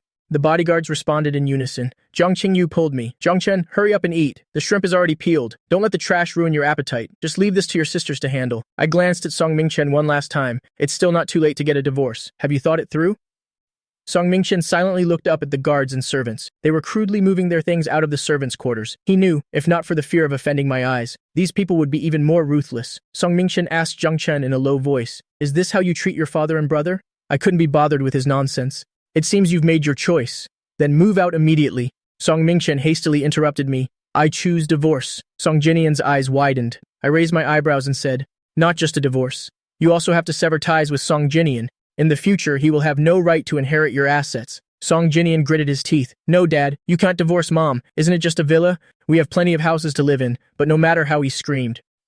Song Mingchen insisted, he'll get a divorce, but it has to be tomorrow, then that's. I cut him off directly. Not possible. Song Mingchen pleaded, Zhang Chen, don't be so heartless, just for one night. I didn't want to hear anymore. I turned and walked towards the dining room. Zhang Qingyu blocked Song Mingchen, stop talking nonsense. You've occupied the Zhang family home for long enough. Scram, I quietly ate the 3 delicacies crystal noodles that 6th sis cooked in the dining room. I thought to myself, why would Song Mingchen rather get a divorce than leave the Zhang family home? What is his goal, really? Butler Chen finished calculating the accounts. Mr. Song, the rent for 15 years is 3.5 million. Mrs. Song and Song Jinian's expenses total 78 million. Subtracting your share, an additional 34 million needs to be paid. In total, that's 37.5 million. Song Jinian screamed. You're robbing us. I spent my dad's money. On what basis are you calculating it? Third sis Zhang Tian explained. According to the law, after Auntie passed away, Song Mingchen did not divide the assets in a timely manner. Therefore, the money you spent includes Zhang Chen's share. If you don't pay, we can initiate legal proceedings. You will become discredited individuals. Zhang Qingyu laughed coldly, thinking about having to compensate over 30 million. Song Jinian's heart ached as if he was dying. Song Mingchen's temples throbbed. He knew Zhang Tian was a top lawyer. He wouldn't win even if he sued. Butler Chen walked in. Young master, the car is ready. Jiang Qingyu raised her eyebrows and said, Mr. Song probably doesn't need us to see him off, right? Song Mingchen looked at the tall, brawny bodyguards at the door. His face darkened as he walked out. Jiang Qingyu followed him out with her phone. Seeing the garbage truck, she immediately burst out laughing. Butler Chen, well done. I can't believe he actually arranged a garbage truck. Butler Chen maintained a professional smile. Song Jinian shrieked, You're going too far. I'm going to expose you all. Jiang Qingyu directly ordered the guards to send them on their way. The bodyguard picked Song Jinian up like a chick and threw him into the garbage truck like trash. With a loud thud, Song Jinian fell so hard he saw stars. Inside, it was full of used toilet paper and sanitary napkins. Song Jinian felt so nauseous he started to retch. He was sure these maids did it on purpose. The bodyguard turned to Song Mingchen, about to make a move. Song Mingchen's face darkened, his mouth twitched. I'll get on myself. Zhang Qingyu watched the garbage truck drive away. Finally, this garbage has been cleaned up. What got into Zhang Chen today? How could he bear to kick them out? It must be because Song Jinian went too far, and he kept bringing up Auntie's matter. Zhang Chen has really grown up, that's great. I was eating my noodles. I just felt that this garbage was affecting my mood. Besides, Su Xiao will be bringing me home often from now on. I can't let them see her. With Song Jinian's character, he would definitely have designs on Xiao. I trust Xiao, but the thought of Song Jinian coveting her feels like an insult to Xiao. Zhang Qingyu sat down across from me with her phone. Her eyes were shining. Zhang Chen was so domineering today. My sisters all nodded. So handsome, just watching was so satisfying. I was in an extremely good mood. The house is finally free of trash polluting the air. Zhang Qingyu asked Zhang Chen expectantly, Are the noodles I made delicious? Delicious, I like sixth sis the most. Before I could finish, my other sisters suddenly started coughing. I quickly corrected myself. I like eldest sis the most, second sis the most, third sis the most, fourth sis the most, fifth sis the most, sixth sis the most, can't miss a single one. My sisters waited for me to finish eating, then told me to take a walk in the yard. Only after I had digested my food did they urge me to go to my room to sleep. I was delighted. After showering, I sent a voice message to Su Xiao. Xiao, are you home yet? I cleaned out all the garbage today. I'm in a great mood. I miss you. I want to kiss you, hug you, carry you in my arms, want to sleep holding you. Not long after, Su Xiao replied with a voice message. Are you sure you just want to sleep while holding me? Teasing me over the phone. I replied with a sly laugh. That's right. I'm craving Xiao's body. Don't tell me Xiao isn't craving mine, or do you just want to look at photos to ease your longing? Su Xiao was sitting on the balcony of the second floor of the house next door, looking at the Zhang family's balcony, which was just one step away. She suddenly had a strong urge to climb over. She suppressed that impulse. Su Xiao warned, "Jiang Chen, don't play with fire. Be careful you don't burn yourself. I'm not afraid. After all, we're separated by a screen." I deliberately dragged out my tone in the voice message. "So would you say Xiao is being promiscuous?" Su Xiao gritted her teeth and called my name, Jiang Chen, hearing her restrained voice. I said with a sly smile, "What is Xiao doing? Have you showered yet?" Su Xiao breathed a sigh of relief. Thankfully, this time it was normal. "Missing you. Just showered." I rolled over in bed. I typed with a sly smile, "How are you missing me?" Su Xiao lowered her voice. "Jiang Chen, don't say anymore. I won't be able to hold back," I teased. "If you can't hold back, then don't. It's normal for adults to desire each other's bodies." After sending this message, I curled up in my blanket. I'm so naughty, but this heart-pounding feeling is so sweet. I really want to kiss you, hug you, sleep with you. It's a pity you can't come. I can only hug my blanket. Su Xiao stared at her phone for a few seconds. She suddenly stood up. She looked at the less than a meter distance between the two balconies. "Are you sure you want to kiss me, hug me, sleep with me?" I raised an eyebrow. "Can she teleport here from Yushui Bay?" Su Xiao put away her phone and swiftly climbed onto the balcony, looking at the close distance. She stepped across without any hesitation. I suddenly heard a noise on the balcony. I hurriedly sent a message. "Xiao, I think someone is climbing in through my window. I don't know if it's a pervert or someone sent by an enemy. I have to beat him to death. I'll seal the balcony tomorrow." I tiptoed to the curtains and slowly pushed open the balcony door. I raised a stick, about to strike, when someone suddenly pulled me into a hug. I had just started to scream when I quickly shut my mouth, because the person hugging me was Su Xiao, the very person I had just been relentlessly teasing. "Xiao, why are you here? You didn't climb up, did you? This is the second floor. How did you get up here? Brother Jiang Chen, what's wrong?" Woof woof, Ergodzi, outside the bedroom door, heard the scream. He hurriedly scratched the door with his paw and called out worriedly, "Jiang Chen, what's wrong?" Of course, this also alerted Jiang Qingyu, who was playing games. I heard the noise and quickly pushed Su Xiao. "Find somewhere to hide, sixth sis is coming." Su Xiao gave me a hard kiss, then turned and climbed onto the balcony.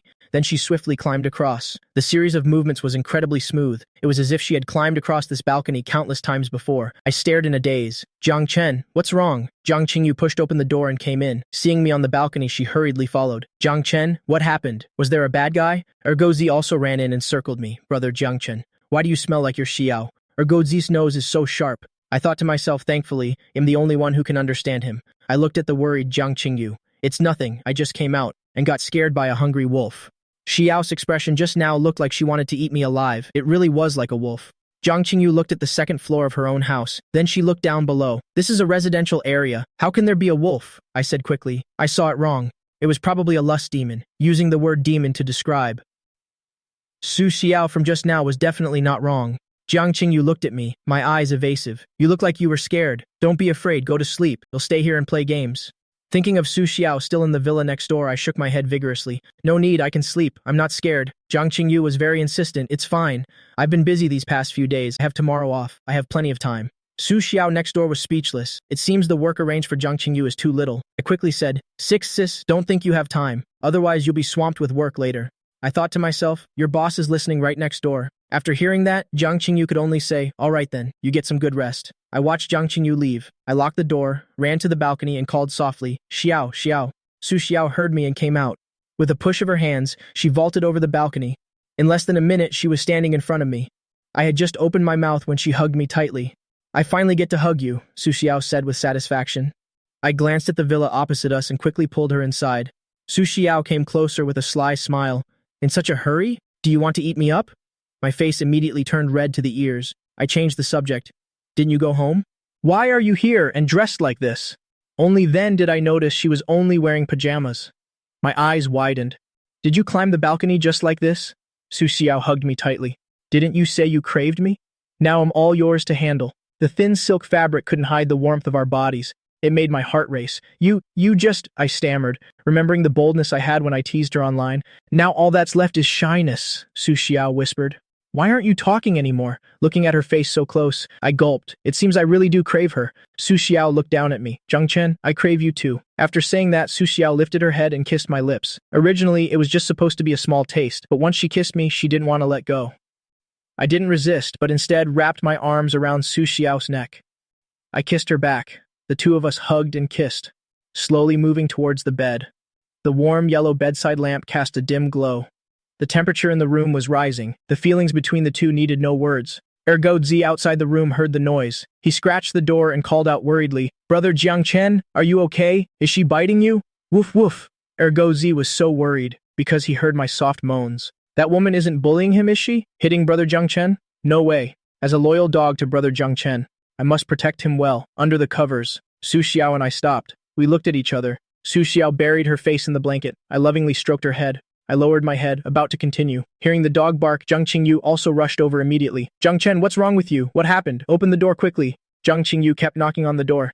Su Xiao and I were interrupted again. I reluctantly pulled the blanket off. Then I looked at Su Xiao. I had taken off all her clothes. Only a small pair of panties remained. I called out, "Sister Qingyu, I'm fine. You should go back to your room and sleep." Zhang Qingyu didn't believe me. "Open the door. Let me in to check." I put on my clothes. I apologized and told Su Xiao to hide first. Su Xiao gave me a resentful glance and leisurely walked into the bathroom. Just then, with a loud bang, Zhang Qingyu was kicking the door. "Sister Qingyu, I'm coming out." I took a deep breath and opened the door. Zhang Qingyu lifted her leg to kick with all her might. As a result, the door opened a second later. She missed the kick. She fell straight inside, flat on her face. Erguzi looked up at me to take credit. "Brother Jiangchen, I heard you were in a lot of pain earlier. I saved you just in time. Aren't I great? You have to reward me with extra chicken legs, woof woof." I looked down at Erguzi and said through gritted teeth, "You just wait." Zhang Qingyu fell on the ground, just as she picked up a belt. "Jiangchen, where did this come from? Why does it look like a woman's thing?"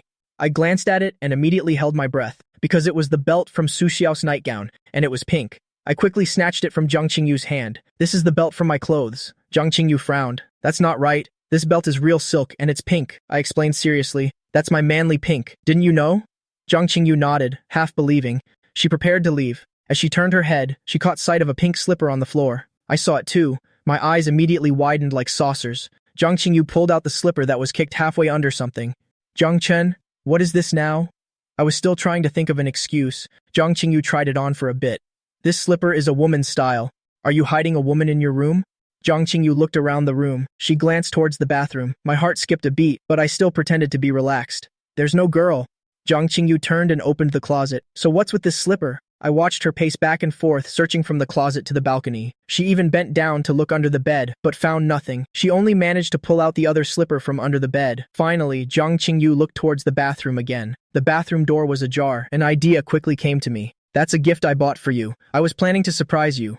Zhang Qingyu was about to enter the bathroom to search for someone. Upon hearing this, her eyes immediately lit up. "Really?" I nodded. Yes, it's a gift for you. Try them on to see if they fit." Hearing the slippers were for her, Zhang Qingyu was very happy. "It seems to be one size too big." I quickly said, "Then leave the shoes with you. I'll exchange them tomorrow." Zhang Qingyu happily put on the slippers. "No need, one size bigger is quite good. Besides, they're very comfortable, very classy. I like them." I had a slight headache. "The shoes don't fit, you should still exchange them. These are Xiao's shoes." The more Zhang Qingyu wore them, the more satisfied she was. "No need. This is great. I'm leaving now. You go to bed early." Zhang Qingyu happily patted Ergozi. "You stay in Zhang Chen's room. Don't go out." She had to hurry back to her room to take pictures and show off to her 5 sisters. Before I could stop her, Zhang Qingyu had already closed the door. Ergozi suddenly felt a sense of crisis. He lowered his head, intending to sneak away. I quickly grabbed its ear. "Ergozi, you're a bad boy. My good moment, and you want to leave." I was so close to getting some meat. Ergozi whimpered, lying on the ground and crying out in grievance. "But you sounded like you were in a lot of pain. I just wanted to save you." Woof woof. A dog's hearing is very good. I was speechless. I said unnaturally, "It was uncomfortable. But I didn't need you to save me. I needed Xiao to save me." I let go of Ergozi's ear. "I'm punishing you with no pig's trotters for a day, 3 days without chicken legs, 5 days without dog food." Ergozi howled. "Brother Jiangchen, please don't." I pointed behind the door. "Lie there quietly for me. If you make another sound, I'll punish you with a month of no pig's trotters." Ergozi had no choice but to lie dejectedly behind the door. I looked at the bathroom. I saw that Su Xiao didn't come out. She didn't jump out the window, did she? I hurried in. I pulled back the shower curtain and saw Su Xiao curled up with her legs drawn up in the bathtub. The scenery under her nightgown was immediately admired by me. Just one look and my face flushed red. "Xiao, we were just kissing earlier. Then I took off your nightgown. Your hand slipped into my nightgown. That's when I moaned in pleasure. And as a result, we were interrupted by Ergozi." Su Xiao's face was so red it looked like it was about to bleed. I could see the hidden passion in her eyes too. "Your shoes were taken by my sister." I quickly sat down next to the bathtub. "I'll buy you a new pair tomorrow. We'll buy matching shoes." Su Xiao looked up. Her gaze fell on me, on my nightgown. I quickly said, "Tomorrow, we'll also buy matching pajamas." Su Xiao hummed in agreement. It's getting cold. We should eat some meat to nourish our bodies. Erguzi sneezed outside. I looked at Su Xiao, leaning my whole body over the bathtub. I slowly lifted Su Xiao's nightgown. Su Xiao immediately sucked in a cold breath. I bent down and wrapped my arms around Su Xiao's neck. What dog meat? Eat me. Su Xiao put her arms around my neck. The fire that had just been extinguished immediately flared up again. I leaned close to Su Xiao's ear and whispered something. Su Xiao suddenly hugged me tightly. The two of us pressed tightly together. Through the silk fabric, we could feel each other's love. Su Xiao looked up at me and suddenly asked what our relationship was now. She remembered what I said, that good girls don't give themselves away casually. I was also stunned. In our past life, we never defined our relationship until the very end. After being reborn, I paid even less attention to it, because I had already decided she was the one. Seeing my hesitation, Su Xiao pushed me away and stood up. Jiang Chen, you need to think carefully about this relationship. The first time is always unforgettable. She wanted to have Jiang Chen.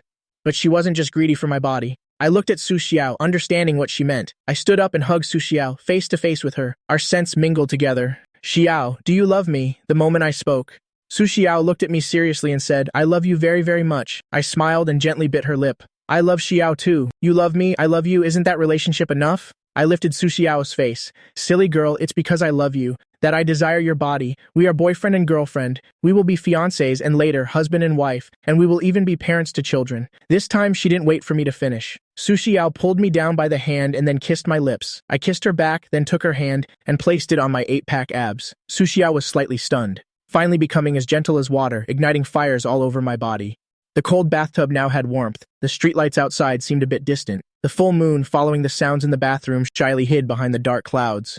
Erguzi outside heard the noise. He would occasionally lift his doggy head and glance at the bathroom. Should I bark a couple of times or not? Forget it. Otherwise, he'll lose a month's worth of pig elbows. A dog's life is tough. A long time later, I washed Su Xiao clean and then carried her out. Her face was so red she didn't dare to look at me. She hid straight under the covers. I lay next to her, raised an eyebrow and smiled. You're only shy now? Who was it that was so enthusiastically touching me earlier? She covered herself with the blanket and said nothing. I hugged her through the blanket. We didn't have a physical relationship, but I had indeed eaten her, the kind where not even the bones are left. But the fire inside me hadn't been extinguished. Su Xiao pulled the blanket down a bit, revealing her head. Her body pressed against mine. I was a bit stunned. She turned her head and asked, Earlier you were only focused on me. You haven't put out your fire yet. Su Xiao looked down at me. Do you need my help? Finally, her face flushed red, and she crawled back under the covers. I hugged her tightly and threatened, Do you still want to sleep? Su Xiao moved, her wrists aching. She quickly turned her back to me to sleep. I hugged her. I kissed her on the ear. Holding her, I quickly fell asleep.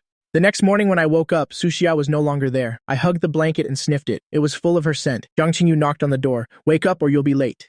Ergozi opened his eyes and stared at me. Did you hear anything last night? Ergaozi tilted his doggy head and thought for a moment. To avoid losing his pig elbows, he was as cunning as a dog. No, I didn't. I slept too soundly last night. Woof woof. I saw its comical appearance. I chuckled. I won't take away your chicken leg today. It'll take it next time instead. Ergozi let out a wronged whimper. There's even a deferred deduction for chicken legs? As expected of Brother Jiang Chen. Xiao Qingshi crawled out from the drawer. Showing off, he said, Brother Jiang Chen, I heard it, hiss hiss. Last night it was in the nightstand drawer. I threatened it. Don't say anything. There was no noise last night. Xiao Qingshi stuck out its tongue, looking innocent. But, silly snake, don't say any more. Woof, woof. Erguzi immediately pounced. He grabbed Xiao Qingshi in his mouth. Xiao Qingshi struggled. It cried out in fear, Brother Jiang Chen, help hiss hiss. I raised an eyebrow and smiled, then went to brush my teeth, wash my face, and change clothes. When I came out, Xiao Qingshi was lying limp on the ground, not daring to move. Ergozi pawed at it. When Xiao Qingshi saw me come out, it immediately revived.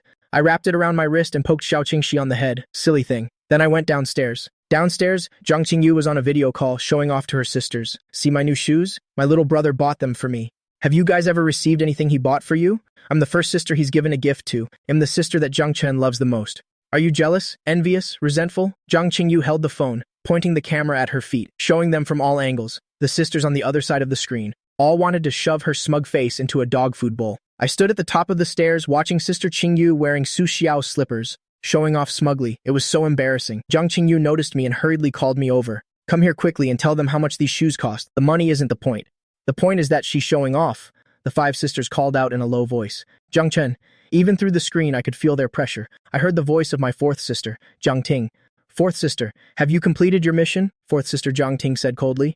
Not yet, just secretly using my phone for a bit. It'll continue in 3 minutes. Originally, I wasn't allowed to contact family, But ever since I secretly saw Jiang Qingyu's rant on her social media feed before bed last night, she couldn't sleep. Her family status was no longer guaranteed. I went downstairs, snatched the phone, and flipped the camera towards myself. Fourth sister, how are you? Are you safe? How much longer until your mission is complete? I looked at my fourth sister and saw that besides being a little tired, she wasn't injured, so I was relieved. The other sister spoke up at the same time. I looked up at the screen, and my face immediately darkened, because all 5 sisters were pointing their cameras at their feet. And they were all very strange. Their shoes either had the soles coming off, or their toes were sticking out. In short, all their shoes were broken. I was speechless. You sisters are really something else, to remind me silently. To buy them shoes, it's really too much. The 5 sisters' voices were very calm. The weather is a bit cold. My feet are so cold. These 5 pairs of open-toed shoes were all hints for me. When Jiang Qingyu saw this, she laughed even more smugly. It's useless for you guys to intentionally ruin your shoes. I am one of a kind. Ha ha ha.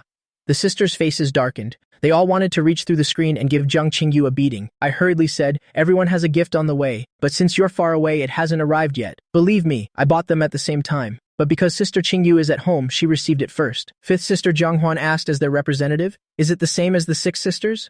I looked down and glanced at Jiang Qingyu, the slippers on her feet, and confirmed they were the same. They're definitely the same, 4th sister Jiang Ting said with satisfaction. Then I'm going to work. The other sisters were also satisfied. Jiang Qingyu gritted her teeth. A bunch of shameless people. I gave the phone back to her. Don't worry, you're still special. After all, that's the pair Su Xiao has worn. After hearing that, Jiang Qingyu was immediately touched. My dear little brother is still the best. I sat down to eat. Then I texted Su Xiao. Are the slippers you're wearing still available? My other 5 sisters want them too. They have to be delivered today. Su Xiao looked at the slippers that didn't fit her feet and was silent for a moment. Yes, I sent over the addresses of my 5 sisters. Su Xiao immediately ordered Xiaoqing. My slippers from yesterday, prepare 5 more pairs, then send them by helicopter. Remember to pretend to be a delivery person. After hearing this, Xiaoqing clicked her tongue. Using a helicopter to deliver slippers, how inhumane. Those custom-made limited edition slippers cost 100,000 yuan a pair. After finishing breakfast, Jiang Qingyu prepared to go to the recording studio. Come listen to it after work. I saw her walk straight out. Sister Qingyu, aren't you changing your shoes? No, this pair is comfortable. She wanted to wear them to the company to show off. This was the first gift her little brother had given her. Jiang Qingyu happily went out in her slippers. When she passed by the villa next door, she saw my car parked at the entrance. That's strange. Jiang Chen's car isn't gone. It's parked here at home. Could it be that someone has moved in? Next time I come back, I must go over and say hello and see who is living in this villa. It better not be some flirtatious woman coming to seduce my brother. Jiang Qingyu glanced at my car and drove off. I ate breakfast leisurely. Next to me, Xiaoqing, she was eating a quail egg. Ergozi was gnawing on a fragrant chicken leg. Brother Jiang Chen, when will you take me out? Woof woof. Ergozi saw me taking Xiaoqing out again. He was very jealous. I looked down at Ergozi. When you can run as fast as a Tibetan Mastiff, it'll take you with me. Ergozi was speechless. Brother Jiang Chen, if you want to banish me to the cold palace, just say it directly. I took Xiaoqing out with me and got into Su Xiao's car, but this time I didn't get handsy like usual, but sat very properly. Xiaoqing glanced in the rearview mirror. Mr. Jiang, did the young miss anger you? I glanced at Su Xiao. Su Xiao smiled. I didn't anger him, I just made him happy. My ears immediately turned bright red. I looked back at Su Xiao and saw her face was so red it looked like it was about to bleed. I laughed, poked Su Xiao, and reached out to hug her. I leaned down and whispered in her ear, if you keep teasing me, it'll eat you up when no one's around. Su Xiao didn't tease me anymore. We arrived at the Milky Way building. Xiaoqing drove straight into the underground parking garage. I looked at Su Xiao. Aren't you late for work at this hour? You don't have to pick me up every day, Xiaoqing quickly said. Actually, the young miss has. Su Xiao looked up at Xiaoqing. She immediately fell silent. I asked, actually what? Xiaoqing said, oh, actually the young miss changed. The company's meeting time, pushing it back half an hour. I gave her a suspicious look, but didn't think much of it. Then it'll go up. I was just about to get out of the car when Su Xiao pulled me back. Then she leaned in and gave me a kiss. From now on, you have to kiss me every time we part. I smiled. I leaned over and kissed her on the lips. See you tonight, after I left. Xiaoqing looked at Su Xiao in the rearview mirror and coughed, reminding her, young miss, the corners of your mouth are about to disappear. Su Xiao looked up in confusion. Xiaoqing got out of the car and opened the car door for her. They're already level with the sun. Rein it in a little. The young miss never smiles. Smiling like that is truly terrifying. She was used to it, but others in the company would only feel terrified. Su Xiao got out of the car, and the smile on her face instantly vanished, leaving only coldness and frost. Xiaoqing's hair stood on end. Please just keep smiling. I took the elevator and saw someone moving their things. I asked suspiciously, are you quitting? The building houses the offices of many companies. It's normal for people and companies to move frequently. The other person replied, not quitting. moving the company. CEO Jang, maybe you should move too. Almost all the companies in this building have moved to better places. Only you haven't moved. Is the company about to go under? The companies that are moving are all doing quite well. They have a future. Maybe the feng shui here is bad. Besides, with the other companies gone, there are even fewer connections, making it harder to grow. I smiled. I'm not moving. This building used to belong to the Jiang family. When I make Mi Ying successful, I'll buy it back. Those people heard what I said and looked at each other, laughing. They thought I was bluffing. They disdainfully moved their things from the elevator to the parking lot. When they saw Xiao Qing, someone recognized her. Isn't that the special assistant to the great Miss To? What is she doing in this dilapidated building? Assistant 2. Why are you here? They couldn't help but step forward. Xiao Qing was just about to open the back door when she saw people approaching. She frowned. With a blank face, she asked coldly, "What? Do I need to report to you where I go?" The questioner was immediately embarrassed. The car window was knocked on. Xiao Qing cleared her throat. "I'm here to discuss a small business matter with CEO Jiang of Mi Ying. These people had just been saying that Mi Ying had no future. But now the biggest boss in Kumchen wants to do business with me." It was like a series of slaps to their faces. After everyone left, Xiao Qing opened the back car door and Su Xiao stepped out with her long legs. "Getting out of the car?" Xiao Qing asked in confusion. "Young miss, just now you were." Su Xiao replied coldly. "I didn't hear what they said just now." But from their subtle expressions, they were looking down on Jiang Chen. Xiao Qing smirked. "So that was to help slap them in the face to protect Mr. Jiang." I went upstairs and heard employees discussing that many companies in the building had moved out, moving to better places. I wonder if our Mi Ying can move to a different office. That's right. Mi Ying has been around for over 20 years. Many parts are old. Sometimes it feels gloomy late at night. Still want to change offices? It's good enough that we haven't gone bankrupt. Salesman Vuong next to them said very confidently, "We won't go bankrupt." Director of Human Resources, if you have time for this gossip, you'd be better off focusing on your work. I don't need employees who waste time. I didn't need to say anything. Someone was already scolding them. Mi Ying is no longer a place where you can just coast and collect a paycheck like before. Paycheck? A single mistake at work will get you fired. I got busy as soon as I arrived at the company. Not long after, my secretary came in. "CEO Jiang, this is not good.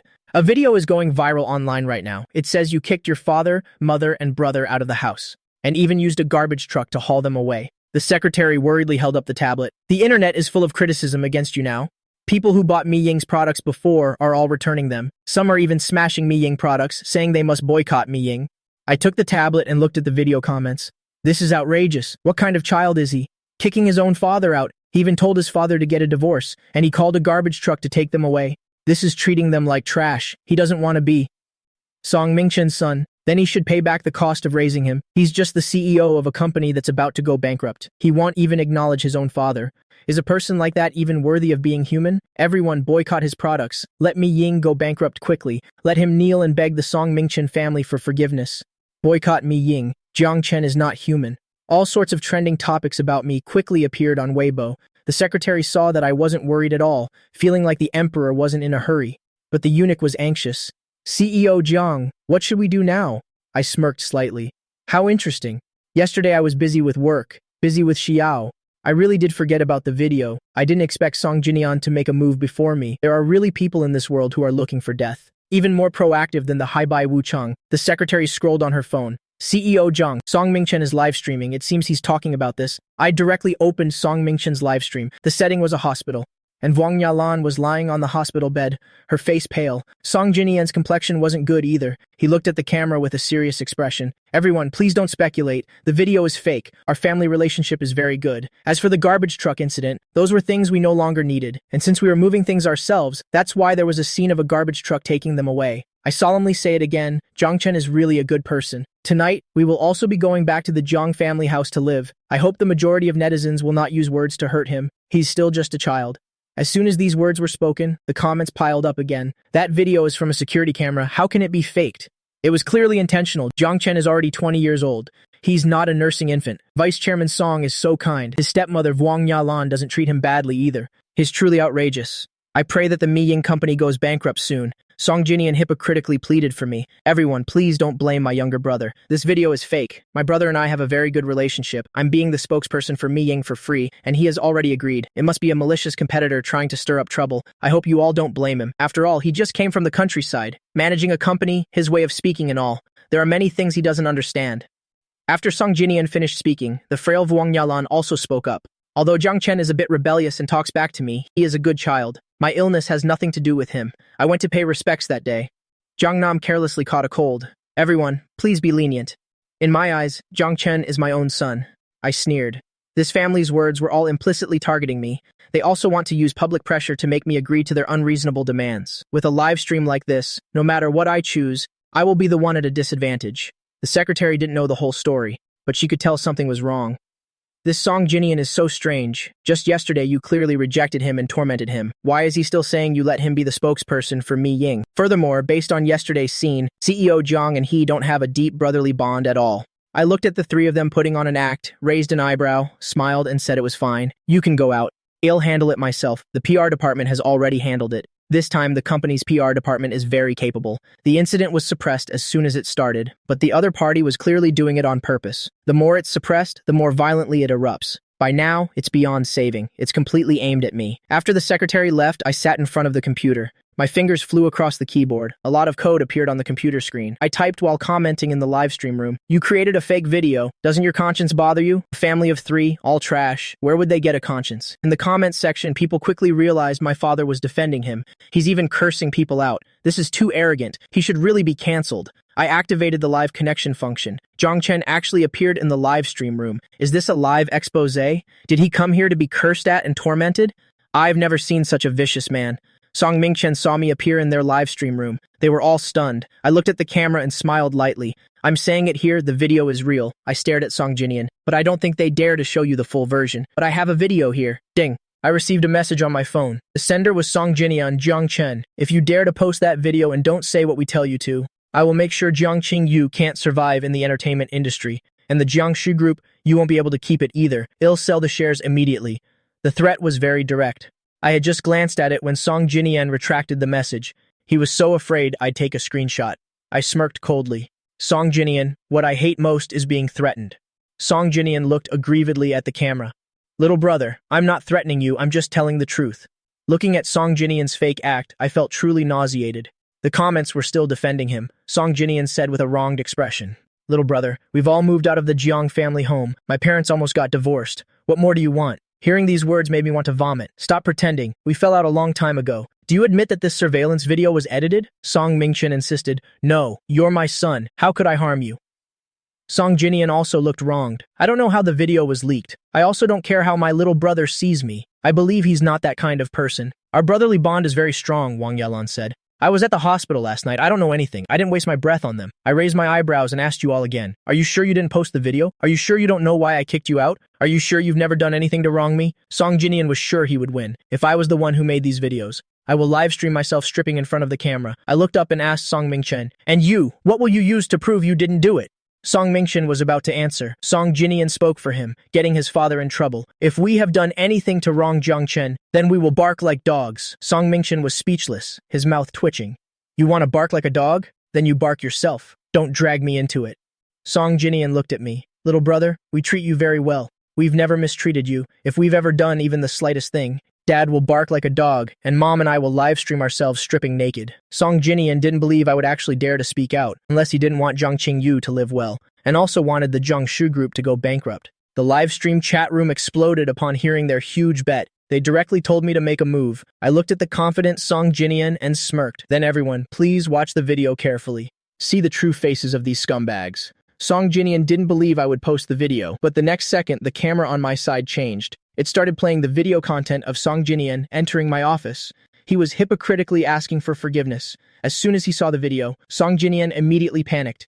Jiang Chen, turn it off for me. Turn it off now. Have you forgotten what you just said? I order you to turn it off. I raised my eyebrows. On what grounds do you order me? Aren't you always building the image of an innocent young man? Now I'll let everyone see your ugly face.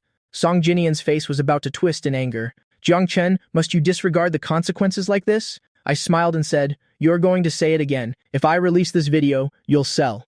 The Jiangxu Group shares and blacklist Jiangqing Yu, right?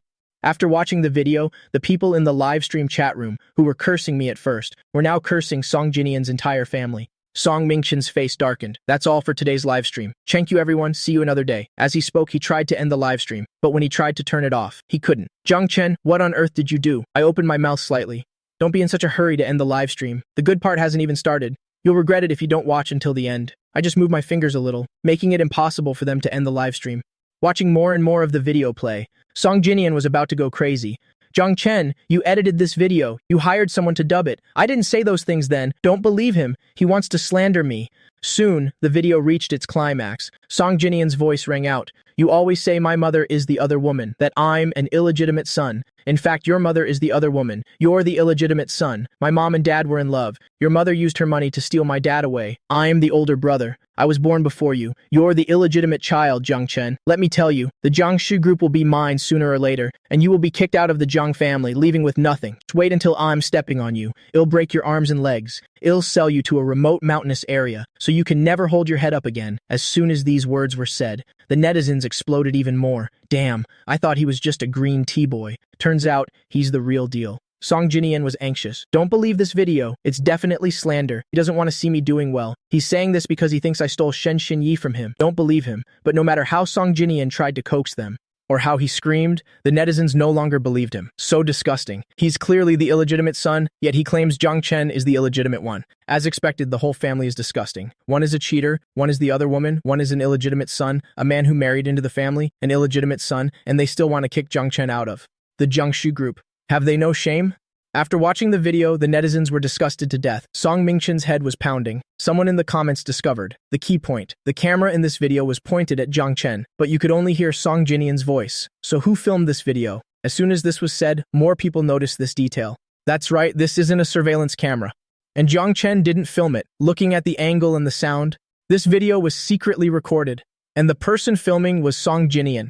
So Song Jinian intentionally said those things to provoke Zhang Chen, and then he secretly recorded it, so he could easily expose him later. Zhang Chen, is that right? The person above is right.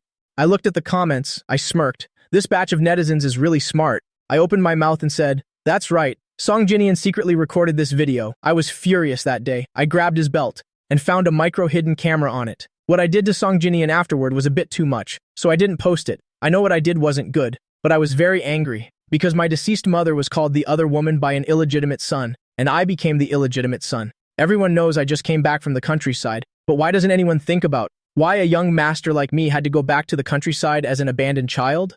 For over 10 years I had no mother. I also didn't have my father's guidance or love. I can only use my own crude methods to solve problems. Who wouldn't want to be an innocent and pure young man? I want that too. After being back for a month, I gave them a chance. Now, I don't want to be a saint anymore. I will use my own methods to take back what belongs to me. My voice was calm, as if I were telling someone else's story. But the netizens felt very sorry for me seeing me like this. Song Mingchen's family is truly inhuman. I looked at the one-sided comments and smirked. Song Jinian, isn't it time for you all to fulfill your promise? As soon as these words were said, the faces of Song Mingchen and the others darkened, but the live stream still couldn't be turned off. Song Jinian's eyes wished they could turn into knives and chop me on the screen into 1,000 pieces. No way, we didn't do it. Don't even think about it. That's live streaming, stripping, and barking like a dog. Where would they put their faces? But the comment section was full of angry netizens. Even if they weren't angry, they were people who loved drama and didn't mind making a big deal out of things. Song Mingchen, Wang Yalan, bark like dogs. Song Jinian, striptease, hurry up and bark like a dog. We're all waiting for a disgusting family of trash, in my opinion.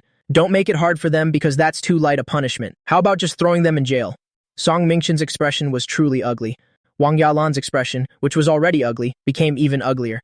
Zhang Chen, you're going too far. Don't blame me for not defending you anymore. Hearing these words, I raised my eyebrows and smiled coldly. Oh, really? Song Mingchen looked at Wang Yalan with some anticipation. Wang Yalan spoke to the camera. The wound on my forehead wasn't from a fall. It was from Jiang Chen smashing my head against the ground. I got sick because Jiang Chen took me to a cemetery. For a whole night, Jiang Chen forced us to divorce. He used a garbage truck to move our things. It's all true. He showed no mercy, so we won't defend him either. I looked down and sneered. Wang Yalan frowned. What are you smiling at? I raised my eyebrows. See for yourself. Your brain is broken, not your eyes. Suddenly being cursed at again, Wang Yalan's expression grew even uglier. She looked at the comments. Shouldn't the other woman kowtow to the legal wife? And she's acting all wronged. I think he was still too merciful. Why use a garbage truck? It would be better to call a hearse for them. Why show mercy to a scumbag man and a shameless woman? What hospital are they in? I want to go spit on their shameless faces. The person above, let me go with you. If it's too far, then spit for me too. Drown them. Don't get off topic.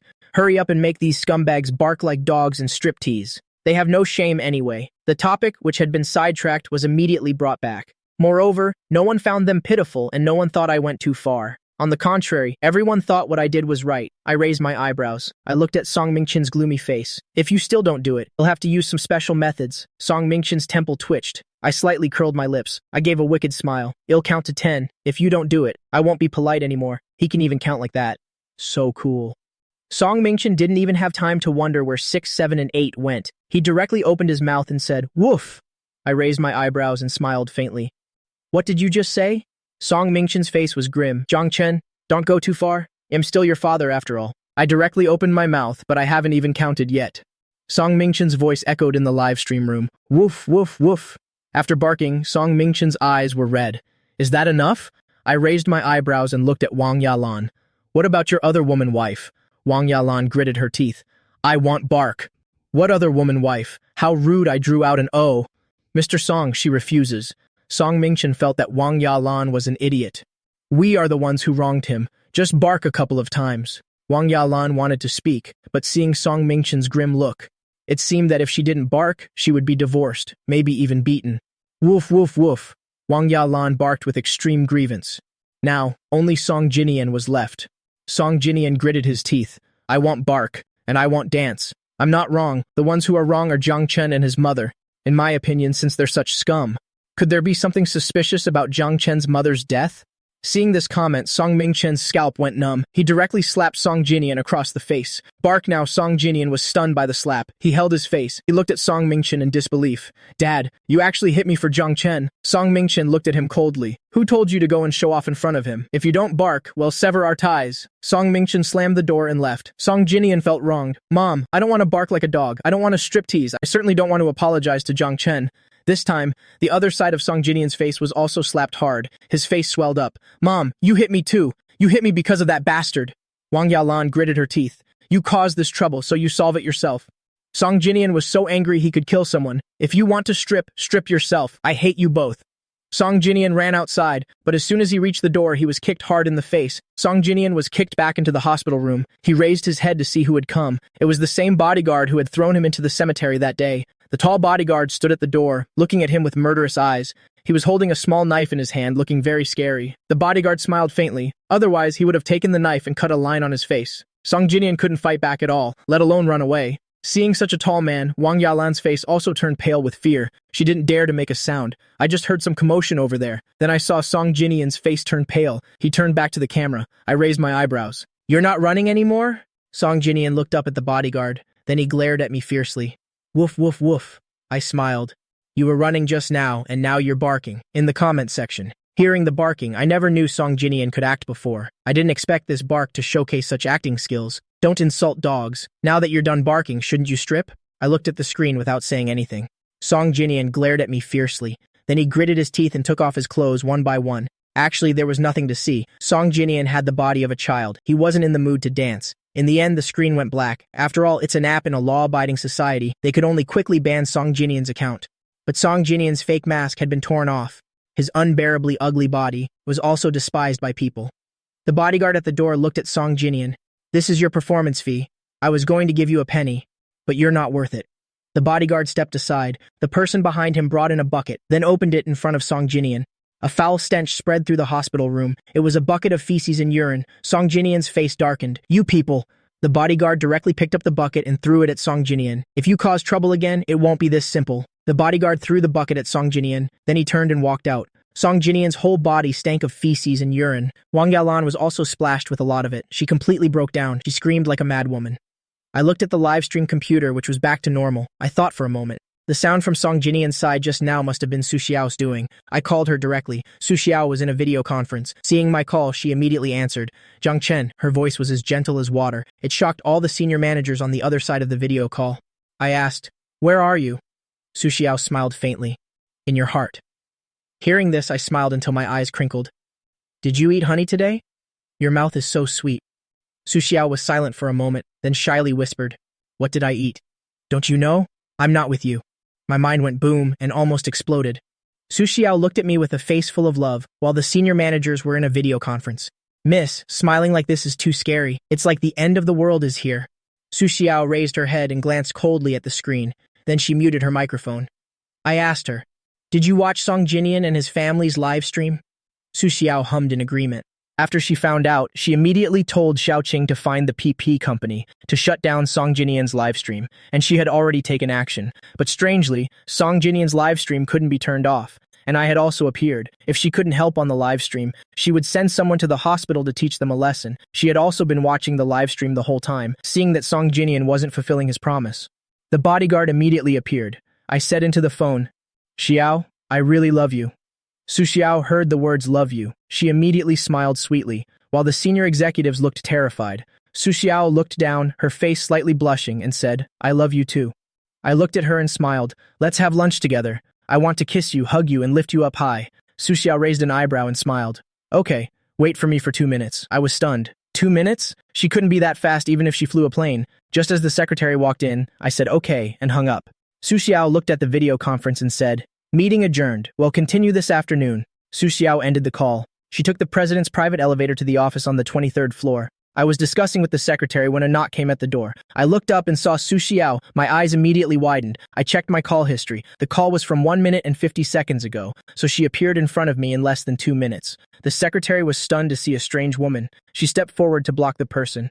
"Who are you? Do you have an appointment?" Su Xiao looked up at me. "I'm looking for your CEO Jiang. I'm his woman. No appointment needed." The secretary was speechless. "Although you're very beautiful, our CEO Jiang is not for just anyone." I looked up and smiled faintly. "That's right. She is my woman. From now on, when she comes, just let her in."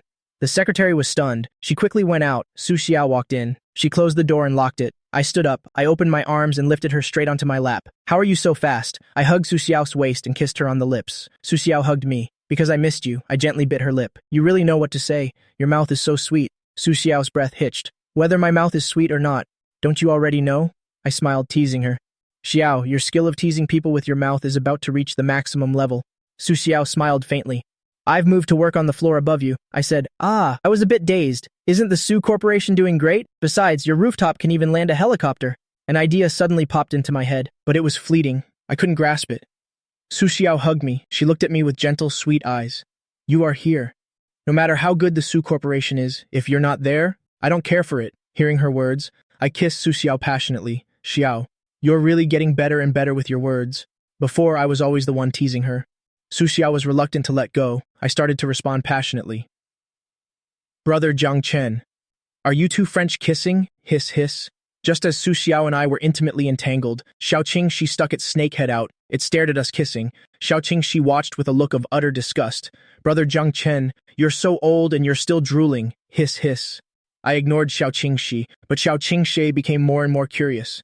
It crawled onto Su Xiao's shoulder. It watched us with its emerald green eyes. While we were kissing, its snake tail also wagged excitedly. Su Xiao felt something sticky and slippery on her neck. It was also a little cold. More importantly, there was clearly no one there, but she felt a pair of eyes watching her. Su Xiao stopped. She looked down slightly and her eyes met with Xiaoqing she's. The next second it was caught, right at the vital spot. "Brother Jiang Chen, save me," hiss, hiss. I quickly grabbed Su Xiao's hand. "Xiao, let go of Xiaoqing quickly." Su Xiao looked at me. Her expression relaxed a bit and her hand also loosened. A little. Xiaoqing she quickly escaped from her hand. It rushed towards me. Then my chest suddenly felt cold. "Xiaoqing," she slipped from my collar into my clothes again. "Xiaoqing," she said fearfully. "Baby is not coming out. She's too scary. She wants to kill baby." Hiss, hiss. Su Xiao saw my reaction and thought I was scared.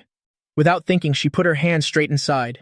Xiaoqing. She became even more frantic and ran around wildly. Su Xiao's hand followed, touching everywhere. I looked at her with a face of utter resignation. Su Xiao caught Xiaoqing she and showed it off to me. As soon as she looked up, she saw me looking at her meaningfully. She was silent for a moment, then realized what she had just done. Su Xiao was so embarrassed that she said, "How about we have snake soup tonight?" Xiaoqing, she was so scared its tail stood on end. I looked at Su Xiao. "Are you planning to cook Xiaoqing after using it as an excuse to grope me?" Su Xiao looked at me, thinking about the feeling in her hand just now. Her fair face also flushed red. She said with a bit of jealousy, "But only I am allowed to touch your body."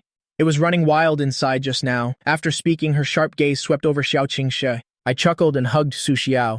Xiaoqing is my friend. Besides, it's a baby. You don't have to be angry and jealous of an animal, do you?" Su Xiao pouted and looked at me. "I haven't even had the chance to grope you so openly like that. How dare a little snake?" I saw she was still hesitant. So I leaned down and kissed her lips, then her chin. Then I gently bit and nibbled on her ear. Su Xiao went limp. She wrapped her arms around my waist, looked up, and responded to me. 10 minutes later. I tilted my head and asked her, "You bought the Galaxy building?" Su Xiao hummed in agreement. "It's in your name." I paused for a moment. I hugged Su Xiao and gave her a few pecks. "My wifey, Xiao. This is our joint marital property." Su Xiao's face turned red when she heard the word marital. She and I took a short nap in the office. In the afternoon, Su Xiao went upstairs for a meeting. A rumor immediately spread throughout the company that I was keeping a woman, and that woman was right upstairs. I spent the whole afternoon inspecting the factory. After arriving, I found that there were very few materials, but luckily they were still the original materials, not low-quality ones. After asking, I found out it was due to insufficient funds. Furthermore, the material supplier had raised the price. In the evening, I brought all kinds of data home. At night, Su Xiao climbed over the wall again, but she saw that I was very busy, so she just worked beside me helping me analyze. Although I have memories from my past life, I've never run a company before. I looked at the company's losses. Under my efforts for half a month, I finally managed to make up for it. That also included Su Xiao's help. Otherwise, it might not have been so fast. The next day, the secretary rushed in. "CEO Jiang, it's not good. Bad comments have appeared online. They're saying Mei Ying is a scam, a fake product." I looked up. "What's going on?" The secretary quickly handed over the tablet. "Mei Ying is a fake." The 3-No product Mei Ying ruined my face. Many photos from female netizens exploded online. They were holding Mei Ying products, and all their faces were covered in sores. It looked very scary. I looked at the comments. When did the earliest comments appear? The secretary had already investigated when she saw it, 10 days ago. Some were due to product allergies. The later ones were a bit off. The public relations department has already sent people to investigate. I scrolled through them. Many were just due to allergies. The later ones looked more like skin diseases. Some were even intentional slander. Even a single pimple was blamed on the product. The secretary was so anxious she was about to explode. But seeing me so calm, I didn't look worried at all. "CEO Jiang, aren't you anxious?" I scrolled through Weibo. Why should I be anxious? I was thinking that half a month had passed with no activity. Now they've delivered themselves to my door. The secretary was stunned. Could it be that CEO Jiang has been waiting for someone to cause trouble all along? I smirked and said, "Notify everyone. Meeting in half an hour."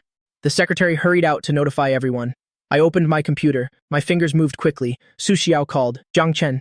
I hummed in response. "Miss me?" Su Xiao chuckled when she heard my voice. "When do I not miss you? Half a month has passed. My relationship with Su Xiao has gotten better and better. Our trust in each other is also gradually solidifying." Su Xiao asked about the Weibo issue through the screen. "You saw it?" I nodded. "I'm about to handle it. The public relations department has already investigated and has already issued a notice in a timely manner." Su Xiao was silent for a moment. She asked, "Do you need my help?"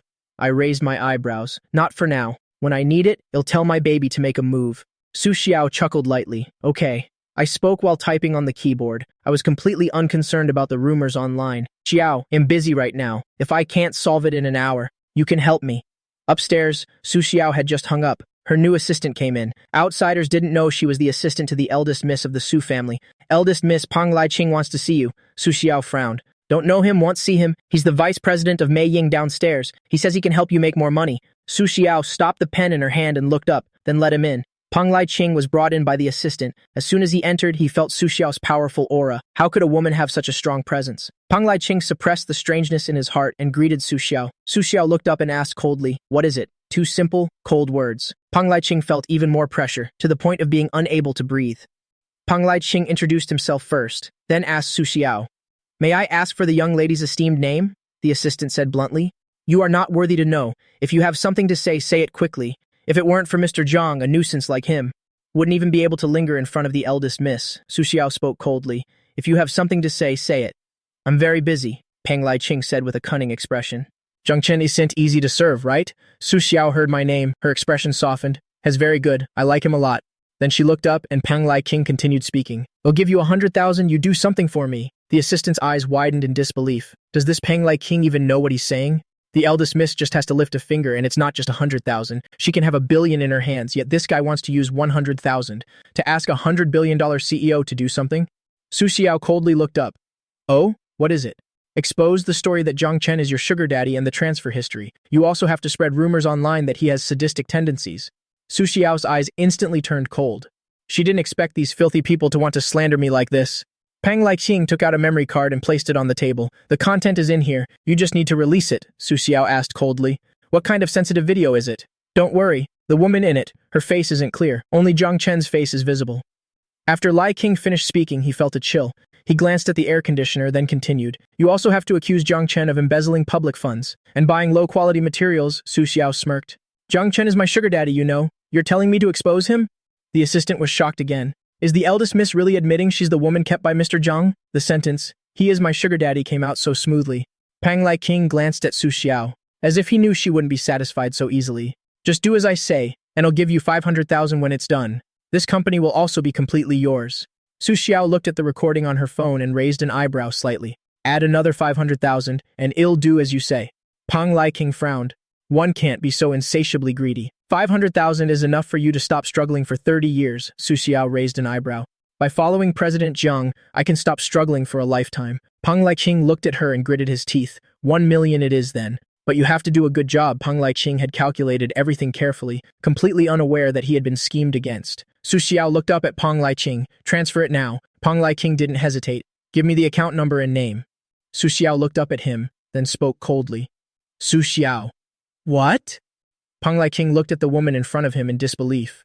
Su Xiao said coldly, My name is Su Xiao. Pang Lai King was a little shaken. It was fear associated with that name. He approached her, scoffing. Miss, this joke isn't funny at all. Do you know who Su Xiao is? She's the tycoon of Kamchen, a super money printing machine that can make 100 million in a second. And you, Pang Lai King scanned her with disdain, are just a kept woman. Although he said that, he was panicking inside. The eldest miss of the Tou family is too mysterious. Not many people have ever seen her face. The assistant looked at Pang Lai King and quietly passed over the account number and name. 1 million. Cheng Yu. It was a personal account. Pang Lai King only saw the last two characters of the name. His body immediately stiffened. Then, when making the transfer, he tremblingly entered to teen. It definitely won't go through. Definitely not. But reality proved that the name Su Xiao was correct. There's only one name like that in the world. No one dares to have the same name. She is Su Xiao. There was no doubt about it. Fear washed over Pang Lai King like a tide. With a thud, he knelt straight on the ground. Eldest miss. I didn't mean it. Eldest miss, spare my life. Terrified, Pang Lai King kowtowed on the ground. He even raised his hand and slapped his own face hard. He never expected that the person I was keeping was none other than Su Xiao. He was definitely dead. Su Xiao looked down coldly at Pang Lai King. The 1 million you gave is a lot. I was wrong. I didn't intentionally target President Jiang either. I was just paid to do a job. Su Xiao raised a hand to interrupt Pang Lai King. Say these words to Jiang Chen's face yourself. Su Xiao looked at him coldly. What to say, what to do, you understand. Later take that recording and play it yourself. Don't make me do it, otherwise. The rest of the words were left unsaid, but that cold voice sent shivers down one's spine. Pang Lai King nodded repeatedly. Get out. A cold voice from Su Xiao made Pang Lai King so scared he scrambled out on all fours. He really rolled away like a ball. The assistant looked and asked, Eldest miss, are you really letting him go just like that? Su Xiao's face was cold. Jiang Chen will handle it. She believes I will handle this matter in an appropriate way. She wants old Master Su to see that I am the most suitable person to be her husband, to be the son-in-law of the Tou family. Pang Lai King returned to the 23rd floor, his face pale. This time, even the public relations department couldn't suppress the incident. In less than half an hour, many reporters had arrived after hearing the news. The secretary entered my office. President Jiang, there are many reporters outside. What should we do now? I looked at the computer screen and smirked. Did anyone from the main company come? Song Mingchen and a few directors are here. Song Jinian is also here. I grunted, let's go, no more meetings, let's hold a press conference. The secretary watched me pick up my laptop. Many customers with damaged faces also came to the company demanding an explanation, demanding compensation. I remained calm, raising an eyebrow with a slight smile. Compensation? They should compensate. And they'll have to pay a large sum. For damaging the company's reputation, it's not just about compensating with money, they'll also have to go to jail. In the meeting room, 5 women wearing masks shouted agitatedly, Where's Jiang Chen? Tell him to come out. Tell him to take responsibility for our faces. My face is ruined. It's been diagnosed as second-degree disfigurement. A woman in a green shirt took off her mask in front of the reporters, revealing a festering face and cried, See this? This is my face after using Mei Ying products. It's completely ruined. I never had any problems using Mei Ying before, but ever since Jiang Chen became the CEO of Mei Ying and released new products, my face got ruined, disfigured. Jiang Chen, come out and pay up. The woman was very agitated. Song Mingchen entered the meeting room and quickly shouted, Everyone, calm down. Mei Ying will definitely provide an explanation for this matter. As long as the investigation proves it's Mei Ying's product at fault, we will absolutely take responsibility. Song Jinian wore a mask, smirking beneath it. He smiled sinisterly. Let's see how Jiang Chen turns this around. The whole meeting room was in chaos. Jiang Chen is here. Hearing the shout, the meeting room immediately parted to make a path, becoming quiet because of my appearance. But it was only quiet for a moment. You pay me back. Give me back my face. They rushed directly at me, even raising their hands to slap me. The secretary couldn't stop me in time. I suddenly raised my hand and grabbed the woman's wrist. She had very long fingernails. If that slap had landed, my face would definitely have been scratched. She didn't expect that not only could she not hit me, but I also grabbed her wrist. She screamed like a shrew. Look, everyone, the CEO of Mei Ying isn't solving the problem. He's even hitting people. This is Mei Ying Company's attitude towards resolving issues. Hearing her screams, the reporters frantically took pictures of the scene. I still held the woman's wrist tightly, narrowing my eyes slightly. You said I hit you, right? Yes, you hit me. Before the woman could finish speaking, I raised my hand and slapped her hard across the face. The woman staggered from the blow and fell sprawling on the ground. You hit me. The woman was stunned from the slap. She only managed to say this. She didn't expect that I, the CEO, would actually hit her in front of the reporters. I looked up and faced the cameras. A moment ago, I didn't hit her. She said I did. So we'll grant her wish and confirm this crime. Now I'll give you 5 minutes to say whatever you want. I looked up at them coldly. But you must consider the consequences of your false statements on me and the company. You might very well end up in jail. The secretary looked at her watch for a moment. 5 minutes starting now. Those women immediately seized every second to speak. This is after I used Mei Ying. My face is ruined. Jiang Chen, aren't you going to explain? Although Mei Ying is a small brand, it's still a century-old store. Everyone trusts it. But in the end, you used low-quality products. This is the result from the testing agency. Mei Ying products use a lot of chemicals. This face of mine has been ruined. Your company must pay. Compensate me for emotional distress, and also for lost wages, plastic surgery fees. I watched them get agitated. I asked coldly. I'll just ask you one question. Are you certain that your faces were ruined from using Mei Ying? I'm giving you a chance now. If you don't cherish it, then I won't be polite with you later. The cold voice exerted great pressure on the listeners. They also felt guilty. The woman who was hit spoke first. I'm very sure my face was ruined from using Mei Ying. If I'm lying, may my whole family die. The others also spoke up one by one. We are very sure. We take responsibility for our words. The other 4 women didn't dare to make such a vicious oath like her. I nodded. All right. Then I'll give you an answer later. After 3 minutes, a tabloid reporter asked, I heard that President Jiang embezzles company funds to keep women. Is that true? Most companies in the Galaxy building have moved out. Is it because President Jiang sexually harasses a lot of women? I couldn't help but interrupt. Can you tell the woman who made up this rumor to go take a piss? And see if she's even worth sexually harassing. Those who have this kind of thought should use their heads to go to the bathroom from now on. Interrupted by me like that, the reporter lost their rhythm and finally squeezed out one question. President Jiang is keeping a woman and hiding her upstairs.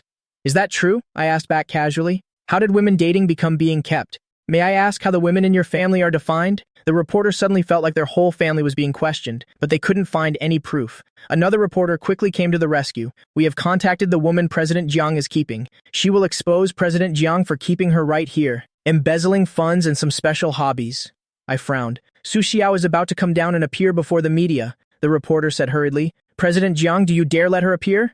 I furrowed my brow tightly. It's not that I don't want Su Xiao to appear, it's that old Master Su won't let us publicize our relationship for a year. Seeing me frown, Song Jinian asked with a cold laugh, You don't dare, do you? It's just keeping a woman. Someone like you from the countryside who didn't bother studying, only knows puppy love. A hoodlum like you keeping someone is better than sleeping around. Song Jinian hated me to the bone, because now the Shen family feels he has lost face, and wants to cancel his engagement with Shen Xinyi. I didn't explain. I tilted my head to look at Song Jinian. I'm not good.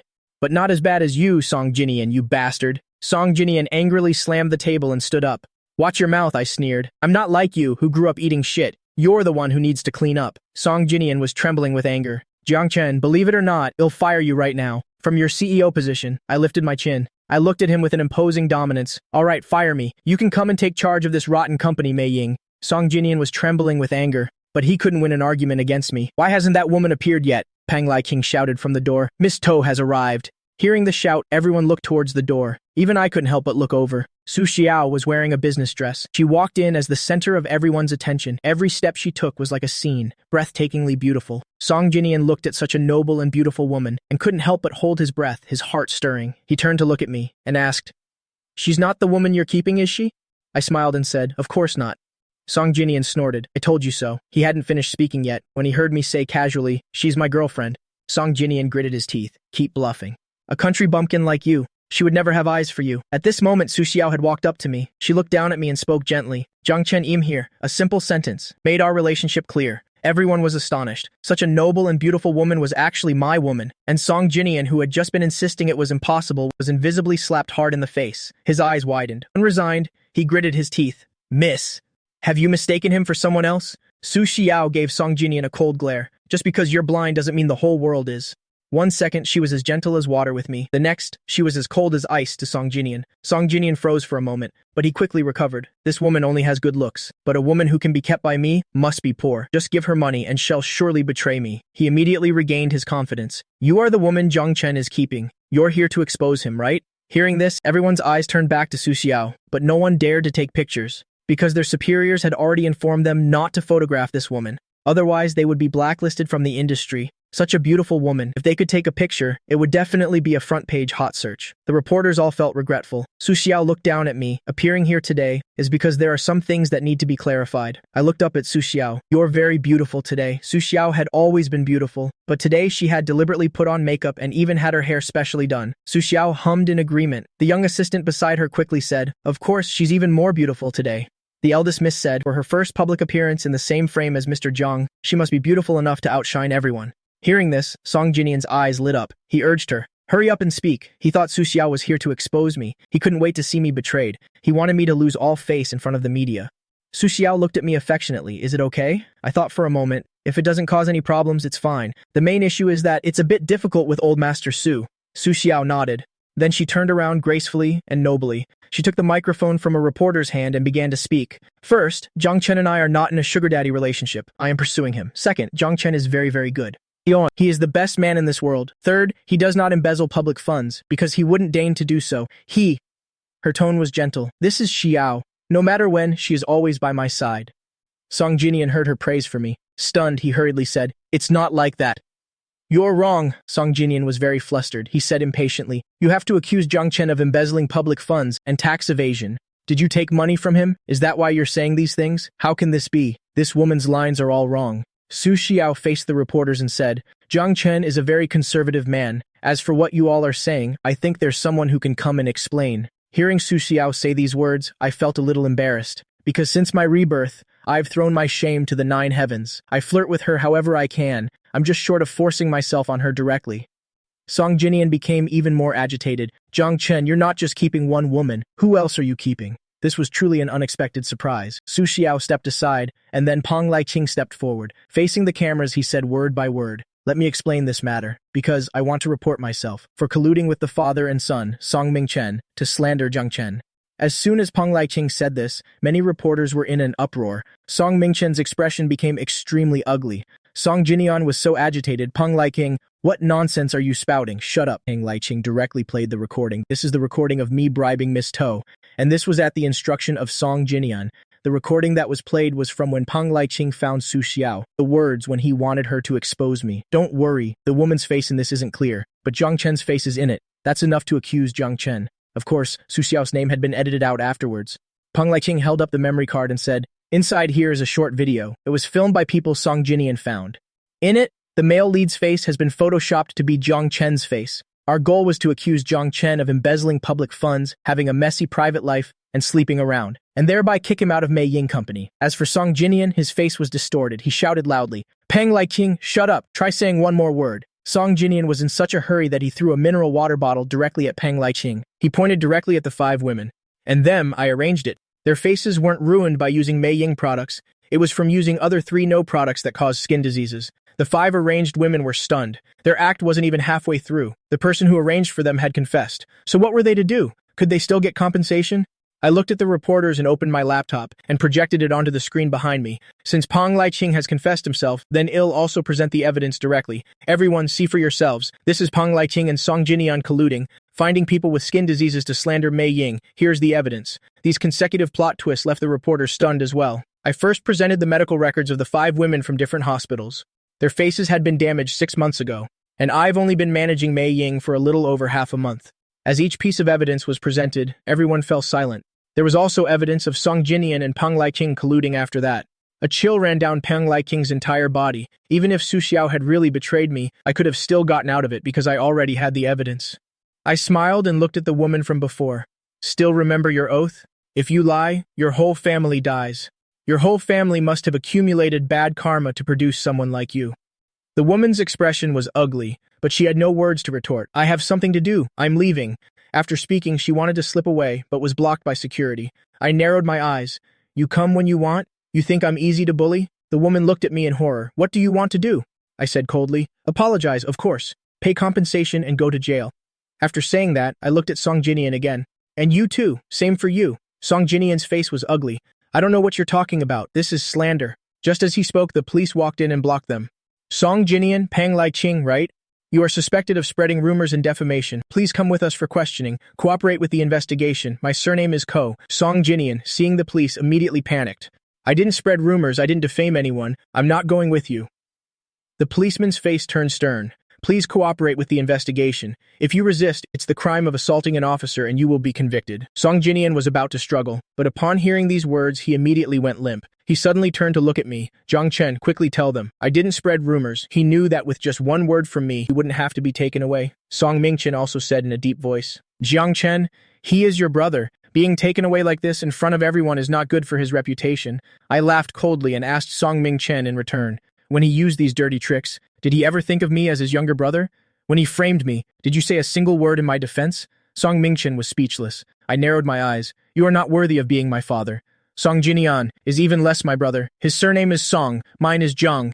Song Mingchen said in a low voice. Zhang Chen. I laughed. I smiled at the police.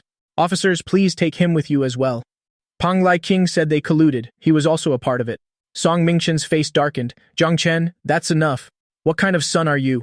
The police directly stepped forward. Mr. Song, please come with us to cooperate with the investigation. They were acting according to procedure. Song Mingchen didn't dare to resist the police, so he could only follow them. The reporters all sighed in amazement. I looked at the reporters smirking. Oh, right. All of you sitting here will also receive a letter from my lawyer. As for the reason, you all know it clearly. The reporters were all stunned. They had also been bribed to come here for the interview. I will sue them for spreading rumors. At best, they'll lose their jobs and have to apologize. At worst, they'll also face administrative penalties, and from then on, their career in this profession would be over. It would also leave a stain on their lives.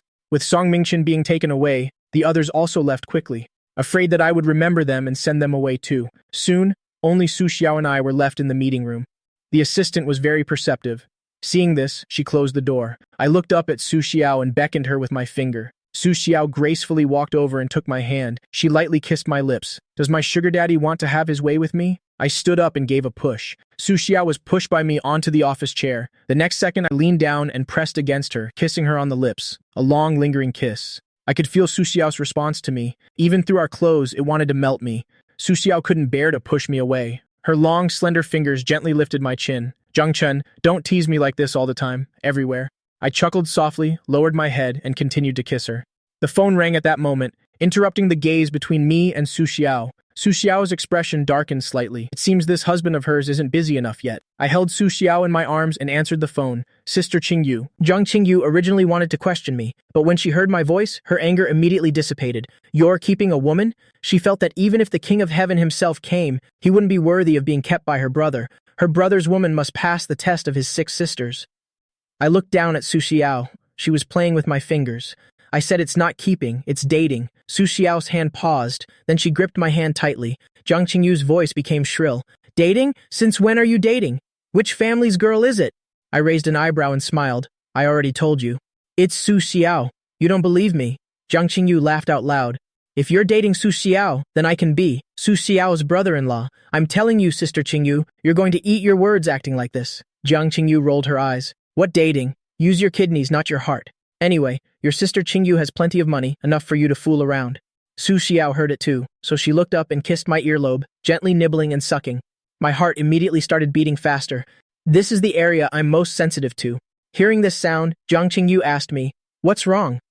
Su Xiao became even more audacious. Not only did she bite my ear, but she also started getting restless. I tried to stay calm. It's nothing, just got bitten by a puppy. Su Xiao narrowed her eyes, a little displeased. Her hand applied a bit more force. I was so teased that my body tensed up, trying to appear calm. Zhang Qingyu didn't think much of it. A dog that bites people can't be kept. Give it away. It'll get you a cat. I pressed Su Xiao's hand down, stopping it from moving around anymore. Yes, Sister Qingyu, I still have things to do here. I'm hanging up first. I'll talk to you later, Zhang Qingyu said hurriedly. Let's go out for dinner tonight. Bring your little girlfriend along. Let me have a good look first. Send a picture of her over too. She's at the Tow Corporation right now. If she wants to know if my woman is Su Xiao, she can just take the picture and ask around. Su Xiao's hand became even more audacious. I couldn't take it anymore. I wanted to quickly agree and hang up. I grabbed Su Xiao's hand. Xiao, don't mess around here. Her hand was really too restless. Su Xiao raised an eyebrow at me. I am yours. My hand is also yours. It listens to you, not me. Such cheeky words. I was a little troubled. Su Xiao leaned close to my ear. If you wanted to listen, that's fine. Or maybe you. Her voice was very soft. I almost couldn't hear it. I suddenly discovered that the super innocent Xiao. It seems she's learned how to tease me very well. I quickly interrupted her. Xiao, my sister Qingyu wants to meet you. Su Xiao, who was just teasing me, suddenly froze. Sister Qingyu? I nodded. Sister Qingyu invited us to have dinner tonight. She wants to meet you. Su Xiao suddenly became tense. This is like meeting the family. After meeting, should we start discussing marriage? Then get married and have children. In a short amount of time, Su Xiao had already thought of names for our children. Although Su Xiao was nervous inside, she pretended to be calm and nodded. Okay, so tonight is meeting the family. I smiled and asked her, are you nervous about meeting my sister Qingyu? Su Xiao looked down at me. Eve met the head of state. I've even met presidents. And I've never been nervous. Have you ever seen me nervous? I smiled and nodded. My finger pointed at her chest. You were very nervous that night. It was the night I devoured you. We were both nervous that night. Su Xiao blushed in embarrassment and said with great certainty, meeting your sister Qingyu, I won't be nervous. This is meeting the family. What should I wear tonight? What should I say when I meet sister Qingyu? What should she do to make sister Qingyu approve of this sister-in-law at first sight? At the Suthi Corporation, Zhang Qingyu looked at the photo I sent. The woman in the photo was both beautiful and gentle. Zhang Qingyu called Xiao Kim to come over quickly. Sister Qingyu, what is it? Zhang Qingyu showed the photo to Xiao Kim. Is she beautiful? Xiao Kim looked at the photo and nodded immediately, but she quickly changed her words. Not beautiful. Not beautiful at all, Sister Qingyu. You are the most beautiful woman in the world. Zhang Qingyu hummed in satisfaction. That's more like it. She's definitely not as beautiful as me. Xiao Kim asked who it was. Is she a newcomer the company wants to promote? This woman looks very formidable. You should be a little careful. Actually, it's mainly because she's too beautiful. If this woman debuts, she could attract countless fans just with her face alone. She would definitely steal all of Zhang Qingyu's spotlight. Zhang Qingyu said, oh, no need to worry about that. She's the woman Zhang Chen is keeping. He even said this woman is the CEO of the Suthi Corporation, Su Xiao. Hehe, Xiao Kim also laughed. That's truly ridiculous. How could that be? Zhang Qingyu stood up, holding her phone. That's right, help me make appointments with a few girls. Both the movie queen and the innocent little white flower types. Arrange for the domineering queen types for me too. She wanted to let Zhang Chen know that besides that woman, there were still many other good women for him to choose from. After speaking, she left. Xiao Kim hurriedly followed. It's still early until dinner, Sister Qingyu. Where are you going? Zhang Qingyu shook her phone. I'm going to ask some senior executives at the Suthi Corporation if this person is Su Xiao. Zhang Qingyu went to ask, holding her phone very cheerfully. Along the way, male and female fans cheered non-stop. Zhang Qingyu walked in and looked around. Her eyes landed on a man. He was wearing a very neat business suit. His face was still very youthful, probably a new intern. Zhang Qingyu looked at him, the corners of her lips turning up slightly. The intern saw Zhang Qingyu and was so excited he gripped the edge of the desk. Zhang Qingyu walked up to him. Little brother. The intern was so excited he was about to faint. Zhang Qingyu looked at the intern, then took out her phone. She opened the photo of Su Xiao. Do you know her? The intern was stunned, his gaze lingering on the photo. So beautiful, even more beautiful than Zhang Qingyu. Zhang Qingyu snorted, turned around with her phone and left. Seeing their reactions, they really don't know her. Zhang Qingyu returned to the lounge and complained frantically. I have to tell Zhang Chen he's been tricked. This is not Su Xiao at all. No one at the Suthi Corporation knows her. Xiao Kim looked at Zhang Qingyu. You finished asking so quickly? That's right. None of them know this pretty face. Zhang Qingyu lowered her head to type a message. He dared to tell me. I've been deceived. Xiao Kim sat down opposite her. Who did you ask? To get results so quickly, Zhang Qingyu didn't look up. Downstairs, no one recognized this woman, and he claims she's the CEO of Suthi Corporation. What a liar. She has tricked Zhang Chen. When I see her tonight, it'll definitely humiliate her, daring to trick Zhang Chen. Zhang Qingyu finished sending the message. Then she heard Xiao Kim say, downstairs is the 17th floor. At the Suthi Corporation, below the 20th floor, you basically don't have the qualifications to meet the CEO. It's very normal for them not to know, but it's very not normal for you to go ask them. Zhang Qingyu was speechless. She's been in the industry for so long and still doesn't have the qualifications to meet the CEO of Suthi Corporation. So embarrassing. Xiao Kim said, so if you want to ask, you have to go above the 20th floor to get an answer. Zhang Qingyu listened to Xiao Kim's words and was silent for a moment. Then she stood up and went out with her phone again, but she asked from the 20th floor to the 30th floor. No one answered directly. They all gave her strange looks. Then they shook their heads, said they were busy, and left. Zhang Qingyu returned to the lounge annoyed. Ivy asked. They still don't know. Xiao Kim couldn't even be bothered to complain anymore. My lady, do you know what the first rule for employees of the Suthi Corporation is? Zhang Qingyu rolled her eyes. I'm not an employee here. Why should I know? Xiao Kim suppressed the urge to roll her eyes. The first rule is, you cannot take photos of the CEO. You cannot discuss the CEO at the company. You cannot mention the CEO outside the company. Zhang Qingyu frowned. So even if she really is, they wouldn't tell you. Zhang Qingyu was very angry. Why didn't you say so earlier?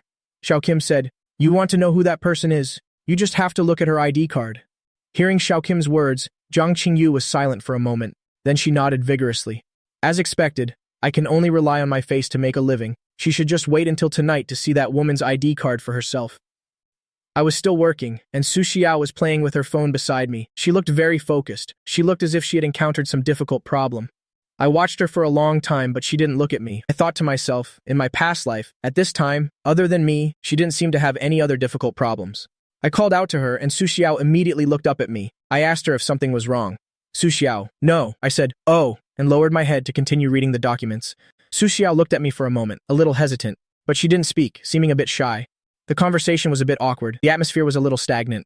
A few minutes later, I looked up at Su Xiao again. She was still looking at her phone, sometimes frowning, sometimes shaking her head. She looked very troubled. What on earth was she doing? Su Xiao wasn't someone addicted to her phone. I was very curious, so I tiptoed behind Su Xiao and carefully bent down to look. I saw that Su Xiao was searching on Baidu, about to meet my partner's family, how to make a good impression. Below were all sorts of unreliable answers, things like seal the deal by sleeping with him and rent a luxury car to pretend you're rich. Having money makes a good impression. Su Xiao scrolled past a few. She typed and searched again, and I saw her search history. What gift to give your boyfriend's sister when meeting for the first time? How to address your boyfriend's sister when meeting for the first time? What are the taboos when meeting your boyfriend's sister for the first time? What to do when meeting your boyfriend's sister for the first time? I couldn't help but laugh out loud. I directly wrapped my arms around Su Xiao's slender waist from behind, pressing my body close to hers.